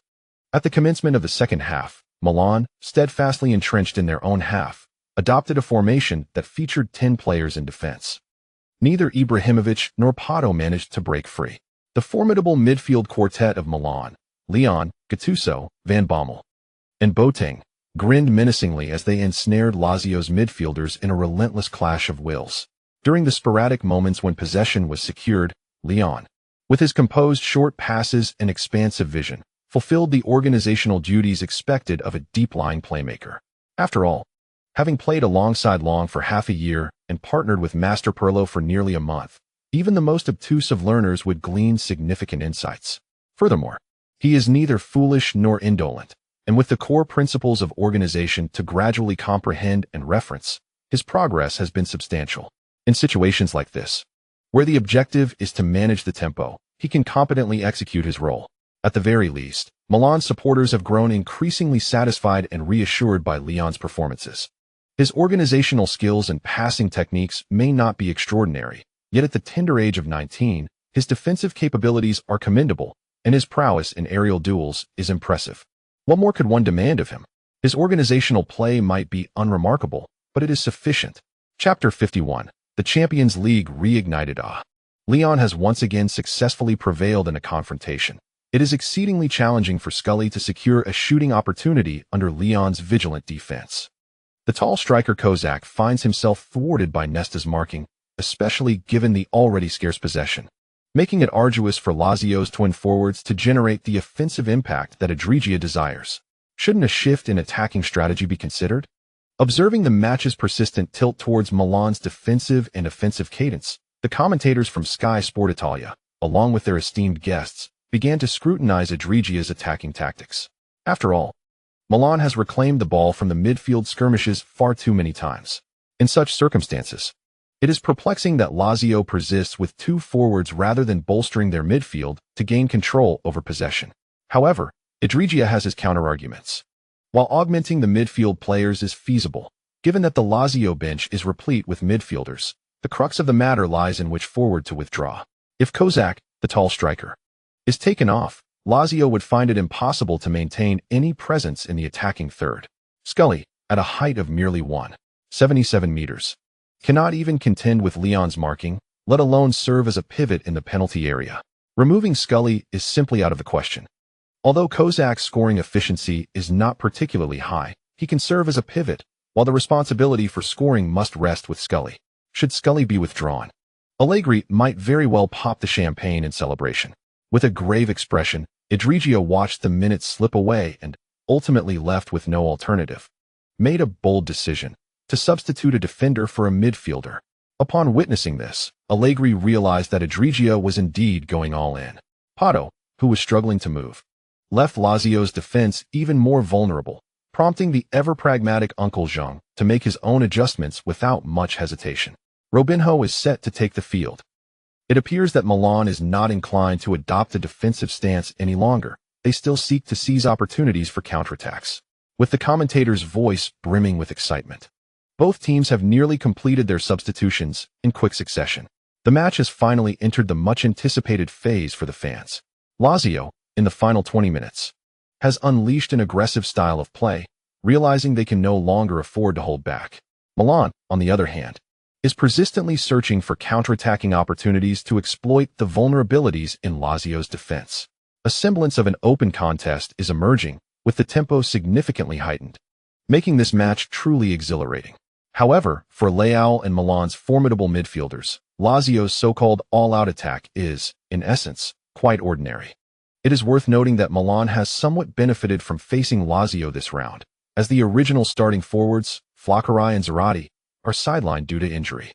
Skorupski and Kozak are merely emergency substitutes. In terms of creating and converting chances, these two forwards can only be deemed average. Consequently, with the absence of these two key offensive players, Lazio's attack has proven to be more noise than substance, appearing lively yet failing to pose a genuine threat to Milan's defense. Nevertheless, Robinho's performance since his introduction has been somewhat disappointing. In several counterattacks, his dribbling and breakthroughs were quite sharp, but when it came to shooting, the so-called prince of dribbling faltered once again, particularly in the 78th minute of the second half. After receiving a through ball from Ibrahimovic and bypassing Lazio's last defender, he inexplicably sent the ball soaring over the goal while facing Muslera. This moment left Allegri fuming, exclaiming in frustration. Fortunately, Ibrahimovic remained resolute. In several counterattacks, his poorly positioned shots still found the frame of the goal, momentarily instilling caution in Lazio and preventing them from recklessly advancing. As the match approached its final 5 or 6 minutes, and it became apparent that a goal to decisively seal the game was unlikely, Allegri signaled for all players to retreat defensively. Ultimately, with the fervent support of over 70,000 home fans, Milan managed to secure a hard-fought victory over Lazio with a single goal advantage. When the referee blew the final whistle, Allegri exuberantly sprinted towards his players. Having triumphed over a formidable opponent in the second half and widened the gap from Lazio, Milan's remaining direct competitors are now Napoli and Inter Milan. Amidst a remarkable 6-match winning streak and soaring morale, Milan is more than willing to defeat Napoli and Inter Milan once again, hoping to dishearten both teams. After a moment, a wave of jubilant cheers erupted once more in the celebratory atmosphere of San Siro. The Milan players, embracing and high-fiving each other, exchanged glances, and moments later, the assistant coach brought forth delightful news that lifted their spirits. Napoli has suffered another defeat. Chievo triumphed over Napoli with a score of 2-0, and Inter has surpassed them to ascend to second place in the standings, though there remains a 10-point gap between them and us. Napoli has lost. Inter Milan, leading by a significant margin, received 2 consecutive pieces of good news that brought smiles to Allegri and the Milan squad. Their stability is increasing while their opponents falter, particularly Napoli, whose morale may dwindle with another loss. As for Inter, we shall wait until the 31st round of the league for a decisive clash. AC Milan, riding the momentum of 6 consecutive victories, commenced their February fixtures with confidence. Van Bommel's seamless integration has fortified Milan's defensive stability, while Ibrahimovic's stellar form underpins their offensive efforts. Regardless of the struggle and fragmentation that may characterize each match, Milan consistently finds a way to score first, compelling their rivals into a rhythm dictated by their formidable defense. In the 24th round of Serie A on February 6 against Genoa, Milan employed the same strategy to subdue the Griffin team. This season, Genoa has proven to be no pushover, leveraging a robust defense to secure a commendable 10th place, having conceded only 20 goals in 23 league matches, second only to Milan's 16. Yet, despite their seemingly resilient defense, Genoa ultimately succumbed to Ibrahimovic and Inzaghi, who, coming off the bench in the second half, delivered the final blows that led to a 2-0 defeat. Aside from scoring the initial goal through a powerful attack in the first half, Milan spent the majority of the match wearing down the opponent's resistance through defensive diligence. Inzaghi's game-clinching goal materialized during Milan's counterattack in the second half. This method has proven effective in Serie A. As long as Ibrahimovic maintains his form, it is difficult for any team to fully neutralize the Swedish giant. Following this round of Serie A, Milan's coaching staff immediately embarked on preparations for their next challenge. However, Allegri's focus was not solely on the upcoming league opponent, but rather on the formidable Tottenham Hotspur, currently sitting 5th in the Premier League. As they prepare for the UEFA Champions League knockout stage of the 2010-2011 season. Chapter 52, the fine line between survival and collapse. Marked by 1 Lyon in anticipation of the forthcoming Champions League round of 16. Allegri opted to rotate several key players in the league match on February 13 to ensure the team is in peak condition. Veterans such as Pirlo, Gattuso, and Seedorf were omitted from the starting 18, granting them ample rest. Ibrahimovic and Pato remained as substitutes. Inzaghi, receiving a long-awaited starting opportunity, partnered with Robinho and Cassano against Parma. In midfield, Lyon and Van Bommel formed a new double pivot, while Boateng assumed the role of attacking midfielder. Although lacking Pirlo's finesse and distribution, The trio maintained Milan's elite level of impact and defensive solidity in the midfield. In defense, the formidable Bonera returned to the starting lineup alongside his brother-in-law, with Antonini and Otto positioned as the right and left fullbacks, respectively. Abbiati continued to be the starting goalkeeper for Milan. The strength of this rotated lineup is not to be underestimated. With the likes of Inzaghi, Cassano, Robinho, Van Bommel, and Thiago Silva, the mere mention of these stars' names can instill fear in opponents, disregarding the passage of time. However, even the mightiest stars cannot withstand the relentless march of time. Many Parma fans noted the absence of Ibrahimovic in Milan's starting lineup. The attacking front was comprised solely of the veteran Inzaghi, alongside the erratic Robinho and the unpredictable Cassano. This absence surely bolstered their confidence. While a complete victory over the rotated Milan seemed ambitious, securing at least a draw against such a defensively cautious team appeared plausible. Historically, Milan's strategy revolved around Ibrahimovic, who would either score himself or facilitate goals for teammates, leading to victories by margins of 10 or 20. His presence often allowed Milan to break the deadlock early in matches. With Ibrahimovic on the bench, Milan lacked their most reliable offensive weapon, and coupled with Parma's home advantage, it was no wonder that many Parma supporters felt a flicker of hope. However, did Allegri truly intend, as speculated by the media, to settle for a cautious draw in this match? On the afternoon of February 13th, at precisely 1500 hours, under the not-so-warm winter sun, the whistle signaled the commencement of the match at the Tardini Stadium. Milan initiated the kickoff, swiftly spreading their formation and launching an exploratory attack down the flanks. Robinho, faced with the defensive challenge posed by Parma's Valiani, opted for an audacious approach rather than the usual conservative back pass or lateral pass. After being cornered by Valiani and Parma's left-back Massimo, he chose to shield the ball and pass it back. Such an aggressive opening tactic piqued the interest of Parma's current coach, Francesco Guidolin, who sensed something amiss. Milan rarely adopted such an audacious offensive strategy at the start of matches. Was Allegri, perhaps, planning a full-throttle offensive battle today? Guidolin was skeptical. Yet after a moment's reflection, he deemed it unlikely. 3 minutes later, Guidolin's initial resolve began to waver.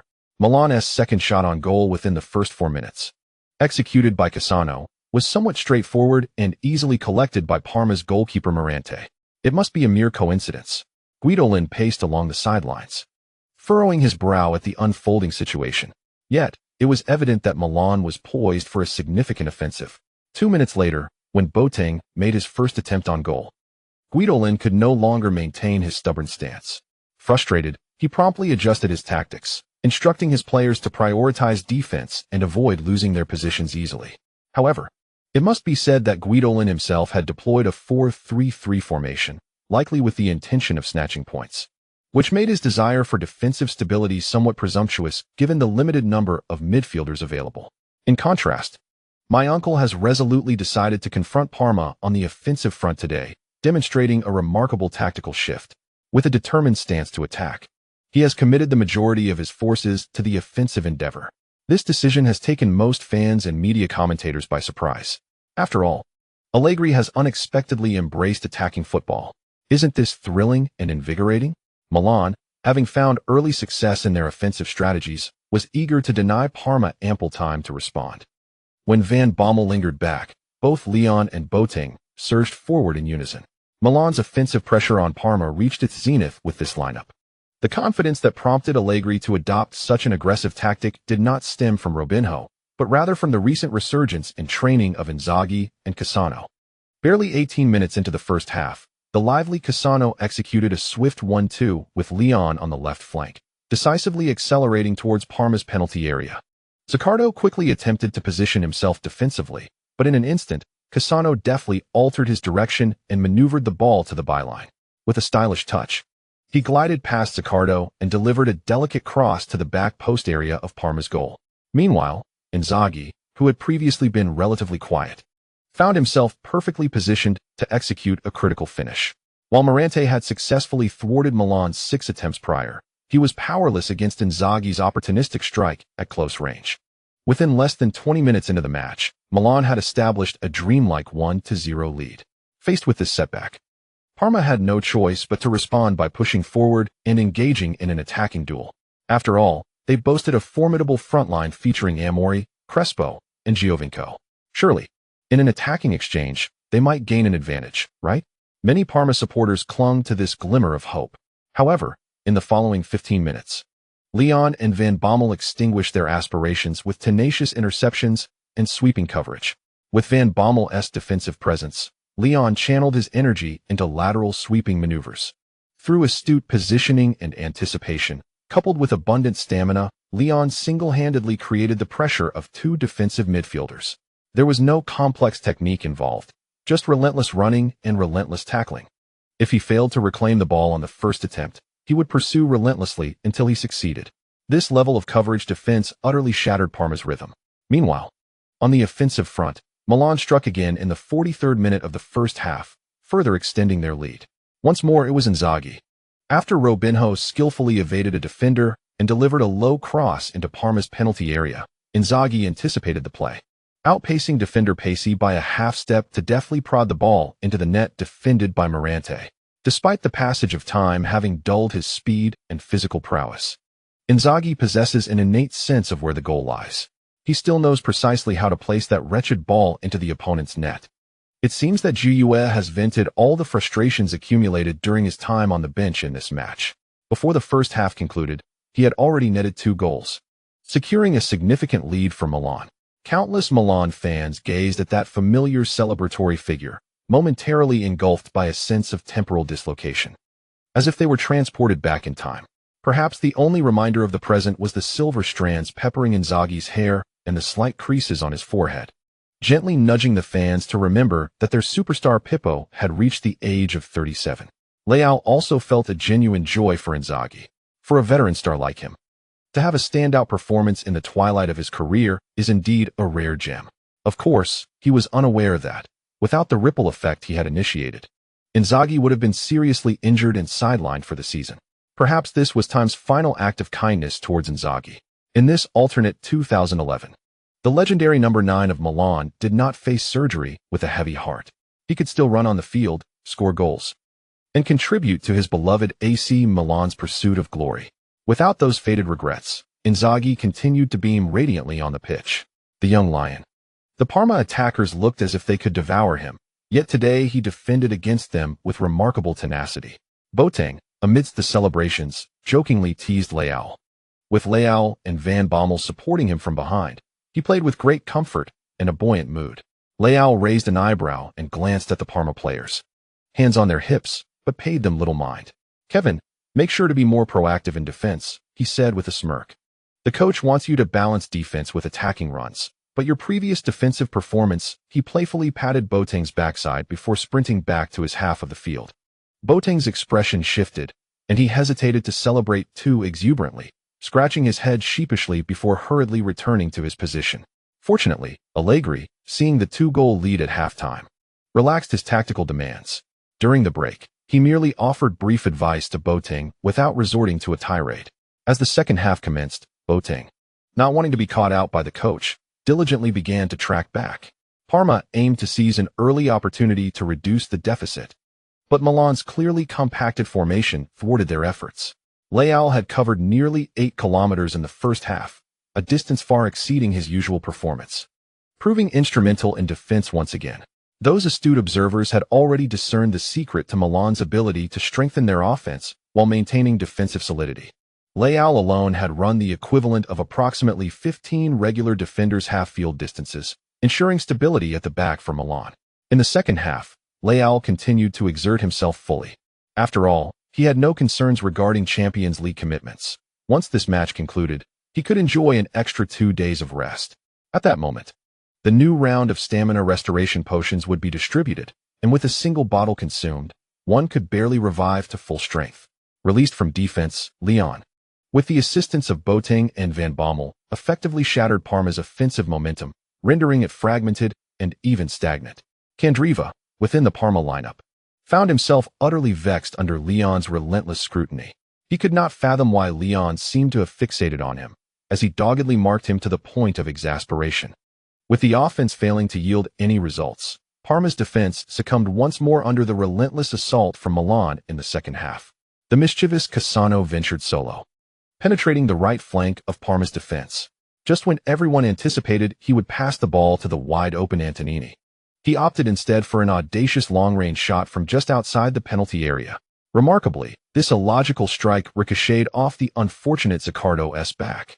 Parma's goalkeeper, Morante, was left in a state of despair. The ball sailed in the opposite direction of his save attempt, ultimately grazing the inside of the far post before finding the back of the net. At the 62nd minute of the second half, Milan had decisively secured victory. This was the most fitting tribute from Lady Luck to Milan's audacity. Allegri emerged victorious, employing his resolute offensive tactics to clinch the match. Undoubtedly, we must acknowledge that the unity and sacrifice of Milan's players rendered them entirely deserving of this triumph. I cannot ascertain the distance Lyon had covered until that moment, but it certainly exceeded 10 kilometers. And at this juncture, the match had only reached the 62nd minute. Let us applaud this young talent, who is yet to turn 20 in 2 months. Alongside Inzaghi, Boateng, Van Bommel, and Cassano, witnessed this mature and selfless team. They rightfully deserve their position atop Serie A. The commentator from Sky Sports Italia was thoroughly exhilarated. Milan's display of maturity and tactical execution in this match had captivated countless spectators. Moreover, prior to their Champions League campaign, Milan sent a powerful proclamation to the world with this resounding 3-0 victory. This is the reason they now reign supreme in Serie A. Ultimately, Lyon was substituted by Flamini in the 77th minute of the second half. By then, his astonishing running distance had reached a remarkable 13.2 kilometers. The away fans from Milan showered Lyon with heartfelt applause and cheers. Allegri embraced Lyon warmly. Following the conclusion of the match, it came as no surprise that Inzaghi was named the player of the match. However, during his media interview, he candidly expressed his desire to share this accolade with Lyon. Countless journalists, in their post-match reports, unabashedly lauded Lyon's contributions. While they unanimously recognized his significance to Milan's defensive efforts, they remained unaware of the extent of that importance. 2 days later, at San Siro Stadium, after more than 90 minutes of strenuous battle, the jubilant celebrations of Tottenham players and fans echoed piercingly through the desolate San Siro. On the electronic scoreboard displaying the live score, the number 02 appeared to Milan supporters as an extraordinarily grotesque and glaring sight. Milan had succumbed at home, losing to the Premier League's fifth-place team, a result that had seemed inconceivable before the match. A decisive scoreline of 0-2 indicated that Milan had conceded 2 away goals, effectively diminishing their chances of advancing to the quarterfinals. For Tottenham, buoyed by their morale, the prospect of a comeback away from home appeared daunting, almost insurmountable. Ibrahimovic clenched and then released his fist, overwhelmed with anger and frustration, having squandered a golden opportunity to tip the balance of the match in Milan's favor. Struggling to find the back of the net amidst an unfamiliar rhythm of play, Milan's defensive line faltered, further compounding their woes. If only Leao were here, Ibrahimovic muttered in his vexation, echoing the sentiments of the majority of Milan's supporters at that moment. In previous encounters, they had managed to hold firm, allowing the attacking players to remain composed and patiently assist Ibrahimovic in seeking opportunities to score. However, today, with the defense unable to withstand pressure, they suffered a clear defeat, relinquishing control of their fate to Tottenham. The difference, ultimately, lay in the absence of Leao. Chapter 53. Healing European wounds in the league. The English media jubilantly extolled Tottenham's virtues, while their Italian counterparts unleashed scathing critiques upon Milan, lamenting their lack of competitiveness and questioning Allegri's tactical decisions. It was as if, overnight, the team that had previously secured 8 consecutive victories in Serie A, it was no longer AC Milan. Allegri had employed the same tactical framework during that successful run, and the media had showered him with praise. Yet, following the defeat to Tottenham, those once adulating voices transformed into a chorus of condemnation. In the post-match press conference, Allegri attempted to elucidate his lineup choices, but to the dissatisfied Italian journalists, his explanations sounded like mere justifications for his missteps. The starting players of Milan did not escape unscathed either. Ibrahimovic, who had missed a critical opportunity, and the lackluster Robinho faced harsh criticism from reporters. Flamini, who replaced the ailing Pirlo, bore the brunt of the blame for failing to contain the pivotal figure Van der Vaart during Tottenham's counterattacks, earning him a label of underperformance. To be frank, this criticism was rather harsh on Flamini. he was not purely a defensive midfielder, and attributing Milan's midfield inadequacies solely to him was unjust. Nevertheless, the media had a penchant for singling out players to craft narratives that attracted attention, a tactic all too familiar in the realm of football discourse. Remarkably, Leão, who did not step onto the pitch for a single minute, became the most frequently mentioned figure in post-match discussions among both media and fans. Regrettably, the stark contrast between Milan's nearly impenetrable defense 2.5 days ago and their significantly diminished defensive capabilities today is undeniable. If Leo were to represent Milan in the Champions League, would it guarantee a flawless victory against Tottenham at home? No one dares to make such an assurance. Yet, should Leo indeed appear in this match, Milan supporters would possess ample reason for belief. At the very least, they would not endure such a calamitous defeat. Unfortunately, this scenario remains mere conjecture, impossible to realize. In the upcoming second leg, Milan must contend with Tottenham without Leo anchoring the defense, thus necessitating a desperate struggle. For now, they must quell their frustrations and refocus on Serie A. On the morning of February 17th, after a day of respite, Milan's first-team players reconvened at Milanello. Allegri addressed the squad with a motivational speech prior to the commencement of training. The seasoned veterans within the team played their part during this moment. Having garnered various prestigious accolades and experienced the bitterness of defeat across numerous competitions, such minor setbacks are merely commonplace in their professional journeys. While players like Pato, Boateng, Flamini, and Merkel may still feel somewhat disheartened, the likes of Pirlo, Gattuso, Seedorf, Nesta, and Ibrahimovic have rallied their spirits, immersing themselves in preparations for the next round of league training. Leo had long been psychologically prepared for this eventuality. After all, upon his arrival in Milan last month, he foresaw the potential shortcomings of Allegri's tactics in the Champions League. In these high-stakes matches, the pace accelerates relentlessly. No opponent will indulge in a sluggish game of attrition. Moreover, teams that advance to the knockout stages of the Champions League are often formidable adversaries willing to seize any opportunity to progress. If one attempts to play defensively, the opposition may pounce with relentless aggression, and a single misstep can lead to a complete loss of control over the match's tempo.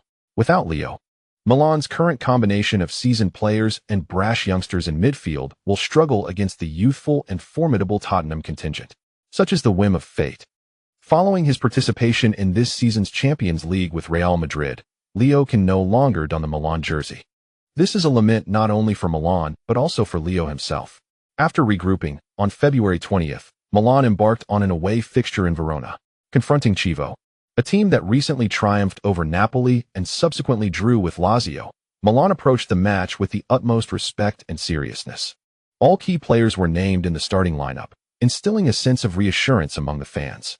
Having suffered a setback in the Champions League, Milan could not afford to falter in the league. After all, even if they miraculously overturned Tottenham's advantage in the Champions League, their prospects for further advancement would still hinge on the whims of fate, fraught with uncertainty. In contrast, the Milan fans, gradually emerging from their discomfort, placed greater importance on the league standings this season. They cannot allow this opportunity to slip away. Eager to witness their team continue its triumphant march in the league, the Milan supporters have invested significantly this time. The Bentegodi Stadium, home to Chievo, has a capacity just over 40,000. And it is often difficult to fill it during Serie A matches. However, on February 20th, the stadium saw nearly 20,000 fans donning Milan's red and black jerseys. Not only did they purchase all the away tickets, but Milan fans also acquired several tickets from the home supporters. Remarkably, Chievo's home ground transformed into a neutral venue. And judging by the fervor of both sides singing team anthems prior to the match, Chievo might not even outshine Milan in support. Under such circumstances, the morale of the Milan players surged. With the fans being so encouraging, how could they possibly fail to secure victory? Ibrahimovic was the first to ignite the excitement. In light of Allegri's decision to adopt an offensive strategy once again, Ibrahimovic opened the scoring for Milan in the 23rd minute of the first half. After receiving a clever lob pass from Seedorf, Ibrahimovic drew back his bow and unleashed a stunning volley that left Chievo's goalkeeper, Sorrentino, helpless. 8 minutes later, Milan struck again. This time, Leão's sudden advance disrupted Chievo's midfield defense. Seedorf, noticing the opportunity, decisively surged forward. As Milan's two midfielders pressed toward their own defensive line, Chievo's defensive midfielder, constant, lost his position, allowing Leal to pass the ball to Seedorf, who, after a brief adjustment, executed an astonishing shot that found the net once more. With a 2-goal lead, the Milan players celebrated passionately, as if they were in their own home ground at Bentegodi Stadium. The clouds that had loomed over Milan following their defeat in the Champions League 5 days prior began to dissipate. Allegri's pent-up frustrations from those 5 days were finally released in this moment. He dramatically tore off his tie on the sidelines, roaring in celebration alongside the fans. The wounds inflicted by the Champions League seemed to be healing slowly in the crucible of Serie A. Chapter 54. The upcoming first hard battle of the second half. 9 consecutive victories. Milan sweeps away the shadows of the Champions League. Key player returns. Milan scores again. An 11-point gap. Napoli continues to chase AC Milan. Inter falls behind Serie A preview. The next round S 6-point clash. AC Milan faces Napoli. After Milan achieved a resounding 4-0 victory over Chievo, the tides of public opinion in Italy shifted, and the other teams still in the title race felt a tightening in their chests. Milan appeared largely unaffected by their Champions League defeat, and their motivation to contend for the championship in the league seemed even stronger. This news is not promising for Napoli and Inter Milan, who have only just reached the 50-point milestone. Milan's remarkable streak of 9 consecutive victories in the league has propelled them beyond the significant threshold of 60 points, currently standing at an impressive 63, thereby maintaining their absolute dominance atop Serie A. Meanwhile, Napoli has recently experienced a surge, securing 3 consecutive wins, temporarily positioning themselves in second place with 52 points, once again surpassing Inter Milan. Thus, the upcoming clash between Milan and Napoli can be viewed as a pivotal 6-point battle between the top 2 teams in Serie A. Should Napoli emerge victorious, the gap in points with Milan would narrow to 8, greatly enhancing their hopes. However, if Napoli were to succumb to Milan in this direct encounter, the disparity in points could widen to a staggering 14. With 11 rounds remaining in the league, Milan would then boast a lead equivalent to nearly 5 victories over Napoli. Even if Inter were to triumph in their next match, Milan could still maintain a 13-point advantage over them in the event of a victory. At that point, one could indeed declare the championship secured. This substantial lead, coupled with Milan's well-established and stable playing style, renders the prospect of relinquishing the title more challenging than that of clinching it. Nevertheless, given the gravity of the current point standings, Napoli finds itself with no retreat. If they wish to preserve the suspense of the championship race, they must rely on Juventus and Inter to successfully challenge Milan in subsequent matches. Their immediate priority must be to secure victory in the next direct confrontation, thereby shattering Milan's championship aspirations. Otherwise, the morale aspect becomes precarious. Should Milan triumph over Napoli once more, followed by victories against Juventus and Inter, navigating this daunting schedule may not prove as difficult as anticipated. Thus, the next league match essentially represents Napoli's final opportunity to alter their fate this season. A victory would keep their championship hopes alive, allowing them to await potential slip-ups from Milan. Conversely, a defeat would render the remainder of Serie A devoid of suspense, as Milan's margin for error is exceedingly high, and Allegri's tactics appear overly cautious and stable. On the evening of February 20th, after the completion of the 26th round of Serie A, nearly all fans turned their attention to the following week, to February 28th, when the focus of Italian football will converge on San Siro. The impending fierce battle between Milan and Napoli has prompted both teams to commence intense preparations. Fans from both sides have expressed unwavering support for their beloved teams during media interviews. However, from the perspective of neutral Italian supporters, a Napoli victory would render the remaining Serie A matches far more intriguing. Influenced by this wave of public opinion, the young players at Milanello have, to varying degrees, begun to feel the pressure. Of course, the exception is Leo, who remains focused on diligently honing his long passing skills under Pirlo's guidance, seemingly unfazed by the external commentary. He is currently preoccupied with the slow progress of his long passes, leaving little room for concern about the opinions of outside fans. Progress takes time. Achieving gradual improvement each half-season is commendable. The key lies in perseverance. Your short passing has already advanced significantly since our first encounter, while mastering long passes will require even deeper commitment to study. After another training session, Pirlo took a moment to reassure Leo. Leon could only nod in agreement. He certainly couldn't admit that his rapid improvement in short passing was due to the serendipitous acquisition of Bellerin's short passing talent charts. Presently, his long passing talent ceiling barely exceeds the passing mark, resting at a modest 74, and he had only just managed to elevate his capability to a score of 72. While sufficient for his current needs, the potential for further enhancement was rather limited. After expressing his gratitude to Pirlo for his assistance during this period, Leong momentarily set aside his ambitions to accelerate the development of his long passing abilities. Instead, he resolved to continue honing his ball control and short passing skills. With one less focus for training, Leong found it easier to commit to concentrating on advancing his control and short passing. Strength training was relegated to follow his daily technical drills. Having strengthened his physical prowess to an impressive score of 83, he deemed it adequate, opting for consistent training and gradual improvement. His immediate goal was to reach 85, with aspirations for specialized training during the upcoming summer break to facilitate a significant leap forward. With this thought in mind, a renewed surge of motivation coursed through Leong's somewhat fatigued body, igniting his desire for additional training. Growth is relentless, and perseverance is unwavering. Through diligent practice and daily study, Leong ultimately achieved a remarkable milestone by elevating his short passing ability to the coveted score of 85 just before the fierce battle against Napoli commenced. Upon returning home, he gazed at his real-time data panel, which displayed slight fluctuations. Aside from tackling and interceptions, another skill had surpassed the 85 threshold. Leong truly experienced the profound joy that accompanies hard-earned success. With over half the season behind him, he had not missed a single day of refining his short passing technique. He practiced during training camps and continued to do so during breaks. Even when at Real Madrid, under Mr. Karanka's enforced rest, he spent considerable time analyzing Bellerin's match footage at home. The process was indeed tedious and arduous. Yet, the immense satisfaction and sense of accomplishment he felt were undeniably real. Having achieved his first minor goal of the season, Leong decided to use the last remaining high-level stamina recovery potion he had saved. The muscle fatigue and soreness accumulated from his rigorous training vanished in an instant. Feeling rejuvenated with vitality and energy, Leong eagerly picked up his pen and decisively crossed out February 26th on the calendar. With only 2 days remaining until the showdown against Napoli, he was fully prepared.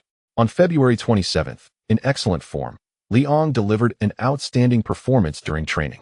Not only did he secure a starting position for himself, but he also instilled confidence in his Milan teammates and coaching staff.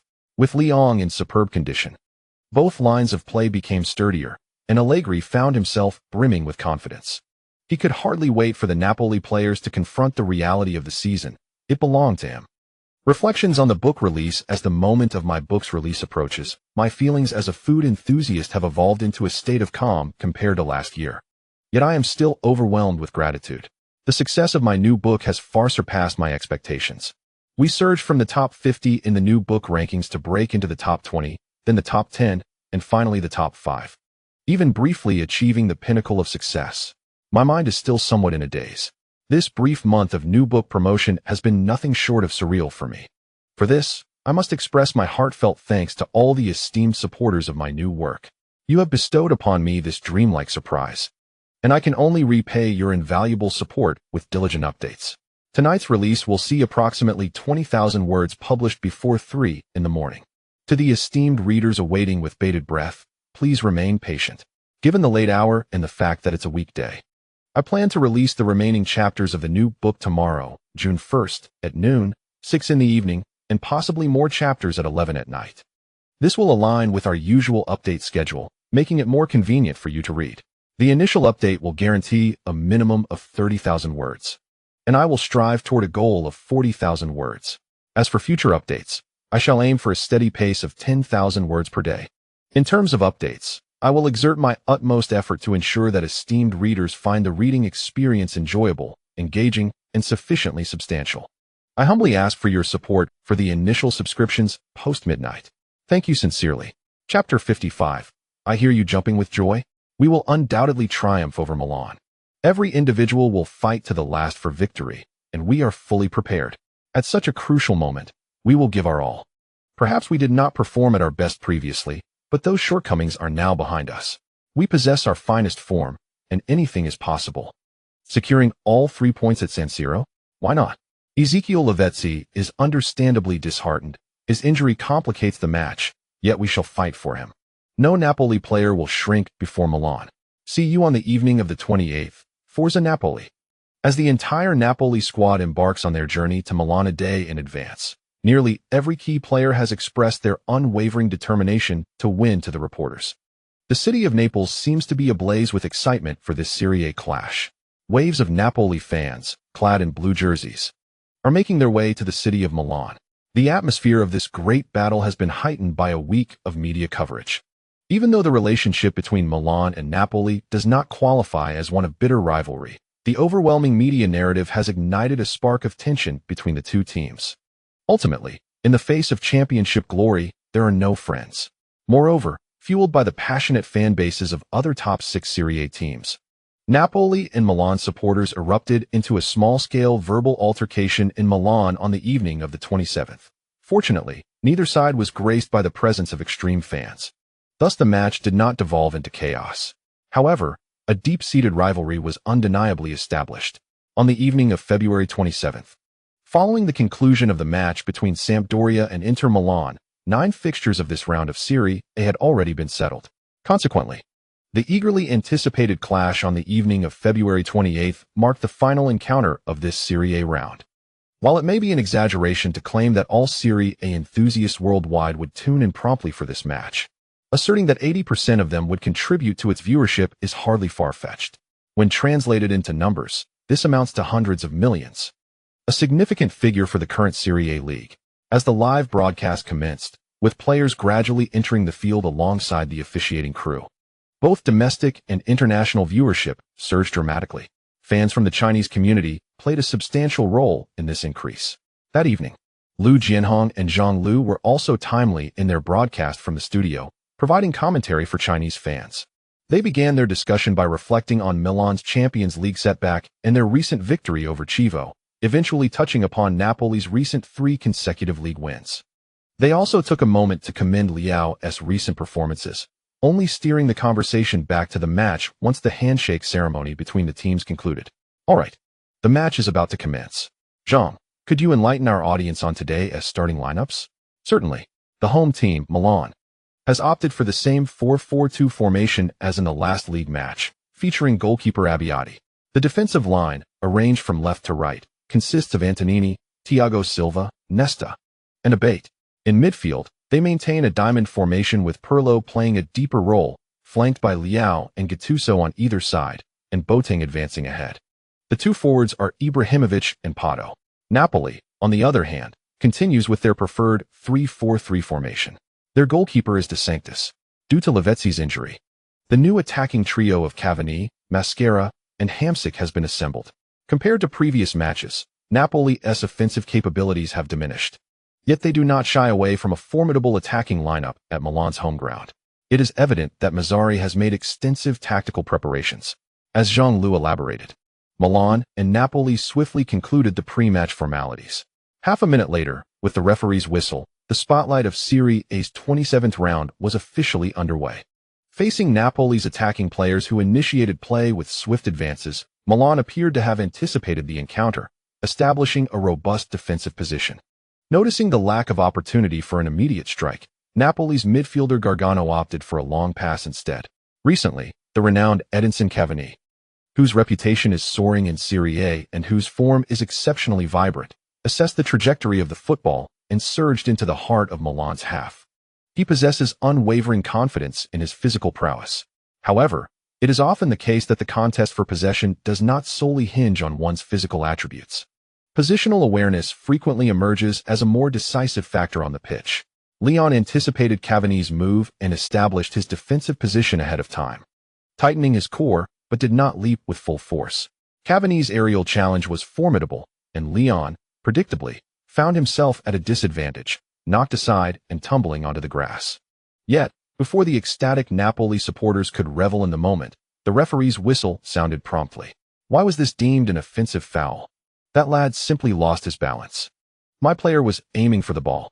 Mazzarri appeared visibly dissatisfied, gesturing in frustration from the sidelines.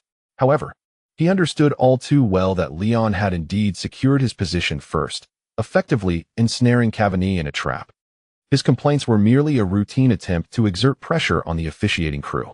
This young man's defensive acumen is increasingly impressive, making him a formidable opponent, Mazzarri mused inwardly. Not far from him, Allegri was simultaneously pressuring the fourth official while casting a satisfied glance towards Lyon. Milan regained possession, and right from the outset, Cavani left an impression of recklessness on the referee. Lyon's minor setback proved quite advantageous. The fans, however, were indifferent to such nuances. Over 60,000 Milan supporters began to vociferously jeer at the Napoli players on the field. The more than 10,000 Napoli fans could not match the uproar. But the cacophony created by both sides transformed San Siro into a veritable din. Master Pirlo had long grown accustomed to such scenes. He nonchalantly cleared his ears and expressed concern for Lyon's physical condition before leisurely initiating a set piece from the back. The veteran defenders of Milan maintained control of the ball with composure, opting not to rush their attack. In contrast to Napoli's youthful exuberance, Milan exhibited a more unhurried approach to their play. Cavani is known for his pace, and Hamsik is no slouch either. But their pressing failed to have the same impact against Pirlo as it did against other teams. The elegance with which Master Pirlo distributed the ball and moved appeared effortless. Yet it was a product of his meticulous foresight and planning.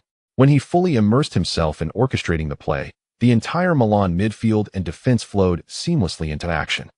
Napoli had seized the initiative for a brief 10 minutes, but ultimately failed to secure possession, as they were deftly outmaneuvered by Milan's seasoned defenders and Lyon.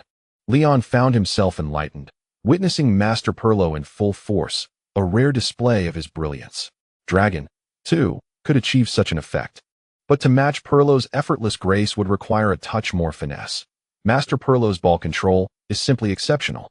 Lyon instinctively compared his mentor Alonso to Pirlo, and ultimately had to concede that while Dragon is indeed more versatile, adeptly managing both organization and defense, he still falls short of Pirlo's artistry. In terms of organizational prowess and tactical acumen, the current Pirlo can only be compared to Xavi. Long's technical skills still fall short. Reclaiming his envious gaze, Lyon, under the maestro's guidance, advanced alongside Gattuso towards the flanks of the midfield, skillfully utilizing the width of the pitch for passing and positioning.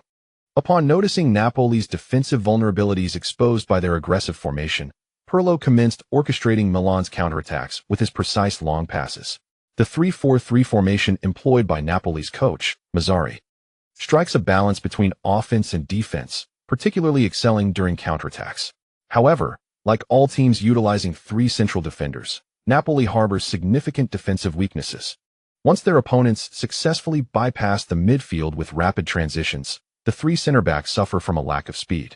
Despite the wingbacks appearing to embody both offensive and defensive roles, their involvement in attack often delays their return to defense.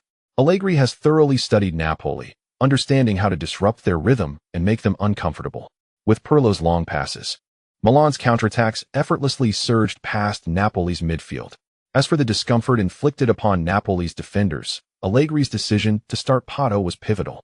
Although the young talent, just 21, has a somewhat fragile physique, when fit, he is a formidable force in Serie A. With remarkable speed, shooting prowess, and exceptional technique, he scored 12 goals in 20 league starts last year at the tender age of 20, marking him as a potential future star in contemporary football. However, this perspective is somewhat flawed, as had Pato not suffered from his physical frailties, he might already have attained stardom. Even after a period of disfavor from Allegri due to his off-field antics with Ronaldinho, the coach continued to provide Pato with ample opportunities post-Ronaldinho's departure.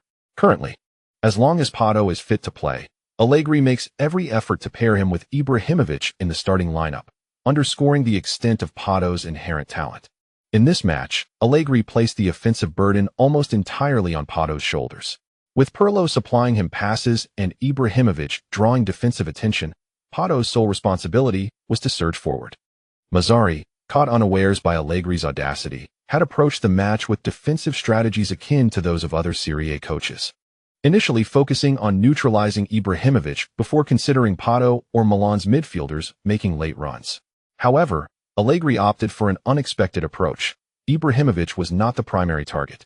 Yet two of Napoli's three center-backs were preoccupied with marking him, leaving the remaining veteran, Aronica, lacking in speed. As the first half reached merely the 13th minute, Milan executed their initial long pass counterattack, allowing Pato to surge remarkably into the vicinity of Napoli's penalty area.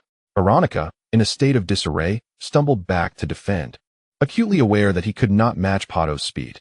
Thus, he attempted to cut off Pato's inward run by taking a shortcut. To his astonishment, as he reached the right edge of Napoli's penalty area, Pato decisively opted to deliver a cross.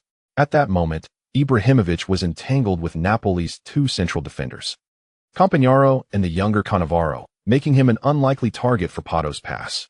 Aronica, in a state of panic, glanced towards the back post. But it was too late to alert goalkeeper De Sanctis.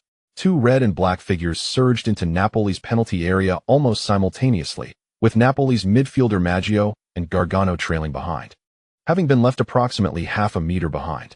Before the two Milan players stood only the approaching football and a gaping half-open goal. Pato's control was exquisite. Aronica could not keep pace with his advance, exposing a significant flaw in Napoli's defense. Pato delivered the pass. The back post of Napoli's goal was wide open. As the commentator from Sky Italia erupted in fervent excitement, countless Serie A fans widened their eyes, fixated on the back post of Napoli's goal. Boateng, in a flash of insight, realized he had ventured too far forward and shouted out. Leon, positioned slightly closer to the edge of the penalty area, instantly grasped his intent. The two midfield partners, who had harmoniously chosen to push forward just seconds prior, maintained their seamless coordination. One halted to create space, while the other leapt high into the air, propelled by the last push from the ground. The elder Chiaradelli, in the commentary booth, also erupted with excitement. In the next moment, the football made intimate contact with Leon's forehead, swiftly redirecting and spinning into Napoli's goal. De Sanctis' outstretched hand arrived belatedly. The ball ultimately struck the net, unequivocally rippling the pristine white fabric. At that instant, the hearts of all Napoli supporters plummeted. Goal! We have scored. We have taken the lead. Leon, our little lion has breached Napoli's defenses first. Milan has taken a 1-0 lead. As Chiaradelli removed his glasses and celebrated passionately, over 60,000 Milan fans in San Siro erupted in a near frenzy, leaping, screaming, and cheering together. Leon, having landed and fallen onto the grass, paid no heed to his appearance. He charged toward the camera, roaring and pounding his chest in celebration. The players on the field soon overwhelmed him, engulfing him at the baseline. In the electrifying atmosphere of San Siro, Allegri and his assistant first embraced passionately, then raised their fists, striking the air before them. 1 time, 2 times, 3 times. After delivering 3 forceful punches, Uncle Jeong finally ceased his assault, feeling a sense of satisfaction. Simultaneously, he cast a sidelong glance at the currently silent Napoli bench. I've heard you all were rather boisterous. No worries. A good thrashing will render you quite incapable of dancing. Bang, bang, bang. This chapter concludes. Chapter 56. Tonight, Italy belongs to AC Milan. Many Serie A fans had contemplated the potential trajectory of this highly anticipated match in advance. Milan held an advantage in their lineup against Napoli. Yet Napoli boasted the formidable Edinson Cavani, a scorching talent in Serie A. If the match commenced with both teams playing freely, the chances would be evenly split. Conversely, should they adopt a more conservative approach, Napoli, with their mainstays intact in defense, could very well hold Milan to a scoreless draw for at least a half. However, they could not have anticipated that merely 13 minutes into the match, Milan's first genuine attacking endeavor would successfully disrupt the balance on the field. Notably, Milan employed a counter-attacking strategy that was strikingly different from their usual approach. Ibrahimovic, typically the primary attacker, took on a supportive role, while Pato emerged as Milan's hidden trump card. Meanwhile, the midfield duo of Leao and Boateng, who were expected to play supporting roles, unexpectedly became the standout stars with their timely runs into the attack. Chaos ensued, complete and utter chaos. This offensive strategy left not only Napoli's fans heartbroken and dizzy, but also bewildered supporters of other Serie A clubs, observing Allegri's jubilant yet composed celebration, devoid of surprise. The Serie A fans began to grasp the situation. Uncle Jeong had indeed orchestrated an impressive offensive display this round. He was thoroughly prepared. In contrast, Napoli's confident coach, Mazzarri, found himself ensnared in a web of misfortune. The various Italian media reporters, known for their tactical analyses, were equally astonished. Allegri possessed numerous defensive strategies, but at least those could be unraveled. Yet his offensive tactics were bewildering. They were either the result of a gambler's intuition or sheer novelty, leaving the analysts utterly confounded. How could a young player, renowned solely for his heading ability, and a rough-and-tumble playmaker, often prone to errant shots, serve as the focal point of the attack? I ask you, among the 20 current head coaches in Serie A, who besides Allegri could pull off such a feat? And yet, he succeeded. With Milan leading Napoli 1-0 and seizing control of the match, the reporters could only stifle their critiques and begin crafting insincere praise. In the meantime, a spirited Uncle Gion, brimming with energy, raised his voice, almost as if afraid Mazzari on the other side would miss his exhortations for a defensive regroup. Mazzari, infuriated, clenched and then relaxed his fists, ultimately plagued by a headache as he pondered how to breach Milan's impenetrable defense. At this moment, the absence of Lavezzi proved to be critically detrimental for Napoli. The Argentine forward's finesse and ability to deliver threatening passes were precisely the tools needed to dismantle a compact defense. With Lavezzi's absence, which deprived them of wing breakthroughs and the capacity to disrupt the defensive line, Mazzari feared that relying solely on Hamsik to support Cavani would yield subpar offensive results. As for the other starting forward, Mascherano, he was merely acquired to serve as a substitute for either Cavani or Lavezzi. Could one possibly expect a veteran, who had managed just a single goal in the first half of the season with Catania, to perform spectacularly? Mazzari felt it wiser to place his hopes on Milan's defenders making mistakes. Yet, the crucial question remained: would the typically defensively stable Milan commit elementary errors that would grant Napoli an opportunity? Once the match resumed, Milan, having tightened their formation and actively retreated to their half, employed a stringent pressing defense that utterly shattered Mazzari's expectations. Allegri was determined to provide Napoli with no chances whatsoever. Today, however, Lyon, who had surprised Napoli greatly, also showcased his defensive prowess, much to the chagrin of every Napoli supporter. In the 17th minute of the first half, Napoli advanced on Milan's left flank. Right wing-back Maggio, under the cover of Hamsik, appeared poised to break through along the sideline. However, Lyon, who had retreated early to cover Antonini, decisively fouled, firmly stating no to Napoli's advance. Less than 3 minutes after a set piece from Napoli was thwarted by Nesta, Lyon again reinforced the central zone, teaming up with the retreating Boateng to envelop Hamsik, forcing him to return the ball helplessly, thus nullifying yet another probing attack from Napoli. In the 24th minute, Lyon obstructed the suddenly advancing Napoli defensive midfielder Gargano with an early foul. By the 26th minute, Lyon had won a crucial aerial duel against Mascherano. While Milan's defense may not always feature Lyon, he consistently arrives punctually to disrupt Napoli's momentum whenever it matters most. Matched against Hamsik on Napoli's right flank, Lyon's presence subjected Hamsik to relentless torment. Hamsik had previously believed himself to be one of the more fleet-footed among the younger generation, only to discover that Lyon outpaced him. With Lavezzi absent, Napoli's offensive organization relied heavily on Hamsik to devise alternative strategies. Yet, entangled by Lyon, Hamsik found himself unable to assist Cavani in seizing opportunities. Conversely, Milan capitalized on the possessions reclaimed by Lyon, launching several high-threat counterattacks. With Lyon on the left, Gattuso on the right, and the actively supporting Boateng, Milan's trio of midfield stalwarts completely suffocated the fluidity of the match following their goal in the first half.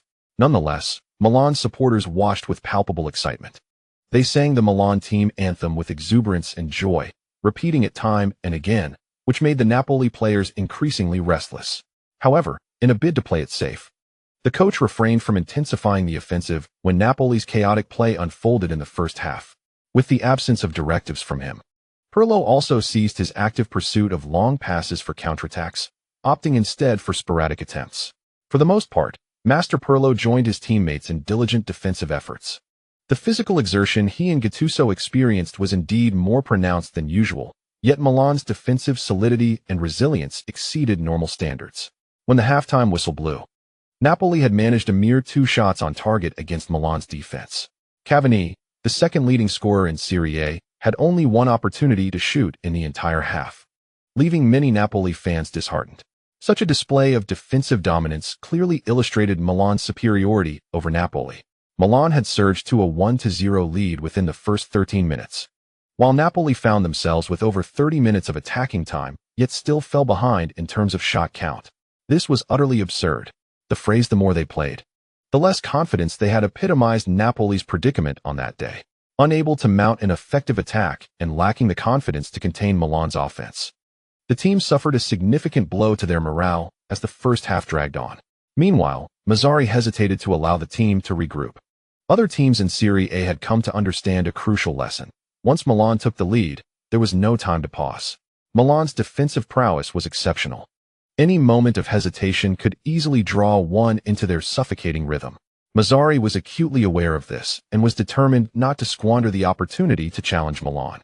Thus, during halftime, he fervently urged his players to maintain their fighting spirit for Napoli's title hopes and not to relinquish their desire to win the match. They still had a whole half to rectify their tactical errors. Perhaps Mazzarri's rallying call had the desired effect, or perhaps Napoli inherently possessed an indomitable spirit. At the beginning of the second half, Napoli indeed managed to unleash a fierce counterattack. Cavani proactively withdrew to the flanks to assist his teammates in advancing the ball. With Maggio and Dos Santos, the two wingbacks, daringly pushing forward, Napoli temporarily gained a numerical advantage in attack, creating a flurry of threatening moves. At least for Milan, goalkeeper Abbiati found himself quite occupied. Observing the shift in momentum, Allegri swiftly made the decision to substitute Seedorf and Van Bommel for the more fatigued Gattuso and Pirlo. Opting not to deploy Leon in a defensive midfield role, Van Bommel occupies the role akin to that of Pirlo, with Leo continuing his duties as a left midfielder. The organization of the defense has been entrusted to the versatile warrior, Seedorf. Following the substitutions, Milan's midfield defense has significantly intensified. Previously, Leo had to be wary of the presence of the esteemed Pirlo behind him, necessitating a distribution of focus to safeguard the central area, which restrained him from extending his sweeping duties to the right flank. However, with Van Bommel now providing support in a deeper position, Leo's concerns have dissipated. Mandatory urine tests post-match are imperative. Does that young lad not tire at all? Why does it seem he has more stamina? This is quite unusual. Watching Leo exert himself defensively to assist his teammates once again disrupts Napoli's offensive rhythm. A Napoli supporter in the stands could no longer contain himself, erupting in frustration. Yet, those surrounding him, fellow Napoli fans, were disinclined to echo his sentiments. Until then, Leo's remarkable 13 kilometers covered in over 70 minutes had gone unchallenged by opponents. Surely, he underwent scrutiny post-match, with results affirming his impeccable condition. Midfielders with such stamina are rare in football, though not entirely absent. Occasional grievances from a handful of Napoli supporters are to be expected, yet if they collectively question Leo's integrity, it would tarnish the reputation of their club. The more rational Napoli fans remained in the majority at this moment. Booing Milan players is permissible, but targeting a young talent who is yet to turn 20 is utterly disgraceful and unnecessary. Nonetheless, grievances were still voiced. However, compared to the over 60,000 Milan supporters present, their discontent was feeble. The Milan players, benefiting from home advantage, were largely oblivious to the animosity from Napoli fans.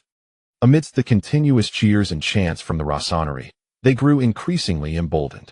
As the match approached the 70-minute mark, and with scant progress in their offensive endeavors, Mazzarri found himself at a pivotal crossroads. There was no room for delay. Confident that his starting lineup was sound, Mazzarri ultimately signaled his players to press forward aggressively. They must withstand the central assault. "I'll handle the left flank. Hamsik won't get through," Leo shouted to the retreating Boateng and Van Bommel, simultaneously instilling a sense of reassurance in them. Together, they could stifle Napoli's central advance, with the possibility of providing support to Seedorf as needed. With Leo stationed to fortify the right flank, he felt assured in his ability to withstand the onslaught from Hamsik and Maggio with Antonini's assistance. The task was daunting. Yet Leo assessed his remaining stamina and felt a sense of confidence. Furthermore, Milan was not merely intent on defending against relentless attacks. Ibrahimovic and Pato, having rested for an extended period, were now poised to contribute. At this juncture, the match entered a fevered intensity, with both teams engaging in far more vigorous challenges than before. On the increasingly intense battlefield of competition, Liang's actions were fierce, yet he remained mindful of the earnest counsel given to him by Longu just before his departure from the team. You may rattle your opponent's nerves, employing seemingly reckless maneuvers to provoke them, but do not allow emotions to cloud your judgment of the match's progression. As defensive midfielders, we must maintain our composure. A single lapse can lead to total defeat. Observe keenly, contemplate thoughtfully, and exercise restraint. Taking a deep breath, Lyon, with a piercing gaze, continued to search for those fleeting opportunities that might arise amidst the chaotic interplay of players on the field. In the 81st minute of the second half, Seedorf attempted a long counterattack pass after intercepting the ball. However, this time, the young Cannavaro denied Pato the chance, heading the ball back to the midfield with precision. The newly launched Pato returned empty-handed, merely exchanging positions with Ibrahimovic. The retreating Ibrahimovic moved to the right flank, while Pato sauntered to the left. Meanwhile, on the Napoli side, defensive midfielder Gargano swiftly relayed the ball to the supporting Hamsik. The Slovak midfielder, eager to avoid further delay, attempted a low diagonal through ball aimed at the advancing Maggio.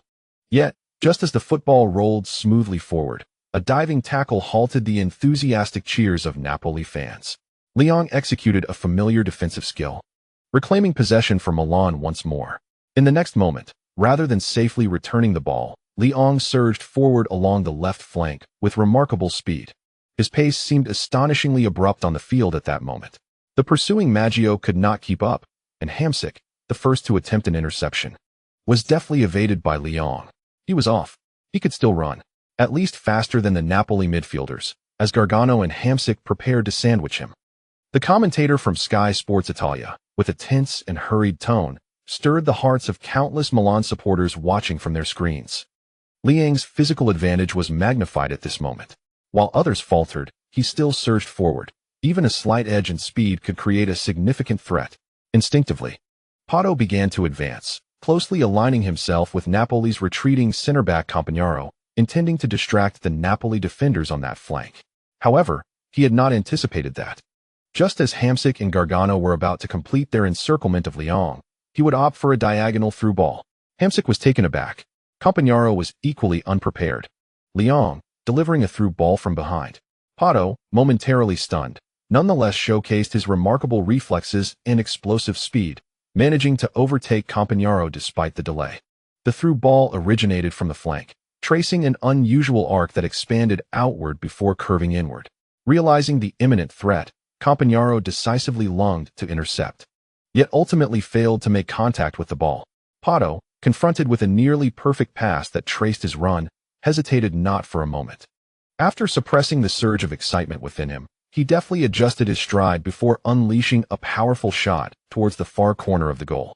De Sanctis, reacting swiftly, dove to make a save, yet Pato aimed for the upper corner instead. Realizing his misjudgment, De Sanctis could only extend his other arm in a futile attempt to thwart the shot. This time, fortune did not favor him. Perhaps, the moment Lyon boldly decided to surge forward, luck had already abandoned Napoli. As the ball crossed the line and rippled the net, Pato turned with a fierce expression, embracing Lyon in a triumphant roar, as the entire San Siro erupted in a frenzy once again. Commentators from countless nations, Italy, England, Spain, Germany, France, enthusiastically hailed the courageous Lyon, the outstanding Pato, and the resilient Milan. Beneath the night sky, under the overwhelming wave of red and black that filled the San Siro, Napoli's hopes of claiming the title were extinguished. Mazzarri could only manage a wry smile, shaking his head in disbelief. Cavani stood on the pitch, hands on hips, looking bewildered at the jubilant Milan players. Hamsik, filled with self-reproach, lifted his shirt to cover his face. Napoli's supporters fell silent, unable to voice their discontent any longer. Meanwhile, neutral fans watching the match understood one undeniable truth. The contest was over. This night belonged to AC Milan. Request for subscriptions. Chapter 57. Champions League exit. Dual line rivalry we won. Let the Neapolitans go to hell. Forza Milan. The unfiltered jubilance of Boateng post-match brought smiles to the faces of all the Milan players. Though physically fatigued, they immersed themselves in the celebration with unwavering spirit. Lyon, in particular, received an outpouring of affectionate attention from his teammates. After all, his performances at both ends of the pitch had been nothing short of explosive, with assists and a goal to his name, especially that stunning interception and subsequent through ball towards the end of the match. He had executed a pass so exquisite it caught everyone by surprise. Even now, Pato marveled at Leon's ability to deliver such a ball, finding it almost inconceivable. Within the Milan squad, perhaps only Pirlo truly recognized that Leon had already developed the capability to deliver such threatening passes. Though still somewhat inconsistent and demanding in terms of timing, Leon's short passing technique had reached a level that even Pirlo would commend as commendable. In other words, Leon possessed the technical foundation. He had simply employed it too infrequently in the past, resulting in a certain lack of finesse, making it appear somewhat erratic. Once Leon can transform this unpredictable through-ball technique into a consistent skill, the media's perception of him may ascend to new heights. However, based on Pirlo's assessment of Leon's development, it seems that mastering this counter-attacking through-ball skill may require another season or two of refinement. After all, the disparity between novice and mastery in any given skill is far greater than what an outsider might envision. It requires extensive competition and countless hours of practice to truly refine one's abilities. If it were any other young player, Pirlo might have extended the time frame to achieve mastery over 3 or 4 seasons. However, considering Leon, who often feels restless without additional training, Pirlo couldn't help but chuckle and shake his head. This lad needs only a season or two. After facing Napoli, we will encounter Inter Milan, and then we can look forward to clinching the championship ahead of schedule. Pato leapt onto Leon's back, exuberantly cheering for their teammates. There still lay formidable opponents such as Juventus and Palermo before their second clash with Inter this season. Yet, at that moment, the Milan squad was infused with unwavering confidence. While they may not sustain an uninterrupted winning streak, at the very least, the coach had previously proclaimed an unbeaten second half of the season. A goal Milan now felt sufficiently capable of achieving. Listening to the fervent chants of the supporters and glancing at his jubilant teammates, Leon ultimately swallowed the words about the upcoming Champions League match, realizing that discussing it might only dampen the mood. Besides, he would merely be watching from home. Unable to contribute any further, it was best left unmentioned. That evening, Gattuso and the injured Ambrosini invited the entire first team to a private restaurant in the city to celebrate their success. As the veterans indulged in drinks, Leon felt somewhat out of place ordering a pitcher of freshly squeezed orange juice. However, his self-awareness elicited approving nods from the seasoned players. In contrast, Pato was already reveling with boating, prompting the older players to sigh and shake their heads. Ambrosini, the veteran captain of Milan, left a positive impression on Leon with his amiable demeanor and lack of pretentiousness. Unfortunately, Paolo Maldini was unable to attend due to other commitments. Otherwise, Leon would have eagerly sought his autograph and inquired about the art of executing a more graceful tackle. He had long coveted Maldini's defensive prowess, and only recently had he begun to grasp the fundamentals under Nesta's guidance. When it comes to the elegance of defense, one must look to the true maestro, Maldini. However, during the dinner conversation, Leon encountered a rather challenging matter, one he would inevitably face. The seasoned captain Ambrosini inquired about Leon's life in Milan and then bluntly asked whether he would consider a complete transfer from Real Madrid to Milan. To be honest, Leon felt a momentary panic. Yet, recalling a recent phone call from Mourinho steadied his mind. Ultimately, he provided Ambrosini with a diplomatic response. I have a 4-year contract with Real Madrid, but if Milan can negotiate with them, I have no objections. Ambrosini appeared satisfied, perhaps merely asking on a whim or acting as a conduit for Milan's higher-ups. Regardless, for Leon, none of that mattered. It is crucial to note that the current head coach of Real Madrid is Mourinho, who is also his staunch ally. This is sufficient. Real Madrid is unlikely to engage in negotiations with Milan regarding this transfer, for Leon firmly believes that Mourinho would not consent. As Leon departed from the dining venue, he instinctively glanced back at the enchanting nightscape of Milan.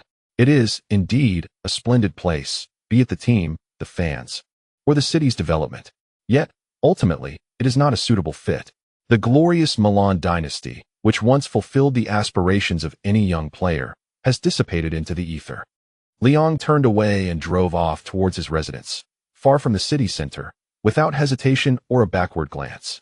Regrettably, on the morning of March 1st, nearly every sports newspaper across Italy featured Leang's striking visage, adorned with a mask in celebration. In the match against Napoli, Leong emerged as the most luminous figure on the pitch, exhibiting exceptional prowess on both offense and defense, ultimately contributing to Milan's triumph over Napoli. Lyon made a resounding statement before the entire Italian fanbase in the most breathtaking manner, with his striking looks and fierce play, despite the fewer goals. Each one proved to be decisive. The resolute Lyon swiftly garnered popularity in a country that venerates defense. Consequently, Milan could no longer afford to delay and promptly approached Real Madrid regarding the buyout of Liang's contract. However, this matter did not require Liang's concern. Should any unforeseen changes arise, Mendes would reach out to him. As always, he opted to train alone during his vacation. Following the match against Juventus, the entire Milan squad would embark on a Champions League away journey to London. He could then enjoy an additional 2 days of rest, rendering the current expenditure of energy inconsequential. A slight moderation would suffice, as long as it did not impede his performance against Juventus. This is not to say that Lyon underestimates the former titan of Serie A. Rather, the current Juventus possesses a strength comparable to that of Palermo or Genoa, firmly situated in the mid-upper echelons of Serie A. At most, they pose a challenging league opponent, but they do not represent a significant threat to Milan. Allegri, too, appeared untroubled by Juventus. Before the second leg of the Champions League round of 16 against Tottenham, he fielded a starting lineup composed of rotated players to face Torino at the Olympic Stadium, a temporary venue prior to Juventus's new stadium's inauguration, which typically accommodates only 27,000 spectators. For Juventus's substantial local fanbase, filling this stadium is a relatively effortless task. Consequently, Milan's supporters secured only a little over 3,000 away tickets. In this slightly smaller venue, the fervent Juventus fans created considerable challenges for Milan through their boisterous support and home advantage. At the very least, the bicycle prince, who started today, once again found himself adrift. It remains uncertain whether the raucous jeers of the Juventus fans weakened his resolve or if he truly found himself unable to contend with his compatriot, Melo.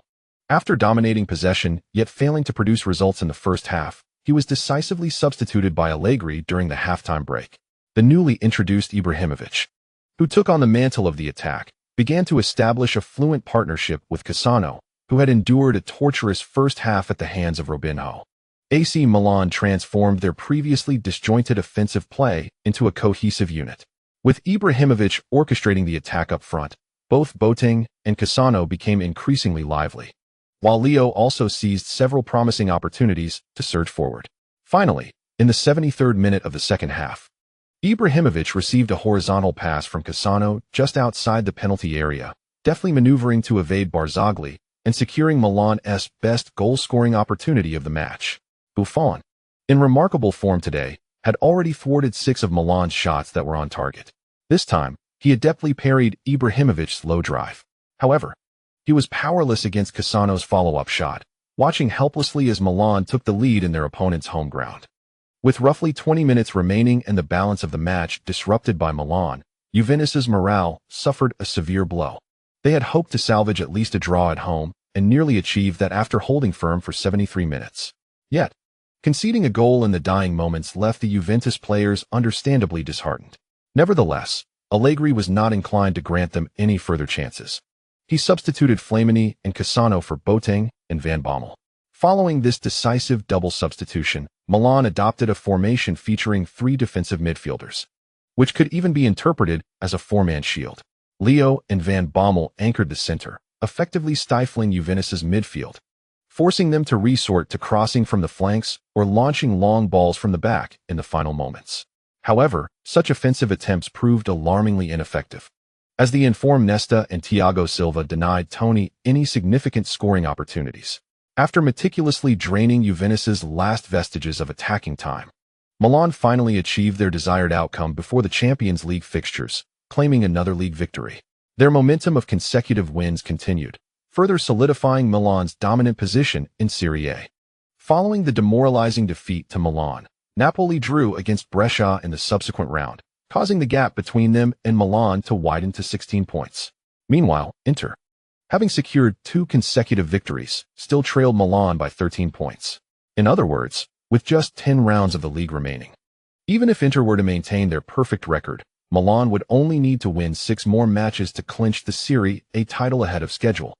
After more than 6 years, Milan stands just a stone's throw away from the coveted Serie A trophy.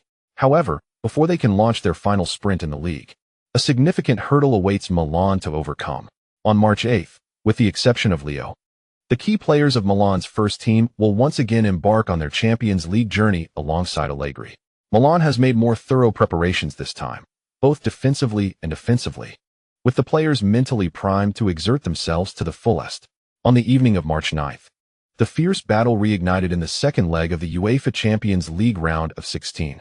Milan faced Tottenham at White Hart Lane for the second time this season. Confronted with a fully defensive formation from Tottenham, which clearly aimed to secure advancement through a solid defense, Milan played with remarkable vigor.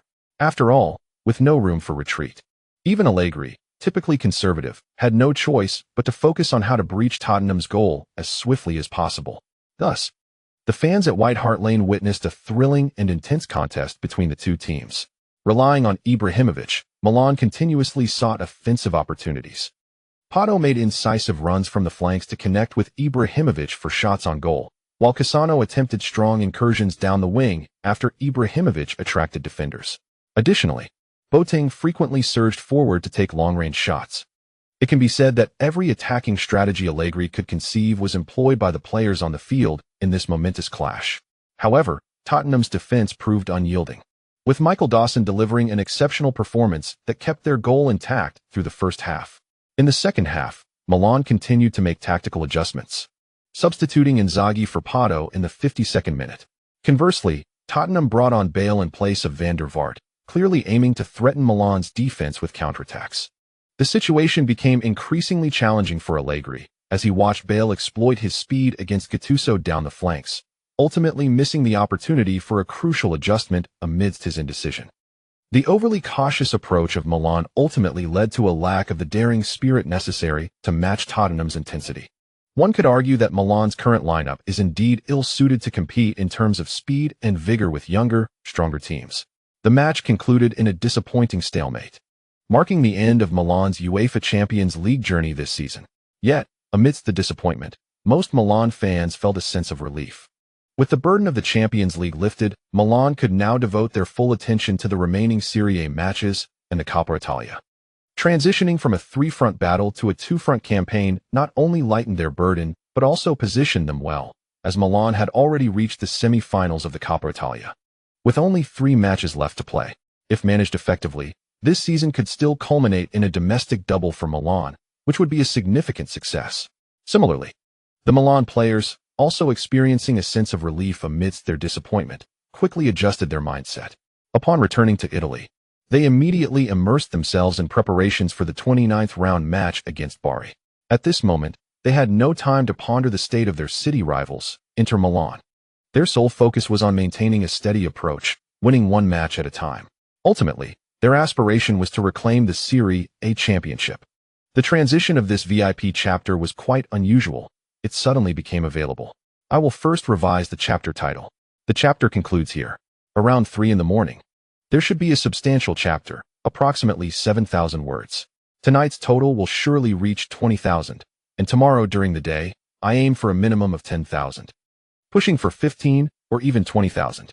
Thus, the upcoming update will guarantee a minimum of 30,000 words, potentially reaching 35 or even 40,000. Tonight, I shall immerse myself in writing while watching the match. Esteemed readers, as a devoted foodie, I humbly beseech you for your subscriptions, imploring you earnestly. Lastly, for those who must work tomorrow, do take a moment to rest. Upon awakening, you shall find additional chapters awaiting you. Let us not part ways until tomorrow. Chapter 58. The rebirth of Milan's glory, a duty we must uphold. Freed from the burden of the Champions League, AC Milan has maintained a remarkable level of squad integrity and fitness as they return to the Serie A arena. In the 29th round of the league, Inter Milan narrowly triumphed over Brescia with a score of 1-0, while Milan claimed a decisive 2-1 victory against Bari, leaving the point differential unchanged. However, in the 30th round, after Milan secured a resounding 3-0 win against Palermo, their neighbors, Inter Milan, began to feel the pressure. Just 4 days prior, they had laboriously earned their place in the next round of the knockout stage against Bayern Munich, a grueling encounter that drained their resources. Several veterans exerted themselves to the limit, with key midfielder Stankovic even succumbing to injury during the match. forcing Inter to resort to rotation in this league fixture. The weight of expectation on Milan was immense. Failing to overcome their opponents would significantly dampen Inter's championship aspirations. Interestingly, Inter's advancement to the next round of the Champions League may not be as advantageous as it seems. Their focus is divided, and as the season draws to a close, they find themselves lacking substantial advantages across the board, in stark contrast to AC Milan, who are poised to clinch the league title this season. Inter is devoid of any secure championship contender. Yet, from an external perspective, Inter still appears quite illustrious this season. Despite the instability in the league and the looming possibility of losing the title to their city rivals, they have reached the semi-finals of the Coppa Italia and the quarter-finals of the Champions League, eliminating a formidable Bayern Munich in the process. This victory has reinforced Inter's reputation as a formidable powerhouse within European football. However, only those within the club truly grasp the situation. Leonardo, upon taking the helm at Inter, realized that the ironclad squad led by Mourinho had reached its limits. The treble achieved last year had elicited the utmost performance from Inter's veterans, yet it also drained the last vestiges of their vigor. Today, Inter Milan's priority lies in reconstruction rather than relying on this aging cohort to compete across multiple fronts. Yet, public sentiment and the expectations of the fans, along with the dwindling financial support from owner Madrid, compel Leonardo to persist with the current squad in a relentless pursuit of glory. This precarious path resembles walking a tightrope. A single misstep could lead to complete failure. For instance, on the afternoon of March 20th, during the 30th round of Serie A against Lecce, Inter Milan secured their first goal in the 76th minute, only to grant Lecce a chance to equalize with a penalty in the 87th minute due to a handball in the box. Do not even mention Leonardo. The over 70,000 Inter Milan fans in the stands are already enveloped in despair.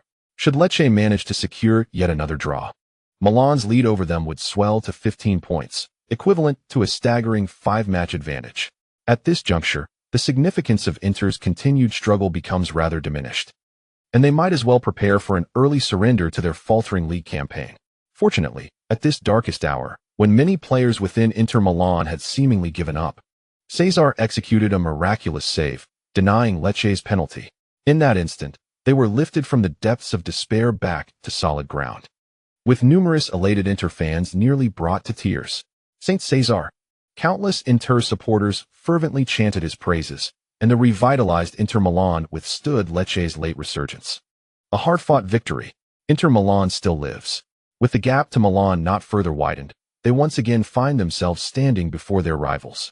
The two teams from Milan will face off in the next round of Serie A to determine supremacy. The relieved Inter players, while offering thanks to the divine, expressed their determination to triumph in the Milan derby before the cameras. Meanwhile, on the AC Milan side, everything appeared eerily tranquil. Not a single AC Milan player or coach has shared their thoughts on the impending derby with reporters. Just a day after their victory over Palermo, AC Milan has slipped into a holiday mode.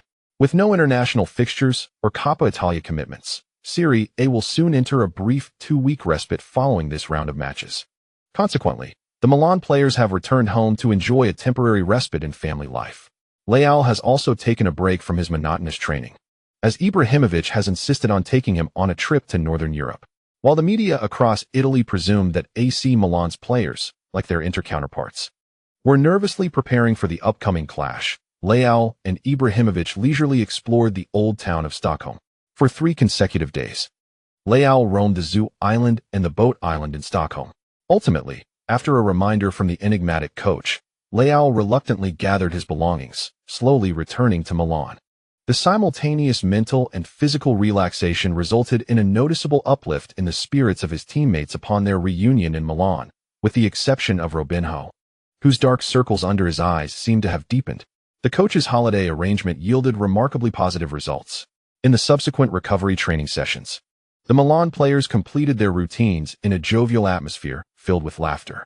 During this period, the Milan camp maintained a stance of silence in response to media inquiries, neither refusing nor engaging with them. This approach from the coach clearly aimed to alleviate the mental burden on the players, with the club's higher-ups naturally following suit. As preparations for the impending battle against Inter commenced, there was no room for external distractions to interfere with the focus of their players.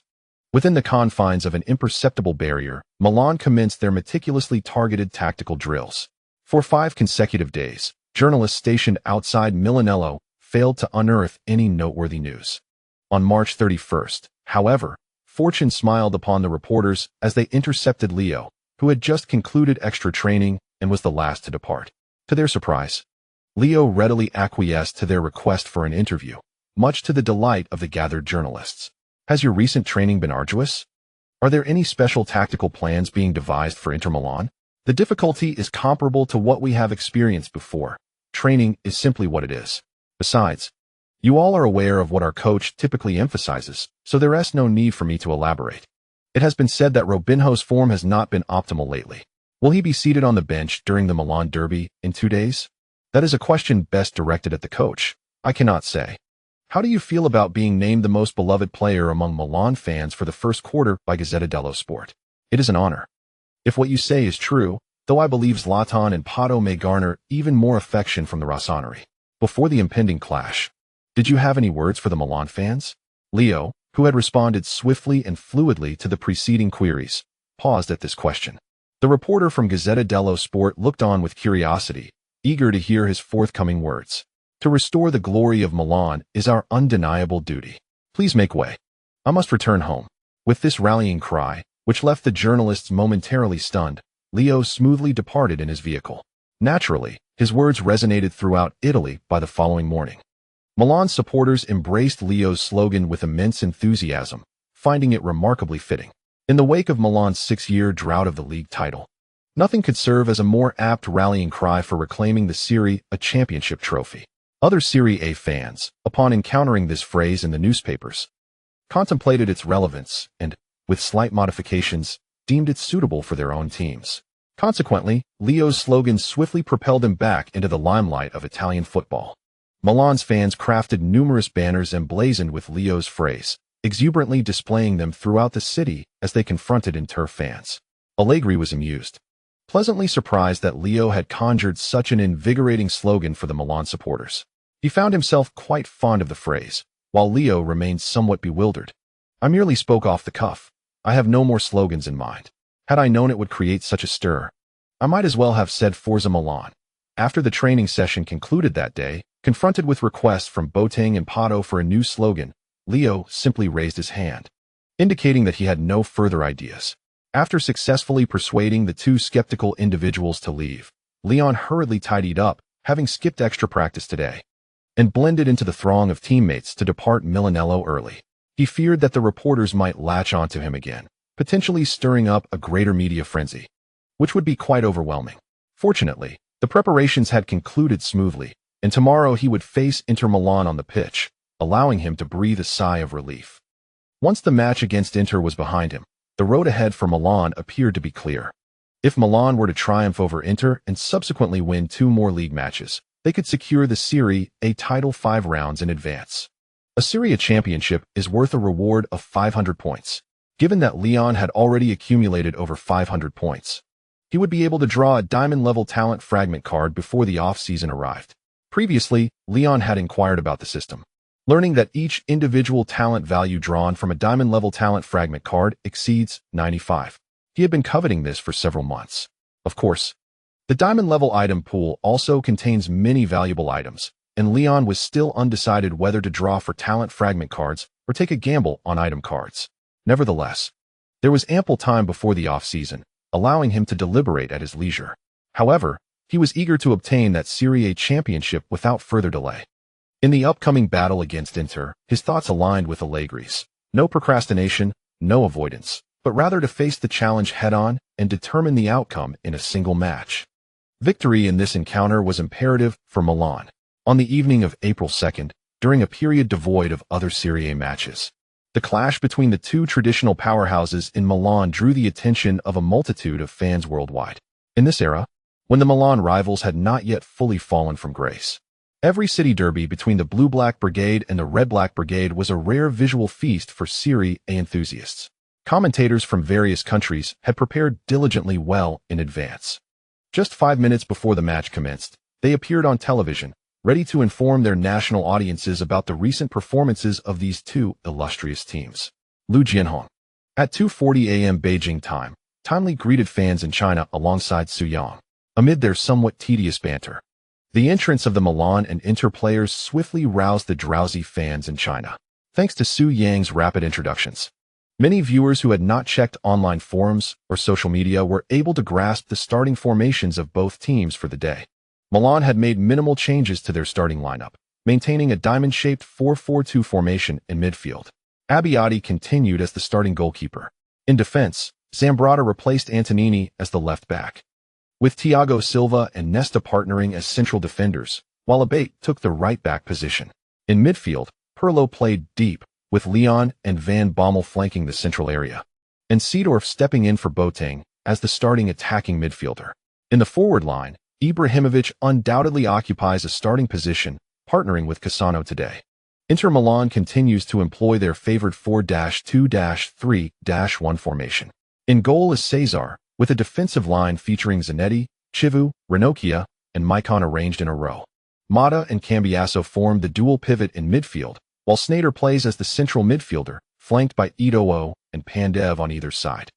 Pizzini retains his role as the starting center forward, with Milito recently returning from injury. Therefore, Leonardo opts not to immediately deploy the Argentine striker.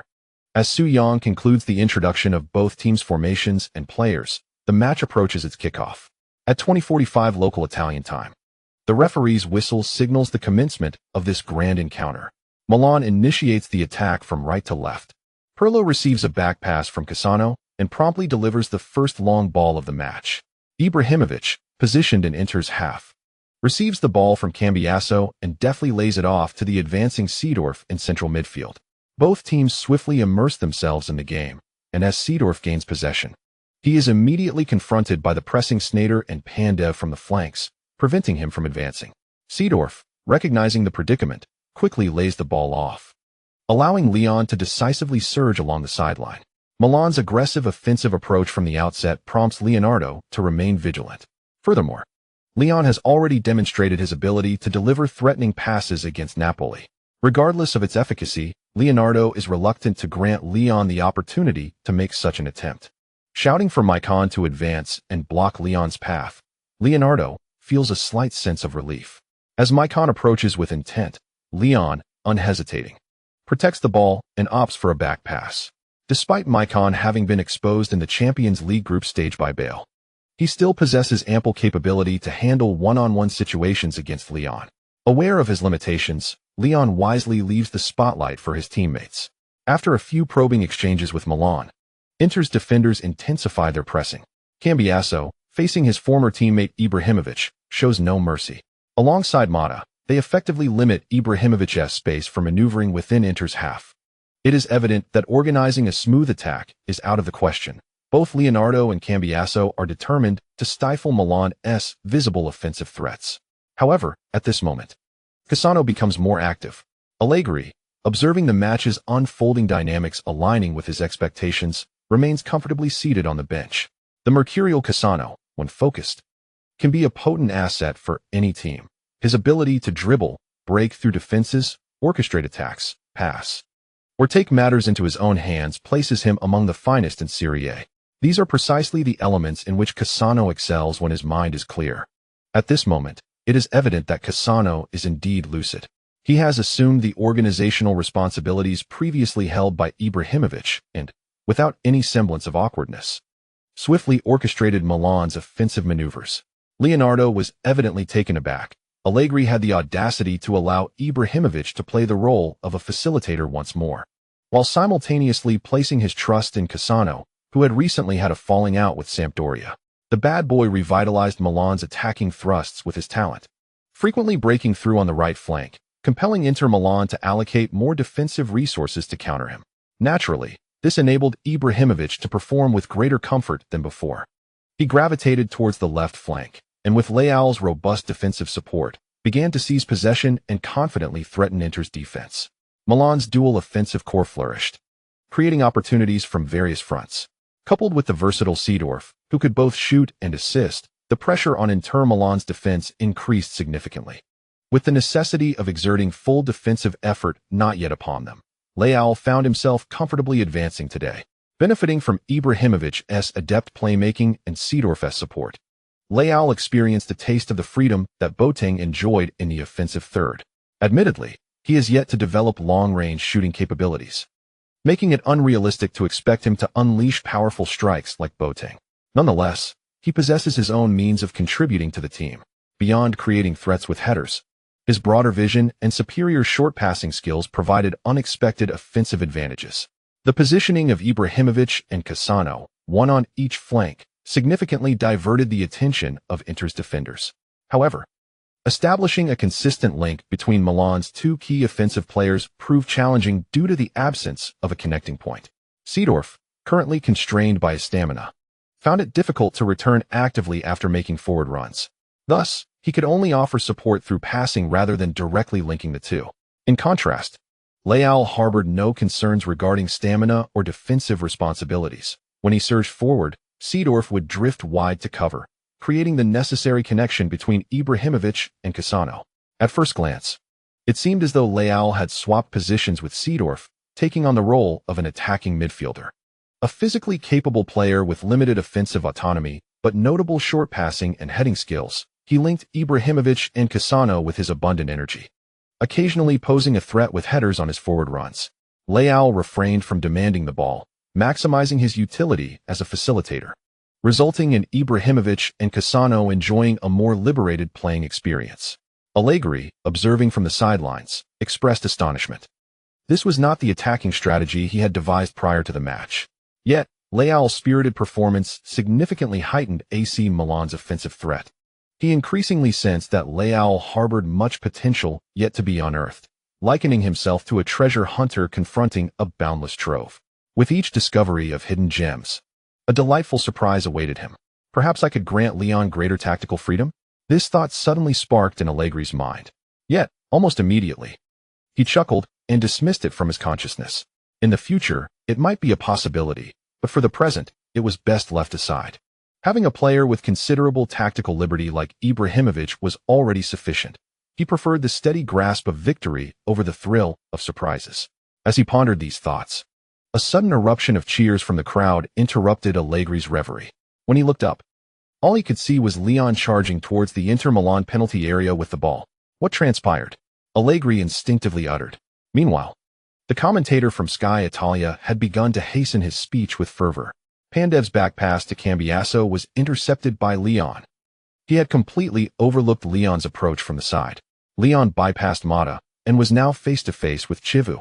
Before the commentator's words had faded, Leon had successfully advanced to the Inter Milan defensive line with the opportunity he had seized. Yet, at this moment, his mind was as clear as it had been when he faced Maicon a mere 10 minutes ago. Did he have a chance to continue penetrating against Chivu? Yes, but it was so minuscule it was almost negligible. Thus, in the next second, Leon executed an action that left the entire stadium in disbelief. Just as he was nearly upon Chivu, he deliberately turned his back, bent slightly, and shielded the ball beneath him with outstretched arms. Chivu was taken aback. He had encountered all sorts of opponents in Serie A, but he had never seen anyone abruptly turn their back mid-attack. However, Leon was unconcerned by the astonished gasps and wide eyes of the crowd. After firmly bracing against Chivu in an awkward back-turned posture, he suddenly passed the ball towards the flank as Cassano completed a maneuver to overtake Zanetti. Only then did all of Inter's defenders truly comprehend Leon's intentions. He had made himself the pivot, sacrificing the speed of Milan's counterattack, but providing Cassano with a comfortable opportunity to receive the ball at the edge of the box. Once the rogue had completely shaken off the aging Zanetti, he lifted his head and, after a brief second of observation, made his passing choice. Instead of sending it to the far post for the advancing Ibrahimovic, he delivered a low, diagonal pass aimed at Seedorf, who had just stealthily inserted himself at the top of the Inter penalty area. Leon had accomplished everything he could in the offensive phase. Now, watching Seedorf perfectly receive the ball and adjust his shooting position, he felt an inexplicable sigh of relief. Milan's number 10, Seedorf, unfurled his form and, after a slight leg movement, unleashed a shot that was both rapid and exquisite in angle. It seemed to carve a magnificent arc across the Inter penalty area. And after a brief, breathtaking curve, the ball barely grazed through Cesar's fingertips before finding the net in the upper right corner. At that moment, Leonardo appeared as if frozen. standing on the sidelines for a moment before he gestured in frustration for his assistant to quickly bring over the tactical board. Cesar was furious, rising from the ground. He immediately unleashed a tirade at the defensive players before him. Allowing Seedorf to take a shot in such a precarious position was an unforgivable blunder. This misstep could very well plunge Inter Milan into the depths of despair. It is worth noting that only the 18th minute of the first half had passed. Such an early concession is profoundly damaging for Inter, while simultaneously boosting AC Milan's morale significantly. At this moment, the live broadcast shifted to focus on the goalscorer Seedorf and the assisting Cassano, only to abruptly pivot towards Leon, who had executed the crucial interception in the attacking third that ultimately enabled Cassano's successful cross. Leon was gleefully celebrating with Seedorf and Cassano near the corner flag, performing a sliding knee celebration. In comparison to the fluidity exhibited by Seedorf and Cassano, Leon's sliding gesture appeared somewhat awkward and stiff. Moreover, he intentionally vacated the central position during the celebration, clearly not wishing to be the focal point for the journalists' cameras. However, the Inter fans were glaring at him with palpable frustration. After all, without Leon's interception and subsequent ball distribution just outside the penalty area, AC Milan would not have been able to orchestrate this attack. The true culprit behind Inter's goal concession was quite clear to their supporters. Regrettably, today was AC Milan's home ground, and thus, the jeers from the under 10,000 Inter fans were soon drowned out by the exuberant cheers of the Milan faithful. Allegri celebrated passionately once more, his fierce expression almost unbearable to behold. Nonetheless, it undeniably uplifted the spirits of the Milan supporters. One after another, signs were raised high by the ecstatic Milan fans. After the celebration, Leon, witnessing this scene, smiled as he patted his chest and gave a thumbs up towards the south stand. Prominently displayed on those signs was the rallying cry he had previously shouted to the reporters. "Reforge the glory of Milan. We have an obligation." If there are no updates by noon, there should be one by 2 in the afternoon, with at least 10,000 words of updates today. Rest assured, my friends.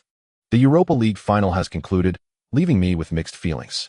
Sigh, there are no cowards before the penalty spot. The Roma players have exhausted their final ounce of strength. I hope this group can achieve better results next year. Best wishes to Mourinho as well. This chapter concludes.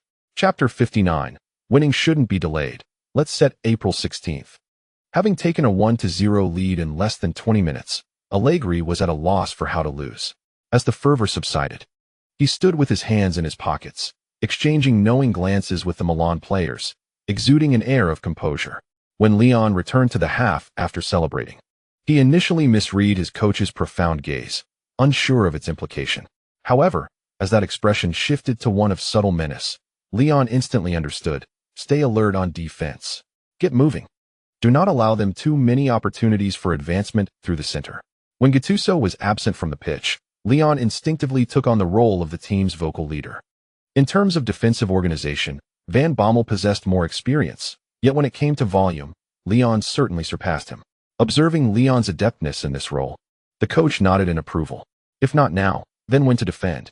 Caution was prudent, for Inter's offense this season was formidable, particularly in capitalizing on opportunities during counterattacks. Inter's prowess remained among the best in Serie A. Thus, Allegri's pre-match strategy was straightforward. If Milan failed to score within the first 25 minutes, they would tighten their formation and look for chances to execute long ball counterattacks. Should the halftime score remain at 0-0, Allegri would implement tactical adjustments during the break. Conversely, if Milan managed to score within those initial 25 minutes, they would abandon their offensive approach entirely. Indeed, they would relinquish any attacking opportunities, with Ibrahimovic and Cassano retreating to the halfway line to defend. After all, by not attacking, there would be no transitions between offense and defense, and without such transitions, Milan's midfield line would maintain its integrity and numerical superiority. How could one break such a strategy? The question remained, how could one dismantle it? As the match resumed, seeing Milan retreating to their half with a unified tactical approach, Leonardo cast a frustrated glance at Allegri. Historically, Allegri's tactics were conservative, yet he at least left 1 or 2 attacking players in the opponent's half. Today, however, he had even drawn Ibrahimovic back to the halfway line for defensive duties, clearly intent on staunchly preserving the first half. A 10-man defensive Milan? The mere thought of the ensuing offensive stalemate made Leonardo wince with discomfort. Cursed be Allegri and his wretched fortune, he muttered in disdain before making his own tactical decisions. Utilizing the flanks and the central areas, the plan was to deliver crosses into the penalty area, allowing Pandev to press forward. Eto'o would operate on their right flank. Following the coach's explicit directives, Inter's players rallied together to embark on their arduous offensive endeavor against Milan's defense, exploiting the midfield side guarded by Van Bommel. Eto'o held a speed advantage against Van Bommel and Abate, making this approach viable. However, attacking Lyon's side proved to be an arduous task. His sweeping coverage and remarkable mobility severely disrupted the connection between Pandev and Sneijder on Milan's left flank.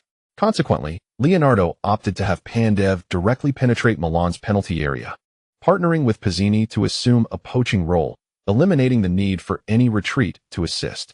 While this strategy might not yield high offensive efficiency, its simplicity and directness could still create some scoring opportunities. Initially, Leonardo harbored a flicker of hope, believing that crosses and high balls might fortuitously lead to a goal.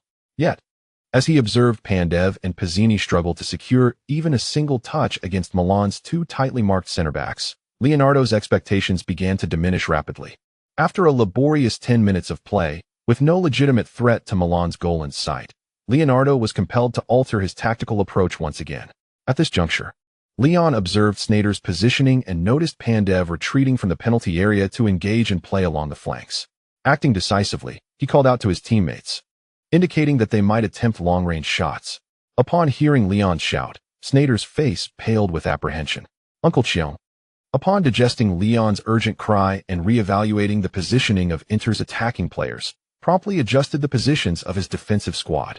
Seedorf was directly recalled by Allegri to the left side of the midfield, where Leon promptly dropped back to assume a defensive midfield role alongside Pirlo, effectively sealing off the threatening zones at the top of Milan's penalty area.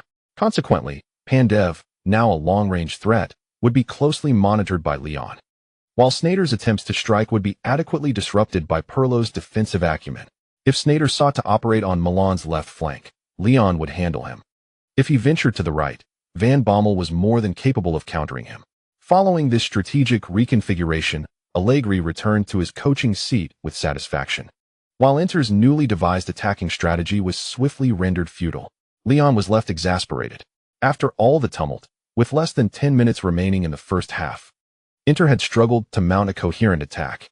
During this final stretch, Sneijder managed only 2 long-range attempts from 30 meters out, one of which was thwarted by Leon's acrobatic block. Allegri's staunch defensive strategy, which left little room for counterattacks, thoroughly frustrated Inter's supporters. As halftime approached, Inter fans took to their phones to voice their disdain for Milan's tactics. Naturally, those in the know understood the underlying sentiment. Had Inter been leading by a goal, their fans might have wished for coach Leonardo to join the fray on the defensive front. Thus, Milan's supporters remained unfazed by the wave of criticism, knowing that the outcome justified any means. Winning was the ultimate response, not merely in their direct confrontation, but also in seizing the initiative in the race for the championship. What could possibly be more disheartening for Inter fans than such a result? Milan's players, too, appeared to share this sentiment. Ibrahimovic and Cassano, who had diligently tracked back throughout the first half, now expressed no grievances. With victory within reach and the league title in sight, bolstering their defense was a trivial concern. They were even amenable to spending the entire match in a defensive posture. As the second half commenced, Kevin replaced Andrea, instructing Leon and Mark Van Bommel to adopt a dual defensive midfield role with the objective of stifling Inter's central attacking thrusts. Clarence Seedorf retreated to the left central midfield, while Kevin assumed the position on the right side of the midfield. Antonio Cassano moved back to play as an attacking midfielder. Following a swift and clear positional adjustment, Allegri once again deployed the formidable quartet in midfield. This time, with the addition of Cassano, Milan transformed into a 4-5-1 formation, significantly enhancing their midfield defensive strength. Pirlo had no objections. After he left the pitch, Leo and Van Bommel dropped back, indeed elevating Milan's defensive intensity to another level. To secure a more stable victory, Pirlo understood the rationale behind such substitutions. After finalizing the new tactical deployment, Allegri glanced at the remaining break time and succinctly delivered his final rallying call. The implications of winning this match needed no further elaboration. seizing the rare opportunity to clinch the championship must be grasped firmly and without delay. He proposed to schedule the championship celebration for April 16th, seeking the team's consensus. Upon hearing this, the Milan dressing room erupted in enthusiastic applause and cheers. On April 16th, Milan would host Sampdoria in the 33rd round of Serie A. Allegri's desire to hold the championship celebration on that day was unmistakable. Securing a victory against Inter today meant there would be no complex scenarios or margin for error in the upcoming matches, just a straightforward push through the next 3 rounds. It was decided Milan was set to clinch the title at home, 5 rounds early. Leo, too, joined in the rare moment of celebration, whistling alongside his teammates. For the other Milan players, the Serie A trophy symbolized their honor, soaring fame, and substantial championship bonuses. For Leo, however, beyond these allurements, the trophy shimmered with the enticing glow of 500 system points. Ecstatic Milan players surged out of the player tunnel, while the home fans exerted all their energy to support their players as the second half commenced. There was no surprise, no desire to delay. They merely needed to win 3 more matches to successfully lift the Serie A trophy. It was a matter of urgency, a matter of resolve. Every Milan player on the field made a decisive commitment as soon as the second half began. They disregarded concerns about stamina or future playing opportunities, treating this match as if it were the Serie A final. At the very start of the game, Leo utilized the intermediate stamina recovery potion he had meticulously saved. Consequently, he unleashed a furious assault as the match resumed. His relentless sprinting and fervent onslaughts startled both the Milan fans and players alike. Yet, his attitude and indomitable spirit profoundly inspired every Milan supporter present.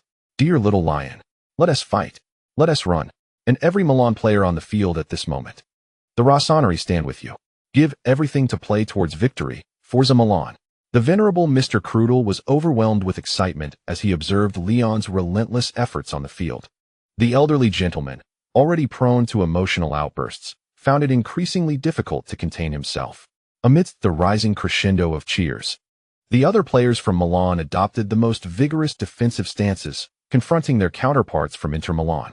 They dragged the Inter players into a fragmented and disjointed rhythm of play, employing suffocating defense and fierce confrontation, pouring forth their fervent sweat across every inch of the midfield. While Inter could attempt to advance in Milan's half, each inch gained came at the expense of their dwindling stamina. This was a stark war of attrition, with Allegri laying bare all his defensive strategies, leaving no tactical reserves. Yet, Leonardo hesitated to go all in, wary of the individual prowess of Ibrahimovic and Cassano, as well as the unpredictable counterattacks from Leon and Boateng. At times, meticulous consideration serves a head coach and team well, but there are moments when overthinking can render tactical decisions less effective than straightforward ones. Leonardo's indecision caused Inter Milan to miss the opportunity to seize the initiative at the beginning of the second half. Once the game tempo was intentionally dragged into chaos by Milan, it became increasingly challenging for Inter to reorganize and mount effective attacks. Sneijder felt an acute pressure in his chest, a consequence of excessive running. Yet, he could not afford to ease his pace. Leon seemed to have singled him out. And with Van Bommel providing cover, Leon's relentless interceptions exerted immense pressure on him. It was not that Leon's defensive prowess could truly suppress Sneijder. A Ballon d'Or caliber playmaker is not easily subdued in one-on-one situations. Rather, it was Leon's incessant pursuit that left Sneijder feeling awkward and fatigued. With no concerns about losing his position, Leon seized every opportunity to confront Sneijder, even willing to expend twice the energy to counteract the core of Inter's stamina. Sneijder, however, perceived Leon as a madman, and such frenetic play was beyond his ability to counter. Observing Leon, who showed no signs of fatigue even in the 70-minute mark of the second half, Sneijder became increasingly agitated. As his rhythm faltered, the entire Inter attack descended into greater disarray. Allegri watched from the sidelines with a blend of joy and concern. Unbeknownst to him, Leon's uncle was unaware that Leon was pushing his physical limits in a desperate defense. On the substitutes bench, Flamini and Merkel looked at Leon's relentless effort with a sense of inadequacy, feeling nothing but admiration. In the 75th minute, Seedorf pushed through a cramp in his calf, gritting his teeth in an attempt to continue, but ultimately could not last until the end and was substituted by Gattuso. Milan lacked a point of initiation for counterattacks. Yet the prowess of their midfield and sweeping up play had significantly improved. The tireless Gattuso entered the fray with unyielding determination, further severing the connection between Inter's midfield and attack alongside Leão.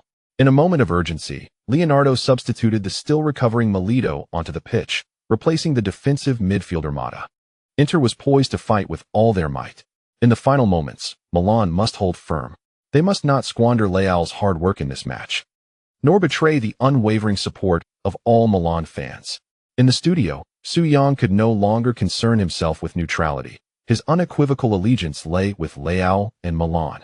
Liu Jianhong found it difficult to concur, yet his silent visage betrayed a mix of awe and excitement. Leão had truly given everything in this match. After a moment's pause, Liu Jianhong gritted his teeth and uttered this sentiment. Countless fans across China were fervently cheering for Leão and Milan from their televisions and computers. In the 83rd minute, Abate pushed himself to the limit and suffered cramp, prompting Allegri to summon the already warmed-up Antonini for a positional substitution. Upon entering, Antonini took to the left flank, while the last vestiges of energy from Zambrotta saw him return to the right. In the 87th minute, seizing the opportunity, Thiago Silva managed to outmuscle Milito and clear the ball past the sideline. Allegri shouted from the sidelines, urging all Milan players to maintain their focus. They merely needed to endure the final minutes. Hold on, hold on. Gattuso and Leão shouted in unison, while the other Milan players clapped fervently, rallying both themselves and their teammates. In the 90th minute, Nesta and Milito collided fiercely in a contested aerial duel, both wincing in pain, yet rising with a limp to continue battling in the penalty area. In the 92nd minute, Cambiasso received the ball on the left side just outside Milan's penalty area, opting for a long-range shot. The ball ricocheted off the returning Van Bommel and out of the box, prompting Inter players to signal for a handball against Van Bommel, but the referee remained unmoved. In the 94th minute, almost at the very end of stoppage time, the newly introduced Antonini made a slight error in his defensive duty against Pandev, allowing Inter a favorable free-kick opportunity in the attacking half. Milan's players, under Allegri's fervent shouts, retreated with utmost caution to their own penalty area. At this moment, Inter fully committed themselves, launching a desperate assault. Sneijder, gasping for breath, took the free kick, and at the near post, Zambrotta and Pandev leapt with all their might. But both missed the ball. Following closely, Pizzini exerted every ounce of strength in a bid to contest the header, as the combined roar of 80,000 fans surged through the stadium.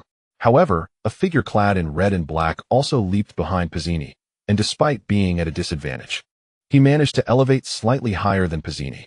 Relying solely on this slight advantage, he ultimately secured a crucial point, aiding Milan in successfully maintaining a score of 10 at a critical juncture.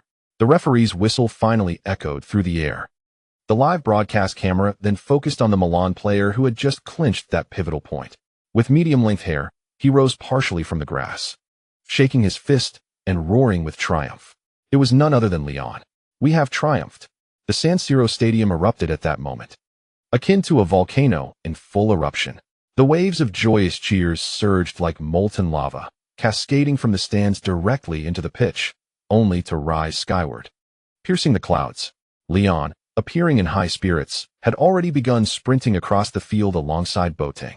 However, before he could reach halfway, he was abruptly pulled back by the ever-patient Ibrahimovic. The towering Ibrahimovic playfully ruffled Leon's hair, then laughed heartily as they embraced warmly. They had vanquished the last formidable opponent in this season's league. There were no further obstacles. April 16th. It shall be a splendid day. Chapter conclusion. In the final battle before the ultimate clash, it is time to set a modest goal. At this juncture, discussions of the championship are inevitable. We can no longer feign humility regarding the league's uncertainties. At least from this night onward, all doubts have dissipated. I am elated to have triumphed alongside my teammates in this arduous confrontation. Inter Milan is an undeniably formidable team, having dominated Serie A in recent years. Yet today we have triumphed over such an adversary, and I believe every Milan supporter will take pride in our performance. My body feels quite well. In comparison to Beckham? No, I am not yet as fleet-footed as he. Of course, I must retire early tonight. I feel as though I could sleep for an entire day. No. I hold the utmost respect for Fiorentina and Sampdoria. When we will clinch the championship depends on when we accumulate sufficient points. We shall take it one match at a time, and rest assured, you shall witness the outcome. After the fierce battle, Leon, whose emotions had gradually settled, accepted interviews from various Italian media at the sidelines. His spirits were notably high, prompting him to engage in longer conversations with the reporters present. However, when confronted with questions that were evidently designed to provoke, he remained cautious, carefully choosing his words to provide ambiguous responses. After all, expressing intentions of consecutive victories for the championship within the team is one matter, while announcing such thoughts externally is quite another. In the confines of the locker room, such statements bolster morale, but making them in front of the media can be perceived as arrogance. Do Fiorentina and Sampdoria lack dignity? Have you not seen how the coach, even while being interviewed, continues to speak well of both teams? In such matters, mutual respect is essential. Ultimately, in the last 2 rounds, fair competition shall ensue. The side that finds itself unable to prevail need not resist vehemently. Doing their utmost is sufficient. However, should pride be wounded, one must prepare for a fierce counterattack. After discreetly noting a few media outlets eager to create a stir, Leon ultimately declined their requests for further interviews and instead accompanied his teammates to express gratitude to the fans. Upon returning to the locker room, he engaged in physiotherapy, hydrated, and had a light meal. After a series of endeavors, the hour was nearly midnight. Most of the key players from AC Milan who had exerted themselves fiercely that day opted to head straight home. Leon, too, drove back to his residence and collapsed into a deep slumber. The intermediate recovery potion he took was far from the extraordinary effects of the advanced recovery elixirs. Exhausted from the day's exertions, he slept soundly until noon the following day. During the subsequent 2 days of rest, Leon refrained from additional training at Milanello, choosing instead to recuperate at home. Fortunately, with 5 days available for the complimentary dream-based training course and internal simulation matches, he needn't worry about a decline in his form. After 2 days of comfortable rest, on the morning of April 5th, Leon was the first to arrive at Milanello. Following a thorough medical examination by the team doctor, he commenced recovery training under the watchful eye of the fitness coach. By 9:30, as the other Milan players began to arrive, Leon had already completed his morning recovery session. The senior figures at Milan were accustomed to such occurrences. After exchanging a few light-hearted jests with Leon, they proceeded with their own medical assessments and recovery training. Allegri meticulously reviewed the medical reports of each first-team player alongside his assistant. Unsurprisingly, Leon, along with Boateng and Ibrahimovic, received commendations from the Milan medical staff for their robust health. However, a conundrum arose for Allegri.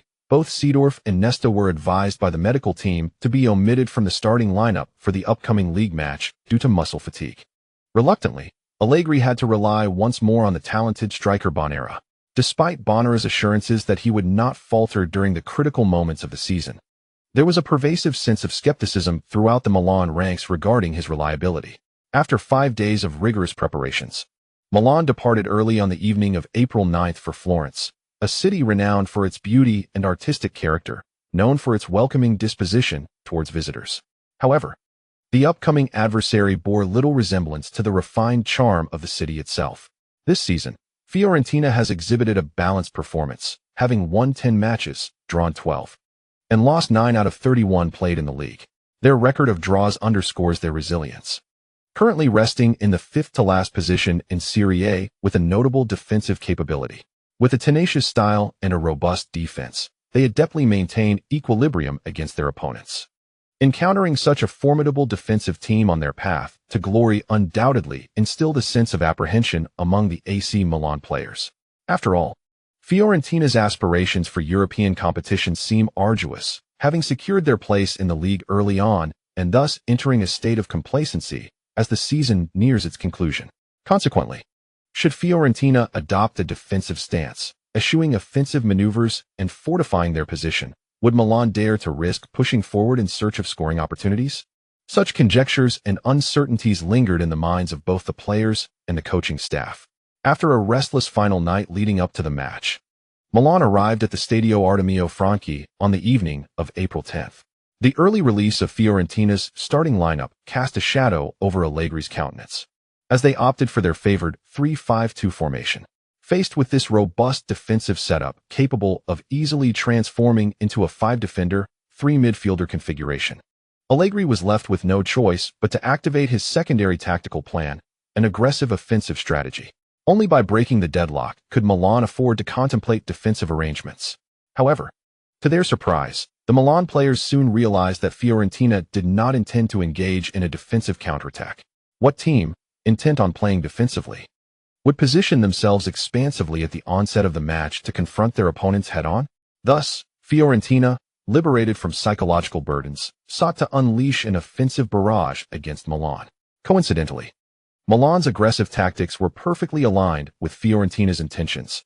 The match commenced with an exhilarating exchange of attacks that left the assembled journalists, who anticipated a lackluster affair, utterly astounded. Allegri found it impractical to revert to a defensive counter-strategy, as such a shift could disrupt the coherence of the team's tactical approach. Moreover, with Fiorentina daring to engage in an open contest, Milan, boasting the league's most potent offensive prowess this season, had every reason to embrace the challenge. Ibrahimovic raised the banner of Milan's offense, courageously seeking paths into the Fiorentina penalty area. Cassano was eager to contribute, while Boateng brimmed with anticipation. The trio in Milan's attacking front quickly began to create opportunities in the vicinity of Fiorentina's goal. Leao, tasked with supporting Pirlo against Fiorentina's central assaults, remained somewhat restrained in his forward movements. Nevertheless, leveraging his exceptional individual ability, Ibrahimovic found the net in the 27th minute of the first half, expertly converting Cassano's through ball with a precise strike. With this foundational goal, Milan's organization in both attack and defense exuded a newfound confidence. In the 36th minute, the informed Ibrahimovic once again emerged as a pivotal figure, outmuscling defender Gambarini to score a second goal within the Fiorentina penalty area. Regrettably, just 4 minutes after Ibrahimovic's second goal, Fiorentina's forward Gilardino capitalized on Montalivo's lofted pass, finding the back of the net with a low shot just outside Milan's penalty area. This transformation allowed Milan's 2-goal halftime advantage to dwindle to a single goal, simultaneously rejuvenating Fiorentina's morale. Leon, who was unable to intercept Montalivo's escape in the final moments, felt a tinge of dissatisfaction with his performance. Consequently, as the second half commenced, he intensified his marking of Montalivo, compelling the artistic midfielder to remain vigilant against Leon's fervent proximity as he crossed the halfway line. With Montalivo's influence curtailed, Gilardino found it increasingly challenging to receive favorable opportunities for striking, while his striking partner, Santana, rendered ineffective under Antonini's relentless defense, leaving Gilardino to languish within Milan's penalty area, bereft of support. Nevertheless, Milan's offensive onslaught continued to surge with fervor. Remarkably, the coach refrained from adjusting tactics to bolster defense during the first half, allowing Ibrahimovic and Cassano to seize the opportunity to shine. Their willingness to defend did not imply a newfound affinity for it. Rather, they thrived in expressing their creativity and talent through attacking play. In the 68th minute of the second half, Cassano surged down the flank, deftly maneuvering past 2 Fiorentina defenders. Faced with Natalie's marking, he astutely opted to lay the ball off to Ibrahimovic, who awaited at the edge of the penalty area. Then, without hesitation, he accelerated into Fiorentina's box, with Ibrahimovic instinctively delivering a precise ground pass. This fluid collaboration elicited silent applause from Leon, who had just ventured forward. Cassano's final elegant lob deftly breached Boric's defenses for the third time, allowing Milan to extend their lead to 2 goals once again. At this juncture, Allegri finally made a tactical gesture to fortify the defense, and countless Milan fans felt a wave of relief wash over them. The final score remained at 3-1. With neither team managing to find the net in the ensuing 20 minutes. With yet another victory secured, Milan had smoothly navigated to the precipice of claiming the Serie A championship. Leon was acutely aware that he might only have 5 or 6 matches left before departing Italy. Mourinho had reached out to inform him of his expected presence at the Valdebebas training facility following the summer break. In other words, Real Madrid had declined Milan's negotiations for a contract buyout. As his mood stabilized, a vague sense of melancholy began to creep into Leon's thoughts. Perhaps he should leave a more lasting impression on this city. While routinely thanking the fervent Milan supporters alongside his teammates, Leon set himself a modest goal before his departure, to do his utmost to help Milan secure this season's domestic double. Goodness, I only slept 4 hours last night, and I inadvertently dozed off while typing. I still have at least one more chapter to write. I'll take a break for a meal, and strive to finish it before midnight. Tomorrow, we'll resume our regular updates, adhering to the usual schedule, one chapter at noon and another at 6 in the evening. Finally, the Foodie shamelessly requests a wave of subscriptions, hoping for the support of esteemed individuals. This chapter concludes here. The update for the final chapter may be delayed for a while. My mind feels a bit muddled. Having spent time writing until now has caused a delay, but rest assured, I shall not sleep until this chapter is completed. I will rest only after it is published. For those who must work tomorrow, please take your rest. You may read it in the morning or combine 2 chapters at noon. Without further ado, I shall continue writing. Chapter 61 now. The sky over Italy is painted in shades of red and black. In terms of preparation time, AC Milan has had ample opportunity in the lead-up to their last 2 matches. Before the previous match against Fiorentina, Milan enjoyed a full week of preparation. For the upcoming match against Sampdoria, they have a 5-day interval to recuperate and strategize. Despite having 2 days less preparation than before, the players are notably more relaxed, free from the tension that accompanied the Fiorentina match. After all, compared to Fiorentina, Sampdoria, currently languishing in the relegation zone, presents a much lesser challenge. Sampdoria's defensive record ranks among the best of the relegation teams, standing at a level comparable to mid-table Serie A teams, yet their offensive capabilities are woefully inadequate. After 32 matches, Sampdoria has managed to score only 26 goals, surpassing only the current bottom team, Bari. Given such feeble attacking strength, Milan would likely have little to fear if they were to concede control of the midfield to Sampdoria throughout the match. However, acknowledging the disparity in hard power between the 2 teams, Milan's coaching staff is wary of a critical truth as the season draws to a close. Relegation teams often exhibit extraordinary performances. Therefore, in the pre-match press conference, Allegri reiterated his respect for Sampdoria. His message was clear: Milan will exert every effort to secure victory in the upcoming league match, respecting Sampdoria as worthy opponents in their fight for survival. There is no room for contempt. Both teams will compete based on their merits. After all, there are no grudges between the clubs, and post-match, they can engage in amicable exchanges. This sentiment diffused any pre-match tension that Sampdoria's players and fans might have hoped to create to galvanize their performance.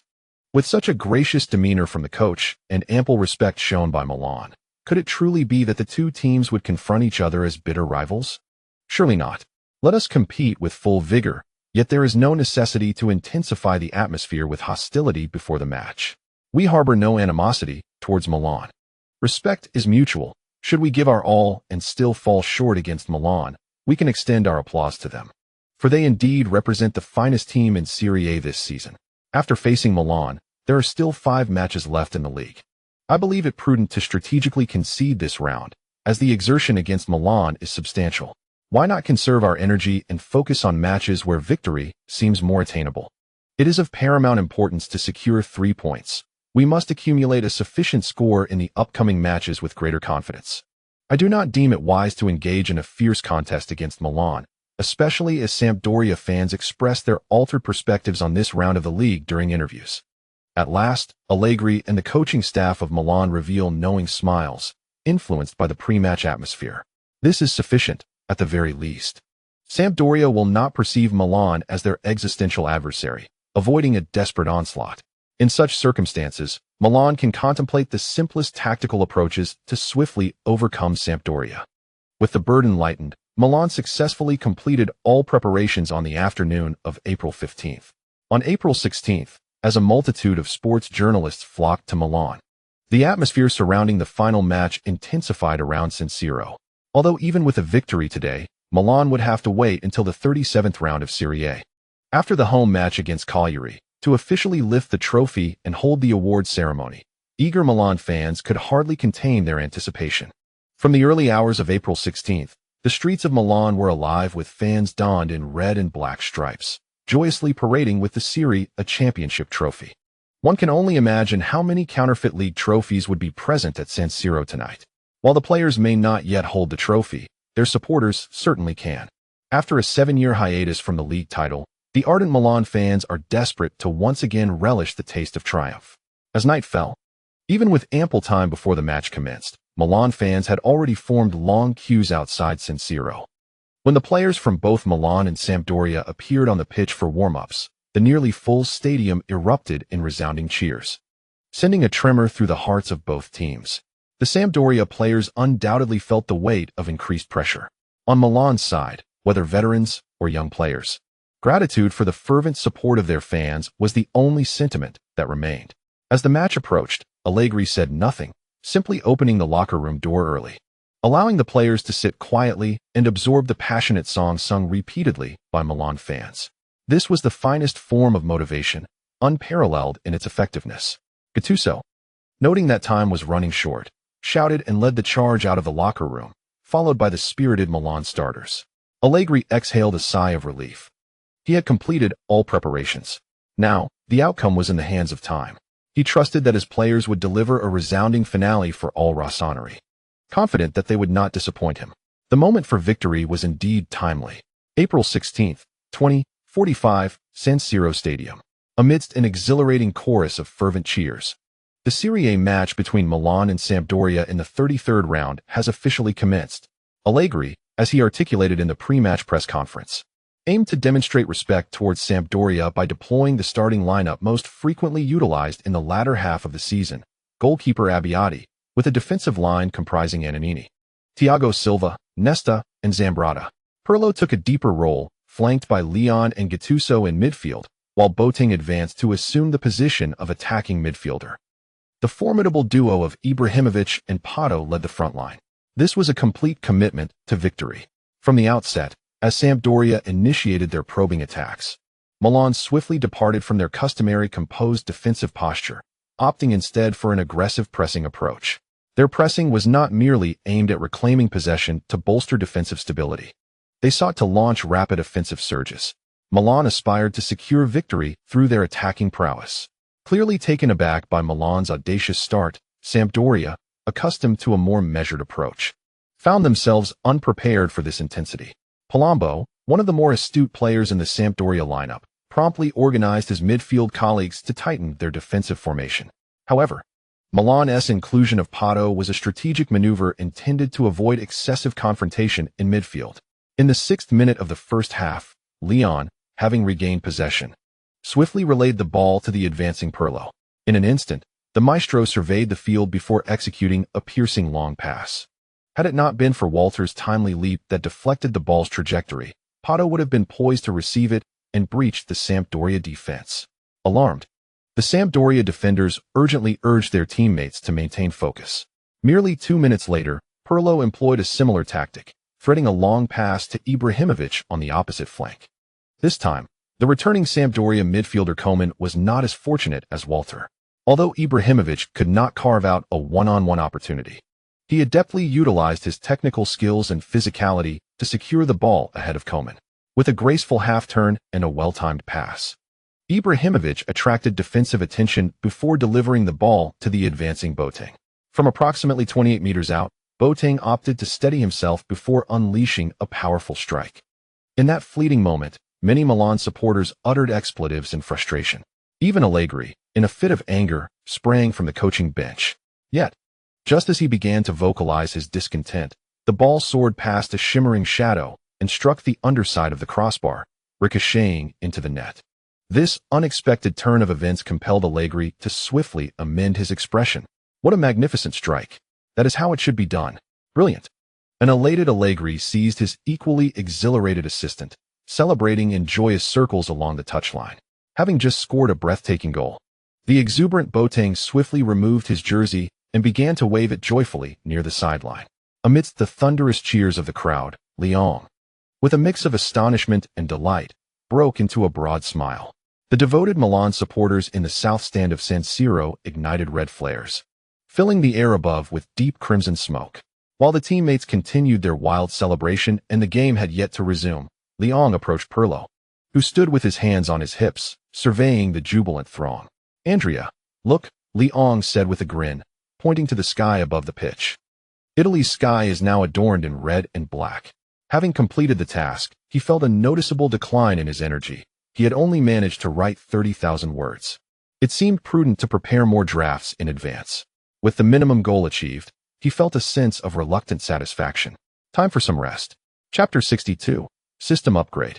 Bountiful championship rewards among the excited Milan players on the field. Leong and Pirlo remained remarkably composed, their smiling conversation quickly captured by the photographers. Their calm demeanor was striking.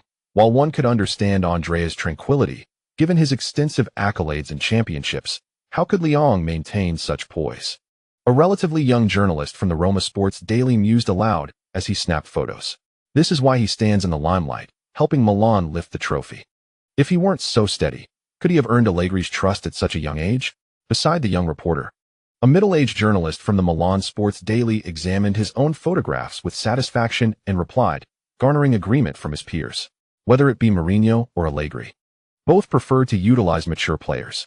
Yet under their guidance, Leong has received opportunities beyond what the media anticipated, especially since joining Milan this year. He has become a pivotal midfielder. His performance and mindset must be stable to earn the trust of 2 consecutive coaches. Thus, witnessing the light-hearted exchange between Leong and Pirlo, most Italian journalists present could comprehend the situation.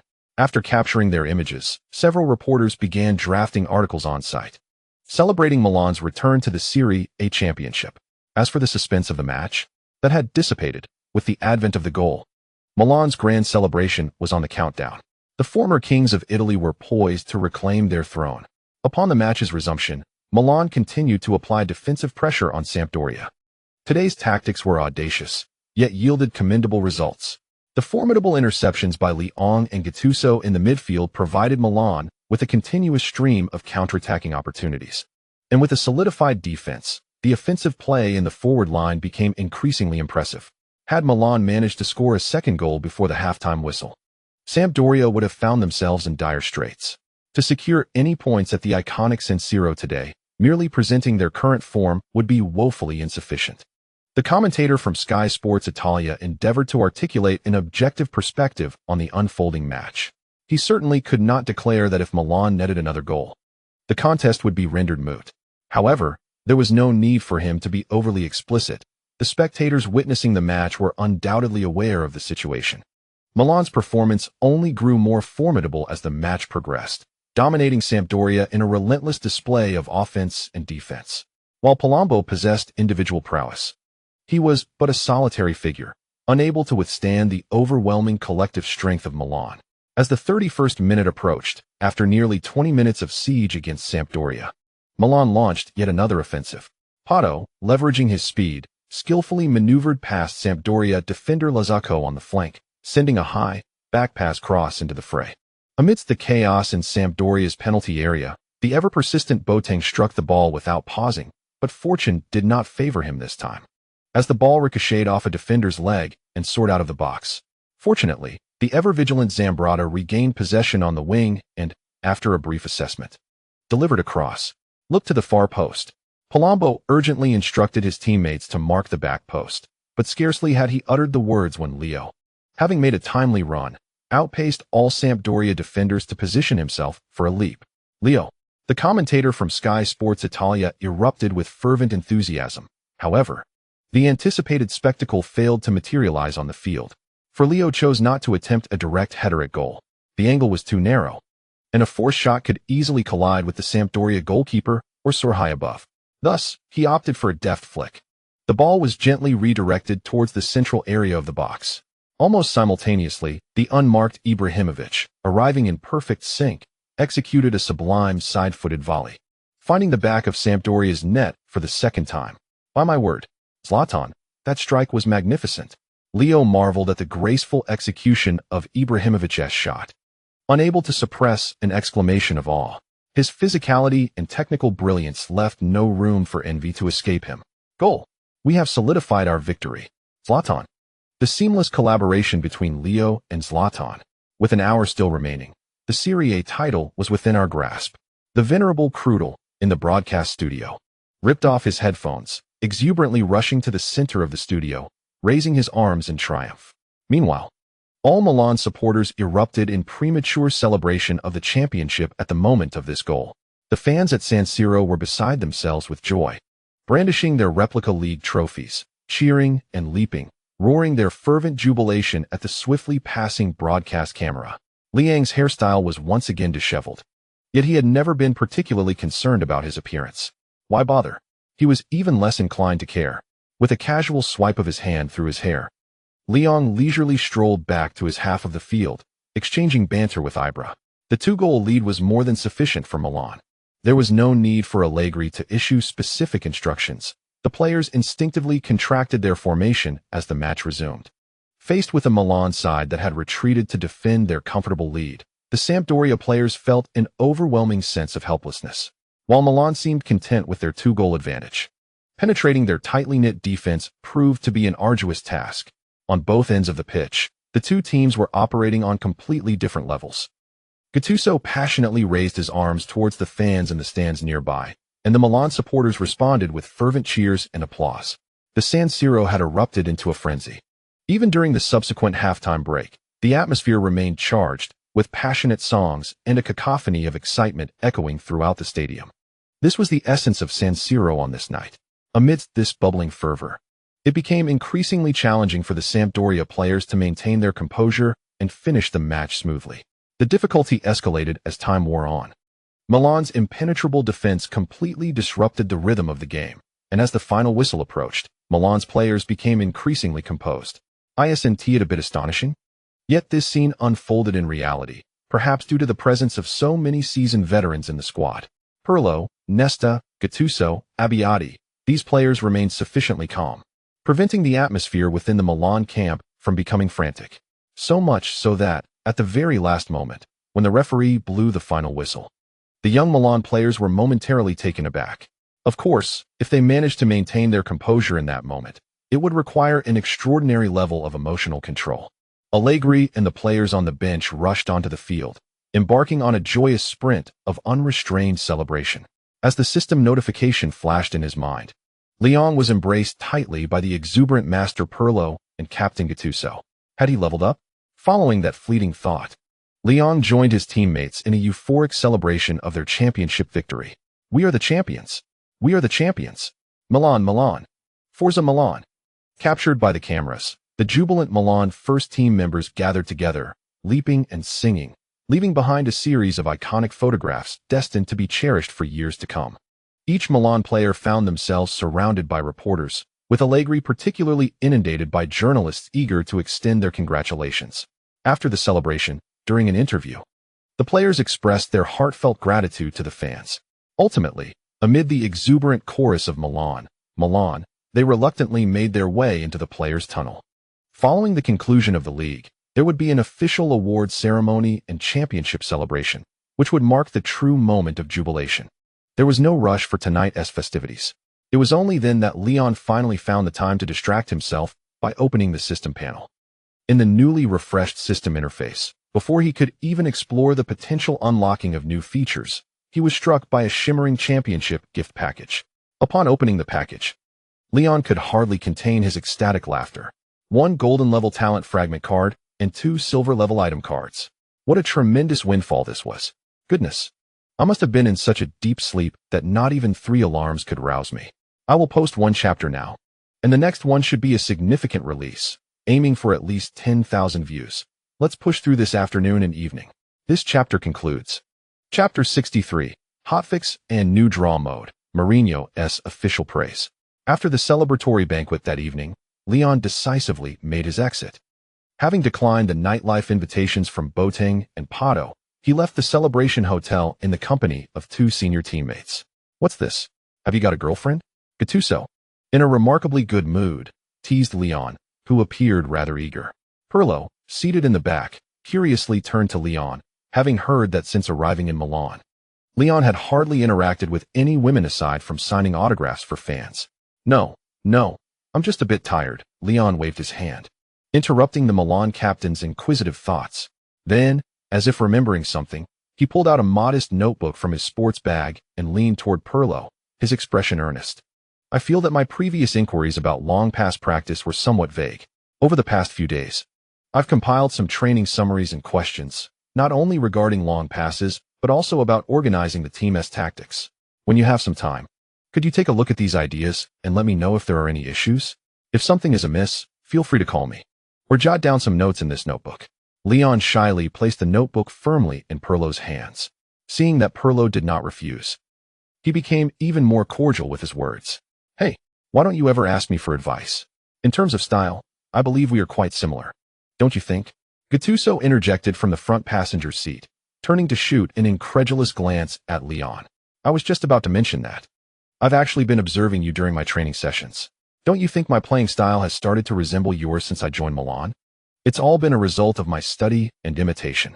Honestly, I came to Milan primarily because of you. Leon's mind was racing, and without missing a beat, he complimented Gattuso, who, scratching his beard, nearly burst into laughter. Pirlo couldn't help but chuckle a few times, finally patting Leon on the shoulder and discreetly taking the notebook into his hands. After successfully concluding their inquiry, Leon felt elated, engaging in a delightful conversation with the two esteemed figures as they journeyed back to their residence. While revelry was welcomed, he was cautioned against excessive antics that might attract the attention of reporters. Before parting ways, Gattuso imparted a somewhat ambiguous warning to Leon, after which he and Pirlo departed. At this juncture, Leon was too content to offer further explanations. He simply watched the car turn the corner before eagerly returning to his rented second-floor apartment. No longer considering himself a mere novice, Leon opted against any elaborate rituals this time. Settling comfortably on the living room sofa, he summoned the system interface from his mind. The system, now having undergone a second upgrade, no longer appeared as rudimentary as before. Against a newly added backdrop of a football pitch, the 5 accessible sections of the system clearly materialized on the left: training, talent card pool, item card pool, shop, and medical. The addition of the medical section piqued Leon's curiosity. He planned to explore it after drawing some cards. On the right side of the interface resided Leon's personal hologram, marking another fresh feature.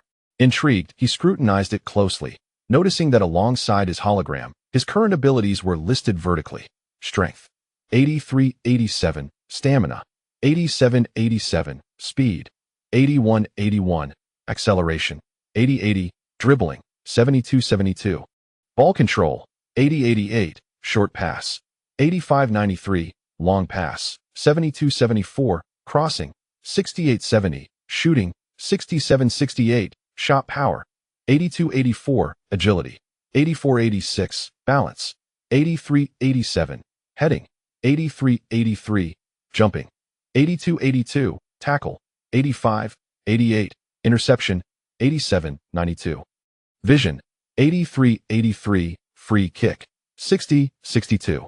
The values preceding the parentheses denote his current capabilities, while those within the parentheses signify his talent levels, which can be perceived as the ceiling of his abilities. Disregarding a few disappointingly low offensive statistics, Leon felt quite satisfied with his current defensive prowess. His abilities were well balanced, with certain strengths standing out, devoid of any glaring defensive weaknesses. Although the additional training had been arduous, witnessing the fruits of his labor in the form of balanced capabilities made it worthwhile. After a brief perusal, Leon proceeded to open the system's vault, where a golden talent fragment card and 2 silver item cards lay serenely. Let us get started. Just as he was about to open the talent fragment card without hesitation, he was met with an unprecedented prompt. Would you like to directly activate or lock in a specific ability value for activation? Leon's initial reaction was one of surprise. However, upon selecting the option to lock in a specific ability value, he was informed that an additional fee of 200 points was required for activation. Seriously? An extra fee for this? How has your stinginess increased with each upgrade? Unable to suppress his inquiry, Leon gazed at the still silent system devoid of any auditory prompts, momentarily caught in a dilemma. To activate it directly could yield an array of potential abilities. Much like the time he acquired the short passing talent of Bale Long, his initial reaction had not been one of exuberance. While the talent card was certainly valuable, had he been given the choice then, he would have unhesitatingly opted for a talent fragment card that would further enhance his defensive capabilities. Thus, upon realizing that the current talent fragment card could also lock in the choice of abilities, Leon was genuinely elated. However, the necessity of expending an additional 200 points to utilize this feature left him pondering its worth. After a minute of hesitation, he ultimately acted upon his decision. System, just do it. Lock in the long passing ability value. Let us go. Clutching his chest in pain at the expenditure, Leon gritted his teeth and activated the golden level talent fragment card. A familiar golden light flashed by, and soon a player donned in an Ajax jersey not particularly tall, appeared before him. So familiar, Leong murmured, as the relevant introduction of the player card materialized. Frank de Boer's long passing talent fragment card from the 1992 to 1993 season. Talent value, 93, maximum value 100, current long passing ability value 72, bonus experience insight, optimal timing for a defender's long pass. After reviewing the introduction, it dawned on Leong. This titan of Dutch football is none other than the current head coach of Ajax. He had faced Ajax last year during the Champions League group stage, while representing Real Madrid, where de Boer had been directing from the sidelines, hence the familiarity. Indeed, de Boer's long passing ability was among the elite in European football by the end of the last century. During the 1992 to 1993 season, he was still honing his skills at Ajax, not yet in his peak technical form, yet he could still elevate Leong's long passing talent value to 93. One could only exclaim, impressive. Satisfied with utilizing de Boer's talent card, Leong swiftly opened the remaining 2 silver-level item cards. Sturdy shin guards reduce damage from leg targeting fouls by 15, and a high-level stamina recovery potion, remaining uses 5.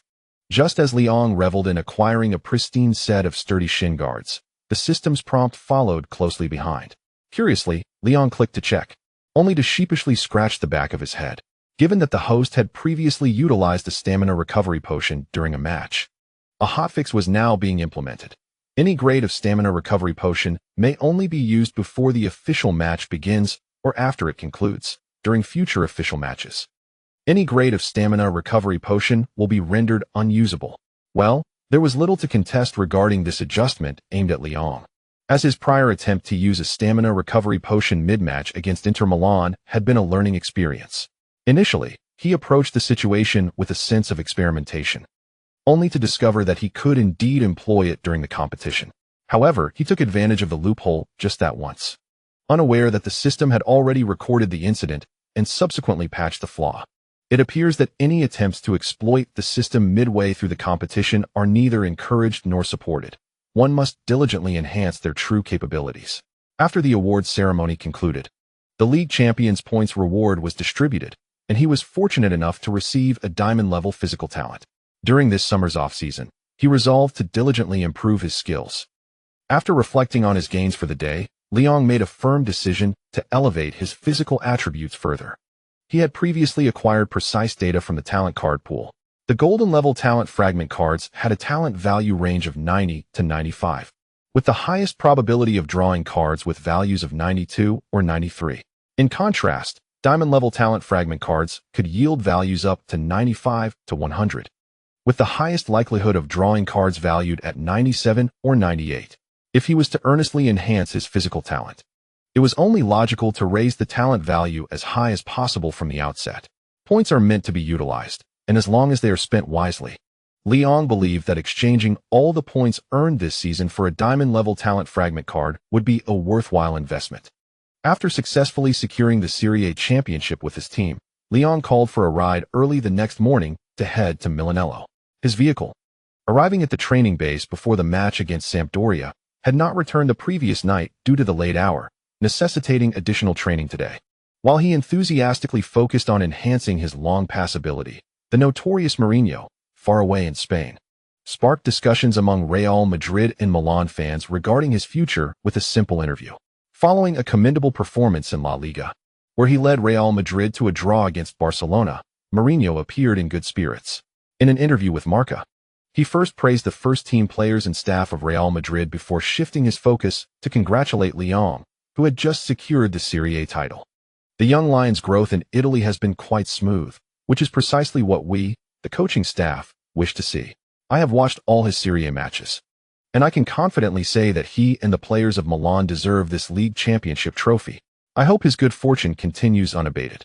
As for my final words to him, well, let us meet at Valdebebas this summer, and remember not to be late. As this news report continued to circulate online, Milan fans who came across it found their spirits momentarily dampened. After some contemplation, he decided to publish a chapter, aiming to release a final 4,000-word segment before midnight, after which he would stockpile more content. The updates for noon and 6 o'clock the following day should pose no problem. Time to immerse himself in writing. The chapter concludes with the declaration, Let us bid farewell with this championship. Forza Milan. Sign Lyon. Sign Lyon. He will become the cornerstone of our midfield for the next 15 years. If Gagliani allows Leão to ultimately return to Real Madrid, it would be a clear dereliction of duty. Why was a buyout clause not included initially? There is still ample time to negotiate with Real Madrid before the season concludes. I firmly believe we have a chance to secure a direct buyout of Leão's contract. You have yet to fully understand Mourinho. Leão embodies the type of midfielder he cherishes most. Just observe Leão's progress since joining us. He is an unequivocal genius. Mourinho would never permit him to depart from Real Madrid so easily. I cannot accept such a reality. After this season, will we be unable to extend Leão's loan? Even if a buyout is off the table, can we not renew his loan for another season? Frustrated Milan fans are already engaged in heated discussions online and across various forums regarding Mourinho's statements. Milan performed admirably during the first half of this season. However, compared to the Milan that welcomed Leão, the team's early season performance can be deemed significantly inferior. The arrival of Leão not only enhanced our midfield defense, but also revitalized Pirlo's career. Considering these two aspects alone, Milan has effectively made a transfer enhancement worth nearly 30 to 40 million during the winter window. Not to mention the tactical contributions Leão has provided to Milan's offensive play in the latter half of the season. While his goals and assists may not be numerous, each is of paramount importance, along with his efforts to create scoring opportunities for his teammates. Even the most oblivious Milan fans to tactical adjustments and improvements in team strength can now clearly articulate Leão's significance to this aging midfield. And what has Milan sacrificed for Leão? They have borne half of his salary during the loan period, with pre-tax expenditures just exceeding €200,000. Even with a substantial championship bonus, Milan's total expenditure on Leão will not surpass €500,000. Indeed, with such minimal outlay, Real Madrid did not require Milan to contribute a single cent towards the loan fee. When viewed from this perspective, this transaction cannot merely be described as advantageous. It is exceptionally cost-effective. Hence, in recent years, the increasingly financially strained Milan fans are understandably reluctant to see Leão depart the club. Such an outstanding and composed young midfielder, ready for immediate deployment, with a modest salary and visibly high growth potential. If he is allowed to leave, Milan will truly have no further connection to him. On the afternoon of April 17th, Milan fans protesting with signs stating "Do not let Leão go" gathered outside the club's entrance in a sit-in demonstration. Leão only learned of the situation's developments after finishing training and driving back to his residence that afternoon. However, he found himself unable to provide any explanations to the Milan supporters. His departure had become a foregone conclusion. In response to inquiries from his Milan teammates, Leão candidly expressed that he was bound by a contract with Real Madrid and could not decide his future at Milan. Yet, when faced with the passionate Rossoneri in the city of Milan, he found it difficult to utter such public relations sentiments. In the 34th round of the league, a stern-faced Allegri led a starting lineup composed of a mix of rotated players and youthful talents to challenge Brescia away from home. Throughout the match, Allegri's demeanor remained grim. And ultimately, Milan suffered a 1-2 defeat on Brescia's turf, shattering their flawless record in the latter half of the league. The following day, reports emerged suggesting that Allegri had held a meeting with Milan's higher-ups, the outcome of which was far from favorable. It is said that Allegri and Gagliani even engaged in a heated argument within the confines of the meeting room. While the veracity of these claims remains unverified, it is evident that the Italian fans, who thrive on drama, were less concerned with the truth of the news and more interested in the spectacle. However, further information from within Milan's ranks remained elusive. Perhaps only a select few players were aware that Allegri was indeed incensed, and the altercation with Gagliani was genuine. Ultimately, both men were motivated by the future development of Milan. After their quarrel, they managed to reconcile through calm dialogue. Subsequently, Leo and Allegri engaged in a sincere exchange in the office. Faced with the enigmatic coach, Leo felt a deep sense of gratitude. After all, it was Allegri who had placed his trust in him, offering him opportunities alongside his coaching staff. Thus, when Allegri posed the question, "If I need you to stay, would you be willing to remain at Milan?"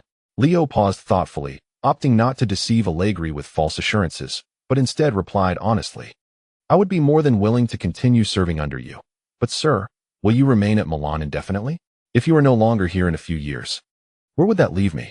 Leo's response and inquiry left Allegri momentarily speechless, and after a pause, he could only manage a bittersweet smile and shake his head. I cannot provide you with a definitive answer, but I understand your sentiment. Milan may not be the most suitable place for your continued growth, or perhaps the entirety of Serie A is not. I apologize, sir. No need for apologies. Your arrival has aided this club in reclaiming the league title once more. And even if you are on the verge of departure, I hope that the memories we share, the fans, Milan, and I, are filled with joy and ease. Upon concluding this sentiment, Allegri gently placed a hand on Leo's shoulder. Come now, the season is not yet over. We have one final competition to complete. Let us bid farewell with this championship, a fitting parting gift for the Milan fans. After their conversation, Leo immersed himself in extra training with renewed vigor. He recognized the truth in Allegri's words. In this last opportunity to contend for a title this season, he was determined to deliver his finest performance to help Milan ascend to glory, ultimately using the championship trophy to bid farewell to the fans. On May 1st, in the 35th round of Serie A against Bologna, Leo once again graced the pitch at San Siro as a starter. The fervent Milan fans at the scene chanted passionately, urging Leo not to depart from Milan after the season's conclusion. Observing this heartfelt display, many journalists were instantly reminded of the time when Milan supporters endeavored to retain Kaká. At that time, Kaká too was reluctant to leave the devoted fans of Milan, yet ultimately, for the club's financial stability, he boarded a plane to Madrid. Now Leo, who had been dubbed the new Kaká by the Italian media upon his arrival at Milan, is poised to return to Madrid at the behest of his parent club, Real Madrid, following the season's end. This scenario has unfolded twice within a mere 2 years in Milan, proving somewhat harsh for the club's supporters. Leo, with a complex expression, surveyed the fervent fans calling for him, ultimately suppressing the impulse to wave back. The match that afternoon was not particularly intense, as Bologna found themselves in a relatively secure position above the relegation zone, while Milan focused more on tactical preparations for the upcoming Coppa Italia. Consequently, neither team committed significant resources to the offensive, resulting in a scoreless draw. The teams shook hands in a tranquil conclusion, yet the post-match discourse stirred considerable excitement. Various Italian media outlets rushed to report on the Milan fans' pleas for Leo at the San Siro. On the evening of May 10th, prior to the second leg of the Coppa Italia semi-final against Palermo, a similar scene unfolded once again at Palermo's Stadio Barbera. The traveling Milan fans, while cheering for their team, unfurled a massive banner calling for Leo to remain in Milan. After playing the full 90 minutes, Leo left the pitch with a complex demeanor, acknowledging the fans alongside his teammates. Witnessing Milan's decisive 2-0 victory in the second leg, securing a place in the Coppa Italia final, the fans felt a tinge of disappointment and excitement diminished. For several days, Leo refrained from making any public declarations through the media, clearly indicating his intentions. Ultimately, he will return to Real Madrid, responding to Mourinho's call to further his development on a grander stage. However, Milan's supporters harbored no resentment towards Leo. After all, his tenure at Milan was far too brief, and during this short loan period, he shone too brightly. His brilliance left the fans with memories of joy and surprises, compelling them to reconcile with their eventual sense of loss. Before the Coppa Italia final commenced, Serie A concluded its season. Following the conclusion of the 37th round of Serie A, Milan held a grand celebration at San Siro to commemorate their championship triumph. That day, the city of Milan resounded with joy, and discussions regarding Leo's future dissipated among the fans. Amidst the euphoria and excitement of the championship celebration, all negative sentiments were momentarily subdued, allowing Leo to finally find peace within himself. Such a conclusion is the best outcome for him. The fans' release from their entanglements and their newfound sense of relief is precisely what he yearned to witness. Following the celebration, all AC Milan players devoted their utmost efforts to preparing for the final crucial match of the season. On the evening of May 30th, AC Milan faced off against Inter Milan at the Stadio Olimpico in Rome for the ultimate showdown of the Coppa Italia. This marked the third encounter between the two teams from Milan this season. In their previous two confrontations, Milan had triumphed over Inter, with the second victory shattering Inter's dreams of championship glory. Consequently, Milan's players entered this match against Inter with a psychological advantage. Allegri tactically ensured that Milan avoided any complacency that could lead to a disastrous defeat. After all, in the final, the primary defense would be crucial. especially in the first half, as Milan sought to cautiously gauge Inter's attacking prowess. Such a strategy made it exceedingly difficult for them to falter. At 2100 hours that evening, the match commenced, with Inter Milan kicking off first.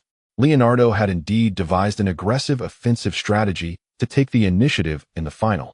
Driven by his dissatisfaction from the previous loss to Milan, this time around, he was particularly wary of Milan's starting forwards, Ibrahimovic and Cassano, while also implementing tactical adjustments to counter the considerable challenges posed by Leão in their last encounter. Unfortunately for Inter, Milan played far more conservatively than they had anticipated. Throughout the first half, Leão barely ventured beyond the halfway line, let alone disrupt Inter's defensive formation. His and Gattuso's tenacious defensive efforts rendered Milan's midfield impenetrable. Milan's lack of attacking intent in the first half served as a lesson for Inter on the true meaning of resilience. After a period of offensive attempts, Inter, realizing Milan would not press forward, opted to maintain their formation and refrain from attacking as well. The degree of hesitation displayed by both teams might have drawn derision from their fans in the Premier League or La Liga, yet in Serie A, such a scene barely stirred the emotions of either Milan or Inter supporters. The final was a nameless affair, a phenomenon all too common in Serie A. Inter hoped to use this championship as a cover for their dual failures this season, while Milan sought to conclude their season on a triumphant note. Both teams prioritized the outcome of the championship over the process, reluctant to make careless mistakes. Fans could only direct their anticipation towards the second half, or even the impending extra time. As the match reached the 73rd minute, neither side showed any inclination to alter their formations. However, as the clock ticked into the 75th minute, the enigmatic coach suddenly summoned Pato from the bench to warm up. Such substitutions are not uncommon, especially as the approach of extra time often calls for the introduction of fresher attacking players. Leonardo, without much thought, also called upon several of his own attacking substitutes to begin their warm-up. In the 88th minute of the second half, just as the match was on the brink of entering stoppage time, the previously uninvolved Leon suddenly sprang into action, with a decisive yet somewhat uncharacteristically vigorous challenge. He reclaimed possession from Sneijder and boldly surged forward. Accompanying him in this advance was the attacking midfielder, Boateng. The synchronized incursion of Milan's duo at that moment successfully disrupted Inter's defensive line. Just when all Inter fans and defenders anticipated that Leon would deliver a through ball to Ibrahimovic, he instead passed in a completely unexpected direction. Positioned at the right edge of Inter's penalty area, the prepared Pato met Leon's diagonal pass, elegantly poised to shoot.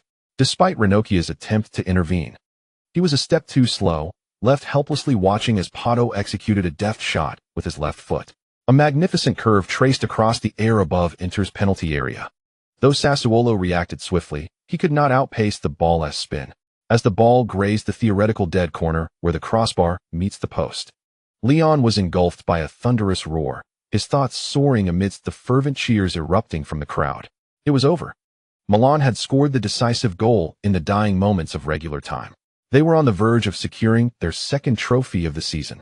Allegri, struck by this immense surprise, mirrored the excitement of every Milan fan in the stands, leaping from the sidelines and embracing his assistant with fervor. In a daze, Leon was nudged by Ibrahimovic, who guided him to celebrate with their teammates. Gazing at the eager and ecstatic faces of the Milan supporters near the corner flag, he could no longer contain the moisture welling in his eyes. To avoid being captured weeping by the cameras, Leon chose to conceal his face with his jersey. Yet, his raised arms and waving hands conveyed a clear message to all Milan fans. This moment belonged to their little lion, bidding them a final farewell. In this last battle, securing the final championship for Milan, he sent forth a silent, yet fervent cry of farewell. At that moment, all Milan supporters heard the resounding call, Forza Milan. Initially, I could have posted earlier, but I made some changes, intending to save the draft for another hour before resting. I must rise early tomorrow. Good night, esteemed readers. The chapter concludes here. After some reflection, I've decided to release a lengthy chapter today, a pivotal one, aiming to advance the progress bar before the new season begins. There was no need to split the narrative into two parts, allowing you esteemed readers to indulge fully. Future updates will continue to be scheduled for noon and 6 in the afternoon. However, should I opt to release a lengthy chapter, I will announce it in advance, consolidating the release for 6 in the evening. That is all.